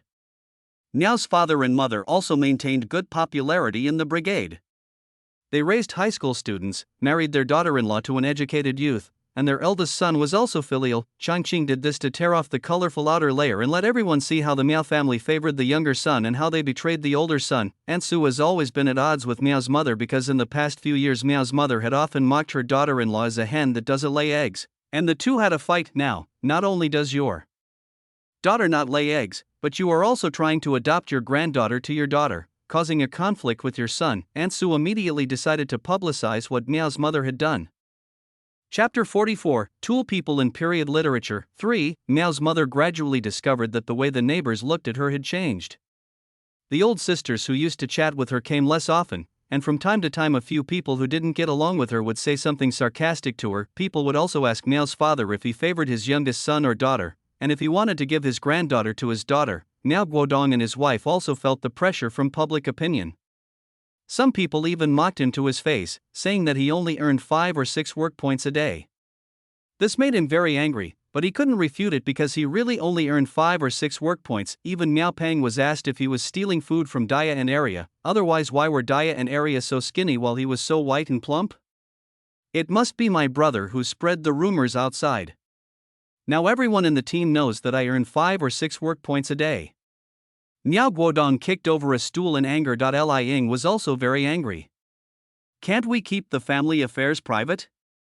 Why do we have to make it known to everyone? If the reputation is ruined, the reputation of the whole family will also be ruined. Mom and Dad, please contact my younger sister and ask her to introduce us to work in the city. Miao Guodong couldn't stand the strange looks from the people in the team, but Li Ying was a woman and an educated youth from the city, so everyone could understand that she earned few work points. But Miao Guodong was a native of the countryside and a young man, so naturally everyone looked down on him for earning so few work points. But can we blame him for this? He has been in school since he was young and has not done much farm work. It is normal that his work efficiency is low. Miao's mother also suspected that it was her eldest brother who told the story. This unfilial son has no control over his words. Recently, he has been acting like a madman. He wants to eat well and even won't let his nephew. I shouldn't have given birth to him if I had known. Miao's father also sighed. The eldest brother used to be the one who gave him the least worry. Why did he become like this recently? After thinking about it, he felt that the eldest brother was indeed their unlucky one. Not however, his youngest son and his wife only earned 5 or 6 work points a day, and he felt ashamed when he thought about it. If you want to go to the city to work as a worker, you have to contact Xiaoyan again. Your eldest brother doesn't agree with the idea of having a child that she mentioned last time. Niao's father took a deep puff of his cigarette, his face looking very unhappy. The eldest brother is really too ignorant. A girl is so precious. Giving her to the younger sister for adoption can not only help the younger sister solve the pressure of being childless, but also allow the younger brother to work in the city. How great! Changqing didn't know what others thought, nor did he care. Over the past few days, he had learned more about the world through observation. Zhongwan village, where they currently live, is one of the 9 villages under the Hongqi commune. Although there are no more big pot meals now, they still record work points for collective labor and calculate food according to the work points. According to the plot, the college entrance examination will be resumed in 2 years, but this has nothing to do with him. After all, the original owner started working before he even graduated from elementary school. If he suddenly took the college entrance examination, he would probably be treated as a monster. However, even if he doesn't take the exam, someone in his family will die in the plot. Because Miao Guodong and his wife were preparing for the exam, all the housework fell on the original owner and his wife. They were busy from morning till night and never finished it. After a few months, Xiaoqing became sick from exhaustion. So we have to split up before the college entrance examination is resumed, Changqing thought to himself. As he was thinking, a pair of small hands covered his eyes. Dad, guess who I am? Changqing couldn't help but curl his lips slightly. Dia? Dad, you are so smart. You guessed it right at once. You call me Dad, so she must be my daughter. That's easy to guess. Changqing turned around and held Dia on his lap and sat her down. The child was over 7 years old, and her weight seemed to be less than 30 kilograms. Changqing felt her light when he held her on his lap. This child is so pitiful. The original owner was not very close to the children. He was busy in the fields during the day, and was ordered around when he got home. He had no free time for a moment. In addition, he had a dull personality and paid little attention to the children, so the children were somewhat distant from him. The situation improved a lot after Changqing came. He did the work he was supposed to do and stayed away from the work he wasn't supposed to do. When there was a good dish at mealtime, he would forcefully give a portion to Dia and Arya. After a while, the 2 children became much closer to him. Recently, Dia has become obsessed with this game of guessing people by covering their faces. When she saw her father sitting on a big rock outside the door after dinner, she quietly went over and covered his eyes. Changqing took out a piece of candy from his pocket and stuffed it into her mouth. Dia, do you want to go to school? Go to school?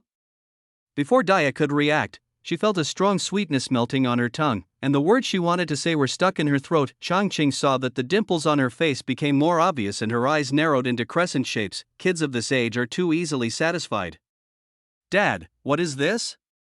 It's delicious. Dia looked excited and spoke vaguely. This is peanut candy. Chew it with your teeth. It's very delicious. He took out this candy from his portable space. He didn't know when he put a big bag of candy in it in his previous life. He didn't expect that he could use it to coax the child here. I don't chew it.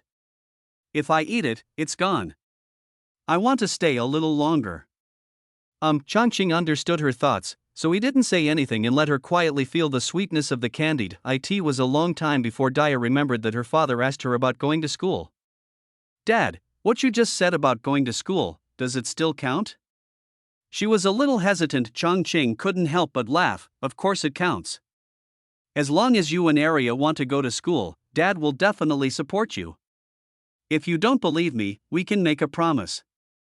Dia thought for a while and decided to believe what her father said. I'll tell Arya. She jumped down. Wait. Changqing called her and took out another candy from his pocket. This is for Arya, you have to give it to her quietly, don't let others find out. Watching her skipping away, Changqing unconsciously revealed a fatherly smile. It feels really good to raise a baby. Chapter 45, Tool People in Period Literature. For, lying in bed at night, Xiaoqing was still curious as to why the 2 girls were so attached to their father today. She thought so and asked so. Changqing smiled and peeled a candy for her. When the sweet taste of milk filled her mouth, She understood everything. Where did you get the sugar? Yu Xiuqin always felt that her husband had changed a lot recently. Although these changes were changes she liked, such as paying more attention to his own family and being closer to his children, she was still a little worried when she saw him taking out candy casually.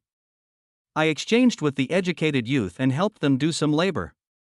Changqing saw that Daya and Arya had sat up and were looking at him straight, so he threw another one to each of them. Don't spoil them. Yu Xiuqin patted him. After the photo shoot, she was a little stunned. When did the atmosphere between her and her husband become so relaxed? Yu Xiuqin is a typical traditional woman, hardworking and simple, even a little timid.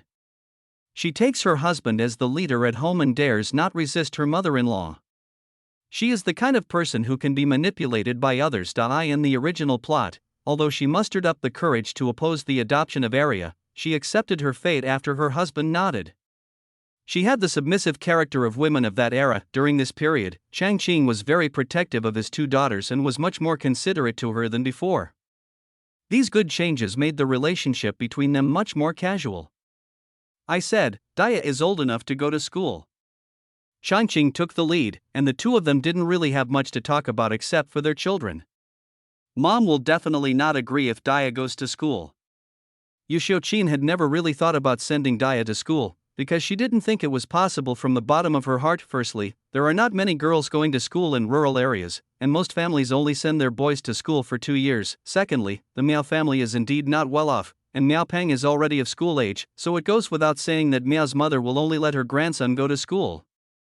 I'll take care of Mom's side. Changqing murmured. In this technological age, the importance of knowledge is unquestionable. If Changqing wants to educate his two daughters, he must send them to school. On the other hand, Miao Guodong and Liang were also discussing their children's schooling. Hey, have you told Mom about Pengpeng's schooling? Liang poked her husband, who was sleeping next to her.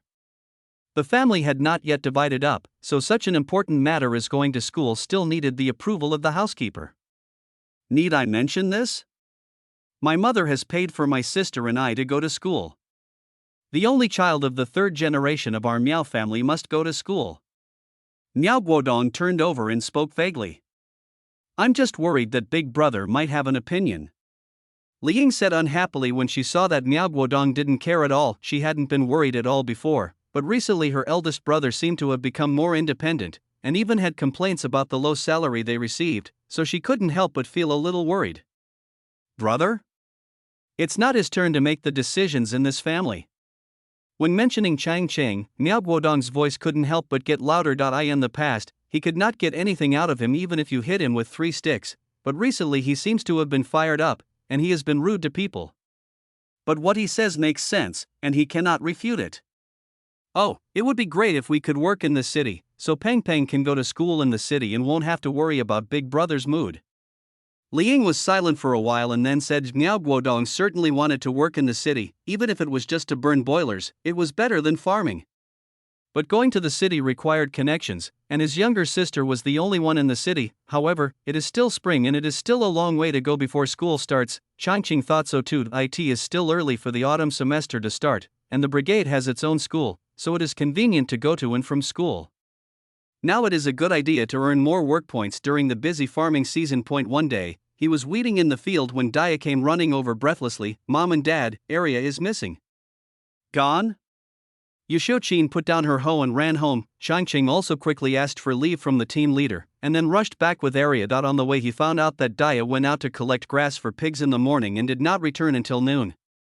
As a result, when he returned home, he did not see Arya. He looked around but did not see anyone. It must be the Miao family who was doing something weird. Changqing guessed in his heart. When he rushed home, Yu Xiuqin had already searched the house inside and out, but no one was there. Boss, Arya is not at home. Her eyes were red and her voice was choked with sobs. Don't worry, we will definitely find it.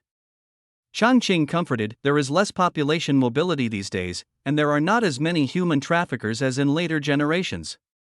Arya is sensible and never runs around, so Changqing is not too worried about her safety. You and Daya stay at home, I'll go out and look for her.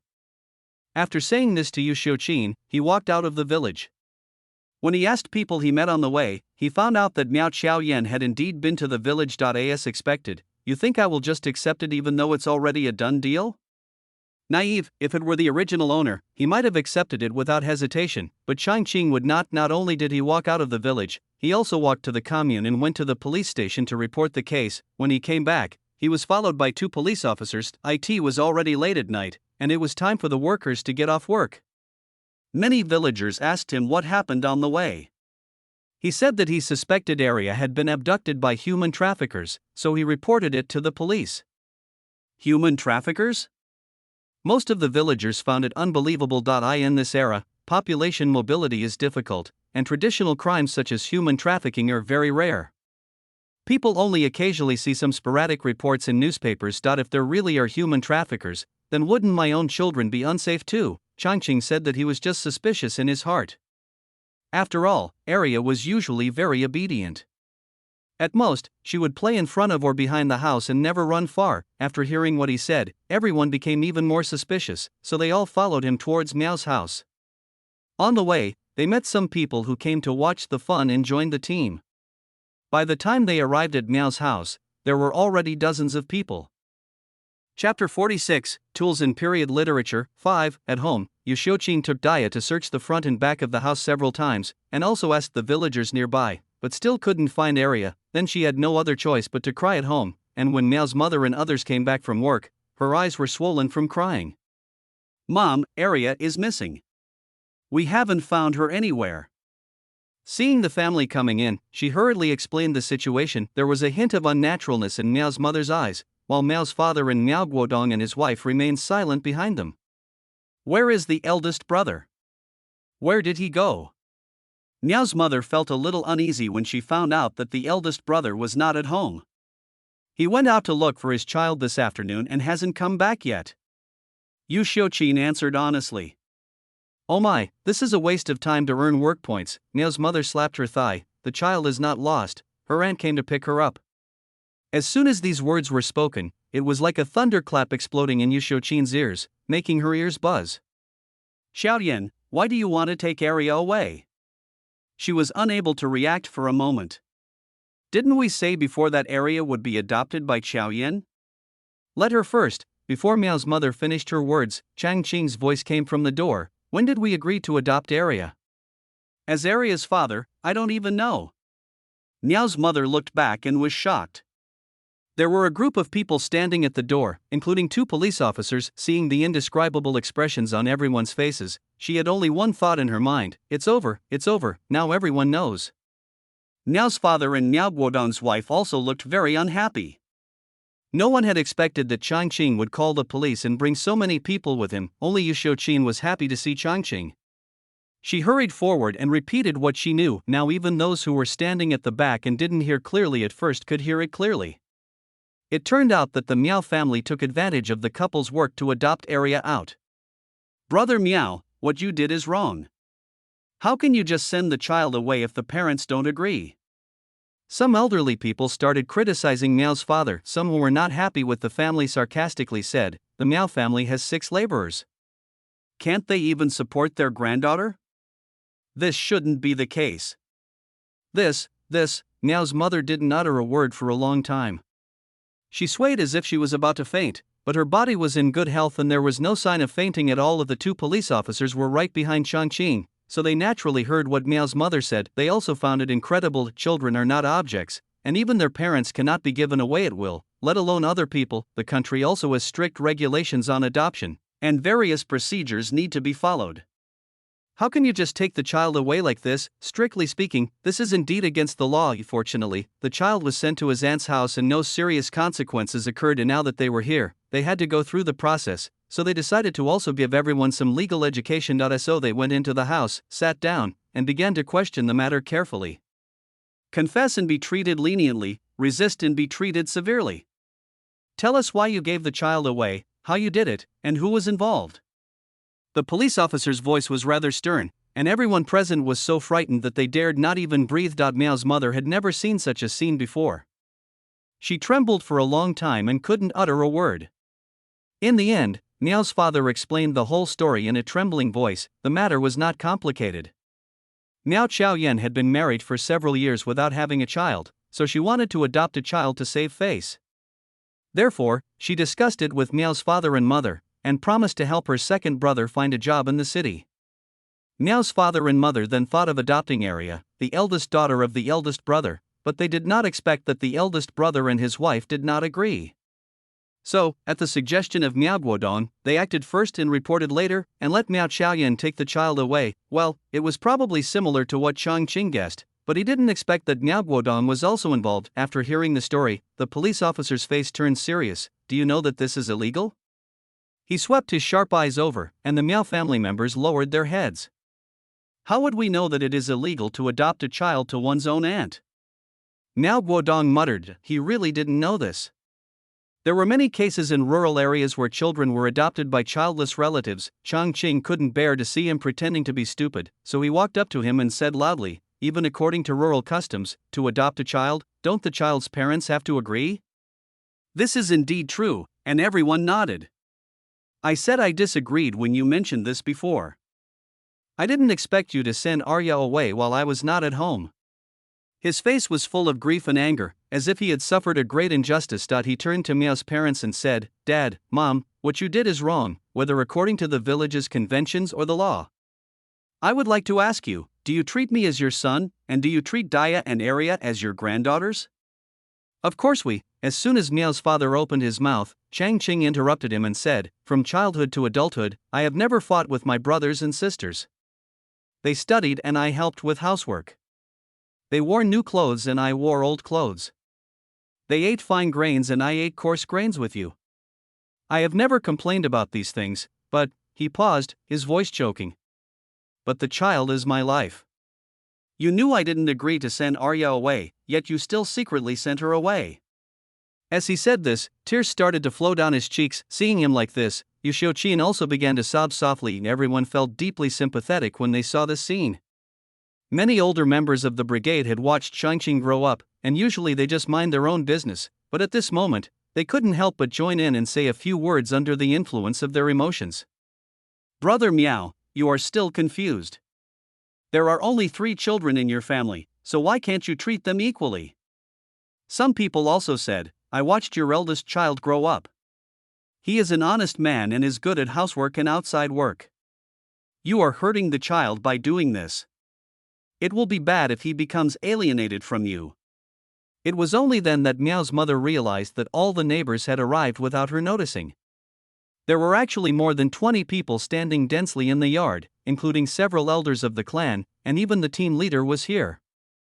Chapter 47, Tool People in Period Literature, 6. Changqing glanced around silently and saw that most people had arrived and the atmosphere was quite lively. So he said, I must take my daughter back.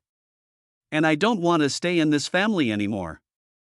When a tree grows big, it will branch out. When a son grows up, he will separate from his family. Dad and Mom, my 2 brothers have already started their own families. Why don't we separate and live our own lives? As soon as these words were spoken, the faces of the Miao family members changed, but the villagers showed an understanding look. The old couple in the Miao family are really unreasonable. It would be fine if they were partial to the younger one, but they even want to give away their own granddaughter. This hurts the eldest son's heart. It is understandable that they want to divide the family. There are also some who just want to watch the fun and enjoy the event, and even shout in their hearts, let's make some noise. No. When Miao's mother heard the word separation, she subconsciously denied it. No? Changqing sneered, you all think I am unlucky for you, so why do you want to keep me around? Or do you want to continue to use my daughter to exchange for a job in the city for your youngest son? His words were so harsh that it could be said that he did not consider his parents' face at all. Miao's father and mother's faces turned pale and blue. They did believe that their eldest son was unlucky for his parents, so they didn't like him when he was a child. But when he grew up, they realized that it was just feudal superstition and there was no such thing as unlucky or not. It was just that the way they treated him had become a habit, so they maintained it. Before Miao's mother could say something, she was pulled back by Miao's father. Let's split up the family. He finally understood that the boss had already turned away from them and was determined to split up the family, and the police were all here, so it was better to follow the boss's wishes and end it sooner rather than later. Dad. Miao Guodong wanted to say something, but his father glared back at him. So Changqing asked the captain and everyone present to be witnesses, and the division was carried out on the spot. Of course, the division of the family property must be resolved quickly to avoid any further complications. Miao's mother insisted that the family had no savings, and Changqing didn't argue. The main thing was to distribute food. For the sake of speed, Changqing did not ask for distribution according to last year's work points. Just enough for their family to eat in the second half of the year was enough. They got a set of pots, bowls, and spoons, 2 of the 6 chickens, and a pig, but it was going to be sold to the commune, so no one cared about it. Quilts and other personal items were allowed to be taken away by each person. My parents are only in their 50s now and are not yet at the age where they need retirement care, so this issue does not need to be discussed for the time being. As for the house, Changqing didn't want it either, because he had already applied to the team leader for a 2-room empty house on the east side of the team to live in temporarily. When Miao's mother saw Changqing asking people to move things away one after another, she realized that the eldest brother had been planning to divide the family for a long time. Seeing that the matter had been investigated clearly, the 2 policemen said goodbye to Changqing and went back. Changqing didn't intend to arrest all the Miao family members. After all, in this era, it was still very rare for a child to sue his parents. Moreover, Arya was only sent to her aunt's house. If she insisted on saying that she was visiting relatives, there was really nothing she could do. However, as long as he could take this opportunity to divide the family, he would be very satisfied. After everyone left, the Miao family suddenly became empty. Miao's mother said in disbelief, Just left like that? Father Miao also sighed heavily and turned to go into the room. My eldest brother has already arranged a house, and he has been wanting to divide the family for a long time. When Miao Guodong saw Changqing taking away so much food, he felt uncomfortable and turned around to provoke Miao's mother, but Miao's mother didn't want to pay attention to him at this time. She was thinking that after the eldest brother's family left, who would cook and who would collect grass for the pigs? These would be a lot of troubles. After all the trouble, it was already past 7 o'clock. Miao Guodong and his wife were very hungry, and Miao Peng was crying and asking for food. There was no choice but for Miao's mother to go into the kitchen to cook. In the past, Yu Xiuqin cooked for the family.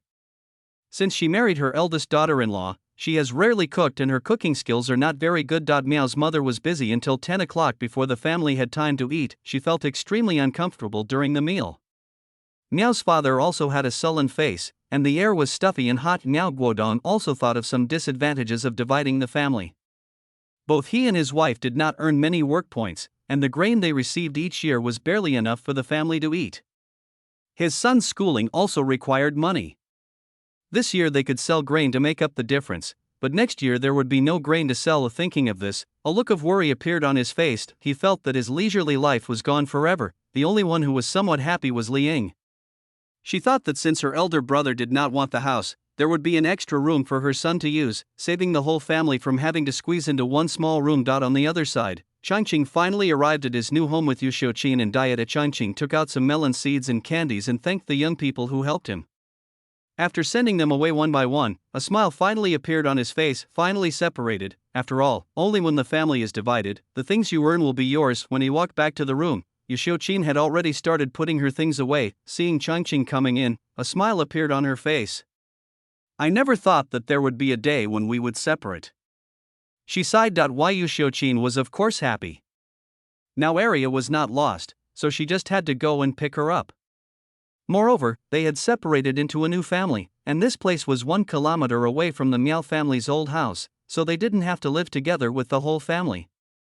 What made her even more confident about the future was that her husband had begun to really consider and plan for this small family, and he was doing a very good job. This house is abandoned.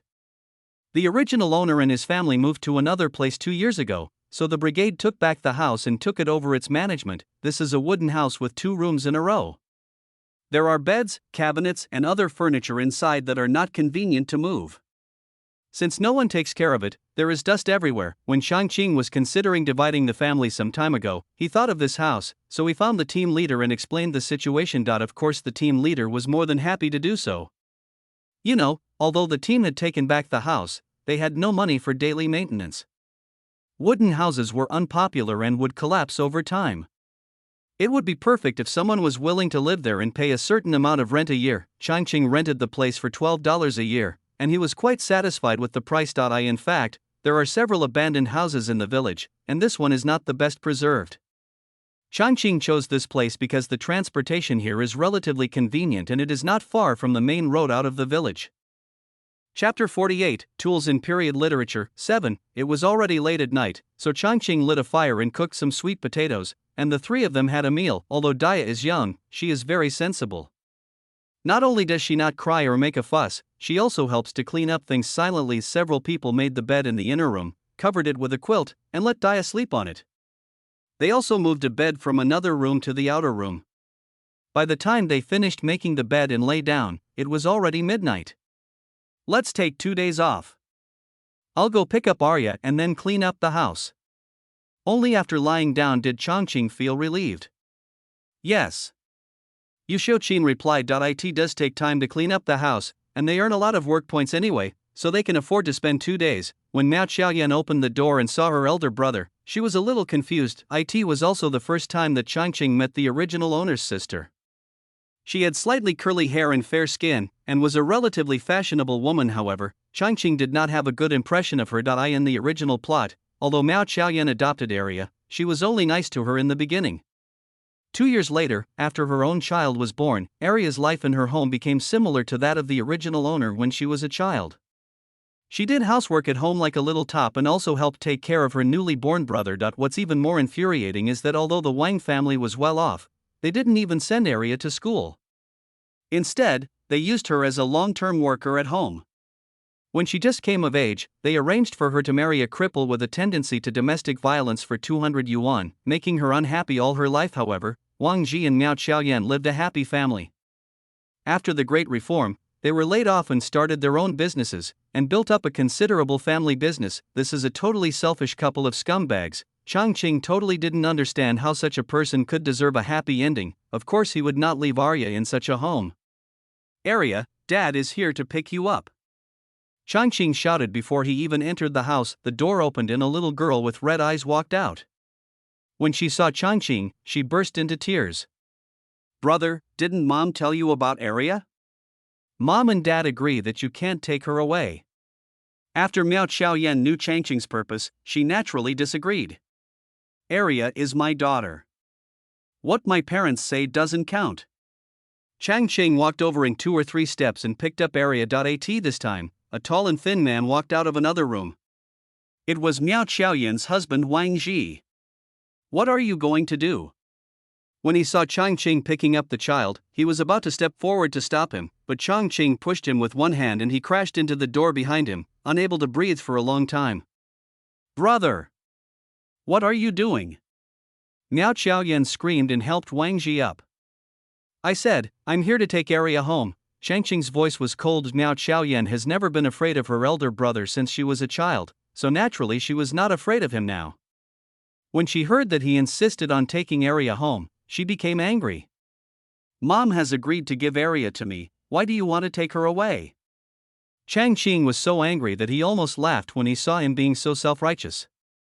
Arya is my daughter. If I don't agree, no one has the right to adopt her. Besides, Xiuqin and I have already separated, and my parents can't control me. This sentence made Miao Xiaoyan stunned for a moment. You said you split up? That's right, so don't use my parents to pressure me. Changqing didn't want to say more and walked straight to the door. However, what he didn't expect was that 2 police officers had already arrived at the door. It turned out that Wang Ji's mother saw the commotion outside and secretly called the police. Changqing smiled. It was like someone bringing him a pillow just when he was sleepy. He hadn't thought of calling the police at first, but since the police had come, he might as well call them. Which Ms. Wang reported to the police officer asked directly after entering the room. The Queen Mother then came out of the kitchen and said, I called the police. He broke into my house and tried to take the child away. Well, the bad guys are the first to complain. Seeing the police looking over, Changqing did not panic at all and told him again how Miao Xiaoyan had taken the child away without his consent. They took my child away without my consent. I reported it to the police at Hongqi Commune yesterday. There is a record there. You can call to find out more about the situation. The two police officers looked at each other, and one of them borrowed Wang's phone to verify the situation with the Hongqi Commune police station. Another one asked Arya directly, "Little boy, is he your father?" After getting a positive answer, he was basically certain that what Changqing said was true. After a while, the police who checked with the Hongqi Commune police station also received confirmed news. Even if they are relatives, you cannot take away other people's children at will. The police officer frowned and criticized Miao Xiaoyan. If someone investigates your behavior strictly, you will go to jail. Do you understand that? Another police officer also spoke in a stern voice. The country has introduced laws long ago, but the bad habit of illegal adoption in rural areas still persists. This time the child was taken away without the consent of the parents, which is intolerable both morally and legally. I am the child's aunt. I just brought her home to play. Miao Xiaoyan's defense seemed weak. If you were not the child's aunt, we would have arrested you now, said one of the police officers. Another police officer made a gesture of invitation to Changqing. You can take the child and leave now. They will stay to educate the family about the law, because the country is currently vigorously promoting legal education, and for families like this that have no legal awareness, it is important to focus on educating the family about the law. Chapter 49, Tools in Period Literature, 8. So Changqing left under the angry eyes of Miao Xiaoyan and the Wang family. Lushan County is not big, with only one main street running from south to north. Now that he was here, Changqing planned to stroll around the city and see what the world was like. The result was disappointing to him. At that time, basically all industries were state-owned or collective, and individual industrial and commercial households had not yet appeared. This means that even if you have supplies, you cannot exchange or sell them openly, and there is a risk of being caught if you trade with others. He first came to the supply and marketing cooperative. The supply and marketing cooperatives at that time were similar to supermarkets in later generations, selling all kinds of daily necessities. As you walk in, you'll see a long row of counters divided into many areas, with all kinds of items placed on the shelves behind the counters. Changqing looked at each district one by one. He did not ask any questions, but learned about the prices by observing other people's purchases. When a salesperson saw him holding a child, they tried to sell him malted milk, brown sugar, and other products, but he simply said that he had no money to buy them, which resulted in a round of glares. He looked at the clothing counter for a long time. The clothing style of this era is completely different from that of the previous life. The colors are mostly serious and mainly dark. Even children's clothing is rarely brightly colored, and the design focuses more on warmth and practicality, which reflects the characteristics of this difficult era. He wanted to continue doing the clothing business like he did in his previous life, but it was not allowed now, so he could only watch. When the salesperson heard that he had no money to buy the product, he ignored him and just let him stand there and look.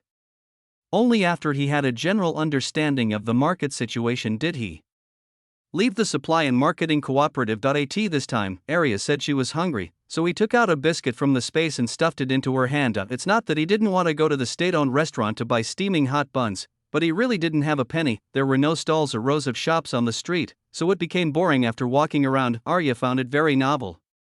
She chewed a biscuit in her mouth and looked around. Host, if you want to buy something, you can go to the black market. The system reminded.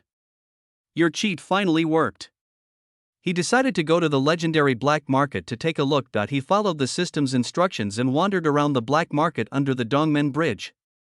Strictly speaking, this place is not a market, because people here basically don't bring anything with them. They mainly exchange information and then conduct transactions at an agreed time and place. He found that the people here were very alert. Some pretended to be shopping and passing by, while others gathered together to chat. It seemed a bit inappropriate for him to be here with a child in his arms. However, it seemed easier to gain other people's trust with a child. Soon, a middle-aged man with pockmarks on his face approached and said, "Brother, do you need a radio? Shanghai brand doesn't require a ticket." Changqing didn't have a penny, so of course he couldn't afford to buy a radio, so he shook his head. "So do you have anything to ship?" When the man saw Changqing only had the child with him and had nothing in his hands, he thought he was a reseller who came specifically to investigate the market. Changqing thought about it. There were some things in his space, but they were mainly food. Items that did not belong to this era could not be taken out. Even rice and flour had a far cry from the quality of this era, so they were not suitable for trading. So he said, "My friend has some apples and asked me to ask him about it, but he only needs money and tickets." Apple? The person on the other side's eyes lit up. These days, fruit is a more sought-after commodity than sugar. Our local area is in the south and apples are not produced there. At that time, the logistics and storage capabilities are very limited, so seasonal fruit is extremely scarce. Even wealthy families have great difficulty in getting them. Can you provide a stable supply? He pulled Changqing aside and said cautiously. What are you thinking about? How can this stuff be supplied stably? I'm just helping people deal with it.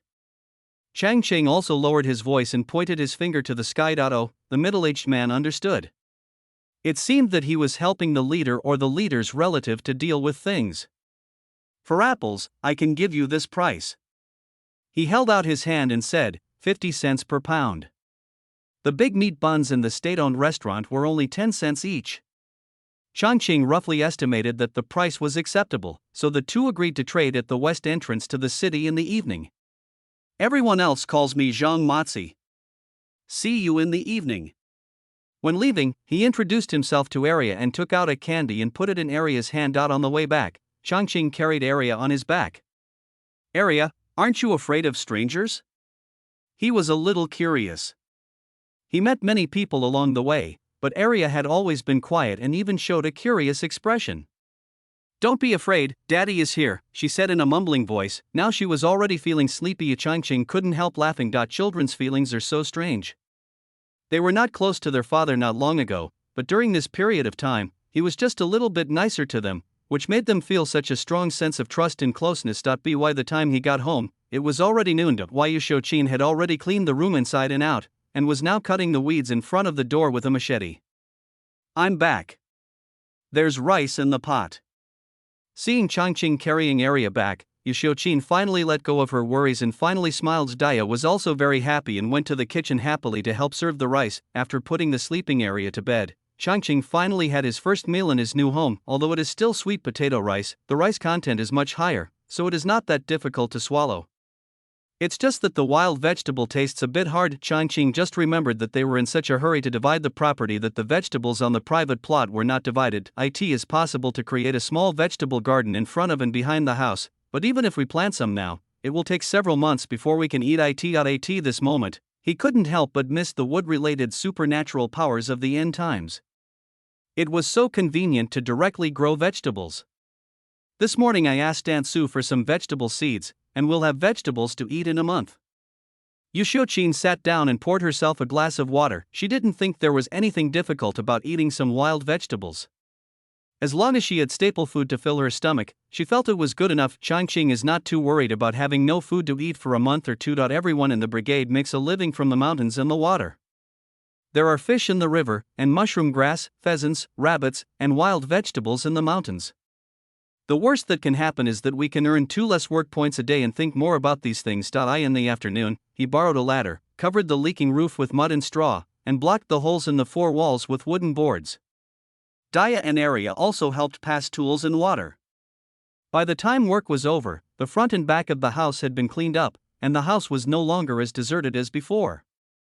Chapter 50, Tool People in Period Literature. 9. After dinner, Changqing went to the county town again. When he arrived at the agreed place, Zhang Mozi was already waiting for him. Seeing him carrying a basket, Zhang Mozi hurried forward and said, "Brother, you are finally here. I was worried that you would be reluctant to part with the goods." "The goods are not mine, so I'm willing to give them away." Changqing handed the basket to Zhang Mozi without saying much. "Good stuff." Zhang Mozi lifted the cloth covering the fruit and saw the round, red fruit with fine textures. When he got closer, he smelled a unique fragrance. Changqing specifically picked small apples to sell, but even small ones are of top quality in this era, and they are very well preserved with no signs of drying out. Zhang Mozi also noticed this. "Your apples look fresh and well preserved. They are not specially supplied. You have to know that the apples on the market have been transported over long distances, and a lot of water has often evaporated when they are sold here. They are not dried out, but at least they are not so plump and beautiful." Changqing certainly wouldn't say that this was a space that preserved the apples from being affected by weathering, so he just smiled and said, "You know what I mean." Now Zhang Mozi respected it even more.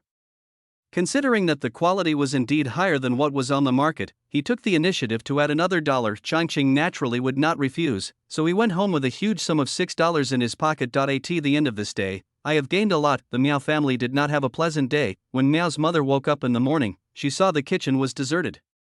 She was about to scold her eldest daughter-in-law for not cooking yet, but then she remembered that they had separated and moved out. As for my daughter-in-law? She doesn't get up until dinner time. There is no other way but to do it myself. Only then did she realize that her status in the family seemed to be higher than that of her eldest son's family. After their family left, it was her turn to cook a pot of mixed grain rice, stir-fry a big pot of radish and cabbage, then take out an egg from the small drawer in the room and cook an egg soup. I originally wanted to take 2 eggs, but then I remembered that the chicken at home would also take 2 eggs, so I saved one. She had to light the fire and watch the pot, and after a meal she really felt her waist was a bit unbearable. By the time they had dinner, everyone was frowning. "Mom, you fried the cabbage too much. It tastes like chewing dry vegetables," said Miao Guodong as he picked up a piece of cabbage with chopsticks. "Grandma, I want fried eggs. I want fried eggs." The eggs in the egg soup were scattered, and there was too much water, so the eggs could not be seen at all. Miao Peng started crying after taking a sip. Okay. Grandma will go fry you another egg." Since her precious grandson was throwing a tantrum, Miao's mother of course wanted to indulge him, so she went into the kitchen, lit a fire and fried an egg. When she came out again, the food on the table was a little cold. Miao's father also said that the sweet potatoes today were cut into pieces a bit too big and not fully cooked inside. "Xiaoqin has always been cooking before, so I'm a little rusty at it," she explained with a stiff expression. After the family finished their meal and cleaned up, new problems arose. Who will go and collect the pig grass? The adults all have to go to work. In the past, Daya was the one who collected grass for the pigs, but now she has been assigned to work with her parents. "The pigs we feed have to be sold to the commune. This is our mission and we cannot let them starve." Miao's mother turned her gaze to Miao Peng. Miao Peng, who was eating eggs, shrank subconsciously. "Peng Peng is still so young." Li Ying's voice sounded a little unconfident. "He is only 2 months younger than Daya. Daya started to collect grass for pigs last year." Miao's father thought it was a big deal. Miao Peng looked much stronger than Daya, so there was nothing he couldn't do to collect grass for pigs, but he didn't have to work before, so would Miao Peng be happy to work now? Of course he wouldn't be happy. "Grandma, I don't want to pick grass for the pigs. I want to go to the river to catch fish with De Zhuang and the others." He pouted and started crying. Miao's mother certainly felt sorry for her grandson, but there was nothing she could do. She could only coax him by saying, "Picking pig grass is easy. You can go out and play after you come back. Look, Daya finished it in just one morning." Miao Peng just cried and refused. In the end, it was Miao's father who slammed the table and said that if he didn't do it, he wouldn't be given any food, and only then was the matter settled. However, when they came back at noon and saw the pile of pig grass in the yard, Miao's mother, who loved her grandson very much, couldn't help but scold him as a little bastard. How could such a small amount be enough for 2 pigs? Besides, pig grass should be softer leaves. He pulled it back with the roots and stems, and it was still covered with dirt. Miao Peng. Where is Miao Peng? Miao Guodong couldn't stand it anymore. He felt that it was not a question of not being able to do the job, but that his attitude was not right. However, the only response he got was the sultry air and the noisy chirping of cicadas. Peng Peng must have gone out to play with his friends. Li Ying explained. Miao Peng was scolded that night, and his mother didn't even fry eggs for him. When the system told Changqing about the Miao family's situation, he had just finished his meal. "You only feel the pain when sparks fall on your feet," Changqing sneered. "Just wait and see, the Miao family's exciting days are still to come." The next day, before dawn, Changqing went into the back mountain. When he came back, he not only picked a lot of wild vegetables, but also held a dead rabbit in his hand. "Wow, Dad, I caught this in the mountains." Dad is awesome. Daya and Arya were drooling when they saw the rabbit and they praised Changqing. This time, we couldn't eat meat all year round, but no one thought about why we should eat rabbits since they are so cute. When we saw the animal, all we thought about was eating meat. Changqing deftly skinned the rabbit and cleaned its internal organs, then handed it to Xiaoqin. "Add a dish this morning and add more chili." Okay. Xiaoqin's voice was full of joy. Although it had only been 1 day since the separation, she already felt that this was the happiest day of her life in more than 20 years. She didn't have to worry about being scolded or her daughter being sent away, and she could even put more rice and less sweet potatoes in her meals. I never dared to imagine this day before. By the time a plate of spicy fried rabbit meat was served, everyone's mouths were already watering. The hen laid 2 eggs yesterday, so Yushochin made a big bowl of wild vegetable and egg soup, plus a bowl of fried duck feet and a bowl of cold mixed haudwinia cordata. Changqing felt that this was the most sumptuous meal he had ever eaten since he came to this world. Of the happiest ones were Daya and Arya, who not only had delicious egg soup to drink, but also meat to eat. Changqing was afraid that they couldn't eat spicy food, so he served them a bowl of soup and asked them to roll the meat in the soup before eating. After trying it, Daya said that it tasted better if the meat was eaten directly, but Arya thought it was too spicy and needed to be rolled in soup. Dad, can we eat meat every day in the future? Daya's mouth was full of oil and her eyes were narrowed. People in the city can't eat meat every day, and you want to eat meat every day. Yushochin wanted to laugh when she heard her naive words. From now on, we will try to eat meat once a week, Changqing said seriously. Really? That's great. Arya also became happy. While Yushochin was eating her meal and watching Changqing chatting and laughing with his 2 daughters. Suddenly, her nose felt sore and she couldn't help but reached out to touch her eyes. If only days like this could continue. Changqing naturally noticed her emotions, so he said to Daya and Arya, "Come, let's pick some food for Mom. Mom has worked hard cooking." She reached out and picked up a piece of meat with chopsticks and put it in her bowl. Daya and Arya became much more lively at home and immediately came over to pick up food for their mother. For a moment, everyone was happy around the dinner table. Chapter 51, Tool People in Period Literature. 10. Yushochin thought Changqing was bragging when he said he only ate meat once a week, but she didn't expect that he really had some skills. In the following days, in addition to going to work, he always tried to get some food to improve the family's meals. Today I went to the river to catch a few fish, and in a few days I went into the mountains to find a few pheasant eggs, or one day I caught a wild rabbit. Not only did the family have meat once a week, but they even took some to the city to sell twice. One night, when Changqing handed her $20, she felt that the world seemed unreal. A rabbit sold for $20? She thought it was impossible. What are you thinking? How can a rabbit be worth so much? All the money from selling pheasants and fish is included in this, including the money from the initial sale of apples, he said to himself. And the black market is more expensive than outside, Changqing added. Will we get caught in the black market? Yushochin thought he was selling it at the grain station. When she heard it was the black market, she couldn't help but grab his sleeve nervously. I'm being careful, and we're gradually relaxing the controls now, Changqing said calmly, but don't tell anyone. I know. Yushochin put the money at the bottom of the box and put it away. When school starts in the fall, we will send Daya to the brigade primary school. Changqing changed the topic and mentioned going to school. If the idea of sending the child to school had been brought up before, Yushochin would most likely have objected. But now it was different. She had more than 20 yuan in her hand and was fully able to do so she nodded in agreement. However, before sending Daya to school, Miao's mother arrived that day. The family was having dinner when Miao's mother pushed the door open. Before Changqing could say anything, Yushochin quickly pulled a stool and added a bowl of rice for Miao's mother. You guys provide a good meal. Miao's mother couldn't help but snort when she saw a plate of dried fish on the table. When I saw Daya and Arya eating egg custard, I felt even more unhappy. Are you mute? Don't you know how to call for help? She said, staring at her 2 granddaughters. Why would a girl eat eggs? Don't you know to save the eggs and sell them for money? If you don't want to sell them, give them to me to sell, and I'll pay you when the time comes. If the original owner heard his mother say this, he would definitely scold his 2 daughters on the spot for being impolite and not calling people. Changqing, on the other hand, understood that his 2 daughters were not close to their grandmother. A grandma has never seen 2 granddaughters in her eyes, so how can the granddaughters be close to you? Mom, Yushochin and I are counting on Daya and Arya to take care of us in our old age, so of course we have to give the eggs to them, Changqing said. Besides, you only have your precious grandson Miaopeng in your eyes, but you have never been close to them. Why do you expect them to be close to you? Just because I'm their grandmother, your mother. Miao's mother was so angry at Changqing that her face turned black. Changqing sneered in his heart. Some people think that they can always stand on the moral high ground just by relying on this little bit of blood relationship.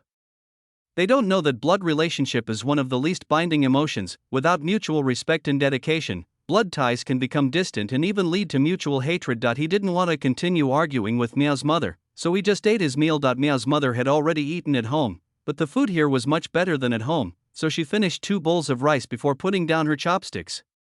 Let Daya go to the old house to collect grass for the pigs tomorrow. After wiping her mouth, she finally stated her purpose. Daya had been very happy at home during this period. When she suddenly heard that they had to go to collect grass for the pigs, she stopped eating and stared at her father. Changqing was disgusted by the way Meow's mother made unreasonable demands with such a righteous attitude. We have separated, and the pigs you raise have nothing to do with us. Why does Daya still have to go and pick grass for the pigs? His voice also became stiff. Even though the family has separated, he still orders my daughter around. What a nice thought. You guys don't want to eat meat during the new year? I'll give you some meat then. Meow's mother also felt that it was a bit unreasonable, so she promised to share the meat. She had no choice. Meow Pang had been collecting pig grass for a few days before, but recently he went on strike. He would rather not eat than work. There was nothing his family could do about him. How could they really let him starve? Changqing didn't believe that he could get a share of the meat. In those days, pigs had no food to eat, and they relied on eating grass to grow meat. In a year, the gross weight was only about 100 kilograms. One had to be handed over to the commune, and most of the other had to be sold for money. It was good enough to have a few dozen kilograms left for the new year. 2 or 3 pounds of meat to collect pig grass for half a year? This is a completely losing business. So he said, our family has already been divided up, so what's the big deal about Daya working in the old house? Can you give her work points or pay her? Meow's mother was unhappy when she heard this. Big brother, why are you so obsessed with money? We can provide meals for Daya when she comes to collect grass for the pigs. I don't want to eat your food. Daya blurted out. She didn't want to go back to the old house to eat. All the delicious food was Meow Pang's. She could only eat coarse grain rice and vegetables with little oil and salt. How could it compare with home? When Meow's mother heard what she said, she got angry and pointed at Daya and scolded, You taught her well, eldest brother. It's only been a few days since we separated and you didn't call anyone and even talked back to grandma. She reached out to hit her, but Daya put down the bowl, turned around and ran into the house. She had no choice but to turn around and say to Changqing, Boss, please say something. Do you want to let Daya come to pick grass for the pigs? Changqing would of course not agree. I won't allow Daya to go to pick grass for pigs. Mom, you favor Meow Pang and don't want him to suffer, and I love my daughter too. Besides, Daya will go to school in autumn, so it's impossible for her to go to pick grass for pigs. Go to school? Meow's mother's attention was all attracted by these 2 words. Is this how you live, sending your little girl to school? Pang Pang, before she could finish her words, she was interrupted by Changqing. Pang Pang has nothing to do with me.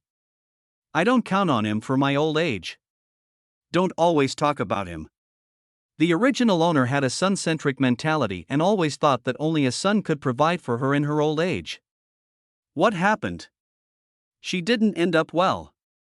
She would have been better off educating her 2 daughters than spending money on that ungrateful bastard. Okay. Meow's mother was shaking with anger. Just count on your 2 daughters to take care of you in your old age. You will suffer in the future. She just didn't understand why the eldest brother was so stubborn. Girls were going to get married and belong to other families. How could they provide for their parents in their old age? If you don't listen to the advice of the elderly, you will suffer a great loss in the future. Changqing didn't know whether he would suffer a big loss in the future, but he didn't want to suffer an obvious loss now. After Meow's mother left, the atmosphere at the dinner table became a little silent. After a long while, Daya walked out of the room and asked weakly, Mom and Dad, can I really go to school? It's no wonder she was nervous. The friends she knew all helped with housework at home, and only boys went to school. Moreover, when her grandmother said that girls didn't need to go to school, her parents agreed. Changqing didn't know she had thought so much, so when she asked, he said, Of course, not only you have to go to school, but Arya has to go to school too. Seeing that she still didn't quite believe it, he stretched out his right hand and said, Daddy makes a pinky promise with you. Daya thought about the pinky promise her father had made that he would not send Arya away, and indeed he did not send her away, so she nodded. A touch of hands, a hook of little fingers, a gentleman's word is as good as gold. Although Arya didn't understand what it was, she imitated her sister and made a pinky promise with her father. Yu Shouqin was watching from the side and sighed secretly just now. When she heard her mother-in-law say that asking Daya to collect grass for pigs, she also felt that it was unfair, but she didn't know how to object. Fortunately, the head of the family has stood up and knows how to protect her two daughters. Chapter 52, Tool People in Period Literature. 11. After getting confirmation from her father, Daya began counting the days until school started. Fortunately, time passed quickly and the autumn semester started in the blink of an eye. She couldn't sleep before daybreak this morning. When Changqing opened his eyes, he found that his eldest daughter had changed into her newly bought clothes and even put on the small army green shoulder bag prepared for her. Miao Xin, aren't you sleepy after getting up so early? Changqing couldn't help laughing some time ago. In order to make it easier for the children to go to school, he named Daya Miao Xian and Arya Miaoing, which made them both happy for a while. Now they are not allowed to call Daya or Arya, and they are happy only when they are called by their names. I'm not sleepy. I have to register today. Mom, please get up and help me comb my hair. Miao Xian was dressed up except for her hair. Yu Shouqin was also very sleepy, so she got up immediately and took her eldest daughter to the yard to comb her hair. When Changqing got up, Yu Shouqin was already making breakfast. Miao Xian was turning around to show her sister her new clothes and new school bag, and reading to her the words "serve the people" on the school bag. This made Miaoing extremely envious. She also wants to go to school, but she is not old enough. Dad, I want to go to school too. I want to have a school bag that serves the people. Seeing Changqing coming out, she rushed over and hugged her father's legs and acted coquettishly. You are only 4 years old. You have to be at least 6 years old to go to school. Changqing picked up Miaoing. After a few months, the two sisters gained some weight on their faces, and they felt heavy when they were held in their hands. He wanted to send her to school, but there were no kindergartens or nurseries in that era, and she would be in the first grade if she entered, so she had to be at least 6 years old to start school. If you want to learn, you can ask your sister to come back and teach you. Your sister will be your teacher. Changqing thought it was time to set up a small desk for the two sisters so that they could study together. During this period, Changqing also got a dictionary and pretended to study on his own every day. He didn't think about taking the college entrance examination or anything like that. He just wanted to give a reasonable explanation for the fact that he learned to read. After dinner, the family went out to send Miao Xian to the brigade primary school. Yu Shouqin originally said she didn't want to go, but Changqing dragged her along. It was the first time she sent her child to school, and he wanted the whole family to be present. Miaoing was also very excited to visit the school and chatted nonstop with her sister along the way. The Zhongwan Brigade School is located next to the brigade headquarters. It is a 3-room house, 2 of which are used as classrooms and 1 is the teacher's office. There are only primary school grades 1 to 3 here, and students above grade 4 need to go to the commune school. When they arrived at the school gate, many parents had already arrived with their children. Since we are all from the same village, it is natural for us to get together and chat. When they saw Changqing's family coming and saw that Daya was wearing new clothes and carrying a small school bag, everyone knew that they were sending the eldest daughter to school. Oh, your daughter's outfit is so beautiful. Someone praised. My name is Miao Xian now. Miao Xian corrected seriously. Miao Xian? What a good name. Was it your father or your mother who gave it to you? The man asked with a smile. My father gave it to me. My sister's name is Miaoing, also given by my father. She turned into a chatterbox and even introduced her younger sister next to her. In the past 6 months, her personality has become much more cheerful. Maybe she has always been cheerful, but she was suppressed in the Miao family. Changqing thought so, and saw Miao's mother and Liang came over with Miao Pang. It was estimated that Miao Guodong had not woken up so early. Obviously the other side also saw them, so they walked straight over. I haven't seen Miao Pang for a long time. He was wearing new clothes today and holding his head high, but his face was much darker than before. Changqing guessed that he was still forced to collect grass for pigs during this period. When Miao's mother saw that her eldest granddaughter was wearing new clothes, she snorted. Those who don't know how to live will have a hard life in the future, she muttered. Changqing had sharp ears and eyes, so of course he heard it, but he didn't want to pay attention to her, because if he talked about it, they would start an argument. He just wanted to send his child to school smoothly. However, things obviously won't go that smoothly. Miao Peng felt unbalanced when he saw the army green school bag carried by Miao Xin. Grandma, Daya has a school bag. I want one too. I want one too. He pulled his grandmother's hand and shook it around, making Miao's mother dizzy. My name is not Daya now, my name is Miao Xin.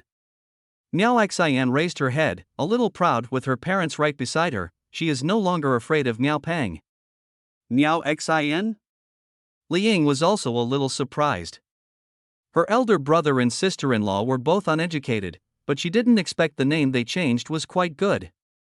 Yes, to make it easier for them to go to school, I changed their names. The older one is called Miao Xin and the younger one is called Miaoing. Changqing explained with a smile. Here, Miao's mother finally calmed down and saw Miao Peng was still making a fuss for a school bag, so she comforted him. Be good, Ping Pong, go back and ask your mother to sew a school bag for you.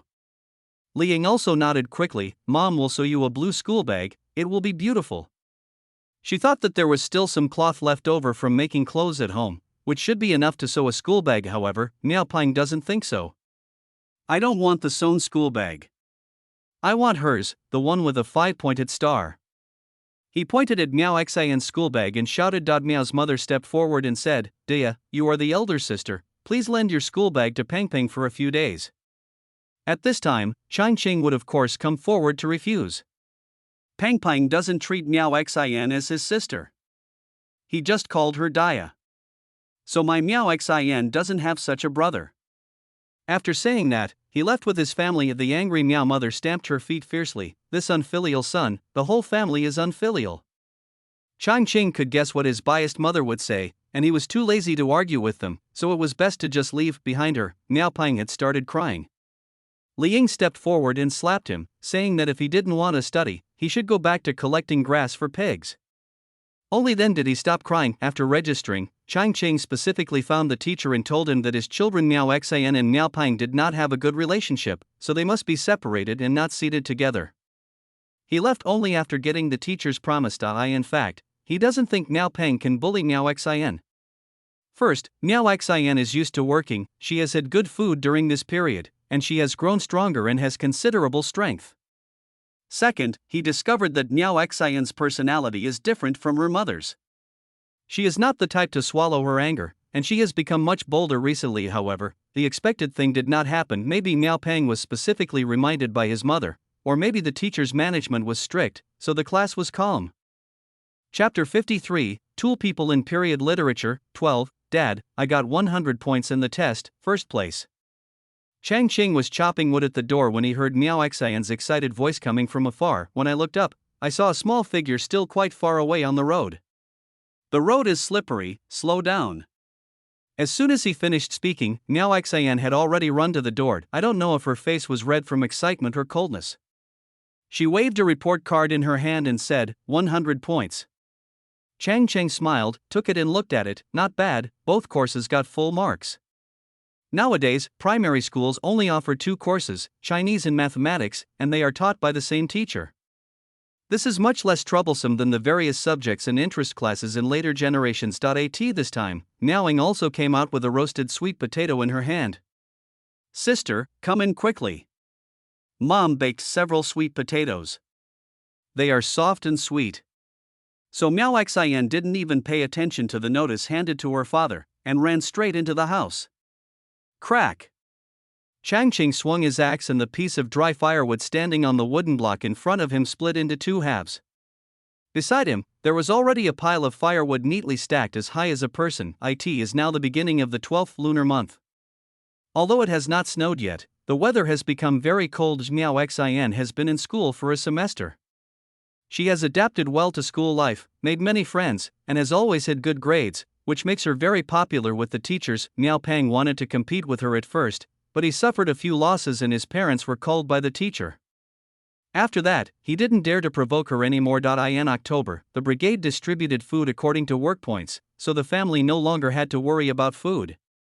In addition, from selling some game on the black market before, they had saved up 50 or 60 yuan. Yu Shouqin expressed to him more than once that she could finally have a prosperous year. Changqing wiped the sweat from his head, walked into the house, and immediately felt a warm breeze. The firewood was burning vigorously in the stove. The mother and her two companions were gathered together to peel roasted sweet potatoes. The flickering flames made their faces red. The cold wind that came in when the door opened made the flames tremble, and several people looked up at the same time. "Dad, come and eat some sweet potatoes, they're delicious." Miaoling said first. Changqing sat down and reached out to touch her little head. Daddy doesn't want to eat. "We are going to stir-fry meat tonight. Daddy has to save some food." Miaoling, the sweet potato in my hand suddenly lost its fragrance. Miao Xian cheered instantly, seeing Yushoqin's puzzled look. Changqing waved the report card in his hand and said to her, "Your daughter got 100 points in both subjects, first place. You said before that if she got first place, the whole family would celebrate with meat." Yushoqin was overjoyed. She quickly went to wash her hands and wiped them clean with a handkerchief. Then she took the report card and looked at it carefully. She didn't know many words, but she could recognize the two numbers 100. Suddenly, an indescribable feeling of comfort flowed through her heart. When I raised my head again, the corners of my eyes were a little red.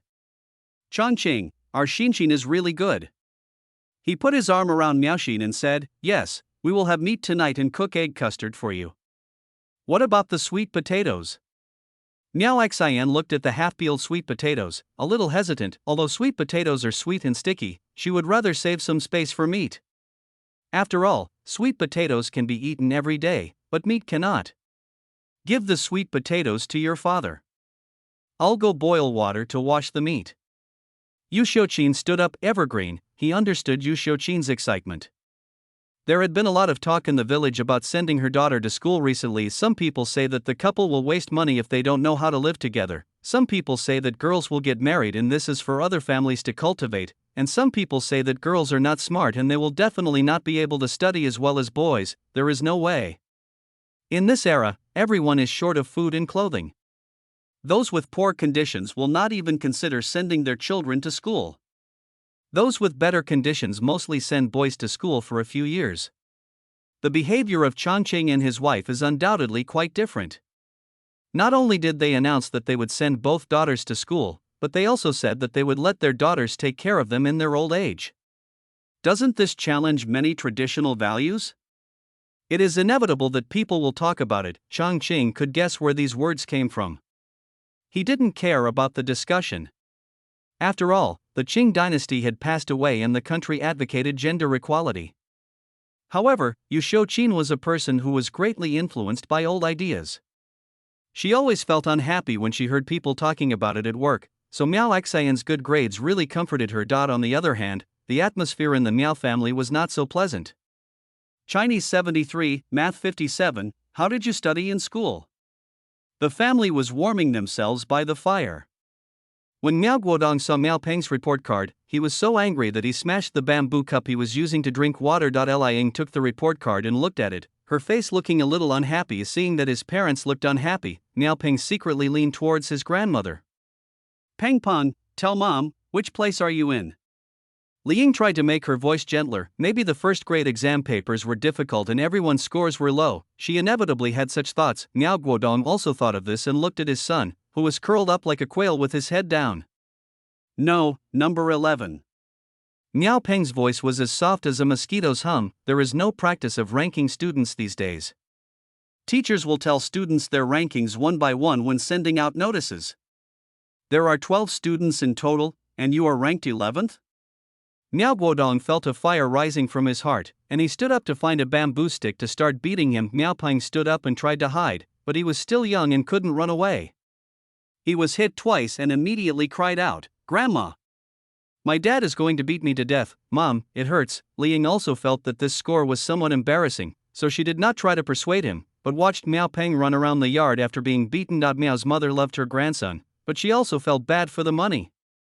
The tuition fee was 2 yuan per semester, and he ranked 11th in the exam. This kid needs a lesson.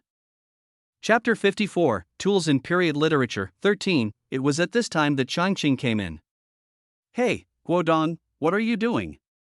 Why are you chasing after a child in the middle of winter?" Changqing said this, but he didn't mean to stop them. Instead, he pulled a stool and sat down by the fire, looking like he was watching the FUN.ASA result. Miao Guodong couldn't fight anymore, so he walked over and sat down with a snort. "Are you here to see the joke?" He sat down unhappily and ran 2 laps after the child, actually feeling a little out of breath. No, no, no. Although my Meow Xin scored 100 points in both subjects and won first place, I'm really not here to show off. Changqing's face looked like he deserved a beating. First place? Changqing did not miss the complicated expressions on the faces of several people in the room. He secretly mourned for Miao Ping, and he guessed that he would be beaten again after she left, but he really wasn't here to show off. According to the local custom, as long as the parents are still alive, the sons should celebrate the new year together even if they have separated from the family. He came here today to discuss this matter. "Ha, you still know you have parents," Miao's mother's words were sarcastic. "You can come to have the New Year's Eve dinner, but each person has to pay $1 for the food." Miao's mother continued, but she knew that the amount of food distributed to the old family this year was no less than that distributed to the 4 laborers. Moreover, they only had 2 adults to eat, while there were 4 adults to eat in the old house. Recently, the proportion of whole grains in cooking has increased a lot, because I am worried that there will not be enough food next year. Moreover, she noticed that the eldest brother's family were much rounder than before, with flesh on their faces, and the 2 girls had bought new clothes, which showed that the family had no worries about food and clothing. Thinking of this, she felt that she should not have divided the family at that time. It would have been great if she had those bags of grain in her own hands. If this unfilial son doesn't know how to respect his parents even though he is food. If he wants to have the New Year's Eve dinner, he will have to spend money. Changqing had never had any hope for his parents and brothers, but that was the custom here. If he didn't have a meal with his parents during the New Year in this village, others would criticize him and call him unfilial. In this day and age, it is difficult to get anywhere with a bad reputation. Besides, both of his children still have to go to school in the brigade primary school, and he doesn't want them to face the pressure of public opinion. $4 was not a lot for him, but he couldn't just agree to it without hesitation. So he showed an expression of disbelief on his face. "Mom, I have to pay for food when I go back to my own house for New Year's Eve dinner? And $4 is enough for our family to have a table at a state-owned restaurant. If you are not afraid of being accused of being unfilial, then go eat at a state-owned restaurant." Miao's mother was confident that she could handle it, and she raised her head. If the eldest son dared not come, she would make a public announcement about this unfilial son who did not eat New Year's Eve dinner with his parents during the spring festival, to see if he would have the face to stay here, and to see if his Miao Xin would have the face to go to school. Changqing sneered, "Then my family will pay $4. What about Guodong's family? They are also eating at home, do they have to pay too?" Miao Guodong was secretly rejoicing that his parents were asking for money from his eldest brother. Anyway, his parents' money would be used on his son, so it would be his money after rounding it off. He didn't expect that Changqing would suddenly bring trouble to him. "I just live with my parents, why should I pay any money?" His face fell. "You don't necessarily get more work points than Mom does. Our parents don't need us to support them, so are I the only one who needs to pay? Dad, do you think this is fair?" Changqing looked at Miao's father with a sad voice. Father Miao avoided his gaze uncomfortably. He coughed twice and said, "Boss, don't blame your mother. Your family is better off now." Before he could finish his words, Changqing stood up. "Okay. I'll consider this $4 as a gift to my parents, but we're just here to eat, so don't even think about cooking or washing vegetables and asking Xiuqin to help." A look of disappointment appeared on his face, and he spoke loudly to Miao's father and mother. Then he went out, leaving the few people looking at each other in bewilderment. After a long while, Miao's father finally sighed and said, "The boss has finally left us. So what if we're separated? Do you dare not provide for us in our old age?" Miao's mother didn't care about this, however. She thought of the fact that Miao Xin from the old house actually ranked first in the exam, so she stared at Miao Peng and said, "Next time you must improve your grades, don't fall behind that girl." This reminded Miao Guodong, so he picked up the bamboo stick and beat him again. In the end, Li Ying stopped him and said that she could give him extra lessons at home in the winter to catch up, and the matter came to an end. I don't know how Miao Guodong and his wife managed to raise their child, but he wouldn't give his child extra lessons or anything like that. After all, the original owner didn't have that kind of culture. So this is the picture that appears. While Miao Peng was being scolded by his mother for his slow reading speed, Miao Xin and her sister were playing. snowball fights with their friends. When Miao Pang was beaten by his father and cried for his parents because he didn't want to study, Miao Xian and her sister were playing hide and seek with their friends, while Miao Guodong and his wife were lamenting that their child did not have the same learning IQ as them. Changqing was taking Miao Xian and her sister shopping for New Year's goods. Peach cake smells really good. Miaoling held a small box in one hand and a half-bitten piece of peach cake in the other, her eyes narrowed into slits. Xin, do you want to buy some peach cakes? Changqing looked at his eldest daughter who was swallowing her saliva and asked with some amusement. It was a rare trip to the commune to buy New Year's goods, so he persuaded Yu Shouqin to give each of his two daughters 50 cents so that they could buy whatever they wanted. Just now, Miaoling bought some oil, rice, and candy at the supply and marketing cooperative. When she saw the fragrant peach cakes, her mouth was watering, so she spent 2 cents and bought a small box. I won't buy it. Miao Xian still shook her head, resisting the temptation of delicious food. My sister only has 30 cents now, and I still have 50 cents, with which she could buy other things. Miaoling was enjoying her meal when she heard her sister say that she only had 30 cents left. She felt a pang in her heart. Why did the peach cake not taste so good anymore? But she didn't think about it too much, and was soon mesmerized by the rich fragrance. Seeing that her eldest daughter was also very greedy but was forcing herself to hold back, Yu Shouqin persuaded her, Ying, there are 3 or 4 pieces in your box. Can you give your sister one to try? Miao Xian's eyes lit up, but dimmed the next moment, because she saw her sister holding the peach cake box tightly. No, I spent the money, and she still has 50 cents. Although she hasn't started school yet, she is almost 5 years old. She has no problem counting to 20 and has some understanding of money. Humph. What a stingy guy. Miao Xian stomped her feet. Changqing gave them money naturally to give them a basic concept of money. Seeing this situation, on the one hand, he wanted to laugh, and on the other hand, he also wanted to guide them. So he said, Xin, can you spend 10 cents to buy 2 pieces of peach cake? You see, Ying spent 20 cents on a box of 4 pieces, isn't this exactly 10 cents and 2 pieces? Yes. Miao Xian's eyes lit up. Is it okay for me to buy 2 pieces? Miaoling thought about it for a while and finally nodded. This way, she only spent 1 cent to eat the peach cake, and now she and her sister both had 40 cents left, which was fair. The smoke of war disappeared into thin air. Changqing couldn't help but give himself a thumbs up. The family went to the meat station and bought 2 pounds of meat before heading home. As soon as I arrived at the door of my house, I saw Miao's mother waiting there with red eyes. Your sister is divorced. Come over tonight to discuss things. After saying this, Miao's mother turned around and went back. Chapter 55, Tools in Period Literature, 14, Miao Xiaoyan is divorced? Changqing was still a little confused until he entered the room and sat down. However, he does not have a good impression of Miao Xiaoyan and her husband. In the plot, they are the culprits who harmed Arya. After thinking about it carefully, he understood Miao Xiaoyan had been married to the Wang family for more than 5 years but had no children. Although it could not be said whether it was the man's or the woman's problem, in this era when science was far from popular, the man's family would often blame the woman. In the plot, Wang Ji's father died early, leaving only a compensation. When he grew up, he took over his mother's shift at the steel mill and got a formal job. The Wang family's financial situation was not that good in the city, so it was naturally difficult for them to marry a city woman. Therefore, they married Miao Xiaoyan through a matchmaker. Miao Xiaoyan is good-looking, so Wang Ji certainly likes her. However, Wang's mother doesn't think much of this rural daughter-in-law.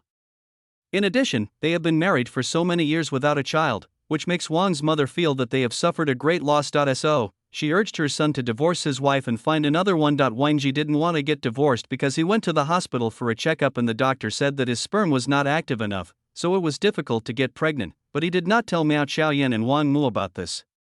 On the one hand, he was secretly taking medicine to maintain his health, and on the other hand, he acted like a good man, saying that not having a child would not affect their lives and he was willing to adopt one. As a woman, Miao Xiaoyan was of course under a lot of pressure, but she was still deeply moved by Wang Ji's words. She thought of adopting one of her eldest brother's daughters as a solution. It's not that she doesn't want to adopt a boy. It's just that boys are the treasures of every family and it's more difficult to adopt a boy. Also, if she gives birth to another child in the future, a girl will be more careful and more convenient to take care of her younger siblings. In the original plot, they adopted Arya, so the marriage was delayed for another year. A year later, she became pregnant, and the crisis was resolved. Now, because of Changqing's arrival, the adoption of Arya failed and he was reprimanded by the police. It is estimated that the Queen Mother is forcing her son to divorce even more frantically. Wang Ji probably couldn't stand the pressure from his mother, so they ended up getting divorced. However, I'm afraid Miao Xiaoyan would be very unwilling to get divorced on such a New Year's Day, right? You said Xiaoyan is divorced, will she come back to live with us? Yu Xiuqin couldn't help asking during the meal, she was not a fool. Of course, she also thought that Miao Xiaoyan's divorce might be related to the failure of adopting Arya. She was a little worried that Miao Xiaoyan's divorce would affect her current peaceful life. We have already separated from the family, and when we come back we will live in the old house. Changqing was not worried. Miao Xiaoyan did not have a job in the city, and her household registration and food supply had not been transferred to the city over the years since her marriage. It was inevitable that she would return to her hometown after the divorce. However, Changqing was actually somewhat fortunate that their family separated in time, and now Miao Xiaoyan would not live with him no matter what. The old house is going to be lively. Changqing stuffed a big mouthful of rice into his mouth. When Changqing arrived at the old house, the whole family was already sitting neatly around the fireplace. This was the second time he saw Miao Xiaoyan. She looked much more haggard than last time, with red eyes. Obviously she had just cried. It's all your fault. You insisted on bringing Arya back. Now your sister is getting divorced. Are you satisfied? When Miao's mother saw Changqing coming, she was not in a good mood and her tone was very harsh. The police have said that what you did was illegal. I took my daughter back, but I saved you from going to jail. Isn't that a good thing? Besides, their divorce is ultimately a matter between the couple, and you can't blame it on anyone else. Changqing wouldn't stand it and retorted on the spot. Look at your good son. I say one word and he has 10 words waiting for me. Miao's mother couldn't win the argument with Changqing, so she turned to Miao's father. What could Miao's father do? He could only smoke silently and endure it. In fact, he blamed Miao's mother and others for pushing the eldest brother too hard, and for sending Arya away without asking for permission later. As a result, they became estranged and the family was divided.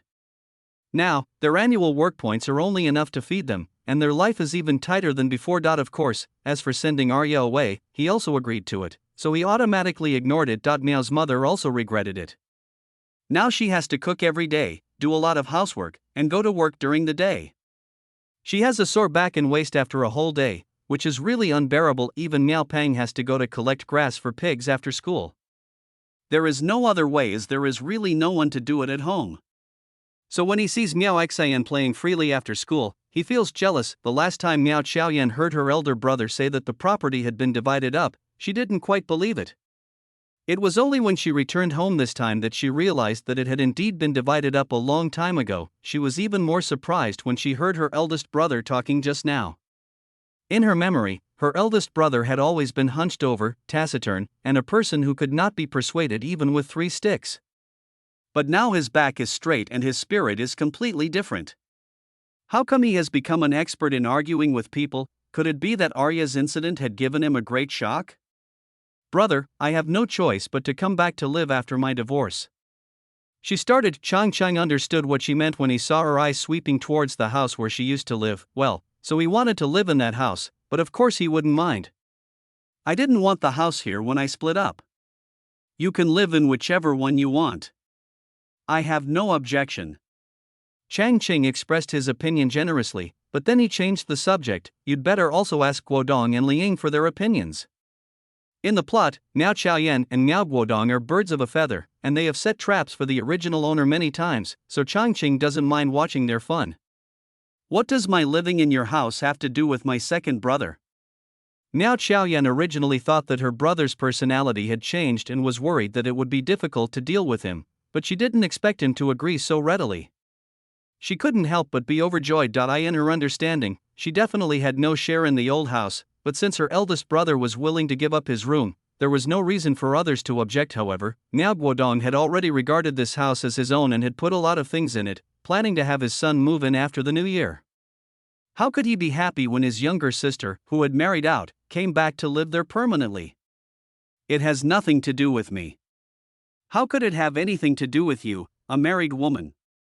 Miao Guodong's face fell and he blurted out the question. Liang also said to Miao's mother, Mom, Peng Peng has grown up, it's not convenient for him to sleep in the same room with us. Didn't we say before that we would let him move in after the Chinese New Year? Now Xiaoyan didn't expect this to happen, but she had no way out. She immediately took Miao's mother's hand and said, "Mom, my daughter has nowhere to go after the divorce. My second brother and his family are going to force her to death." As she spoke, her eyes turned red and tears flowed down her face. Changqing looked coldly at Miao's mother's dilemma. "The palms and backs of your hands are really made of flesh, only the original owner, the eldest son, was like a tumor on the old lady's hand, and she wished she could have it removed." Chapter 56, Tools in Period Literature. 15. He didn't mind adding fuel to the fire at this time. "Mom, didn't you say before that Xiaoyan and Guodong have a good relationship? They are both educated, so why would they embarrass you like this?" As soon as he finished speaking, the eyes of the people mentioned in the speech turned towards him, as if they wanted to chop him to pieces. Changqing didn't seem to notice their murderous looks. Instead, he waved his hand and continued, "I think this house was built by you, Mom and Dad, so why don't you just collect rent directly from the people living here? This way, everyone will be fair." Miao's mother's eyes lit up. She thought this was a good suggestion. Miao Guodong and Miao Xiaoyan's faces turned ugly. "Brother, did you pay rent when you lived here before?" Miao Xiaoyan asked. She felt that her elder brother was deliberately making trouble. How could parents collect rent from their children? Besides, they had never collected rent before. Why would he collect rent just because she wanted to live here? Wasn't this targeting her? "I am paying the rent now." "I didn't pay before because there was no dispute then. Now you have a dispute, and the disputed house doesn't belong to you, but to my parents. So why not just pay the rent? Besides, you live with your parents, so even if you pay rent, you can still use the property together." The more Miao's mother listened, the more she thought this method was feasible. After all, the house still belonged to the old couple, so what was wrong with charging some money? It was very reasonable. And children would be more filial if they had money in their hands. Even Miao's father was somewhat tempted.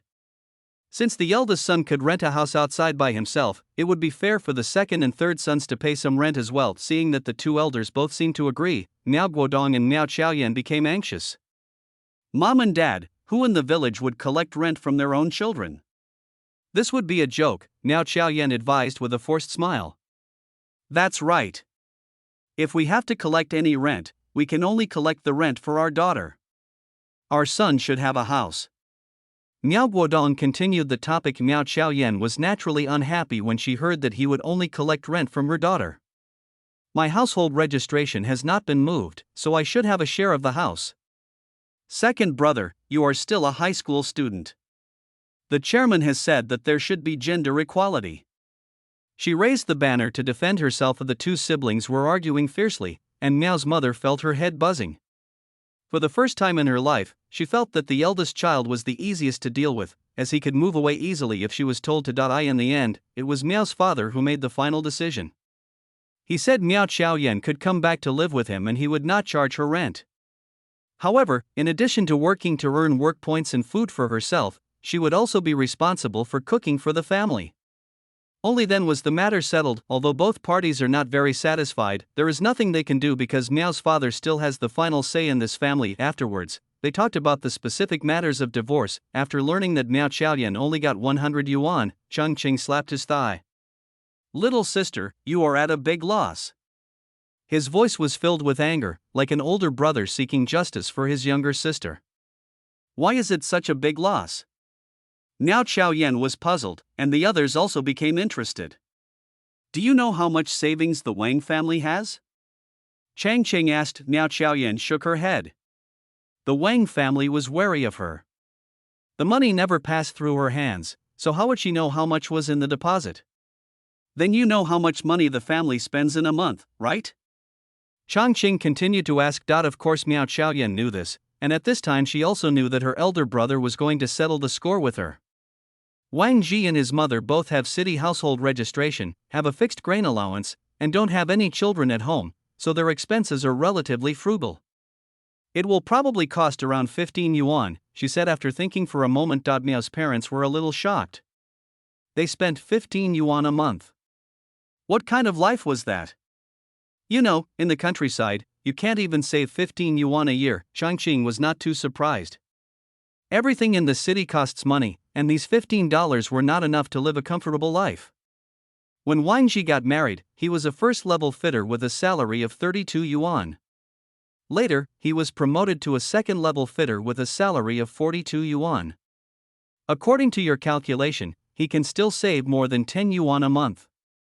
Changqing counted on his fingers to tell her the score. Miao Chaoyan nodded. Wang Ji gave all his salary to his mother, who was extremely frugal, so the surplus should be about 10 yuan or so. Let's assume you save $10 a month. You've been married for 5 years, so you should have at least $600 in savings. There's no way I should give you $100. Changqing looked confused. Miao Guodong also understood at this time. At first he thought that 100 yuan was a lot, but after calculating it this way, it was really nothing.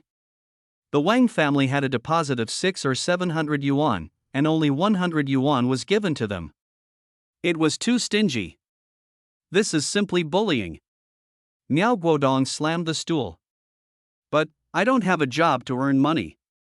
Miao Chaoyan was a little short of breath. You don't understand this. The country stipulates that husband and wife have equal ownership and disposal rights over family property. Besides, you cook at home and take care of his mother, which is also labor. Changqing persuaded.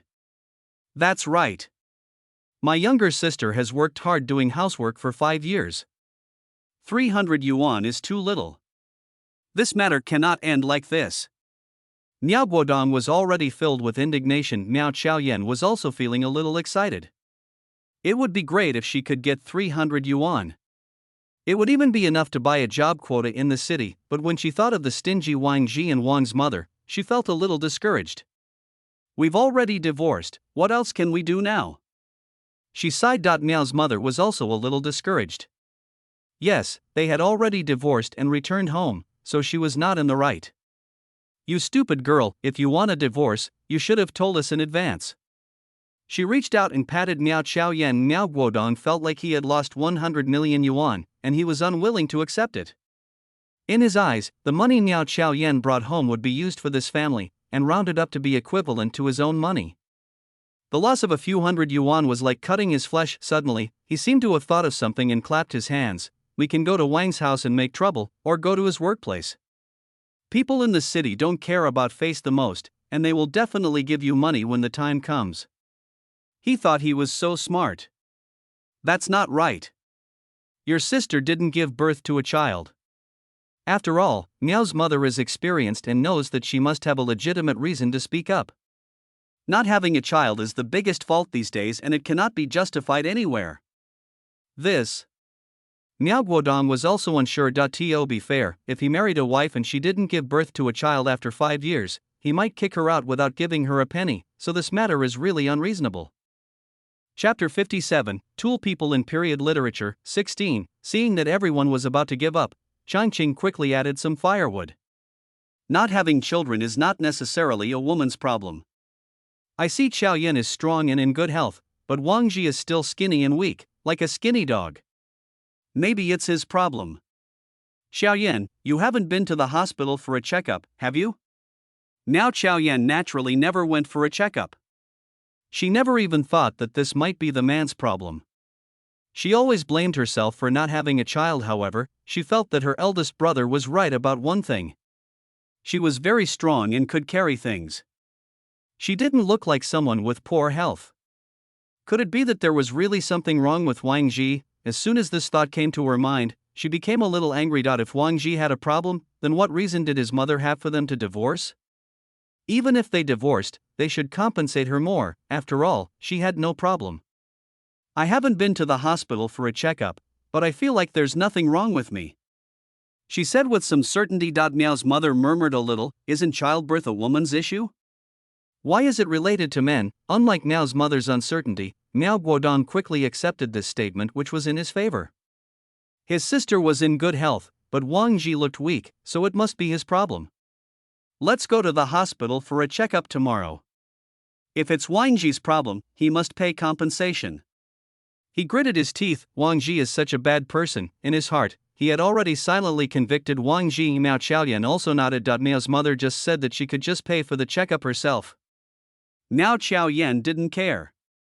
She had 100 yuan in her hand and didn't mind the checkup fee. Changqing had read the plot and naturally knew that there was nothing wrong with Miao Chaoyan's health, but that was not enough. The last time I was at Wang's house, I saw a lot of metal materials in the room. They should be what Wang Ji brought back from the factory, right? They should have sold for a lot of money over the years. Changqing was not talking nonsense. In the plot, Wang Ji once talked about stealing materials from the factory and selling them for money while drinking with others. He was very proud to say that if he had not saved up some money at that time, he would have had no capital to start his own business after being laid off. Miao Chaoyan naturally knew something about stealing materials from the factory, she just didn't know how much they were sold for. At this moment, when she heard her elder brother mention this matter, her heart suddenly brightened up. This is digging into the corners of socialism. If it is confirmed, he will go to jail. She doesn't believe that Wang Ji is not afraid of going to jail. Miao Guodong obviously thought of this as well. Wang Ji is really bold. He dares to take anything from the factory. Sister, if he doesn't want to take the money, go to the factory and report him. See if he can still be a worker. He seemed to have seen the colorful banknotes dangling before his eyes, and his heart was filled with excitement. This divorce is a good one. Little sister, our Miao family cannot afford to suffer this loss. Don't worry, my second brother will help you. Miao Guodong swore solemnly that he had intentionally or unintentionally excluded Changqing from his words because he was worried that Changqing would also come over to get a piece of the pie. Miao Chaoyan knew that this matter was troublesome and she would not be able to resolve it on her own, so she said, once I get the compensation, I will use the money as compensation for lost work. She understood clearly that no matter how many reasons there were, it was impossible to get the Wang family to pay money willingly, so a conflict was bound to occur, which required the support of her family. After all, a woman would definitely suffer if a conflict really broke out. However, if Wang Ji really couldn't have children, she would have to have a serious talk with Wang's mother about this matter. When Changqing saw Miao Chaoyan's eyes flickering, he knew that she had made up her mind. So he stood up and said, I will not be involved in the rest of the matter. You can discuss it among yourselves. He doesn't want to get involved in these bloody events. The weather is dry and cold. Wouldn't it be nice to roast sweet potatoes at home? Miao Chaoyan moved her lips and wanted to say something, but was interrupted by Miao Guodong. Brother, I'll see you off. He stood up with a smile on his face, calling him brother with great sincerity. Of course Changqing knew what he was thinking. He was just afraid that he would interfere and get a share of the money. He really wasn't interested. Chapter 58, Tool People in Period Literature, 17. The weather got even colder in the next few days, and Changqing didn't go out. When the system told him the news that Wang Ji had been arrested, he was not surprised at all. The process was pretty much what he had imagined. Miao Chaoyan first went to the county hospital for a checkup, and the result showed that she was healthy and had no problems at all. So the family went to the Wang family to ask for an explanation. Faced with the report from the hospital, Wang Ji had to admit that there was something wrong with his body. Wang's mother wanted to pester him, but Miao Guodong said he would publicize her son's infertility in his factory. Wang's mother, who was very proud, compromised and compensated him 200 yuan. The Wang family didn't expect that within a few days, the Miao family would come again. This time, the story was about Wang Ji stealing materials from the factory and asking for 400 yuan in compensation. This is too greedy. It will empty the Wang family's assets. Changqing shook his head. That's right. The system was also speechless. Miao Guodong said that if he didn't give the money, he would report Wang Ji and have him go to jail and be shot. Wang's mother was so angry and anxious that she fainted on the spot. Wang Ji also panicked and started fighting with Miao Guodong. In the chaos, he stabbed Miao Guodong's arm with a fruit knife. This also attracted the attention of the surrounding neighbors, and someone called the police. The police took both parties to the police station for a first trial, and everything became clear. People of that era were scared to death when facing the police. Before they even searched Wang's house, Wang Ji confessed everything. The result was that Wang Ji was sentenced to 20 years in prison for undermining socialism. The Miao family never got any more money, and they had to pay dozens of dollars in medical expenses. According to what you said, the Miao family still made a profit? They got 200 yuan and paid dozens of medical expenses. Changqing said to the system. If you count it as money, then I made some money, but getting injured will affect my quality of life. Besides, the Miao family is very busy now, and they are arguing over how to divide the money. The system's voice sounded sarcastic. It seemed like it had been eating a lot of melons these days. People nowadays don't have any concept of quality of life. Being well fed and well watered is the greatest happiness. Changqing believes that as long as he is not disabled, Miao Guodong will definitely not mind getting injured in exchange for some money. However, since she was injured, she would definitely need medical expenses, loss of work wages, and nutrition expenses. Miao Xiaoyan would probably have to pay a little. Changqing doesn't have a good impression of them anyway, so they can make as much trouble as they want. It won't get to him. This went on until the Chinese New Year. During this period, not only did Changqing become familiar with the quarrels that broke out from time to time in the old house, but even the villagers knew what was going on. The son-in-law who reported his ex was sent to jail, and the brother and sister were fighting over the divorce. Compensation. People in the village were saying all kinds of things. Some people say that Miao's father and mother are confused and can't manage a family well. The eldest child was separated, and the second and third children quarreled at home. Some people say that Miao Guodong asked for money to help his sister and that he had no brotherly love. Some people say that the Miao family is greedy and caused their son-in-law's family to be destroyed for money. Of course, some people say that the eldest son of the Miao family is relatively sober and does not get involved in those bad things. Others say that Changqing, as the eldest son, only lives his own life and does not care about his parents and younger siblings. The Miao family's reputation in the village fell to the bottom, and only Changqing managed to maintain a positive image. Mom, are we really going to the old house to celebrate the new year? Miaoing suddenly asked. Why Yu Xiuqin paused while combing her hair and said, of course, without your grandparents, there would be no father. You should also be filial to them. If you don't want to stay in the old house any longer, we'll leave after dinner. Changqing took over the conversation. He didn't want to raise his children to be filial without reason. In his opinion, whether it is a grandfather and grandson or a father and son, the relationship is mutual and needs to be cultivated, and one cannot arbitrarily morally blackmail them just because of a trace of blood relationship. Dad, are we still going to cook for ourselves when we come back in the evening? Miao Xian also poked her head out of the room and asked. Of course, we have prepared a lot of dishes, and we will have a New Year's Eve dinner at home then. Changqing replied, people here usually get up early to start cooking during the Chinese New Year, and don't start eating until noon or in the afternoon. Although everyone's financial resources are limited, the New Year's meal is often quite sumptuous. Meat, eggs, and tofu are the basics. Families with the means will also kill chickens and buy fish, and add various side dishes, often making up a total of 10 dishes to make it perfect. Children are given candies and all kinds of delicious food on this day, so there is a saying that adults look forward to farming and children look forward to the new year. Yu Xiuqin also gave Miao Xian and Miaoing a handful of melon seeds and candies in the morning. She has always loved children, and now that her family conditions are better, she will not mistreat her children. Because Changqing had already given the food expenses a few days ago, the family had no plans to help. He estimated that it was about dinner time when he appeared at the door of the old house. At this time, some dishes had already been served, and Miao Xiaoyan was walking out of the kitchen with a plate of steamed meat. Brother and sister-in-law, please come in and sit down. Miao Xian and Miaoing should also come in quickly. There are peanut candies on the small table. She acted like a host, which made Miao's mother and Liang, who were also serving dishes behind her, couldn't help but twitch their lips. Since he had been given money, Changqing certainly wouldn't be polite. He took his two daughters and sat down at the dinner table. When Yu Xiuqin wanted to go into the kitchen to help, he held her back with one hand and told her not to help anymore. He had to keep his word. Seeing his behavior, Miao's mother couldn't help but mutter, "Do you really think you are having a meal at a state-owned restaurant?" Changqing pretended not to hear and grabbed a handful of melon seeds from the side, eating them calmly. While eating, Changqing noticed that Miao Guodong's hands were still not very flexible, and thought that he was not fully recovered yet. When Changqing saw Miao Xiaoyan and Miao Guodong glaring at each other, he knew that they had not yet reached an agreement on the distribution of the money. However, fortunately, it was the new year and no one brought up any unpleasant topics.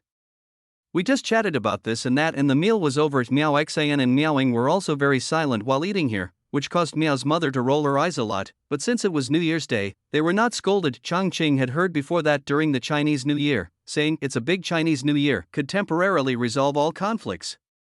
At the time, he didn't quite believe it, but now it seems to be true. After the New Year's Eve dinner, the family went home and cooked their own dinner. At home, the two daughters were much more lively, asking questions and chattering, which made Changqing feel that raising children was not a bad thing. In the evening, he told Yu Xiaoqin everything about Miao Xiaoyan's divorce and what happened afterwards. Since Miao Xiaoyan is going to live at home for a long time, as the eldest sister-in-law, it is necessary for me to understand her basic situation to avoid being at a disadvantage when getting along with her. So, Wang Ji went to jail before the Chinese New Year? When Yu Xiaoqin heard that Wang Ji was sent to jail because of the Miao family's trouble, she couldn't help feeling a little scared. He just deserves it. If he doesn't do anything illegal, it won't matter how much people make a fuss. In this day and age, hearing about going to jail always makes people scared, so Changqing could only analyze for her the reasons why Wang Ji went to jail, and I don't plan to sell those things anymore. He knew that Yu Xiaoqin had always been worried that he would be caught selling things on the black market, so he told her about his plan. This is also the truth. He is not an adventurous person. If he was not really short of money and supplies at the beginning, he would not have gone to the black market. Now that he has more than 60 yuan in his hand and no worries about food, he thinks it is enough to just follow the routine and there is no need to take big risks to earn that little money. Of course, the system can help avoid danger, but he is more inclined to believe in the experience he has accumulated from the world of immortal cultivation, which is that it is always right to stay safe. Chapter 59, Tools in Period Literature, 18. I survived like this until October of the following year, when the news of the resumption of the college entrance examination came. The whole village became lively. The educated youth spread the news and were very excited. Even the young people in the village who had received education before also planned to give it a try. Miao Guodong also made a special trip to the city, bought some teaching materials from the scrapyard, and contacted a distant relative who taught in the city, and spent a lot of money to buy some exercise books. Miao Xiaoyan finally reluctantly gave him 100 yuan, so he had no shortage of money to buy books and materials, and the information he collected was more complete than that of many educated youth. Mom, Liang and I are going to register for the college entrance examination, so we won't be doing farm work during this period. The college entrance examination is scheduled for December, and the time is tight and the task is heavy.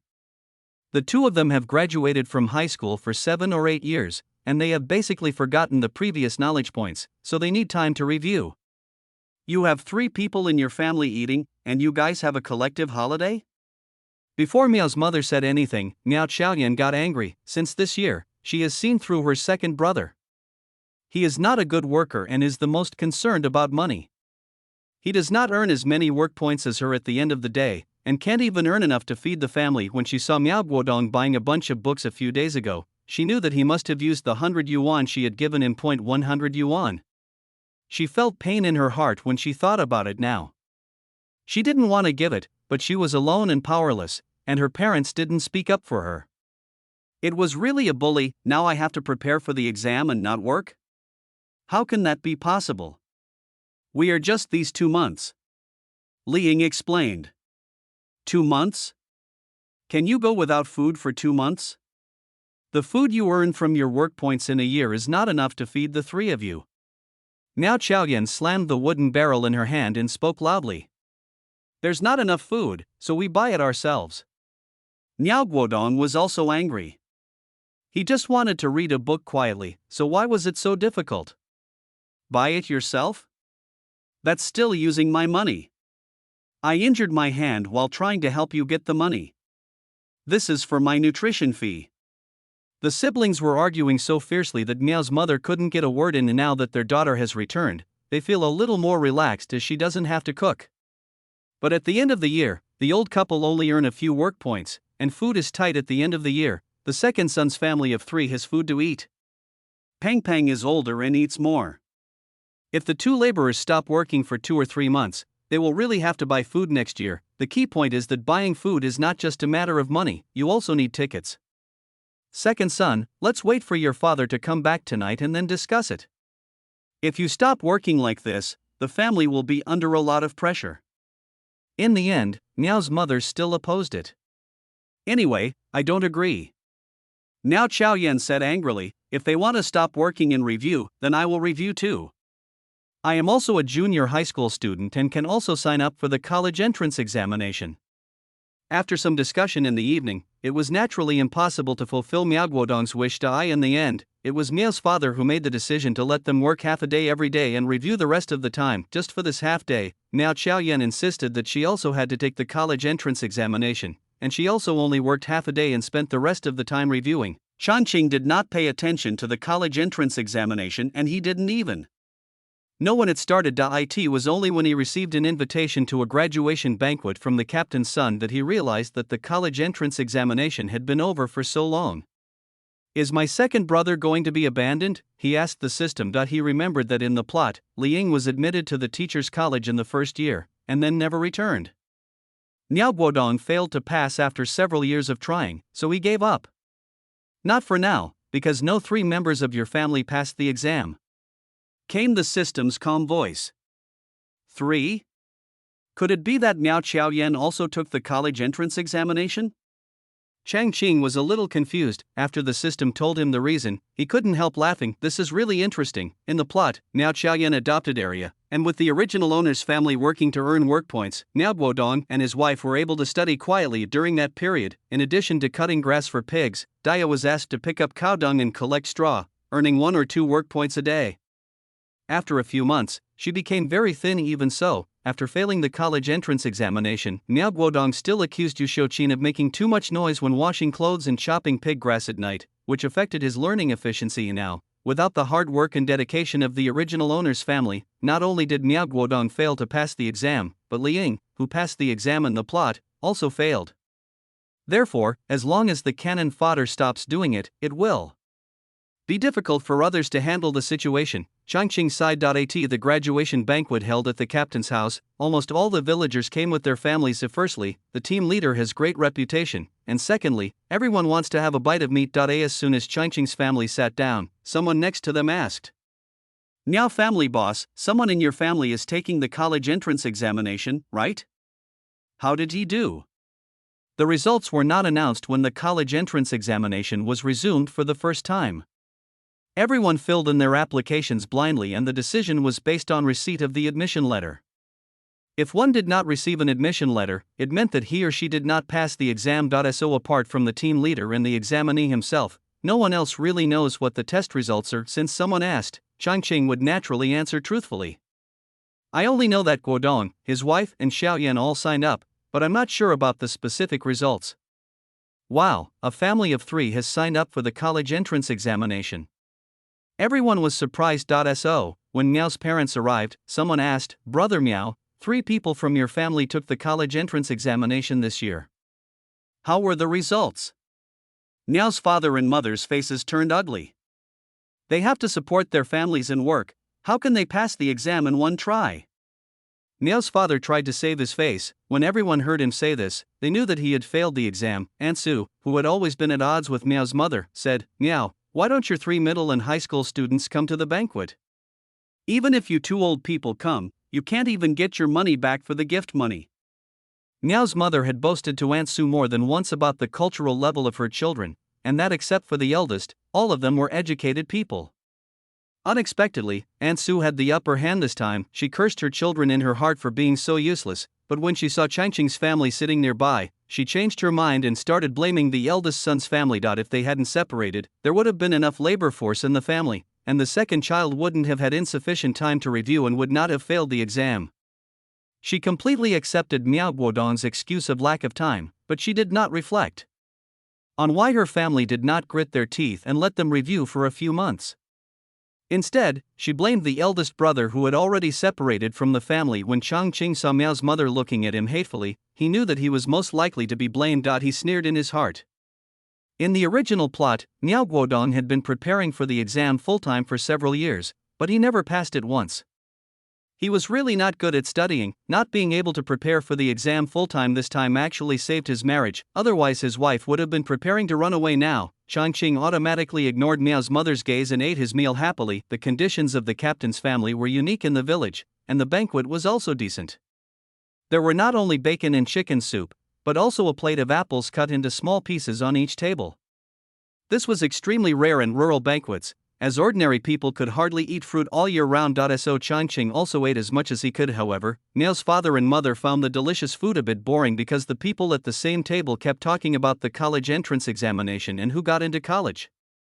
They found it unpleasant to hear, but had no reason to object, because it was a graduation banquet after all, and the college entrance examination was still the theme. It can be said that this meal is extremely difficult to eat. Changqing also saw many educated youth attending the banquet.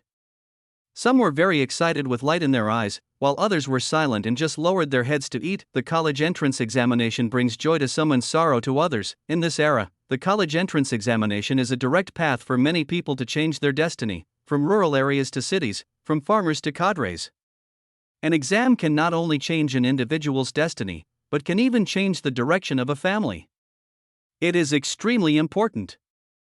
But this has nothing to do with him. After all, he is just a farmer who has never been to school. Chapter 60, Tools in Period Literature. 19. When Miao Xian was in the 3rd grade, Changqing sent Miaoing to school as well. This action caused another discussion in the village, but Miao's mother didn't pay any attention to it, because Miao Guodong and several others failed the college entrance examination 3 times. Miao Xiaoyan seemed to have a conflict with her second brother and signed up for the exam every time. Miao Xiaoyan, as a junior high school student, can you please not join in every exam? Miao Guodong didn't understand.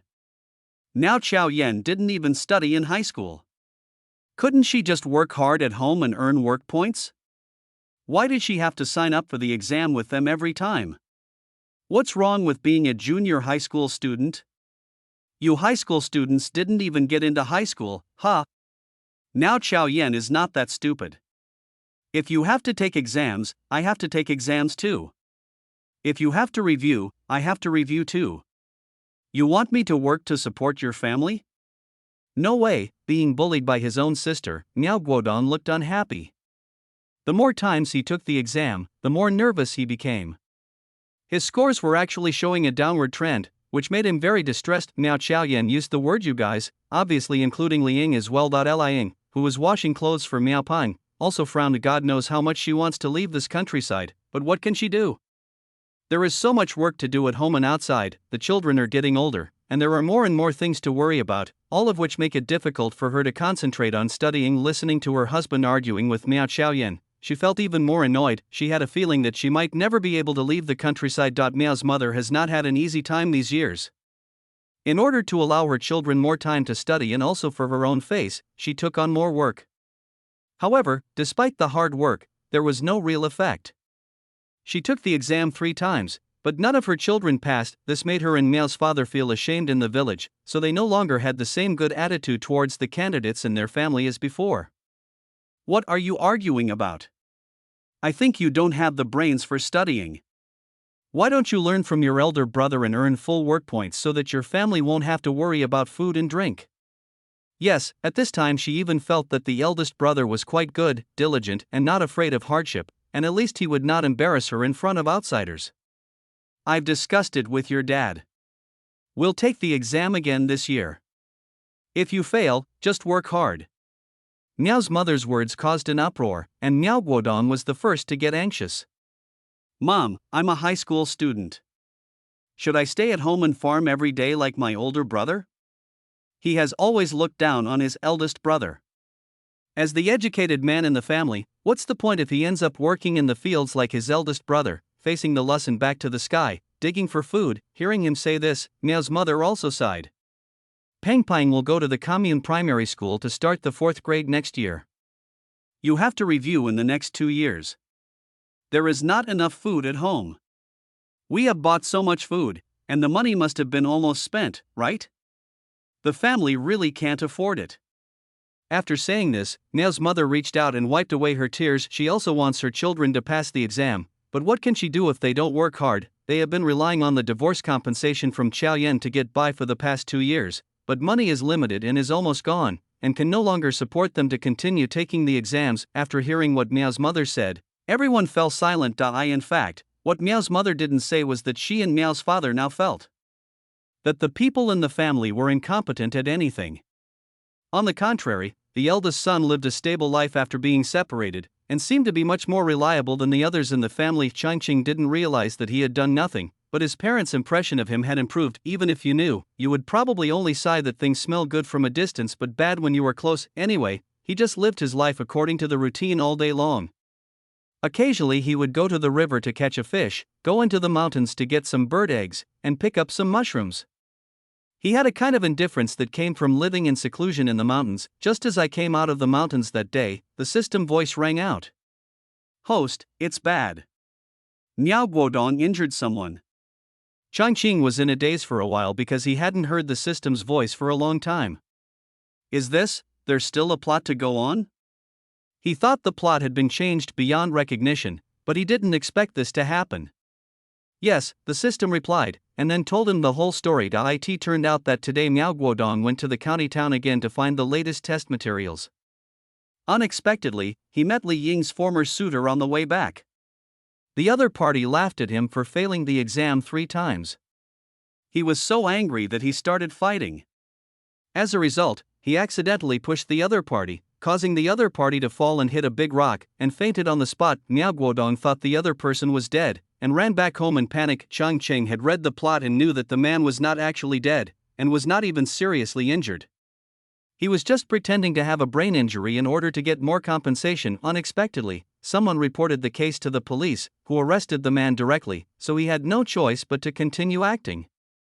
In fact, within less than a year, he recovered on his own without any medication and returned to normal. This is also the reason why he did not speak out even after he found out that someone was taking the blame.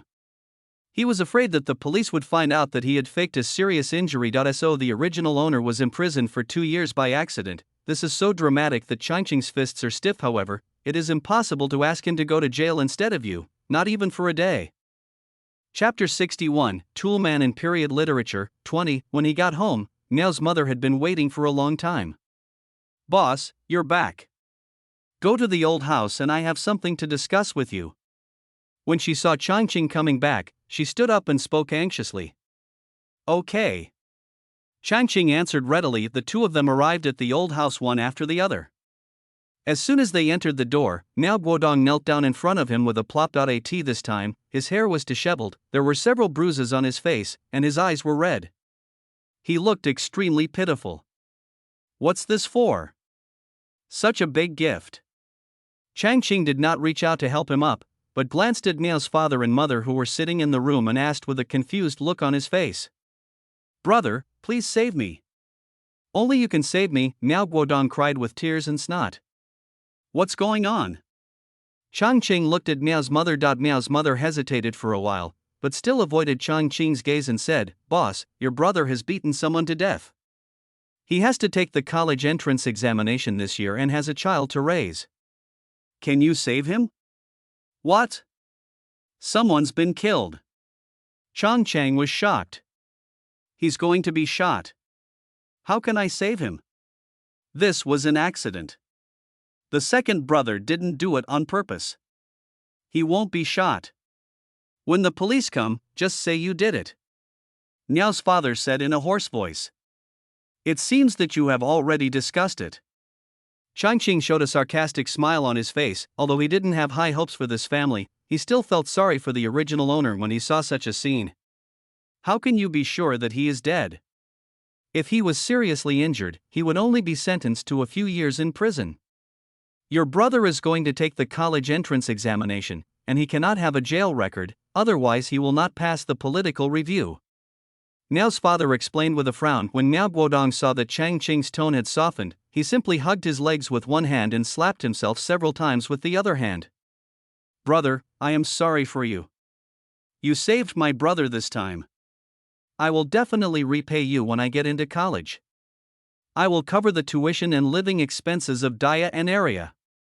He raised his hand and swore, it might be your next life before you get into university. Changqing thought to himself. He swept his cold eyes over the crowd. It's not impossible for me to take the blame. Seeing Miao Guodong's happy face, he continued, but I want 300 yuan in cash. And whether I go to jail for 1 day, 10 days, or 10 years, I will not pay the money back. You need to give me a written receipt.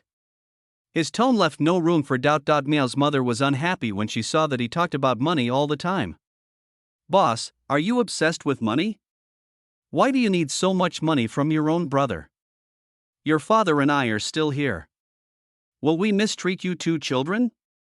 Father Miao also frowned and wanted to say something else, but was interrupted by Miao Guodong. Okay, I agree. Miao Guodong said eagerly. How could Miao Guodong not be anxious? He couldn't get involved with the police at this critical moment of the college entrance examination. Moreover, he estimated that the other party had been hit by the car and flew several meters away, unconscious on the spot, and was afraid that at least one of them would be seriously injured and could be imprisoned for more than 10 years. He quickly went back to his room and got out a pen and paper. Just as he was about to start writing, Changqing spoke again. "Write as I read." So he read a sentence and Miao Guodong wrote it down, and soon the document was finished. Changqing picked it up and took a look. Miao Guodong didn't have any bad intentions and wrote it truthfully. Changqing then asked him to call all the adults in the family over and have them all sign as a witness. So Liang and Miao Chaoyan were called out of the room and signed the document one by one. Miao's father could write his own name, so he also signed his name. Miao's mother could not write, so Miao Guodong wrote it for her. "I want to see cash tomorrow morning, otherwise I won't acknowledge this." Changqing folded the document carefully and spoke to Miao Guodong word by word. "This amount he named is not a random amount. It is probably all the savings of the Miao family at present. It depends on whether Miao Guodong can get other people to take it out." After returning home, Changqing told Yushoqin that he had something to cooperate with the public security investigation and asked her to send the child to school early in the morning. This frightened Yushoqin so much that she burst into tears. In the end, she was finally persuaded by him after he repeatedly assured her that he would be back in 2 days. The next day, when he came to the old house, he saw that several people had panda eyes. Miao Guodong stuffed a wad of money into his hand and said, half begging and half threateningly, "Brother, taking the blame is also against the law. Don't reveal the truth, or we won't catch you. Who will take care of your family?" "Wow, you know that taking the blame is also against the law." "Unfortunately, although I know a little about the law, I don't know much. Now we can only be considered to be cooperating with the investigation, and we can't really say that we are taking the blame. Besides, the injured person only has some superficial injuries and is just pretending to be unconscious, so it can't be said that he has committed a crime." "I know what's going on," Changqing replied coldly. Afterwards, Miao's mother brought out another big bowl of noodles. Changqing took a look and found that there was an egg in it. "Boss, have breakfast." Miao's mother's voice was a little hoarse. Changqing didn't hesitate to take it and finished it in 2 or 3 bites. "This may be the best breakfast I've ever had at the Miao family." "Mom, are you making this a farewell meal for me?" he said sarcastically. Miao's mother avoided his gaze and cleaned up the dishes. After a while, footsteps were heard outside and Miao Guodong's hands began to tremble. The door was pushed open and 2 police officers stood at the door, followed by a number of villagers who were watching the fun. Before the police could speak, Changqing stood up and said, "I'll go with you." The police didn't say much. They were not sure who it was in the first place. If someone took the initiative to admit it, then he must be the one who committed the crime. After all, only people cry out for innocence. No one who has not committed any crime would take the initiative to admit it. The villagers who were following behind were extremely surprised to see the police escorting Changqing back on both sides. "Comrade Public Security, the Miao family leader is an honest man." "Are you sure?" The police have seen many honest people committing crimes, so they will naturally not let him go just because someone says he is an honest person. "Please make way. We won't wrongly accuse good people. We are taking them away now just to cooperate with the investigation. If they are fine, we will release them naturally. Please don't hinder the investigation." The common people naturally did not dare to block the road, but some people still asked, "Comrade Public Security, what crime did the Miao family leader commit?" "It's a crime of wounding. He wounded someone in the city on the 21st, and the person is still in the hospital." "You didn't see him in the village on the 21st, did you?" the police officer replied. On the 21st, Changqing went into the mountains early in the morning, and no one in the village saw him, so everyone looked at each other and was speechless for a moment. After the police took Changqing away, everyone remembered and asked the Miao family, "Brother Miao, is it really your Changqing who injured someone?" "Changqing, we watched him grow up. He never fought back or retaliated. How dare he hurt others?" Many people expressed disbelief. Father Miao walked forward, tapped his pipe, and said in a sad voice, "It was just an accident." The eldest brother went to the city to buy something and met someone who mocked him for not having a son, so he pushed the person, but he didn't expect that the person was hit by a car. Everyone could understand this. Insulting someone for not having a son is like stabbing someone in the lungs. Even a clay man would have some temper. The head of the Miao family was probably so angry that he took action. Yes, my brother did not commit any crime. This was just an accident. We have collected compensation for him. He will probably be back home in a few days. Miao Guodong also stepped forward and spoke loudly. Miao Chaoyan glanced at her second brother from behind. She didn't expect that her second brother had some acting skills. However, the money he borrowed from her must be repaid, and she had to keep a close eye on him and not let him get away with it. Chapter 62, Tool People in Period Literature, 21, Everyone, Go Away, Everyone. Something like this happened at home and we still need to discuss what to do next. Miao's father waved his hand to disperse the crowd, turned around and walked into the house. Miao Guodong also hurried forward to close the door, then went back into the room and sat down, before he let out a long sigh. What now? He looked at his father. Go to work.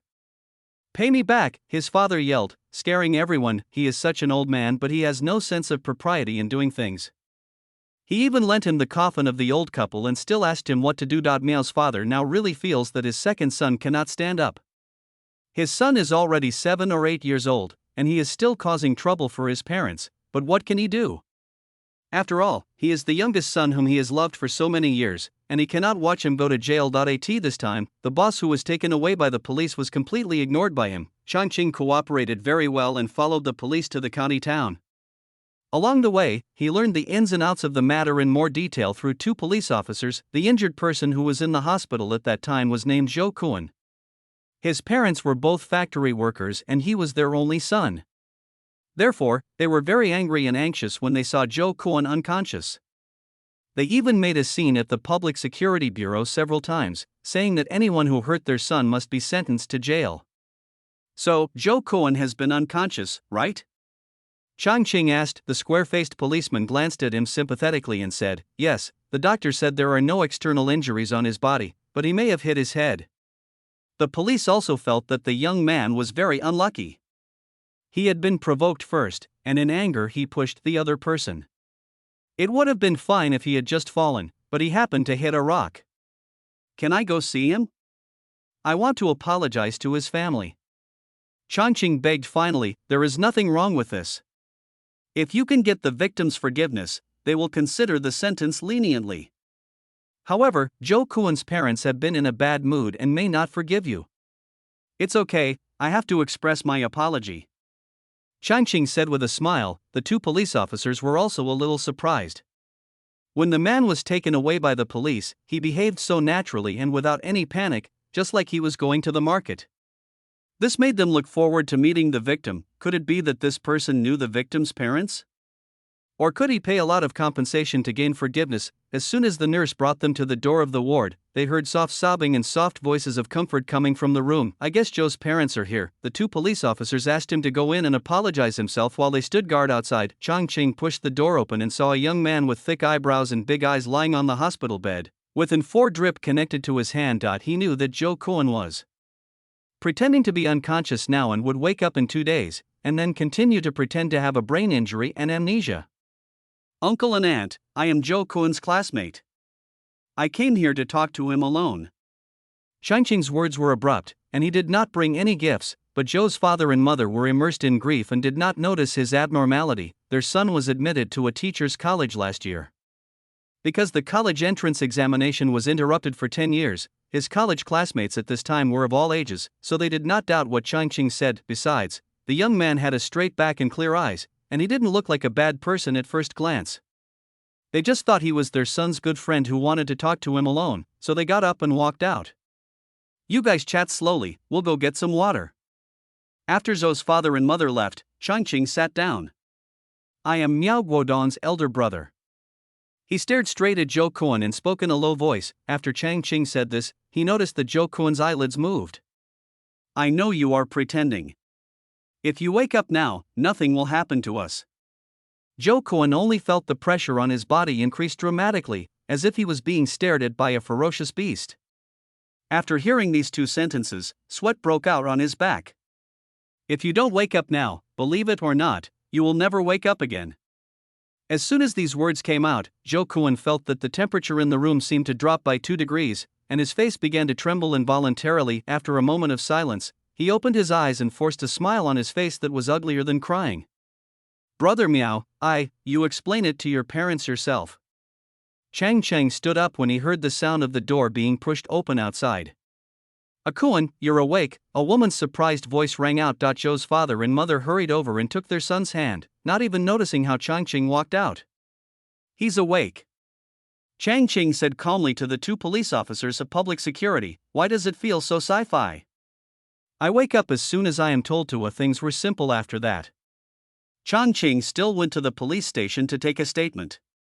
However, since Zhou Kuan had already woken up and the hospital examination showed only some scratches, Zhou Kuan insisted that he was the one who took the initiative to provoke and was willing to reconcile, so a settlement was reached quickly and the case was resolved. Changqing returned to Zhongwan village that afternoon. The villagers who were working on the roadside saw this and naturally asked some questions.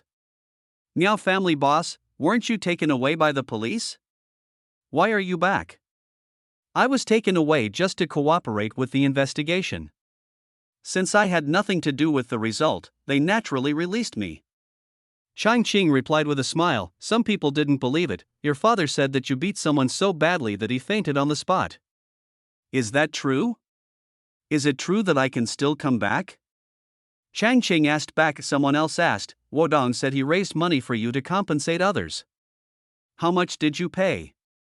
Can I tell you this?" Changqing shook his head and left. As soon as he entered the house, Yushoqin came back. There was mud on her feet, her eyes were red, and there were beads of sweat on her forehead. It seemed that she had rushed back from the fields after hearing the news. "I told you it's okay." Changqing stood up and prepared to cook. The next moment, Yushoqin rushed in and hugged him. She buried her head in Changqing's chest and burst into tears. Chapter 63, Toolman in Period Literature, 22, Changqing froze in place. Although they slept on the same Kong every day, he was not used to such direct expression of emotions. After a while, he reached out and patted her back, and said slowly, "I'm hungry." Yushoqin paused in her crying, raised her head and wiped her eyes. "I'll go heat up some food for you. Cook 2 more dishes to celebrate." Changqing smiled and took out the 300 yuan and stuffed it into her hand, then told her the whole story. "Aren't you afraid that Zhou Kuan will really fall into a coma? Then you will really have to go to jail." After hearing this, Yushoqin still felt a little scared. She was very worried when she heard Changzhou talk about it yesterday, but she didn't dare to refute her husband's decision. After she sent her daughter to school early this morning, she heard that the person had been taken away, and she cried at that time. However, thinking of her 2 daughters to raise, she quickly gathered herself and went to work, not daring to delay earning work points.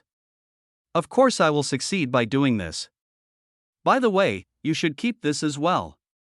Changqing took out the document left by the Miao family and handed it to her. Looking at Yushoqin's back as she hurried into the house, Changqing felt that his wife in this life was not bad. She is hardworking, simple, but also strong-willed.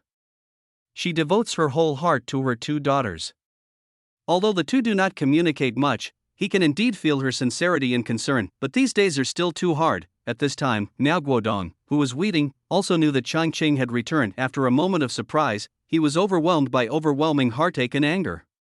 He was saddened by the loss of the 300 yuan, but at the same time he felt that his elder brother had deceived him and was extremely angry. He was carrying his hoe and heading home, but was stopped by his father on the way. "Where are you going?" Miao's father's voice lacked the kindness of the past. "I'm going to find Miao Changqing to get my money back." Miao Guodong said fiercely, "He cheated me out of my money." "The boss cheated you out of your money?" Miao's father was so angry that he almost laughed. "Did you get into trouble outside and call the police? Did you let the boss take your place because you wanted to take the college entrance examination? Did you write the receipt?" A series of questions made Miao Guodong sober up a little. "But he never went to jail, so he shouldn't ask for so much money," he said with his neck stiff. The IT was a full 300 yuan, and he was in serious foreign debt. Whether he went to jail or not, he went to the Public Security Bureau. "Believe it or not, if you go there for this matter, you will probably go to jail?" Miao's father said coldly. He finally understood that the eldest brother was either very successful or just lucky, but no matter what, this did help to ward off disaster for the second brother. If he went to ask for money at this time, he was worried that the disaster would come back. Besides, he saw that his second son and his wife would hide when encountering problems, were not good at work, and could not pass exams, so he felt that he might not be able to rely on them for support in his old age. If you want to continue taking the college entrance exam and have some reputation, then just go to work honestly. Changqing smiled broadly when he heard from the system that Miao Guodong wanted to come and ask for money but was stopped by his father. Just ask why Miao Guodong failed the college entrance examination. He is really brainless, not to mention that you will definitely not get the money. Once the matter is exposed, you will definitely not pass the political review for the college entrance examination. The political review at this time attaches great importance to a person's character and reputation. If there is a history of someone taking the blame for a crime, at least this person's character will be considered unreliable. Of course, this will also have an impact on Changqing, but since he is not taking the college entrance examination, how big of a deal can it be? However, even if he was given a chance to take the exam, Changqing was not optimistic that he would pass. In fact, just as he expected, in the following years, the three members of the Miao family seemed to be at odds with each other, and they were defeated time and time again, becoming the laughingstock of the village. After Changqing's family moved to the county town, they still occasionally heard people talking about their exams. Dad, my sister, and I both got first place in the exam this time. Where is the repeater you promised to give us as a reward? As Changqing drove into the yard, he heard Miao Xian's excited voice. As soon as he entered the room and sat down, 2 report cards were handed to him and his 2 daughters looked at him excitedly. I got 100 points in math. When Miaoing saw her father flipping through her report card, she quickly pointed out the highlights. You all did well in the exams, but could you please get Dad a glass of water first? I'm thirsty. Changqing leaned back in his chair, half closing his eyes. I'll go right away. Miao Xian ran into the house. Let me massage your shoulders. Miaoing was not willing to be left behind, so she walked behind her father and gently massaged his shoulders. After taking a sip of hot water, Changqing said, Not bad, you all did very well in the exam. He stood up, and 2 heads came closer. He took out 2 repeaters from his bag. They are the same model. 1 for each of you. Here are the batteries. Yeah. Dad, you're so nice. Miao Xian and Miaoing were both very excited and immediately took the box to the side to tinker with it. This time, Yu Xiuqin came back from buying vegetables. I could hear the 2 girls' happy voices from far away, and I knew their dad was back, she said with a smile. Mom, look, this is the repeater that Dad bought for us. When the 2 saw Yu Xiuqin coming back, they took out the things in their hands and showed them to her. Changqing leaned against the table, watching them chatting and laughing, and a smile appeared on his face involuntarily. This time, Miao Xian was already in the 2nd grade of junior high school, and Miaoing was already in the 6th grade. Both sisters had good grades, and their parents did not need to worry about their studies. After the reform and opening up, Changqing started the clothing business again. He bought goods from Guangzhou and sold them here. He soon accumulated some capital, so he bought a house in the county town and moved his whole family to the county town. However, his business is now growing bigger and bigger, and he has opened a trading company in the provincial capital. This time when he came back, he also wanted to bring his family to live in the provincial capital. During dinner, he mentioned his plan to move to the provincial capital. Yu Xiuqin naturally supported it.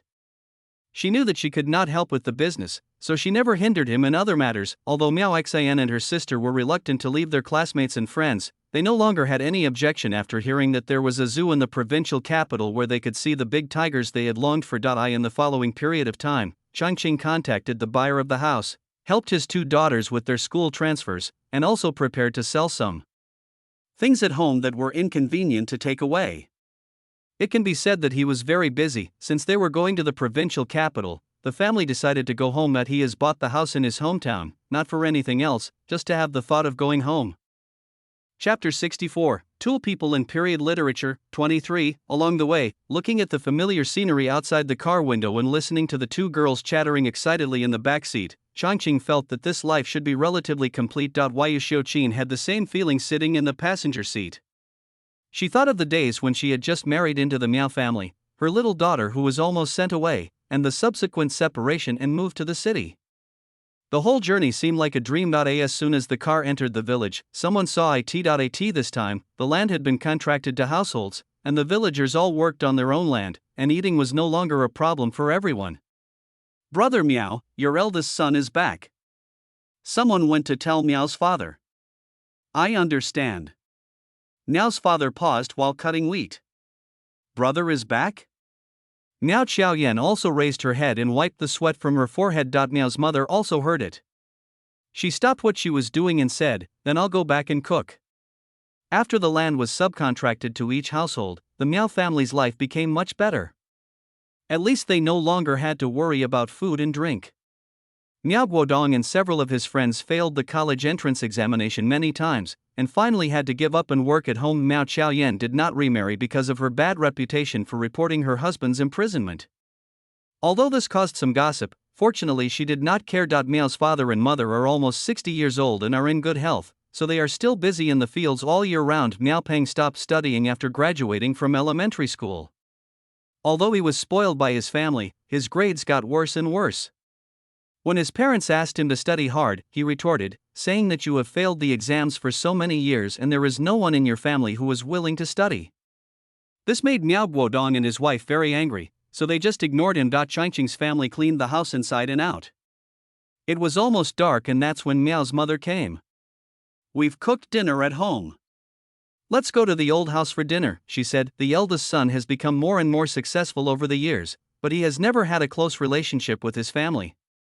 She also knows that it was the family's previous practices that alienated him. Now facing such a son, she can't help but feel a little short of breath. Okay, I'll go get the stuff. Changqing nodded, and the family took out a few boxes of gifts from the trunk, picked them up in their hands, and followed Miao's mother to the old house. Over the years, he has had a lukewarm relationship with the Miao family. In this country that attaches great importance to filial piety, it is impossible to completely break away from one's parents, but they are not that close either. Every time he came back, he was very polite and impeccable. He would bring some gifts, go back to the old house for meals, and even promised to send money every month for his parents' retirement after they turned 60.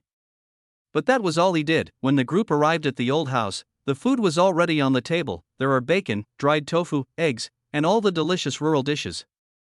Brother, you are here. You are bringing so many things back to your own home.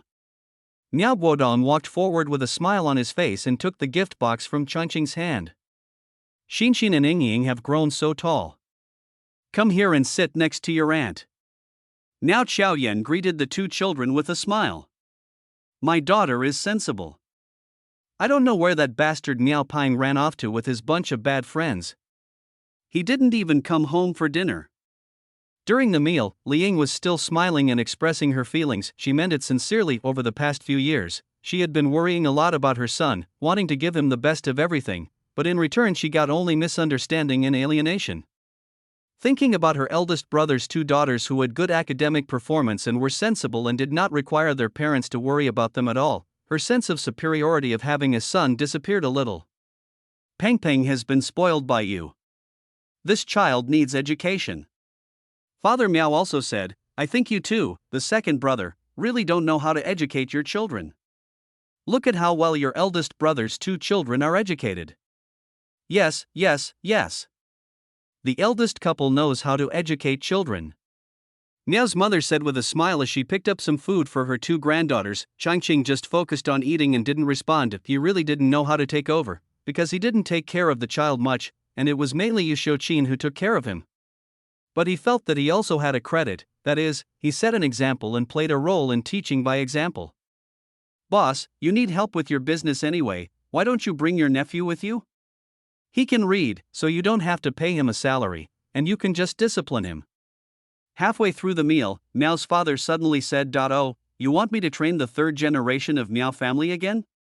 Changqing wanted to laugh. I can't take him with me, Changqing refused directly. First, he has a wild temper and his parents can't control him, so how can I control him? Second, we are moving to the provincial capital, and it will be difficult for you to see him. I can't bear to see you separated from your dearest grandson. Are you all going to move to the provincial capital? Miao Guodong's eyes lit up. The house in the county town, however, Changqing's next words shattered his fantasy. We have sold all the things in the county house. Our return this time is actually a farewell. We may not come back for a long time. Everyone was stunned when these words were spoken, and the atmosphere on the field fell into silence. After a long while, Miao's father finally let out a sigh and said slowly, "It's good to go to the provincial capital. Your business is getting bigger and bigger." After that, no one mentioned Miao Peng again. After dinner, Changqing handed 2 passbooks to Miao's father and mother, and said that he would send them money after they turned 60 next year. Miao's mother grabbed his hand anxiously and asked, "Boss, will you come back?" Only then did Miao's mother feel that she was about to lose her son, and a sense of urgent fear enveloped her. Come back? Changqing thought that the original owner probably didn't want to come back, and the original owner probably didn't want his family to come back to this place. "I'll come back to visit when I have time," Changqing gave a vague answer. That night, Miao's mother lay on the bed and couldn't stop crying. "Old man, why did we treat the eldest brother like that before? He is obviously the most worry-free and obedient child in this family." Father Miao sighed and said nothing. Now the eldest and second oldest have become estranged from each other, and the 2 granddaughters are completely estranged from them. What's more, the second and third oldest are not up to the task and are only causing them trouble. He regretted it in his heart, but what could he do? At first, he might have been a bit superstitious, believing in the saying that he would bring bad luck to his father and mother, but later, he became partial to his parents and could not stop. Who can I blame? I can only blame myself. Chapter 65, Toolman in Period Literature, 24. After that, Changqing no longer paid attention to the affairs of Zhongwan village. His business grew bigger and bigger, involving more and more fields. The company also changed from a single clothing trading company to a comprehensive group involving clothing, luxury goods, real estate, entertainment, and other aspects. He originally thought Miao Xian would be interested in business management, but unexpectedly she preferred free travel. She chose photography as her major in college and became a photographer after graduation. Miao Ying, on the other hand, had a gentle personality when she was young, but when she grew up, she became interested in business management and studied business administration. She was taken to the company for internship at an early age and participated in the company's management as soon as she graduated, and she did a very successful job. After she gradually got the hang of it, Changqing gave her power without hesitation. Then he lived a good life traveling around. No one at home mentioned Zhongwan village, so I haven't been back in all these years. Miao family. Miao Peng was sitting on the sofa in a daze. He remembered that after graduating from university, he stayed in the provincial capital, bought a house, got married, and had children, and his life was very smooth. If you don't get cancer in your 60s, then it would naturally be a perfect life. As far as he could remember, he had just been sent to the operating room, but when he opened his eyes he was back in Zhongwan village. At first he thought he was reborn and returned to his youth, which made him overjoyed.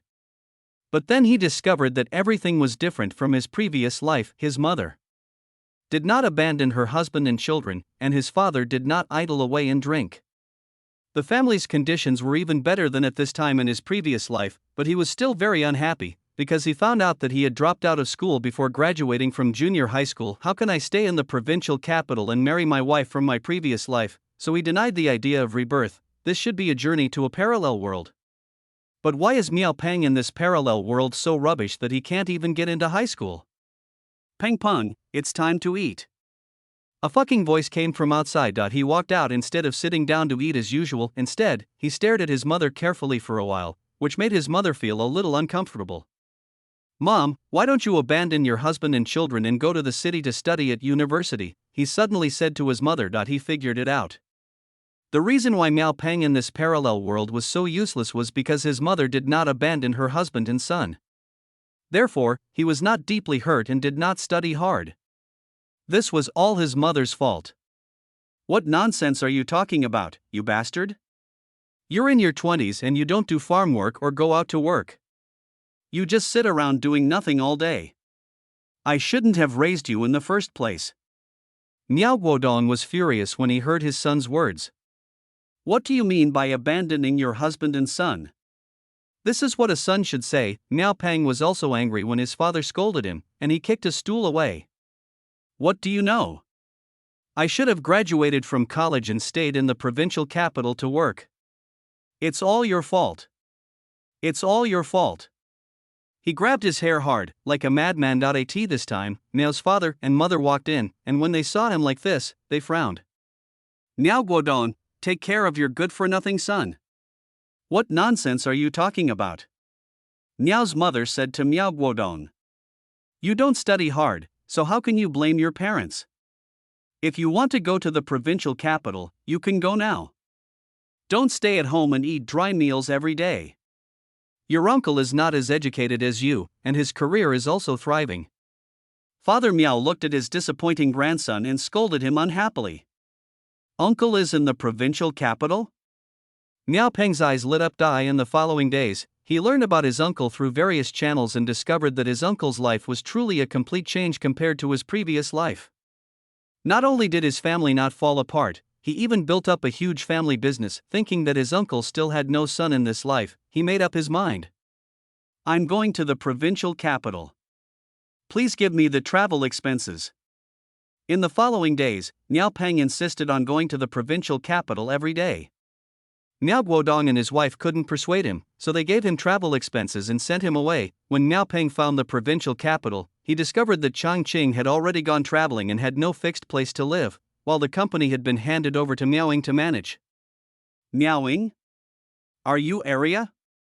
When he saw Miaoing, who was dressed in luxurious clothes and had a strong aura, he was in a trance for a while, and it took him a long time to remember that this was Arya from his previous life. He remembered that in his previous life, Arya had also come to the provincial capital to work. He met her as a waitress when he took his wife and children to a restaurant for dinner. At that time, she was timid and wore old clothes. He even gave her a tip of several dozen yuan for the sake of his uncle who had passed away early. I'm your cousin Miao Peng, do you remember? He stood up and wanted to hold Miao Ying's hand, but was stopped by the people around her. Miaoing didn't want to come down at first because she was busy, but there was a big commotion downstairs and someone said it was her cousin from her hometown, so she came down to take a look. Miao Peng? Miaoing thought about it and did have some impression of him, but she remembered that her father had always had a mediocre relationship with the Miao family and had not returned for many years. Since the relationship is not that good, let's just do business as usual. What do you want? She looked at her watch and stood up. I want to find a job. After hesitating for a long time, Miao Peng still did not ask for money. After all, he was a decent man in his previous life. Looking for a job?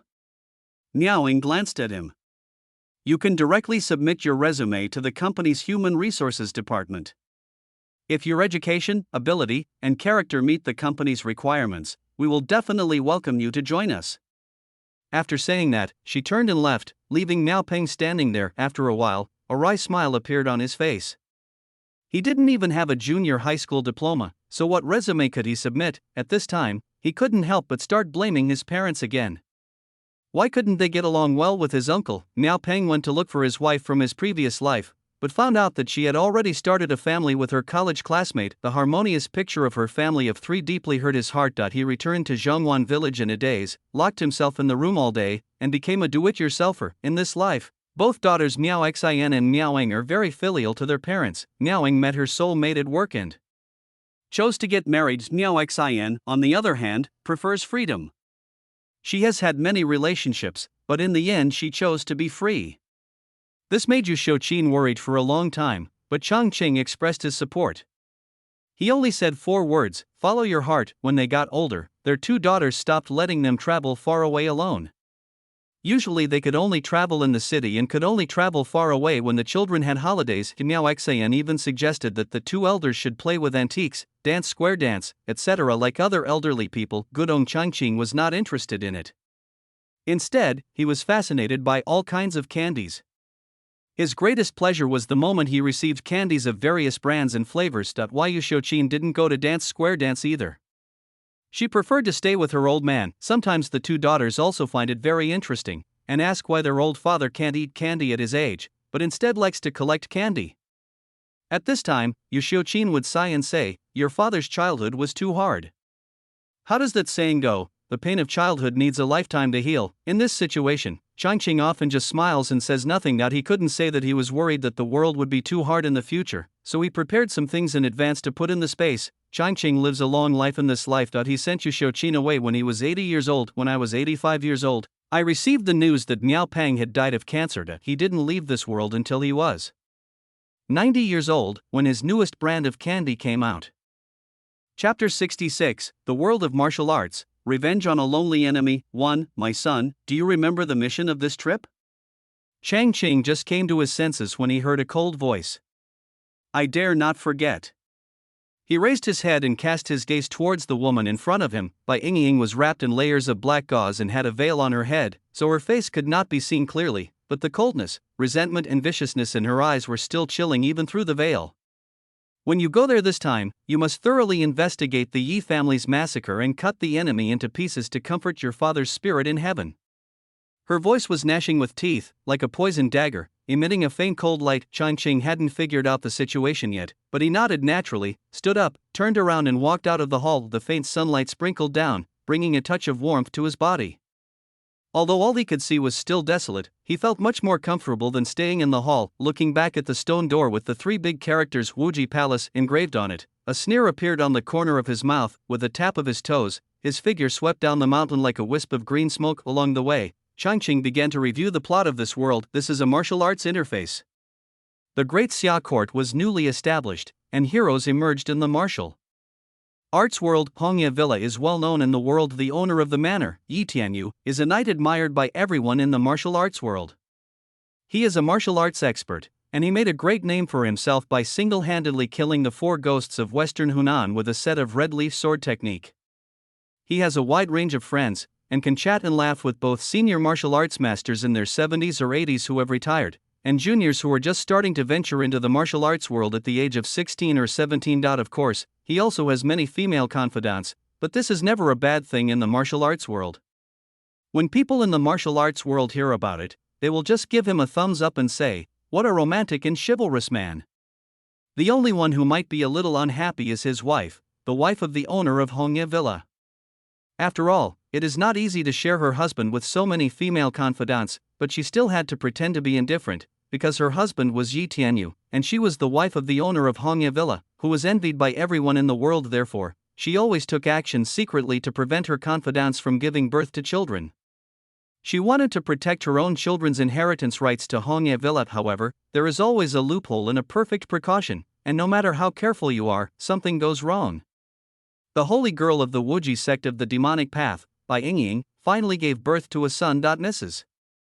Yi naturally did not want to lose control of her concubine's son, so she sent someone to switch the child after it was born, replacing the Yi family child with a child of unknown origin. The original owner, she already has her own child, so how to deal with the child she got in exchange is really a problem. She naturally didn't want to raise her illegitimate son under her wing, and she certainly didn't want him to learn the red leaf sword technique and compete with her own children for the family inheritance. But after all, the child was from the Yi family, and she had no intention of killing the child born by Bai Yingying, so she entrusted the child to Yi family's good friend, the famous hero Yan Donglai. She had made long-term plans for her children, but she didn't expect that a tall tree attracts the wind. Yi Tianyu's popularity caused dissatisfaction among many people in the martial arts world. In addition, her secret handling of her husband's romantic affairs also left many hidden dangers. On a snowy night, 34 masters besieged Hongye Villa. Yi Tianyu was betrayed by the people around him and was seriously injured at the beginning of the battle. Madame Ye's martial arts skills were certainly not weak, but facing so many masters, she could not turn the tide. Hongye Villa was reduced to ashes overnight, and none of the hundreds of people there escaped. After learning that the entire Hongye Villa was wiped out and her lover had died tragically, Bai Yingying vomited 3 liters of blood and became determined to avenge the Yi family. So she brought the original owner back to Wuji's sect and began a decades-long career of raising a child. She was full of revenge. Her temperament changed drastically, and the original owner suffered terribly in her hands. Spiritually, she constantly instilled in the original owner the idea that the hatred for his father's murder was irreconcilable. Trying to train him into a revenge machine. Physically, if the original owner slacked off in martial arts training, she would have an emotional breakdown, yelling and beating him hysterically, and then would hug him and cry and apologize, and nurse his injuries. After more than 10 years, the original owner became a top-notch master, so he went down the mountain to seek revenge. At the same time, Bai Yingying's real child Yi Yu has grown up. He was raised by the great hero Yan Donglai. He has extraordinary martial arts throughout his life and has inherited Yan Donglai's style of chivalry. Yan Donglai told him his life story when he came of age, so he decided to go down the mountain to investigate the massacre at Hongye Villa. His investigation made it easier for the original owner to find his enemies. The original owner set off a bloody storm in the martial arts world, and those who participated in the extermination were killed one by one. In the process, both of them displayed first-rate martial arts and became famous in the world. But the original owner won the title of God of Killing, while Yi Yu became a young knight sought after by the martial arts world because of his compassion and his refusal to kill anyone. During the investigation, Yi Yu fell in love with the eldest daughter of Zhuang Jiobao. Unfortunately, Zhuang Jiobao was also one of the participants in the massacre of Hongye Villa. When the original owner attacked Zhuang Jiobao, Yi Yu stopped him and advised him to let go of his hatred and enjoy life. The original owner's only goal was revenge, so naturally he would not agree. The two fought for 3 days and 3 nights, and it was difficult to determine the winner in the end. In order to make the original owner completely let go of his hatred, Yi Yu had to tell the secret of their life experiences. It turned out that he was the only descendant of the Yi family in Hongye Villa. The original owner lost his position to seek revenge and his goal in life, and retired from the world with the title of God of Killing. Yi Yu, as the only descendant of Hongye Villa, expressed his willingness to let go of his hatred, restore peace to the world, and marry the eldest daughter of the Villa family, earning the name Sword of the Benevolent in the world. Even his biological mother, Bai Ying, the holy maiden of the Wuji sect, was moved by his actions and eventually let go of her hatred and reunited with her family. Vomit. After watching the plot, Changqing just felt disgusted. What kind of world is this? He had no good impression of any of the characters in the plot, not to mention Yi Tianyu and his wife. One of them is a philanderer and the other is there to clean up the mess. They are totally asking for trouble. The original owner was completely undeserved. He had nothing to do with the Yi family.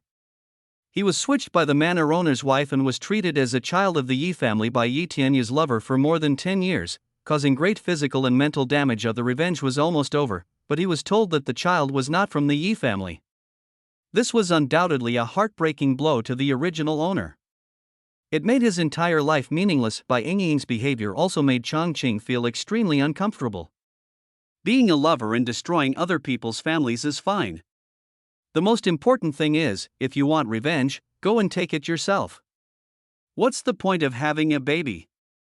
And the baby you are having is not your own. Changqing had even less of a good impression of Yi Yu. It's totally green tea. If you want to stop revenge, you should just reveal your identity from the beginning, so as to save the original owner from killing people everywhere and causing so much bloodshed. If you want revenge, don't tell others about your past. But just when revenge was almost accomplished, the original owner went to the house of the woman he loved and revealed his identity. This was such a huge blow to the original owner, he was completely disheartened. Therefore, Changqing believes that Yi Yu is the biggest beneficiary of the plot. There has always been an irreconcilable saying in the underworld that the hatred for killing one's father is unforgivable. If one ignores the hatred for exterminating a family from the beginning, it will only make people think that this person has no basic moral friendship. The original owner killed people all the way and wiped out most of his enemies. At that time, the world undoubtedly hated killing. He stood up and said that he had let go of his hatred, which of course won him praise. Bai Ying's hatred was also dissipated in the original owner's killing. However, after she got over her hatred, she felt that the original owner was cruel and ruthless. She blamed the original owner for depriving Yi Yu of the opportunity to avenge his biological father, and even said that Yi Yu is a true knight with his father's style. So the original owner was really a complete enemy, and his revenge was in vain. What is his wish? Changqing asked the system. The original owner's wish is to stop being a big enemy and hope that the world will be peaceful without too many vendettas. The system replied, Is it easy to avoid being a big enemy? Just run away. It is difficult to keep the world peaceful. You need to think about it carefully. Chapter 67, The World of Martial Arts, Revenge on a Lonely Enemy. 2. The sun sets, the crimson clouds dyed the sky and the distant mountains, as if covering the entire world with a layer of golden light. A line of carriages and horses galloped past on the official road from north to south, raising a cloud of dust. The horses pulling the carriages were all completely black without a trace of other colors, and they looked shiny in the setting sun. The flags of the Thunder Escort Agency fluttered in the wind. The bodyguards escorting the carriages were all mighty and majestic, with a calm aura, and it was obvious at first glance that they were not ordinary people. At the front of the convoy was a man in his 40s. He had a slender build, a rough face, and looked difficult to get along with, but the bodyguards behind him looked at him with awe and admiration, because he is Lei Dao, the chief escort of the Weiwu Escort Agency. Lei Dao, as the name suggests, can kill people with just one strike of the sword. He has made a great name for himself in both the black and white worlds with his set of thunderous sword techniques, and has also transformed the Weibo escort agency from a small escort agency in Jiangnan into one of the 3 largest escort agencies in Diaxia.at. This moment, a hint of impatience appeared on Lei Dao's face. Ouch, he pulled the reins and stopped at a roadside post. It's getting dark, let's rest here tonight. His voice was low but very penetrating, and even the person at the end of the convoy could hear it clearly. After hearing the chief escort's words, the escorts realized that they could have a good rest tonight, so they dismounted from their horses one after another. The group pulled the carriage into the courtyard in front, and then walked into the post station, only to find that the post station was emptied. A faint smell of blood permeated his nose, and Lei Dao knew something was wrong. Withdraw. Just as he finished his words, a sound of breaking air came from the second floor of the post station, and hidden weapons came from the sky like drizzle, followed by the short sound of a frightened horse outside the door. Lei Dao didn't have time to think about it. He shouted loudly, and his whole figure flew backwards like a streaking arrow. His long sword danced in the air, knocking down the hidden weapons that broke through the air one by one. The other bodyguards were not as skilled. In an instant, the front row was covered in blood. The bodyguards behind them quickly took out their weapons, blocking the enemy while retreating, gradually retreating to the open space outside. After leaving the post station, everyone found that all the horses they had ridden along the way had fallen in a pool of blood, and their hearts sank instantly. This is obviously not as simple as robbery. Who are you? How dare you rob the escorts from Thunder Escort Agency? An escort shouted. A figure flashed in the dusk, and more than a dozen masked men in black appeared on the roof of the post station. Hearing the name of Thunder Escort Agency, a cold snort came from the other side, which seemed very disdainful. Lei Dao took a step forward and stood with his sword horizontally. I'm Lei Dao from the Thunder Escort Agency. I'm also quite friendly with the gang leader in this area. It's not in line with the rules of the gang if you come up and hurt someone. The reason why the Thunder Escort Agency is one of the 3 major escort agencies in Daxia is not only because Lei Dao is very powerful, but also because he has a wide circle of friends, and most people in both the black and white worlds will give him face. The leading man in black had no intention of giving face. He shook his hand, and suddenly a slender black soft sword appeared in his palm. He shook the belt-like soft sword again, and it straightened up. He pointed the sword at Lei Dao and said word by word, "Leave the bag you brought back from Yunqing, and I will leave you with an intact body." Before Lei Dao could say anything, a square-faced escort next to him couldn't help but step forward and stand shoulder to shoulder with Lei Dao. "You masked rat, you are not afraid of your tongue being blown away by the wind when you speak.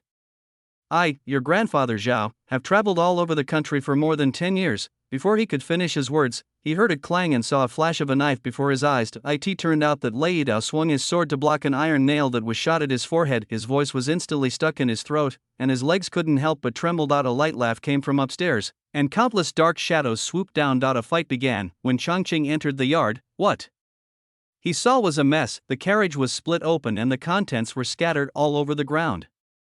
More than a dozen bodies were lying on the ground, and the blood on the ground had not yet dried. The strong smell of blood hit his nose, making him frown. After hesitating for a while, he decided to go into the inn and take a look. If it was clean, he would stay there for one night. As soon as I stepped in, a sound of breaking wind came from the side, carrying a strong murderous intent. He moved his body to the side and rolled up his long sleeves, throwing the attacker out and hitting the counter next to him. Does the poison scorpion sect have to kill everyone? The big man covered in blood half propped himself up, his voice filled with deep resentment and unwillingness. Poison scorpion sect? Changqing knew the other party had recognized the wrong person as soon as he heard it. I'm not from the scorpion sect. His voice was cold, but it was clear that he did not carry any murderous intent. Lei Dao could see clearly then that the person opposite him was just a boy of 15 or 16 years old. He was dressed in white and had a sparse face. He looked at him, but there was no trace of Lei Dao in his eyes. It seemed that he had no interest in anything in this world. Even though he was seriously injured, Lei Dao still couldn't help but marvel in his heart, there are such people in this world. I am Lei Dao from the Thunder Escort Agency. He struggled to his feet and introduced himself first. Thunder Escort Agency? The young man looked confused. Changqing's understanding of the martial arts world comes from the plot, so he naturally has no impression of the characters and organizations that are not involved in the plot. Were you robbed by the Poison Scorpion sect? He asked. He had some impression of the Poison Scorpion sect. In the plot, the Poison Scorpion sect was also involved in the murder of the entire Red Leaf Villa, and were eventually slaughtered by the original owner. Lei Dao sat down somewhat awkwardly.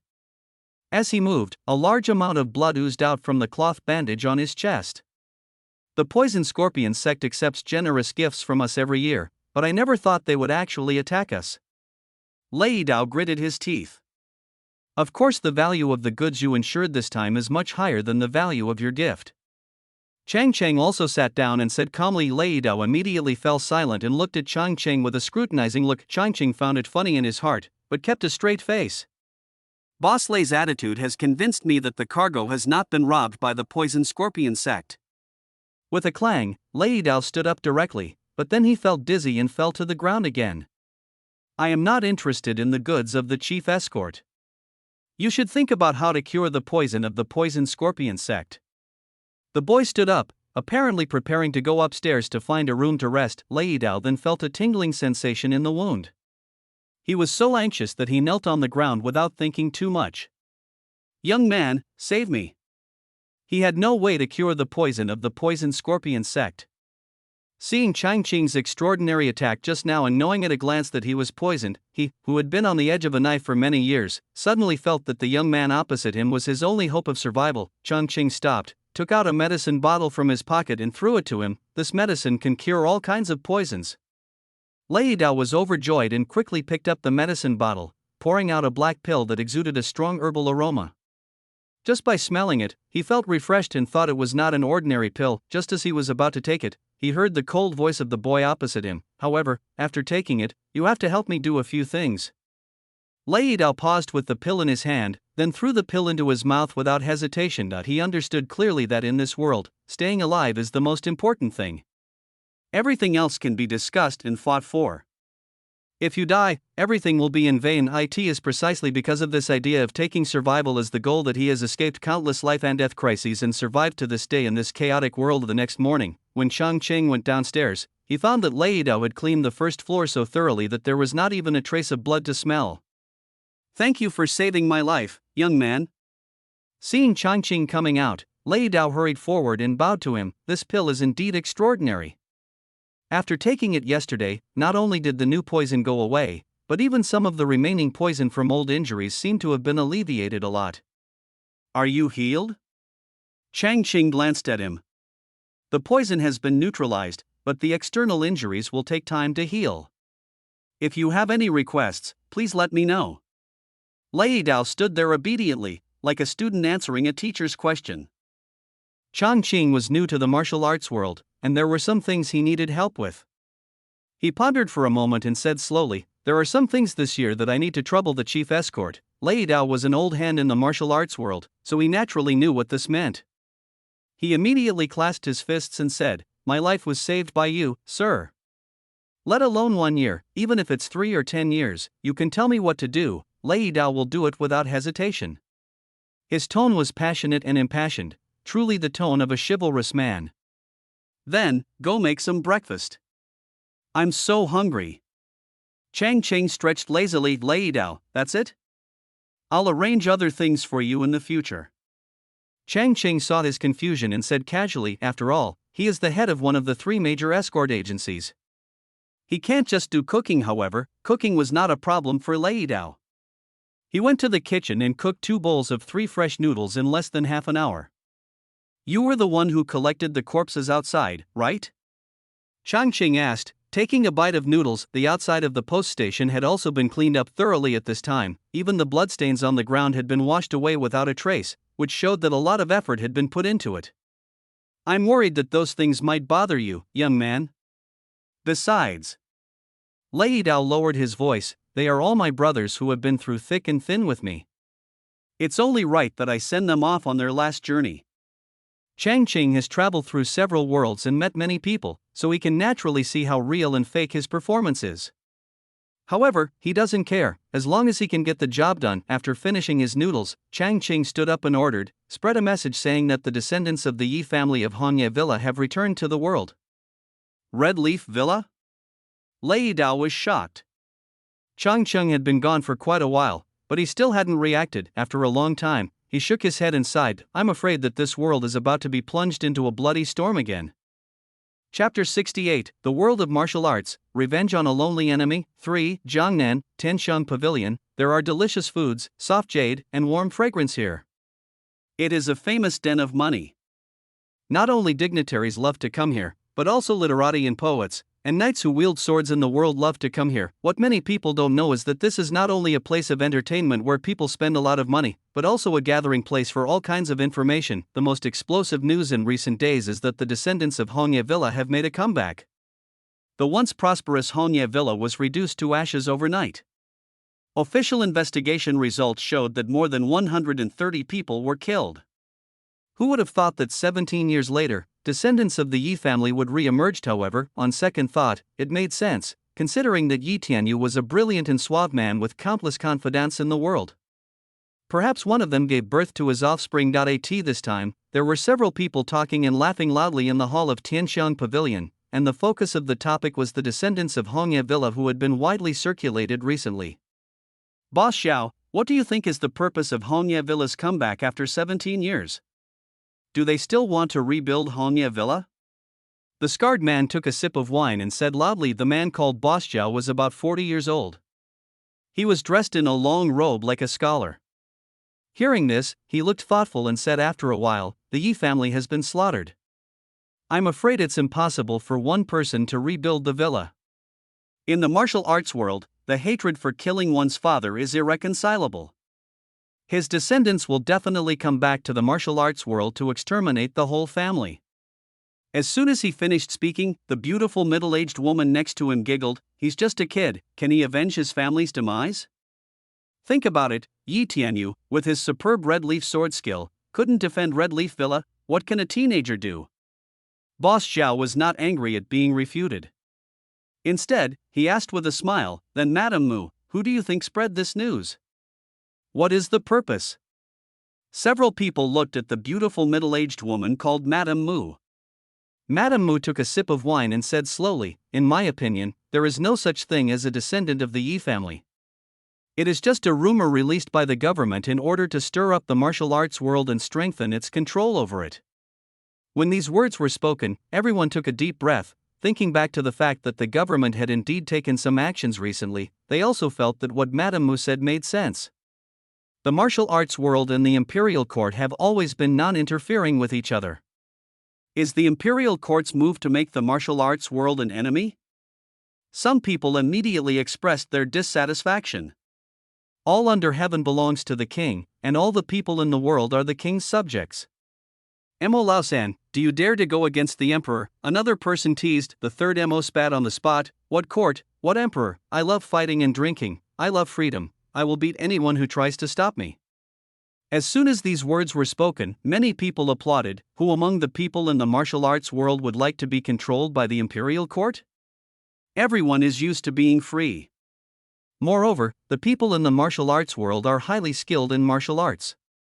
The imperial court has always been unable to control the martial arts world, so everyone is not worried about being strangled by the imperial court. This time, a plump, middle-aged man with a white and rich appearance stood up and said, I don't think this may be related to the court. It has been more than 10 years since the Red Leaf Villa massacre. The only people who are still paying attention to this matter are the descendants of the Yi family and the participants in the massacre. The killers who participated in the massacre will not take the initiative to mention this matter.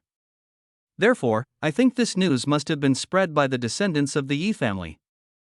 Mr. Bai, I don't understand what you said. Why did the descendants of the Yi family spread this news? Is it really for revenge? Is it possible for a teenager? Mrs. Mu was a little unconvinced. Everyone also focused their attention on Mr. Bai to see what reasons he could come up with. Master Bai saw that his words attracted everyone's attention, and his face was very pleased. He stood up, cleared his throat, and then said, although the descendant of the Yi family is still young, if he has outstanding talent, he can reach the level of a first-class master at this age. Seeing that many people were nodding, he continued, besides, don't forget, even if the descendants of the Yi family are still young, their mother's family is not necessarily weak. It is rumored that the holy maiden of the Wuji sect is one of Yi Tianyu's beauties. When he said this, he lowered his voice and sounded mysterious. everyone suddenly understood. If there is a strong mother clan to support him, revenge is not impossible. However, someone asked again, second Master Bai, then in your opinion, when will the descendants of the Yi family show up? Mr. Bai took a sip of wine and narrowed his eyes. Everyone should pay attention to the young talent named Yi who has emerged recently. Since he is avenging his father, he will definitely appear under the surname Yi. A young talent named Yi? Everyone lowered their heads and thought. Suddenly, someone slammed the table. Isn't the guy who defeated the second son of the Murong family on Luoshui some time ago surnamed Yi? Yes. I was there at the time. My name was Yi Yu. Everyone was startled. The two names Yi Yu and Yi Tianyu were really easy to evoke associations. But Yi Yu is the disciple of Hero Yan Donglai, and the martial arts he uses are also Hero Yan's magic sword techniques instead of Yi Tianyu's red leaf sword technique. Someone raised a question. Yi Tianyu has many friends, so it's possible that he is familiar with Master Yan. As for swordsmanship, the red leaf swordsmanship has long been lost along with the red leaf villa. Even the descendants of the Yi family have no way to learn it. Mr. Bai answered with a smile, as if he was a know-it-all in the world. There was a moment of silence. After a while, someone coughed twice and said, anyway, we are not involved in the affairs of Hongye Villa, so we can just watch the fun when the time comes. Yes, drink. Some people agreed loudly, while others lowered their hats, quietly stood up and left the scene. But no matter what, the scene finally returned to liveliness, and at this moment, everyone became happy knights who forgot their worries.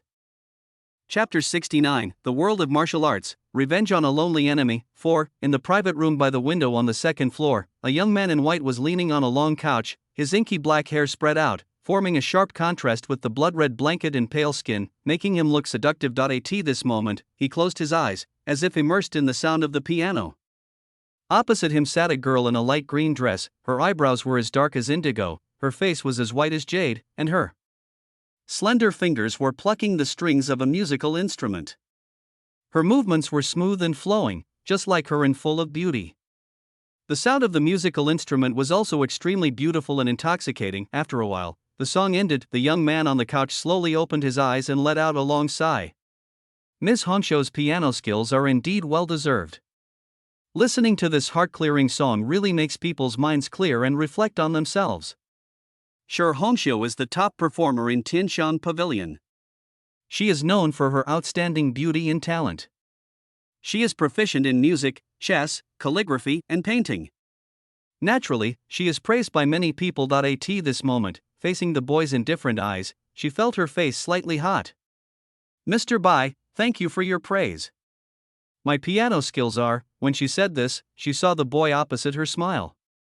The words that were about to come out of her mouth got stuck there and she didn't know how to continue. With a flick of the long green robe sleeve, a golden leaf slowly fell in front of Shi Hongxiu. Thank you for playing the piano for me, young lady. Seeing that Shi Hongxiu didn't move, he seemed to remember something, stood up and handed a candy to her. No, this is for you too. Shi Hongxiu then took it with a red face, put away the gold leaves in the zither, bowed to Changqing, and left the room. Changqing then lay back on the bed and let out a long sigh. This is the life a tasker should have. Host, you are too depraved. Our host has lived here for more than 10 days. Every day he just eats well, drinks well, lies down, and listens to music. The system is a little fed up with it. What do you know, little Tongzi? The original owner's wish was not to become a revenge victim. I just need to lie down, Changqing said confidently. The original owner still hoped for peace in the world. The system was not convinced. Well, we need to think about it carefully, Changqing said without blushing. He was not talking nonsense. Achieving peace in the martial arts world would not be achieved overnight. This martial arts world was able to compete with the imperial court, so naturally its power should not be underestimated. Not to mention the 6 righteous sects and 7 evil sects, there were also countless other large and small sects and gangs, as well as countless independent people in the martial arts world. Their total number was probably more than 100,000. Such a large population base is also one of the reasons why the imperial court is wary, not to mention that these people are skilled in martial arts and ordinary soldiers cannot defeat them. Changqing also noticed that the imperial court had established the Imperial Observatory in recent years to specifically manage the affairs of the martial arts world. However, the Imperial Observatory lacked true masters to take charge, and was not confident enough when facing the major martial arts sections. In addition, it did not have enough people to effectively deal with the vendettas in the martial arts world. We can cooperate with the court, Changqing said thoughtfully, supporting his chin with one hand. Host, do you want to be emperor? When the system heard that something was going to happen, it became interested again. I'm only interested in the mission. Changqing rolled his eyes at it. By the way, how is the male protagonist Yu? He asked the system. The male protagonist, he has been very annoying recently. The system's voice sounded somewhat gloating. Yu has indeed been feeling annoyed recently, yet he found that he had been targeted just as he began to investigate the Red Leaf Villa massacre, and more people were targeting him. For example, at this moment, he was being chased by 3 masters. He moved extremely fast, moving through the woods like a ghost. Even people with excellent eyesight could only see a fleeting afterimage, but the person following him was not slow at all. No matter which route he changed, he could catch up in a moment. He sped up along the mountain ridge, with the 3 pursuers following him in a horn-like formation. From a distance, streams of black smoke could be seen floating up along the mountain ridge. Boy from the Yi family, why are you still running? Your father Yi Tianyu is not the type of person who runs away when he sees someone. One of the men in black spoke up. His voice was old, and he seemed to be quite old. This statement contains a hidden trap, presupposing that the Yi you mentioned above is the descendant of Yi Tianyu, and the information will be revealed if one is not careful. Yu was alert by nature, so he naturally understood this. He had originally wanted to investigate the matter secretly, but he did not expect to fail. He did not answer at the moment. He just tapped the treetop with his toes and shot towards the top of the mountain like an arrow. The whistling mountain wind could not stop him at all. In just a moment, they had reached the top of the mountain. I saw that there were strange rocks on the top of the mountain, and there was an open space made entirely of stones. He kept walking, stepped on the stone, and leaped up. At the same time, the sword flashed, and 3 consecutive ding-ding-ding sounds were heard, shooting down the 3 hidden weapons that were chasing after them. But just as he was blocked, 3 men in black arrived and formed a triangle, trapping him in the middle. In this situation, it would be impossible not to take action. Yu's face darkened as well. I have no intention of hurting anyone, why are you forcing me so hard? He really hadn't thought about revenge, and he didn't even want to be stained with blood, but as a son, it wasn't excessive for him to want to find out the reasons behind what happened back then, right? But what he didn't expect was that news of the descendants of the Yi family coming out of seclusion spread in the martial arts world. As soon as we started the investigation, we were targeted. When the old man who was leading the group on the opposite side heard this, he chuckled. Boy, do you believe this? The descendants of the Yi family, who were burdened with a blood feud, still had a kind heart. Anyway, he didn't believe it. This martial world had always been a life and death struggle, not a martial world ruled by benevolence and justice. What do I have to do to make you believe me? Stop investigating this matter? Yu sighed. He really just wanted to find out the truth. He didn't want to fight with anyone unless it was absolutely necessary. However, the 3 people on the opposite side obviously did not understand his difficulties. The leading old man waved his hand, and a long sword appeared in his hand. Reflecting the cold moonlight, the sword shone with an intimidating light. He pointed the sword at Yu and said word by word, "If you give up your martial arts, we can let you go." Giving up his own martial arts? Yu was almost laughing out of anger. He is not a fool. If he gives up his martial arts now, he will really lose his life. He stopped talking and swung the sword in his hand. A beam of cold light flew straight towards the old man. The sword was as fast as a meteors passing through the sky. This is the opening move of the divine sword technique. The old man in black also looked serious and tried to avoid it, but Yu's sword moves had changed. Halfway through the sword, it changed direction at a strange angle and stabbed diagonally towards the short man on the right. Careful. With a crisp bang sound, the tall and thin man next to the short man swung his sword to block the attack, but he was knocked back 4 or 5 steps by the sword. The short man was sweating on his head and rolled on the ground to avoid the attack range. Pushing the window to look at the moon and swiping the sword? You are from the Imperial Sword Sect. Yu's voice turned cold. The Yu Dao sect was one of the participants in the family massacre case that the current clues pointed to. He didn't expect that they would find him first. The three people opposite exchanged glances and saw the murderous intent in each other's eyes. The old man in the lead nodded slightly. Three people wielded three swords at the same time. In an instant, sword light filled the sky, wrapping Yu in it. The three men's steps kept changing, and their sword moves were endless.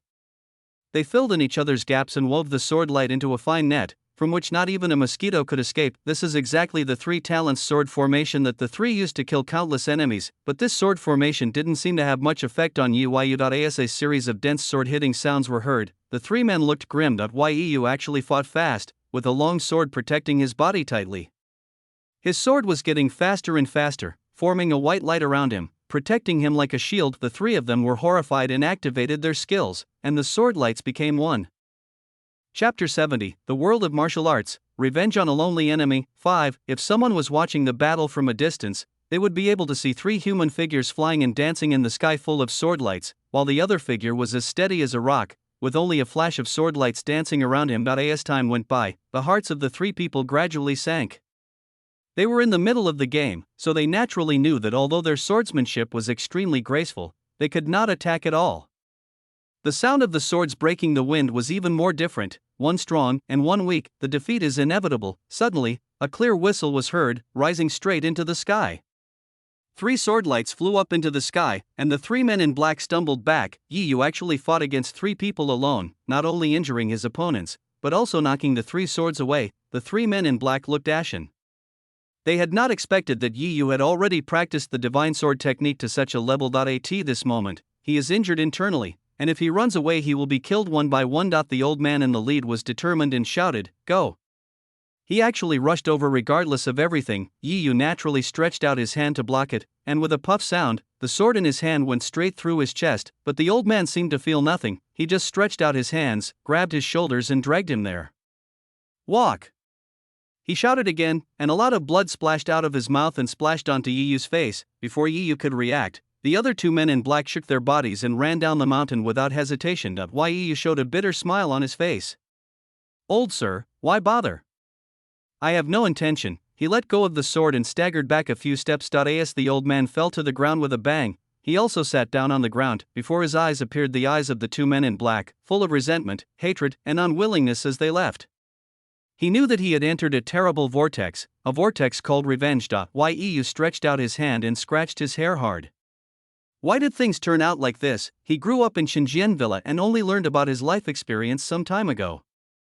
He has no feelings for the Yi family, whom he has never met, but he came to investigate the old case out of filial piety. God knows how much he doesn't want to kill anyone, but why does this underworld force him to do these things? Not taking revenge would be unfilial and unworthy of being a son, but if you kill people indiscriminately for revenge, you would ruin your reputation. He felt that the world was too unfair. It would be better if that person took revenge first. Suddenly, he remembered something Yen Donglai told him, that the lady of the Red Leaf Villa had replaced him with a child, and that child was raised by his biological mother and was now old enough to move down the mountain. Is he also investigating this matter? Has he also been stained with blood? Thinking of this, he seemed to feel better. A young man covered in blood and slaughtering people in the martial arts world seemed to appear before my eyes. He felt that he needed to find him and tell him the information he had investigated. So he stood up, drew his sword, and walked down the mountain. At this time, Bai Yingying, who was in Wuji sect, received a message. After opening the letter, Bai Yingying's pretty face twisted.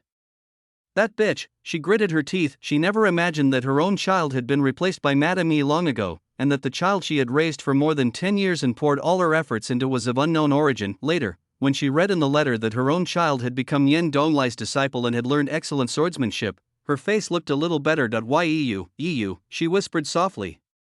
The name sounds strongly related to his father.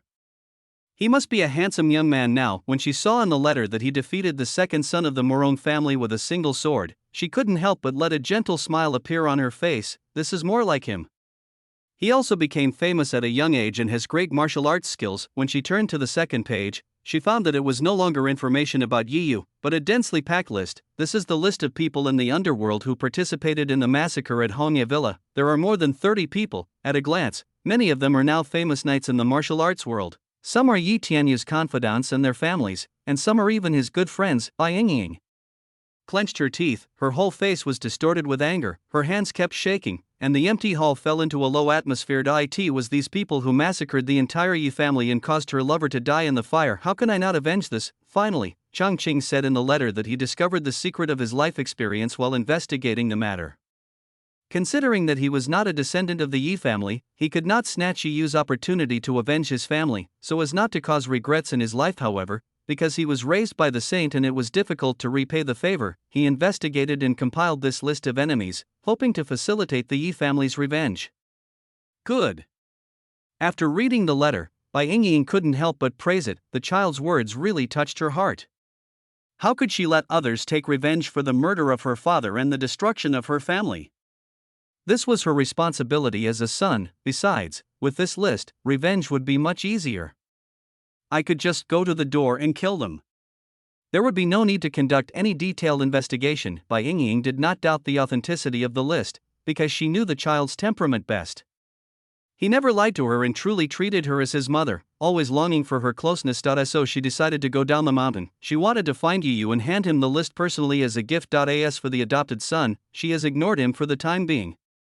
Chapter 71, The World of Martial Arts, Revenge on a Lonely Enemy. 6. At this time, the neglected adopted son still lived in Tianxiang Pavilion. Changqing has lived here for several months and shows no sign of leaving. Most of the time he would lie down and take a nap, and occasionally he would sit by the window and listen to the lively conversations of the heroes and knights passing by in the hall. Such a customer who doesn't cause trouble and can afford to pay is naturally very popular in Tianxiang Pavilion. Besides, he was exceptionally handsome. The girls in Tianxiang Pavilion all like him very much. Host, can you please get up and move around? Your limbs will degenerate if you keep lying like this. As soon as the system came back from outside, it saw its host lying motionless on the couch, in the same posture as when it went out, which made the system very unhappy. Why should we do the task together? You lie down every day while I have to run around and eat melons. It also wants to lie down. As soon as this thought came up, it quickly strangled it. It was a hard-working little bee and wanted to get perfect attendance, so it couldn't have such decadent thoughts, and it also persuades the host to take action and become a king of roles. It's very comfortable to lie down. Why not lie down? Changqing opened his eyes and glanced at it. Leave your comfort zone. Why leave when it's so comfortable? It's wrong to be lazy and sloppy. I'm not sloppy, am I? Changqing asked lazily. Well, the system had to admit that although its host was lying down, he was still as clean as the snow on the mountain, without any sign of being slovenly. Anyway, you are wrong. The system was a little exasperated. No, why is it so comfortable? If you don't believe me, lie down and try it. Changqing moved his body inside, leaving a small space for the system. Is it really that comfortable? The system floated over and lay down in disbelief. Oh, this blanket is too soft. The system couldn't help but squint his eyes. He felt that all the strength in his body had relaxed. He didn't need to do anything. Any movement was redundant. At this moment, he just wanted to lie down like this. Comfortable? Comfortable. The system blurted out. Host, you cheated me. The system jumped up directly. Lie down and talk. Aren't you tired of standing? Okay. Finally, the system had to admit that lying down was really comfortable and made people want to lie down all the time. How great would it be if I could finish the task while lying down? It couldn't help but sigh. Do you think I just lie down every day? This is the most convenient place to get news from the underworld. Changqing saw that the system was always worried about the tasks, so he kindly explained it to it. For example, the news that Yi Yu killed the Grand Elder of the Yudao sect has recently spread throughout the martial arts world, and someone saw the Holy Maiden of the Wuji sect appear in Jiangnan. His voice was calm. Bai Yingying actually left Wuji sect. Host, do you want to go and pay her a visit? She is the mother of this body of yours. The system wanted to see a Shura scene. Changqing shook his head. She was here to look for her biological son, so why would he approach her? Was he trying to compete for his mother's love? Changqing didn't dare to think about that scene. Besides, he is not the original owner, and he has no admiration for Bai Yingying. Even if he is the original owner, after experiencing the previous life, he probably doesn't want to see her, otherwise why would he make a wish not to become a big enemy? It is better to continue lying down. On the other hand, Yi Yu became even more famous in the martial arts world for killing the Grand Elder of the Yu Dao sect. There is no way around it. This is a world where the younger generations constantly rise up by stepping on the heads of their predecessors. However, the 17-year-old boy was able to withstand the siege of the three elders of the Yu Dao sect and even killed the chief elder.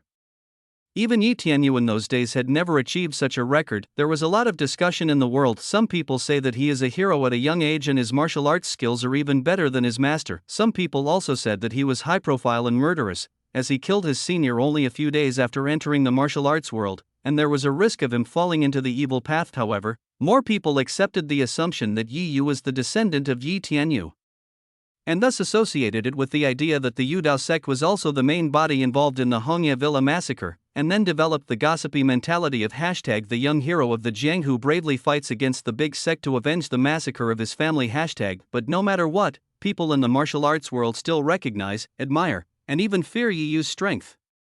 With such strength at such a young age, won't the martial arts world be changed in a few years? However, as a descendant of the Yi family, he was standing on the side of the martial arts world by avenging Hongye Villa, and he was beyond reproach. Besides, he had the great hero Yendong Lai and the divine sword Villa behind him, and most people would not dare to offend such a big shot in the martial arts world. But even if they don't dare to offend him openly, they may not necessarily do so secretly. Besides, there is still the killer who participated in the Red Leaf Villa massacre. They can't sleep well unless they destroy the seed of revenge. As a result, Yi Yu found himself in an even more difficult situation. No matter where I go, there are always sneaky followers following me. Even if I stay in an inn, the next room and the next room may be occupied by those followers, and I can't sleep peacefully at night. After enduring several waves of sneak attacks, he finally got angry. At the Luofeng Bridge, the hero broke his sword and killed 5 people in one battle, shocking the world. In this battle, Yi Yu was also seriously injured, but what was more serious was that his faith collapsed. At this moment, he was running as fast as he could in the forest, and the long sword that he never left behind was lost somewhere. Raindrops as big as beans hit his body, and the blood that continued to seep from the wounds merged into the rainwater under his feet, but he seemed to be unaware of it. He didn't know how long he had been running, nor which direction he was heading, but he just wanted to keep running, because only in this way could he forget the bloody scenes of murder and the hateful and resentful eyes of the survivors. The rain was getting heavier and heavier. He felt his legs getting heavier and heavier, and his body began to sway like fluttering willow catkins. Finally, with a loud thunder, his body could no longer support him. With the dazzling light of lightning, a graceful figure appeared before his eyes. Mother, he finally lost consciousness and fell to the ground. When Yi Yu woke up again, he found that he was reborn when he was 17 years old. Was I injured this badly when I was 17? He was a little skeptical. He remembered that he was famous for his benevolence and justice. He seldom used his sword in his life. Even if he did, it was to save people or just to subdue someone. He never killed anyone, but at this time he was in an empty cave. He noticed that he was lying on a pile of hay, his wounds thickly bandaged, and there was a blazing fire next to him. The familiar sword lay beside him, just within reach. It must be said that in this state, being able to reach his familiar sword with just a stretch of his hand gave him a sense of security. He struggled to stand up, but only felt dizzy and a stabbing pain in his wound. This made him snort. "Don't move. Your wound has just been applied with medicine."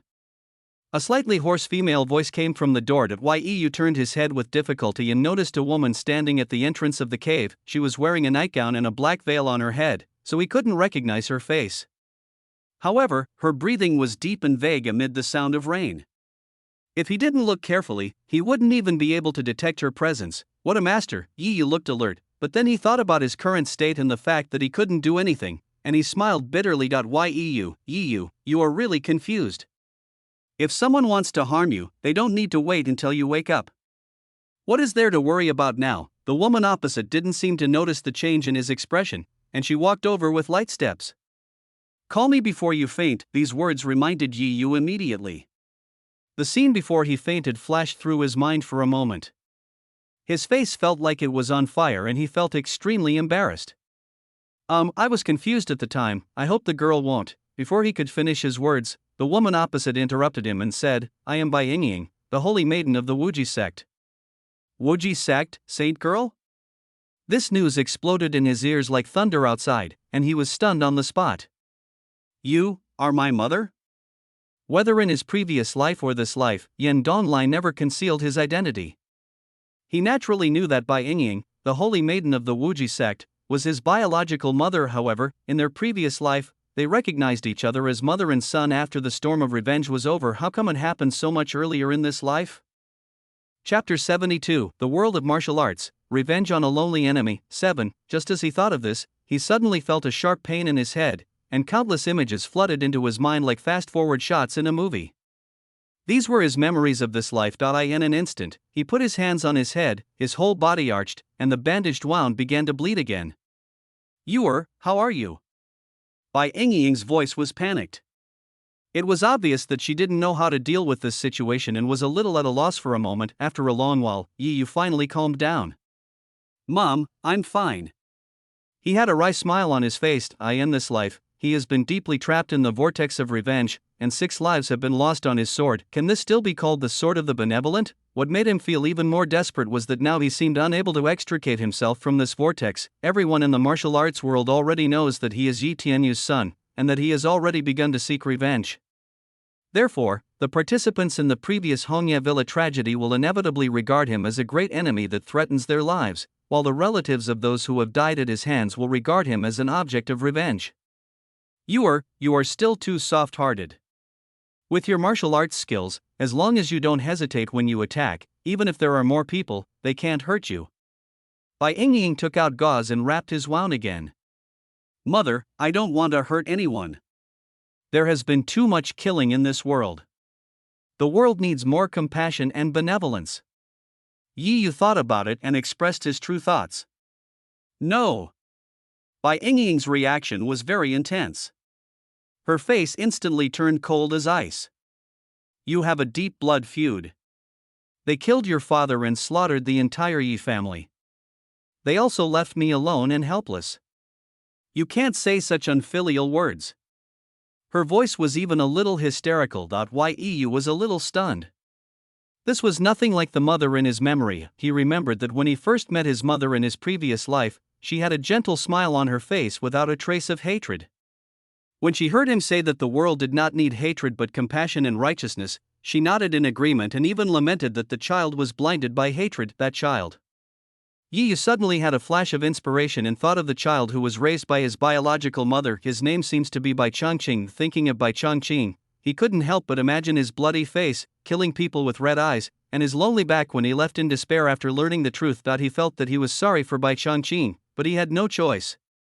In order to stop the killing and for the safety of the martial arts world, he had to do it. He should have already started investigating the Hongye Villa tragedy by now, right? But why did I become the one being targeted? He didn't quite understand. Mother, where is the child you raised? He decided to ask. You mean Changqing? I always thought he was you, so I taught him martial arts and asked him to seek revenge. She paused and her voice became sharp. It's all because of that bitch named Sue. She replaced you and separated us mother and son for 17 years. Then, as if she remembered something, she took out a letter from her pocket and handed it to Yu. This is what Changqing found out. The people above are all the perpetrators who participated in the massacre of the Red Leaf Villa. Don't let any of them go. This is completely different from the script in the previous life. Yu was a little confused. Then, he won't seek revenge? There was even a hint of anticipation in his voice. If the god of death reappeared, then he would be considered merciful in comparison. When Bai Yingying heard him ask this, she glanced at him in disbelief. He is not a descendant of the Yi family, so he has no right to avenge the Yi family. However, he is a grateful person and helped us to investigate this list. You must thank him next time you see him. Yu was speechless after hearing his mother's words. Yu wanted to say something but was interrupted by Bai Yingying. Don't talk about him. You should have a good rest. You can recover soon so that you can take revenge. Yu, such a vengeful mother made him feel so strange. Host, you are about to fall from grace. Changqing had just put a candy in his mouth when the system's voice rang out. Bai Yingying has found her biological son. Your fake son will soon lose his status. The system's voice sounded somewhat gloating. Who wants to be someone's son? Changqing frowned. In the end, the original owner didn't even want to be someone's son, let alone an outsider like him. However, Ying was full of revenge at this time, so it might not be easy for the mother and son to get along. There is one more thing that I'm sure you, the host, will be interested in. The system sat down and crossed its legs. Okay, I'm keeping you in suspense again. Changqing moved and made room for it on the couch of the system, then happily floated over and lay down. Yu is reborn. How is it? Are you surprised? Are you surprised? Reborn, this is indeed unexpected. After all, in his previous life, he was the sort of the benevolent that never killed anyone. I would like to see the expression of this sort of benevolence when he knows his situation. Changqing sighed. At this moment, there was a knock on the door. Come in. The door was opened and Lei Dao walked in, looking exhausted.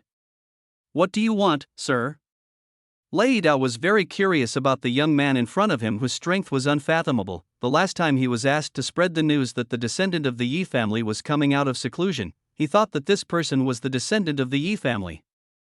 Unexpectedly, Yi Yu suddenly appeared, and the revenge battle of Hongye Villa has begun. The bloody smell in the world of martial arts has become even stronger. However, the young man in front of him still seemed to be very unpretentious. When he came in, the girls here said that he seemed to have not left Tianxiang Pavilion for several months. This surprised him and he couldn't help but sigh out. It's better to be young. At this moment, when he faced the young man in white, he couldn't help feeling a little nervous. He even found it difficult to raise his head and look at the other person. He couldn't help but speak with a hint of caution. Changqing didn't notice Lei Dao's emotions. He threw a piece of paper on the table and gave a direct order. Spread 2 pieces of news. This is the list of participants in the massacre at Hongye Villa. In addition, Yi Yu is the son of the saintess of Wuji sect and Yi Tianyu. Red Leaf Villa again. Lei Dao's heart was shocked. Hongye Villa has become a hot topic in society recently, and the tragedy that happened many years ago has once again caused a bloody storm. Yi Yu is the central figure of this hot event. He is the descendant of the Yi family, the disciple of Yen Donglai, the Avenger. Which of these words does not describe the hottest topic? What's more, in recent months, he has killed 6 masters in succession, and for a time he was the most famous person. Lei Dao thought Yi Yu's identity was already shocking enough, but he didn't expect that he was actually the son of the holy maiden of Wuji sect and Yi Tianyu. This made the matter complicated. He did not doubt the authenticity of the news at all. Firstly, the news that the descendants of the Yi family had returned to the social world had been confirmed to be true. Secondly, the young man in front of him gave people such a mysterious feeling that people naturally admired him. Lei Dao didn't dare to ask more questions. After agreeing to the matter, he turned around and left. Chapter 73, The World of Martial Arts, Revenge on a Lonely Enemy. 8. The world is really lively during this period. People on the streets were talking about the Hongye Villa incident. The tragedy that happened more than 10 years ago is heartbreaking, and the story of the young hero's revenge is also a highlight for the spectators. He is young and handsome, has great martial arts skills, and carries a great hatred. This script is not only loved by people in the martial arts world, but even ordinary people also talk about it with relish. In the tea house, storytellers made this into a joke and told it to the guests. In the martial arts world, many young men and women imitated Yi Yu's dress and traveled around the world, and many people even wanted to meet him. Yi Yu has become a rising star in the martial arts world. Miss Zhuang Linlin of Zhuangjiabao has always been very concerned about the direction of this matter. When the news of the Yi family's descendants returning to the world came out, it aroused her great interest. Although she had not experienced the heyday of Hongye Villa, she had heard of the name that amazed the world more than 10 years ago. A whole family was wiped out overnight. Full of tragedy, the only descendant has learned the magic skill and is determined to take revenge. How difficult it is. How satisfying it is. She had read many picture books, which told stories of talented and handsome young men in the martial arts world. In order to avenge their family, they practiced martial arts and suffered a lot. When their martial arts skills were perfected, they took revenge on the world and slaughtered their enemies. In the process, the handsome young man would always meet the only woman who could understand him, and they would achieve the goal of being together for a lifetime, and finally leave a good story in the world. She was deeply moved every time she saw such a story. The young man's miserable childhood made her feel distressed, and the joyful journey of revenge in the martial arts world made her excited. She often imagined that she had found a seriously injured but handsome boy in an alley in the pouring rain, and that she had taken care of him, cared about him, and shared his secrets. When Yi Yu's name reached her ears, she was surprised. Wasn't this the boy she had imagined? She was even a little excited when she heard that he had killed the Grand Elder of the Yu sect.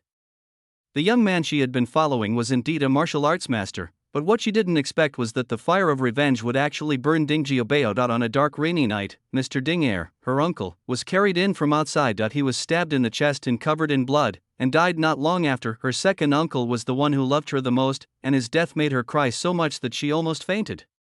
She asked her parents who hurt her second uncle, but they just shook their heads and told her not to meddle in the affairs of the underworld. But he was her dearest uncle who loved her the most. How could she just let it go like that? So she ran away from home.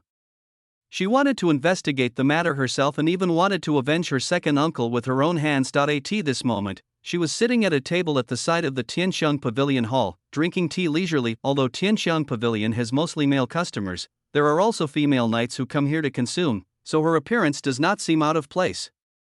Moreover, as a gathering place for martial arts information, this place naturally has some means, and ordinary people do not dare to cause trouble here. She has been living here for the past few days, sitting here with a pot of tea every day, and has heard a lot of news. For example, the young master of the Morong family went out for training and killed a notorious flower thief. A certain underworld boss received a gift from the court on his 100th birthday, and the Golden Shark Gang and the Shishao sect had another fierce battle on the banks of the Luo River. The name most often mentioned by the heroes in the martial arts world is Yi Yu, and everything that happened around this name. When she first heard that Yi Yu had displayed his supernatural power and killed several people at the Luofeng Bridge, she couldn't help but tremble in her heart. This time was the same day when her second uncle was carried home. But she subconsciously denied it. How could the second uncle attack Yi Yu? This is impossible. Ding Jiobao rarely participates in the affairs of the underworld and never makes enemies with others. There is no reason for them to attack Yi Yu apart from Yi Yu. The name she heard most often here was Mr. Bai, but I heard this from the girls in Tianxiang Pavilion. They would talk about how handsome Mr. Bai was, how generous he was, and how delicious the candies he gave them were. Hearing this, she couldn't help but smile. The rich young men who spent money like water and indulged in the world of pleasure were indeed the most favored by the girls in Tianxiang Pavilion. Moreover, she had never seen Mr. Bai go out these days, so she thought he was a lazy young man who didn't know how to grow crops. She pondered secretly. This time, several big men who looked like bodyguards walked in from the door, talking and laughing loudly as they walked. Captain Ding, do you think Yi Yu is really the son of the saintess of the Wuji sect and Yi Tianyu?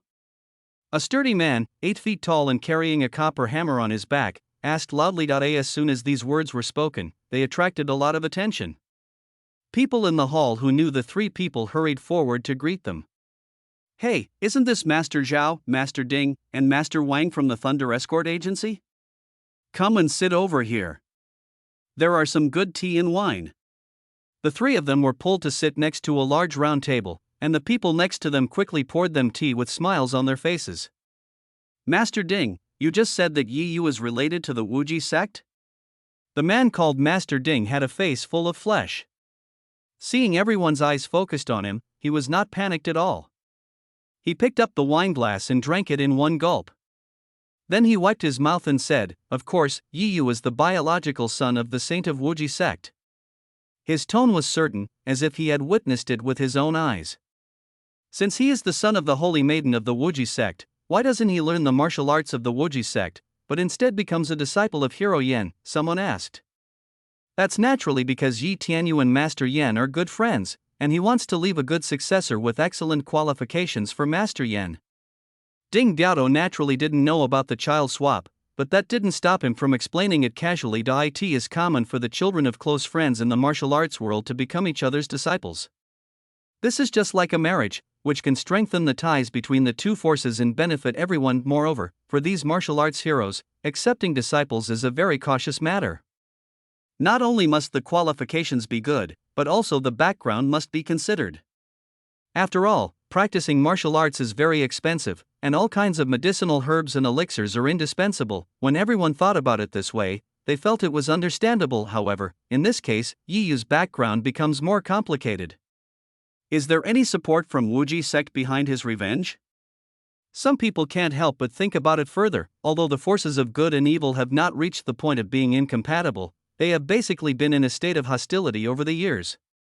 It would of course be best if they could refrain from interfering with each other.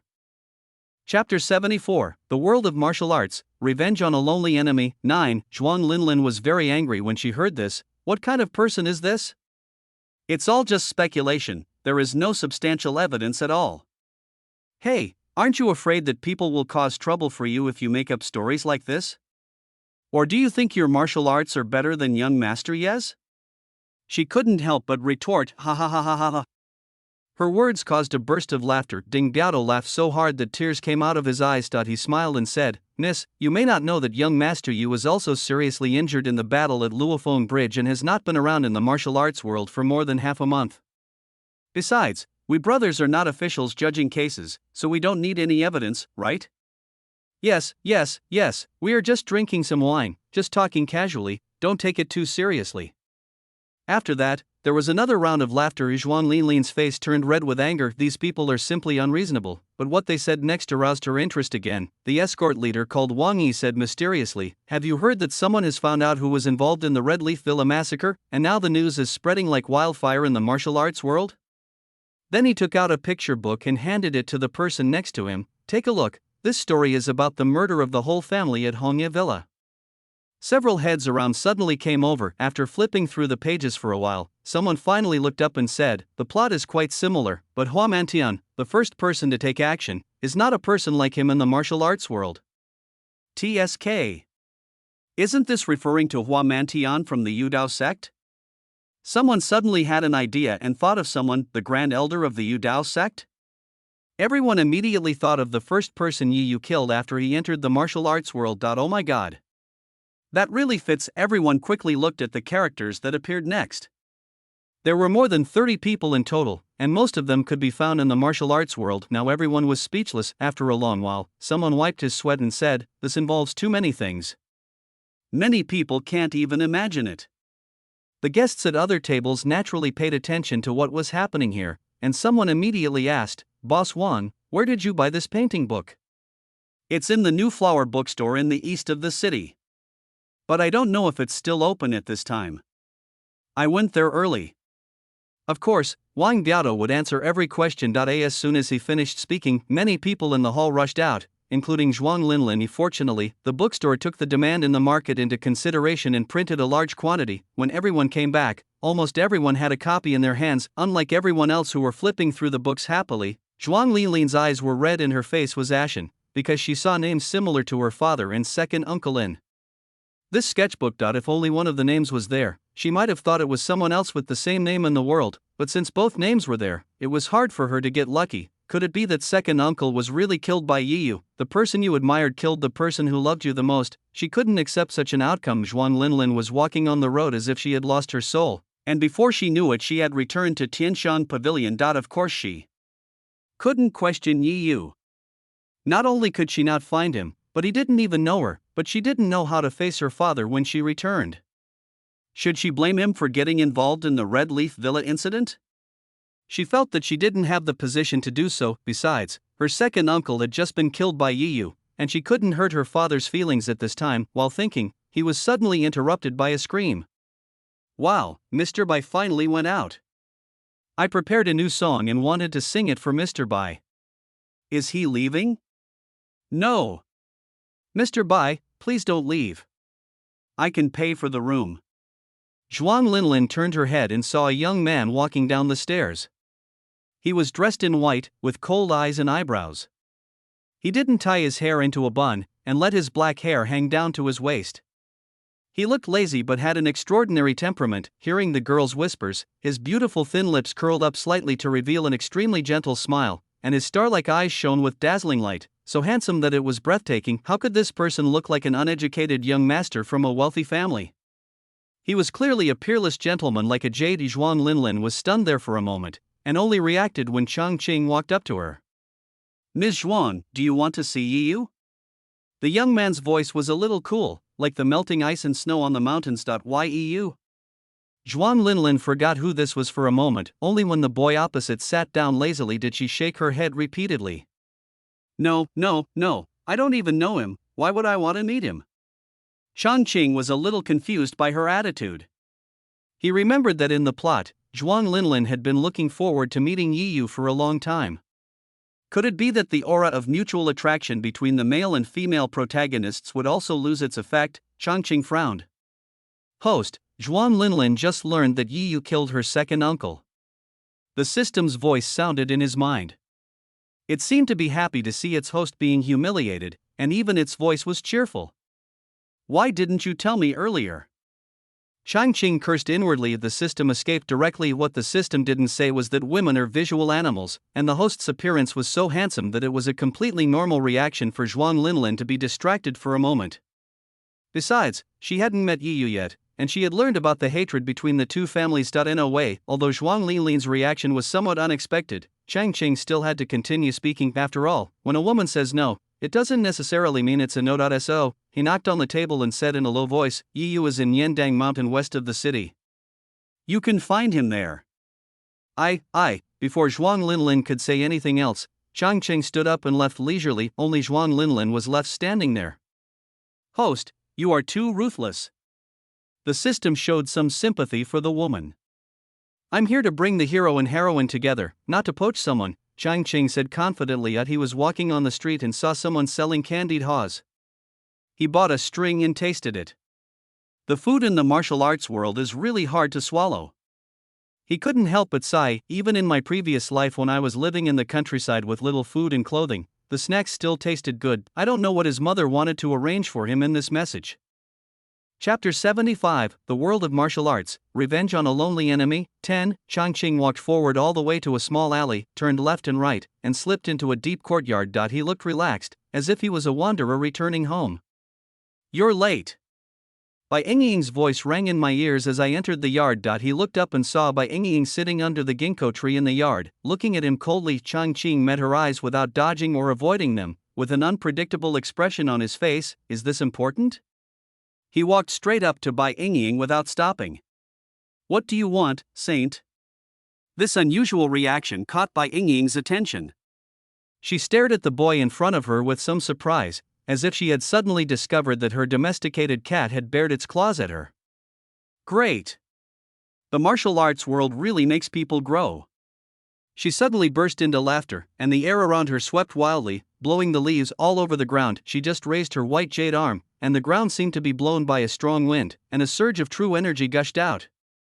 The ginkgo leaves on the ground bounced up from the ground as if they were given life, paused slightly in the air, and then attacked Changqing. A sharp sound of breaking through the air flashed by, and the fallen leaves seemed to be sharper than a dart. Changqing sighed softly. Instead of retreating, he advanced. His true energy lifted up his snow-white robe. With a turn of his wrist, invisible gravity formed a vortex in front of him, wrapping the golden sky into a huge sphere. Go!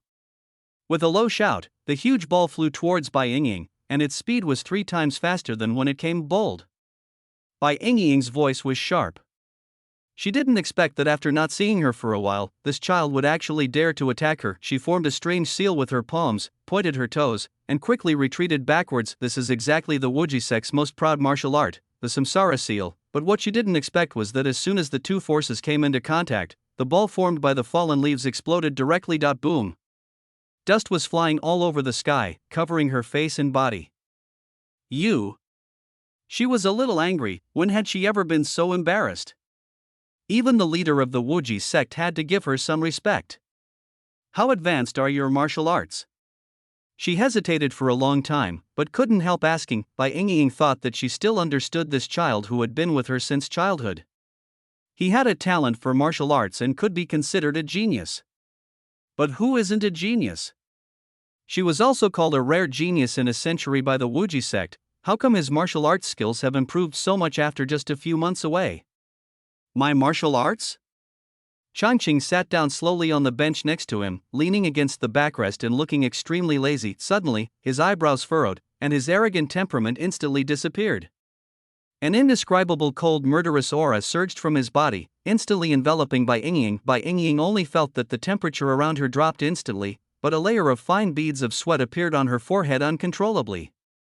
She felt as if she was being stared at by a demon. and her legs and feet could not move at all. She was horrified. This is not a kitten showing its claws, it's clearly a giant tiger choosing its prey. Bai Yingying knew that in this situation, the body's chi had been locked, and the slightest movement could kill a person. Fortunately, Changqing had no intention of hurting anyone. He leaned back, and his fierce aura disappeared instantly. The sounds of cicadas and birds chirping were heard. As if nothing had happened naturally, he would not feel any gratitude towards the adoptive mother of the original owner of this PUA. In the plot, although she raised the original owner, she intended to make him a sword embryo for revenge. However, in the end, she despised the original owner for his excessive killing, which made him feel lost. Changqing was not naive enough to think that the woman in front of him had some mother-son affection for the original owner. She might love Yi Tianyu or herself, but definitely not the original owner. So, it's best if they have nothing to do with each other. Want him to make a contribution? No way. Tell me, why did you call me here? Changqing leaned his body sideways with his hands resting on the back of the bench, looking extremely relaxed. On the contrary, Bai Yingying on the opposite side was in a mess. First, she was covered in dust, and then she was overwhelmed by the murderous aura. She was so nervous that she sweated. Now she felt unwell all over and even a little itchy. Her original intention was that this kid did not come to see her after she came to Jiangnan, so she wanted to establish her authority, and then arrange for him to further collect specific information about the Yi family's enemies so that the subsequent revenge can be safer and smoother. At this moment, she didn't dare to arrange anything for him, because she found that this adopted son was completely out of control. Not only did his martial arts skills far exceed her imagination, but he even lost the desire for her care and recognition that he had always desired, and he was ruthless to her. This made her feel a little short of breath. You were the one who released the relationship between me and Yi Yu, as well as the list of participants in the massacre at Honya Villa, right? After hesitating for a long time, she asked this question. Could it be that this child was jealous and went down the mountain to look for Yi Yu? Was his temperament changed because he was afraid of losing his mother? I have to say that she was actually looking forward to it at this moment. If that's the case, then the combat power at her disposal will be greatly increased, but obviously, Changqing didn't have this idea. Of course I was the one who spread the news. Wouldn't the saint want to announce to the world that she has such an outstanding son? No need to thank me. As for the list of people involved in the extermination, it will be a good opportunity for everyone in the martial arts world to see how hypocritical those righteous people are. Moreover, after the list is released, they will naturally be in a state of panic, and it will be easier to find them. Changqing's reasons are sufficient, and everything he does is for the sake of revenge. But don't you know that those people will gather together to hunt down Yi Yu? Bai Yingying was anxious. Avengers are afraid of being hunted down by their enemies? The so-called righteous people are nothing but those who are servile and mean. This is what you, the saint, told me. Changqing sneered and stood up. Besides, don't we still have you, the saint, and the Wuji sect? He flashed and was already outside the door. I wish you revenge. His voice came from afar. Only Bai Yingying was left standing there, looking extremely ugly. However, Changqing didn't care at all. He was not the original owner who lacked maternal love, nor did he want to gain Bai Yingying's approval. At this moment, walking on the bustling streets of the water town, he felt extremely comfortable. Changqing squinted his eyes comfortably as he heard the leisurely footsteps of pedestrians, the voices of vendors soliciting customers, and the sounds of bargaining. It has been more than 20 years since the founding of Daxia. After such a long period of rest and recuperation, people's livelihood has greatly improved and material resources have become much more abundant. This place is a water town in the south of the Yangtze River and is also considered one of the granaries of the Xia dynasty. The people here live a relatively affluent life and the streets are quite prosperous. It is precisely because the country is becoming increasingly powerful and the treasury is becoming increasingly full that the court wants to rectify the underworld. After all, people in the underworld only fight and kill and do nothing productive. If they were in modern society, they would be completely considered violent gangsters and factors of social instability. They would have all been arrested and reformed long ago. Therefore, in order to realize the original owner's wish for peace in the martial arts world, he still has to rely on the power of the court, Changqing thought to himself. Chapter 76, The World of Martial Arts, Revenge on a Lonely Enemy. 11. As he was thinking, he heard a frantic sound of horse hooves behind him. Get out of the way! Get out of the way! This horse is crazy! The panicked voice of the groom came. Changqing turned around and saw a horse-drawn carriage rushing towards him. Pedestrians on the road were scrambling to avoid it and screaming. The driver in the carriage was terrified and was trying hard to pull the reins, but the well-trained horse didn't seem to feel any pain at all and just kept running forward. This horse is obviously not normal. After a moment of hesitation, the carriage was already in sight. "Let go, let go, let go, let go," the driver screamed, seeing that he was about to hit the car. The driver closed his eyes in despair. However, the next moment he only heard a slight neigh from the horse, and the carriage suddenly tilted forward and stopped in place. When he opened his eyes, he found that the horse pulling the cart had fallen to the ground, dead beyond deadness. The driver was so frightened that he broke out in a cold sweat. Without even asking what had happened, he quickly leaned forward to apologize. "I deserve to die. I deserve to die. Please forgive me, young lady." His voice trembled, as if he was very scared. After a while, a white hand stretched out, and then the curtain was lifted, and a girl who looked like a maid, about 15 or 16 years old, walked out. She glanced at the driver and snorted. The driver shuddered and fell to his knees. "Miss Warner, I really didn't mean it. Please say a few good words to the young lady for me." The coachman begged in a low voice. The maid ignored him and bowed to Changqing, who was about to leave. Our young lady said, "Thank you for your help. Please come to the governor's mansion for a chat." "Governor's office?" Changqing was a little surprised. However, he just wanted to contact the government, so he naturally would not refuse, and nodded. "I'll come visit in a few days." He thought about it and decided to set a time himself. "It's not because I don't have time today, but the matter of the horse going crazy today is not a simple matter. The governor's office will definitely need time to investigate. It won't be too late to go after the matter as a result." He didn't want to be suspected of setting up such a trap just to get close to the governor's office. This time, many passers-by gathered around, and when they heard the word governor's office, they all showed envy on their faces. Everyone knows that the Grand Commander is a high-ranking official of the imperial court who is in charge of the military and political power in this area. If you can get close to the Grand Commander, you will be very successful. It only takes a word for you to rise to prominence.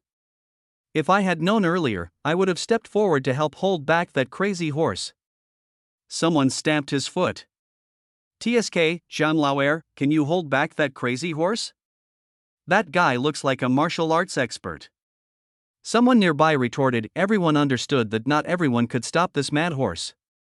The man stepped back with his palm, and it seemed easy, but ordinary people couldn't do it. While everyone was talking, Changqing had already drifted away. After a while, a group of soldiers came, pulled the dead crazy horse away, and then escorted the master and servants away. It was only after Changqing returned to Tianxiang Pavilion that he remembered that this was indeed the case in the plot. Shengqian, the Grand Commander of Jiangnan, was one of the court officials who advocated the rectification of the martial arts world, and he was also the founder of the Imperial Observatory. Since his parents died in a gang feud when he was a child, he hated the gang very much and strongly advocated that the gang should be brought under legal control and random killings should be severely punished. His behavior aroused the hatred of people in the underworld, and many people wanted to get rid of him as soon as possible. In the original plot, his daughter Shang Rulan died on the street because of a horse and carriage going crazy, and the horse and carriage collision also caused many deaths and injuries.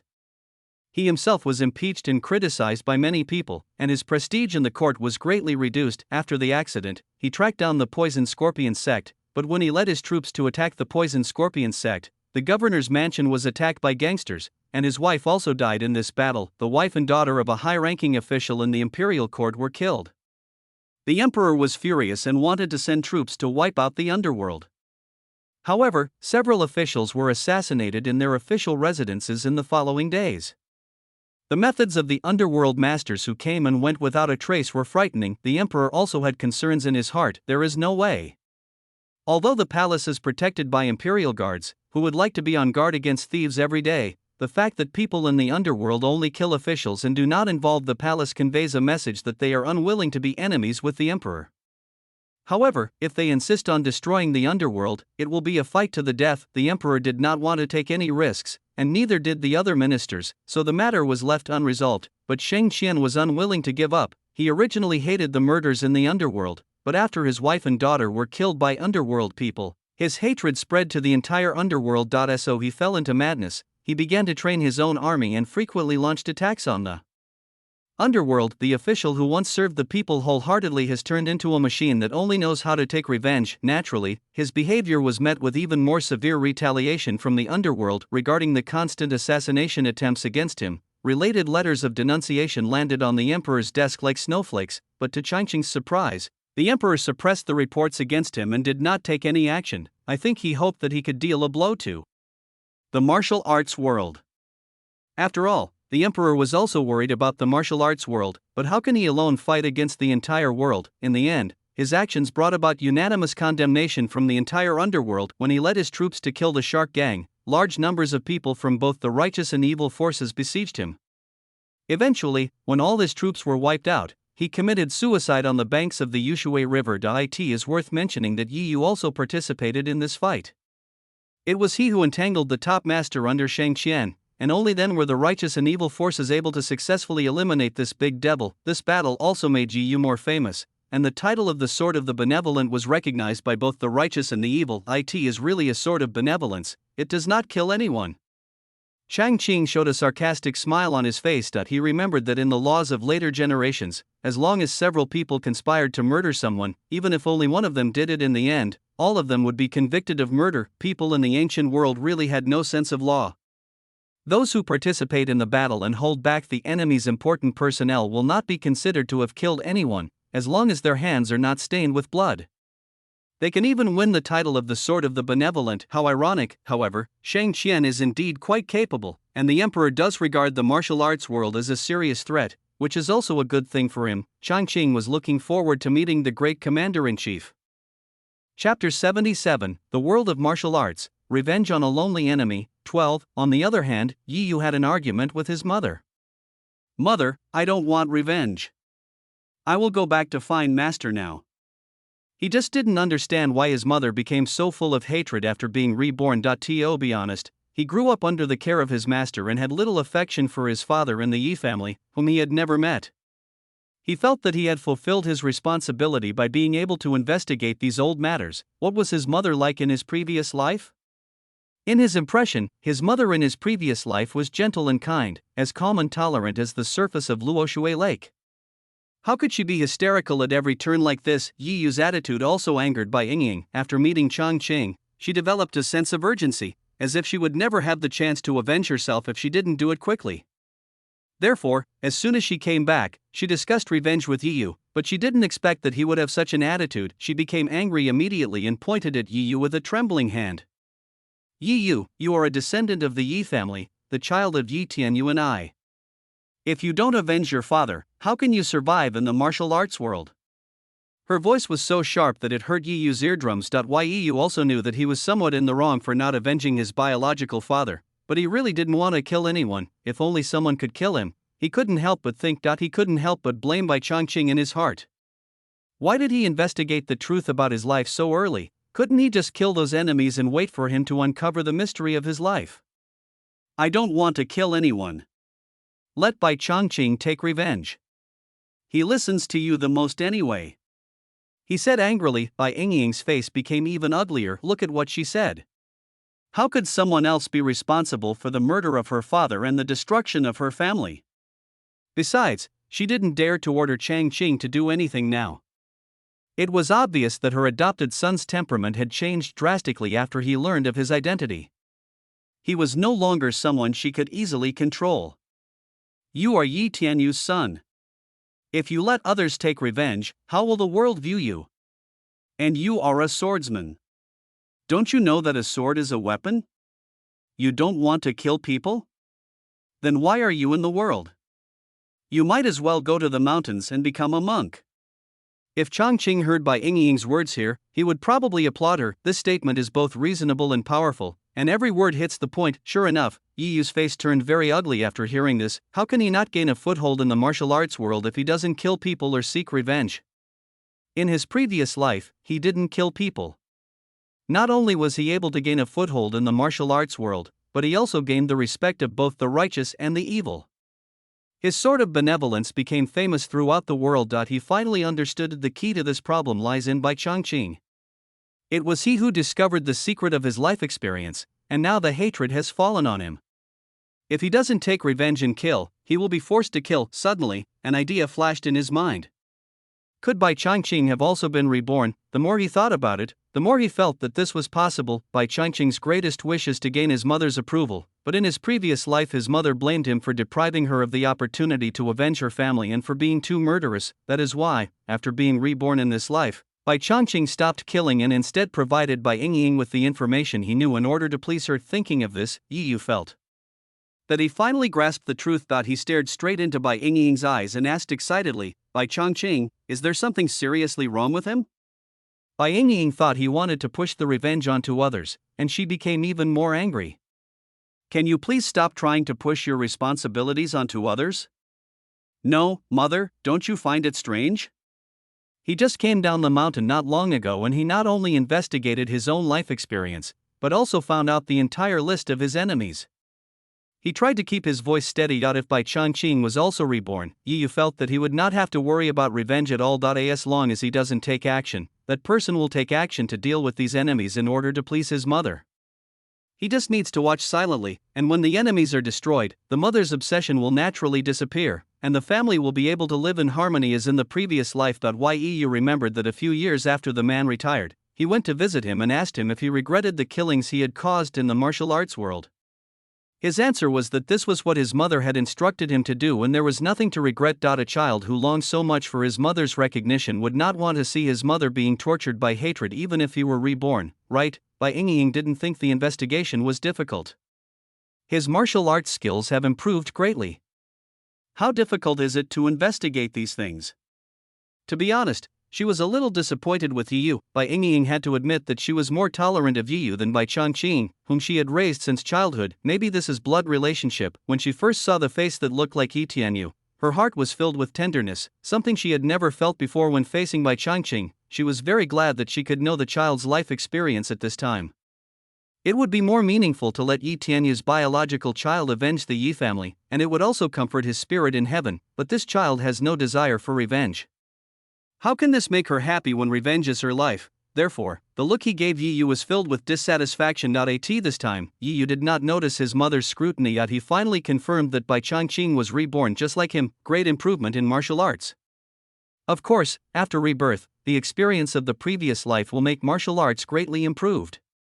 There is no other reasonable explanation. So he decided to appease Bai Yingying temporarily, and then find an opportunity to reveal to Bai Changqing that Bai Yingying was suffering day and night because her great revenge had not been avenged, and then just wait for the result. He straightened his face and said, "Mother, I have my revenge in mind, but the list involves too many people now. I still need to investigate whether it is true or not, so I can't act too hastily. My father is a chivalrous man.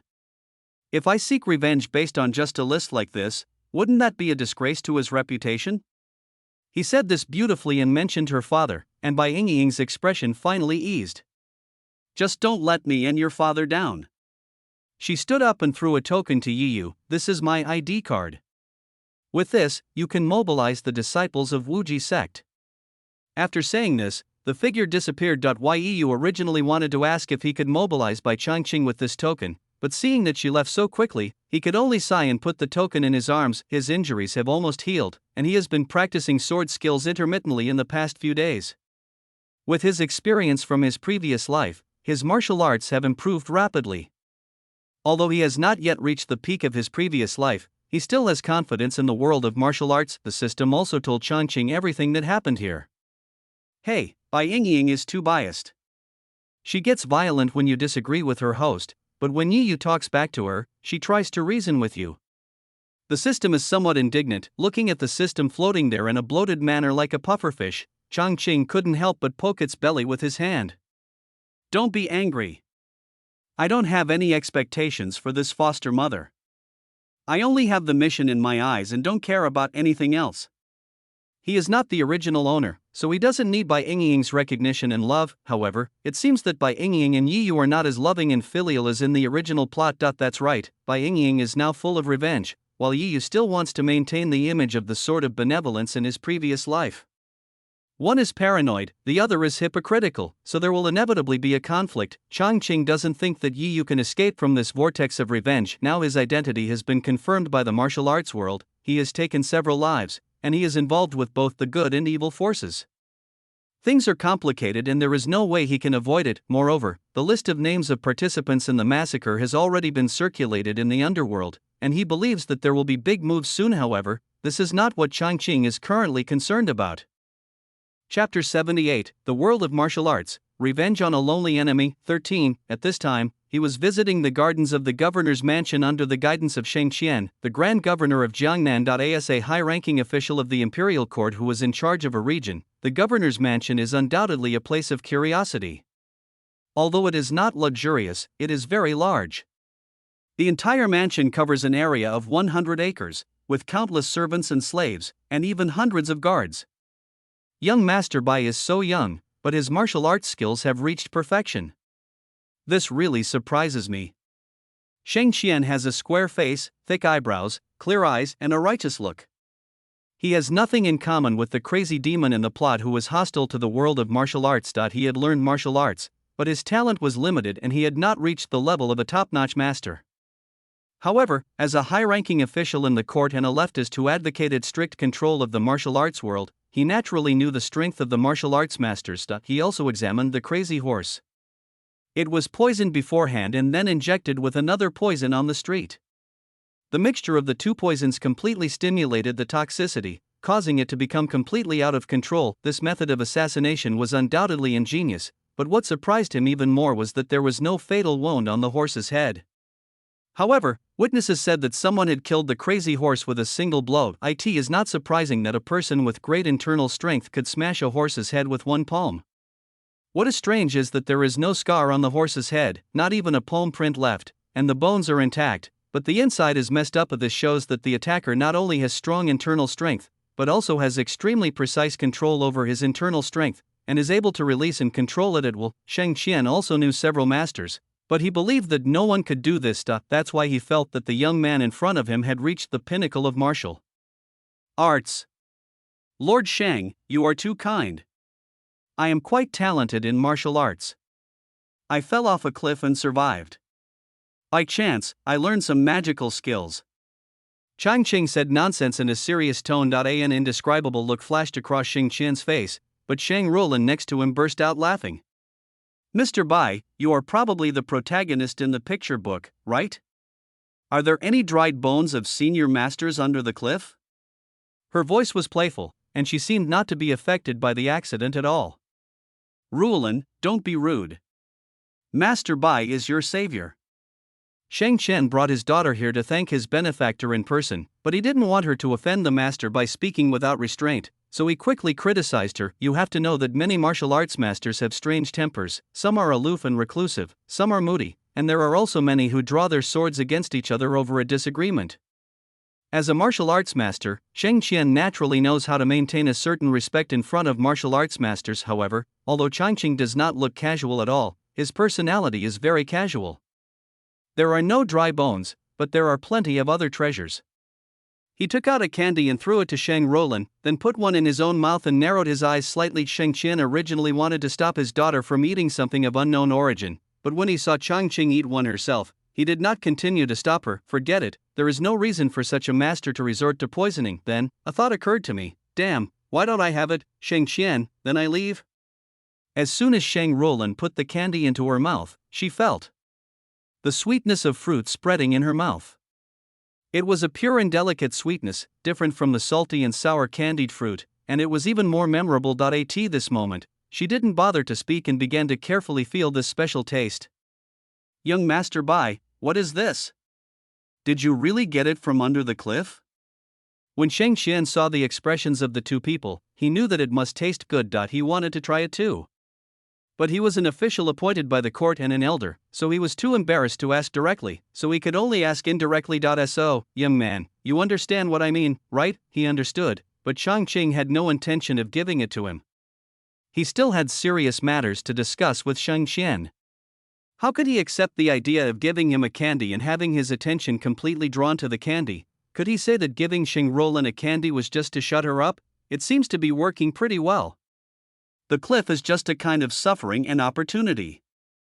If possible, I would rather have no hatred in the martial arts world and both my parents are still alive. It is better than having all this kung fu but being alone. He is good looking, and his words sound particularly sincere. Changqing immediately forgot about the candy. He felt deeply moved as he thought about how his parents had also died in a feud when he was a child. I didn't expect that after decades, the underworld is still the same, and such tragedies of vendettas are still happening. He sighed. My condolences, Mr. Bai. To be honest, I had a similar experience when I was young. At this point, his eyes fixed. The people in the Jianghu are not productive, brave and aggressive, lawless, but also highly skilled in martial arts and powerful in destructive power. If they fight over a disagreement, they often cause harm to innocent people and casualties. Perhaps it was because of a similar experience in his childhood, perhaps it was because the other party had saved his daughter, or perhaps it was for some other reason. Changqing unknowingly told the young man his true opinion of the martial arts world. He looked at the calm artificial lake in front of him and said, Young Master Bai, how do you think we can bring the martial arts world under legal control and reduce the tragedy of vendettas in the martial arts world? This question is also what Changqing has been thinking about, so he expressed his thoughts. I think we should start from the three aspects of system, management, and punishment. He straightened his expression and spoke seriously. Oh, that's very interesting. Please tell me more about it. At this time, several people walked to a pavilion and sat down at the stone table in the pavilion. The servants immediately came forward and served snacks and tea. Shang Roland saw that they were talking about the serious matters of the martial arts world, so she also came over with great interest. Changqing cleared his throat and continued, First, there must be special laws to govern the people in the martial arts world. The martial arts world has its own particularities, and many sects have been passed down for hundreds of years. It is inevitable that the existing laws will not be suitable for the local conditions if they are directly applied. Seeing that Shang Xian was listening carefully, his voice also became a little excited. Second, we must put a lot of effort into management. This requires us to have real masters who can subdue these unruly people. Third, there must be punishment. For crimes in the underworld, we must punish them severely according to the law, especially for major cases. Only by punishing the perpetrators in a timely manner can we establish prestige and maintain peace in the underworld. Well said. Shang Roland was the first to applaud. It was only after experiencing the crazy horse incident that she realized her family had been targeted by underworld figures, and the reason was that her father advocated rectifying the underworld. These people are so bold that they even dare to attack the family members of imperial officials. Now when she thinks of what happened that day, she still feels a little scared. Her own injury is a small matter, but if it causes casualties among the people, it will have a great impact on her father. So she was very grateful to Changqing for his help, not only because he saved her, but also because he indirectly helped her father. She herself cannot practice martial arts due to physical reasons. After this assassination, she also feels that this world is too scary. It would be great if it could be managed effectively. Chapter 79, The World of Martial Arts, Revenge on a Lonely Enemy. 14. Seeing his daughter's excitement, Shang Xian looked at Changqing with a more scrutinizing look. However, he is a rational and objective person, and the method Changqing mentioned is also one he has thought of and even used. For a moment, he even felt that the young man opposite him could be regarded as a close friend. Yes, you think very comprehensively. How could he not be comprehensive if he could think of the same things I did? He couldn't help but give himself a thumbs up. How could he know that the boy opposite him was actually a guy with a plot, and the method he mentioned was exactly the method he used before he turned evil in his previous life? The two of them got along better and better as they talked, and in the end Shang Xian almost became sworn brothers with Changqing. He felt that the young man in front of him was simply sent by God to help him realize his ambitions, otherwise how could he agree with him on so many ideas? At the end of his speech, he let out a long sigh and a look of sadness appeared on his face. The imperial court is also very supportive of managing the martial arts world. We don't have to worry about the system and money. Our biggest problem right now is that we don't have a top expert in charge.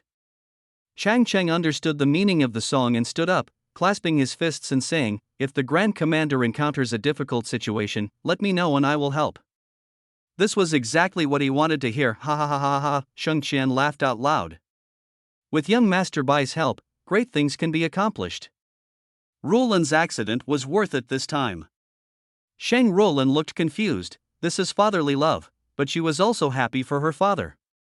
She had personally experienced the dangers of making enemies in the martial arts world. If there was a master like Bai Xiaxia to help her, her father would surely be safer. Xingchen finally invited Changqing to have dinner with him and let him go only after he presented him with a gift of thanks. Everything is going well and the mission is expected to be completed. On the way back, Changqing took the initiative to talk to the system. Host, stop being cocky. Yi Yu is already waiting for you in Tianxiang Pavilion. The system poured cold water on him. Yu. Isn't he afraid of being hunted down? He actually dared to enter Tianxiang Pavilion so brazenly. He has integrated his past life's memories and his martial arts have greatly improved. Ordinary people really can't do anything to him. Besides, who would take action in Tianxiang Pavilion? The system was like a worm in his stomach. It knew his question and answered it on its own. That's true. Tianxiang Pavilion, which does business in the underworld, is not without background. Moreover, whoever takes action in Tianxiang Pavilion will be put on the Tianxiang Pavilion's blacklist for life. This is one of the reasons why many hot-tempered knights behave well when they arrive at Tianxiang Pavilion. But why did Yi Yu look for him? Changqing was a little confused. I am the plot. The original owner and Yi Yu had a good relationship for a while, but they became estranged after knowing his true identity. What's more, the original owner had long since stopped caring about the affairs of the world after he retired to the mountains. Does Yi Yu still want him to be cannon fodder? This is probably wishful thinking. Yi Yu, why did you kill my second uncle? As soon as Changqing arrived at the door of Tianxiang Pavilion, he heard a woman screaming. When he walked in, he saw Zhuang Linlin's eyes were red and she was pointing at Yi Yu. Because fighting was forbidden in Tianxiang Pavilion, she did not draw her sword, but she looked as if she wanted to rush up and poke a few holes in the opponent. Yi Yu didn't expect to meet Zhuang Linlin here. He used the token given by Ying to find out that Changqing was here. He didn't expect that he met his wife from his previous life not long after arriving. Linlin, I didn't mean it. You know I hate fighting. Yi Yu quickly stepped forward, grabbed Zhuang Linlin's hand and explained eagerly how could he know that among the black-clad men besieging him at Luofeng Bridge was Zhuang Linlin's second uncle. Besides, he hadn't been reborn at that time, so even if he knew, he probably wouldn't show mercy. He didn't think he had done anything wrong. He couldn't just stand there and not fight back when he was surrounded and attacked, right? In his previous life, Linlin was so considerate, she wouldn't fail to understand him, but Zhuang Linlin obviously didn't understand. She shook Yi Yu's hand away. Don't call me Linlin, I don't know you. You are a murderer who killed my second uncle. I want to avenge my second uncle. She gritted her teeth a little, but in Yi Yu's opinion, she was naturally no threat. Even with his help in her previous life, Zhuang Linlin's martial arts was only second-rate, and now it was probably not even third-rate. However, the way she spoke made it seem like Yi Yu was an executioner, so he still had to refute her. Linlin, your second uncle is one of the murderers who killed my entire Yi family, and he also besieged me with others.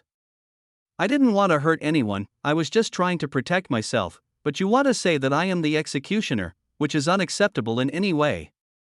He still had a gentle smile on his face, but his tone was a little colder. This is indeed a reasonable and well-reasoned statement. Zhuang Linlin is stuck there, unable to move forward or backward. She also felt a little strange. Yi Yu's reaction when he saw her was too abnormal, as if he was very familiar with her, which made her feel a little uncomfortable. She thought that this young knight with a great hatred and superb martial arts skills should at least be vigilant and arrogant. How could he be so excited to see her like Yi Yu and even call her Linlin directly? Yi Yu didn't realize that he had already left a bad impression on Zhuang Linlin at the first sight. When he saw that Zhuang Linlin was silent, he thought his words had worked, so he stepped forward and grabbed Zhuang Linlin's hand. Linlin, you really understand me the best. I know you have already. Bang! Before he could finish his words, he received a slap on the face. You lecher! You have no shame. Zhuang Linlin shook off his hand, ran to the door and hid behind a person who had just come in. Yi Yu looked over. Wasn't this the Bai Changqing he was looking for? Changqing had no habit of being the heroine's right hand, so he just turned sideways and moved aside. You guys continue chatting. He extended his hand as a gesture of invitation and sat down with Zhuang Linlin. Yi Yu. The reason why Yi Yu was rather impertinent towards Zhuang Linlin was because in his previous life, Zhuang Linlin told him that she had been paying attention to him for a long time and regarded him as an idol in the martial arts world. This time, facing Changqing, he was still relatively cautious. He walked over with a brotherly smile on his face. can I talk to you alone? He pointed to the room upstairs. Changqing nodded. He wanted to see what kind of medicine Yi Yu was selling. I'm Yi Yu, you're also reborn, right? Yi Yu asked as soon as the two entered the room. His tone was confident, as if he already knew everything. Yi Yu? Changqing's face suddenly became extremely angry. He gritted his teeth and pronounced the name. He stretched out his hand and grabbed Yi Yu's collar, staring at him intently. Do you know that your mother couldn't sleep all night because of revenge and was in great pain? How dare you come to Tianshan Pavilion to have fun? His voice was filled with anger and disappointment, just like he was teaching his mother a lesson for his unfilial brother. Yi Yu was confused. Isn't this the line I prepared? How come I said it and it seems so reasonable? However, he is a reborn person after all, so his reaction speed is still there. His face was sad, and his eyes were red. I feel very sad that I have not been able to fulfill my filial duties to my mother in these years. My mother has had a difficult time these years. Fortunately, you are with her. I want to thank you. As he said this, he bowed to express his gratitude. Wow, Yi Yu is also a talented actor. Just act. Who's afraid of who? Chapter 80, The World of Martial Arts, Revenge on a Lonely Enemy, 15. At that moment, Changqing quickly reached out to support him. Why should we be so polite? I am a few months older than you. If you don't mind, just call me brother. However, he changed his tone. I have already given the list of enemies to Mother. I believe it is in your hands now, right? Although I am not a member of the Yi family and cannot do it myself, it is my duty to collect these lists to help Mother relieve her worries. Yi Yu was frowning. You have already said everything. What else can I say? He came to Changqing just because he didn't want to kill anyone or seek revenge, not to listen to any bloodline theory. What are you talking about collecting lists? You are also a reborn person, you can write these lists based on memory. It's so infuriating. Changqing saw that he looked unhappy and pursued him. Yi Yu, you are not trying to escape your responsibility as a descendant of the Yi family. You will make your mother sad. Changqing showed a look of disapproval on his face, as if to say that you are really ignorant and still make your mother sad at such an old age. Seeing that Changqing kept talking about the Yi family and had no intention of taking up the matter, Yi Yu couldn't help but feel anxious. Brother. He recalled his previous life and they really didn't know who was older and who was younger, and they had never called each other brothers, but now the situation is urgent and he doesn't want to argue about seniority, so the call of big brother is quite sincere. Your mother raised you, and you have the heart to watch her suffer? I have followed my master since I was young, and the sword I learned is not the sword of revenge.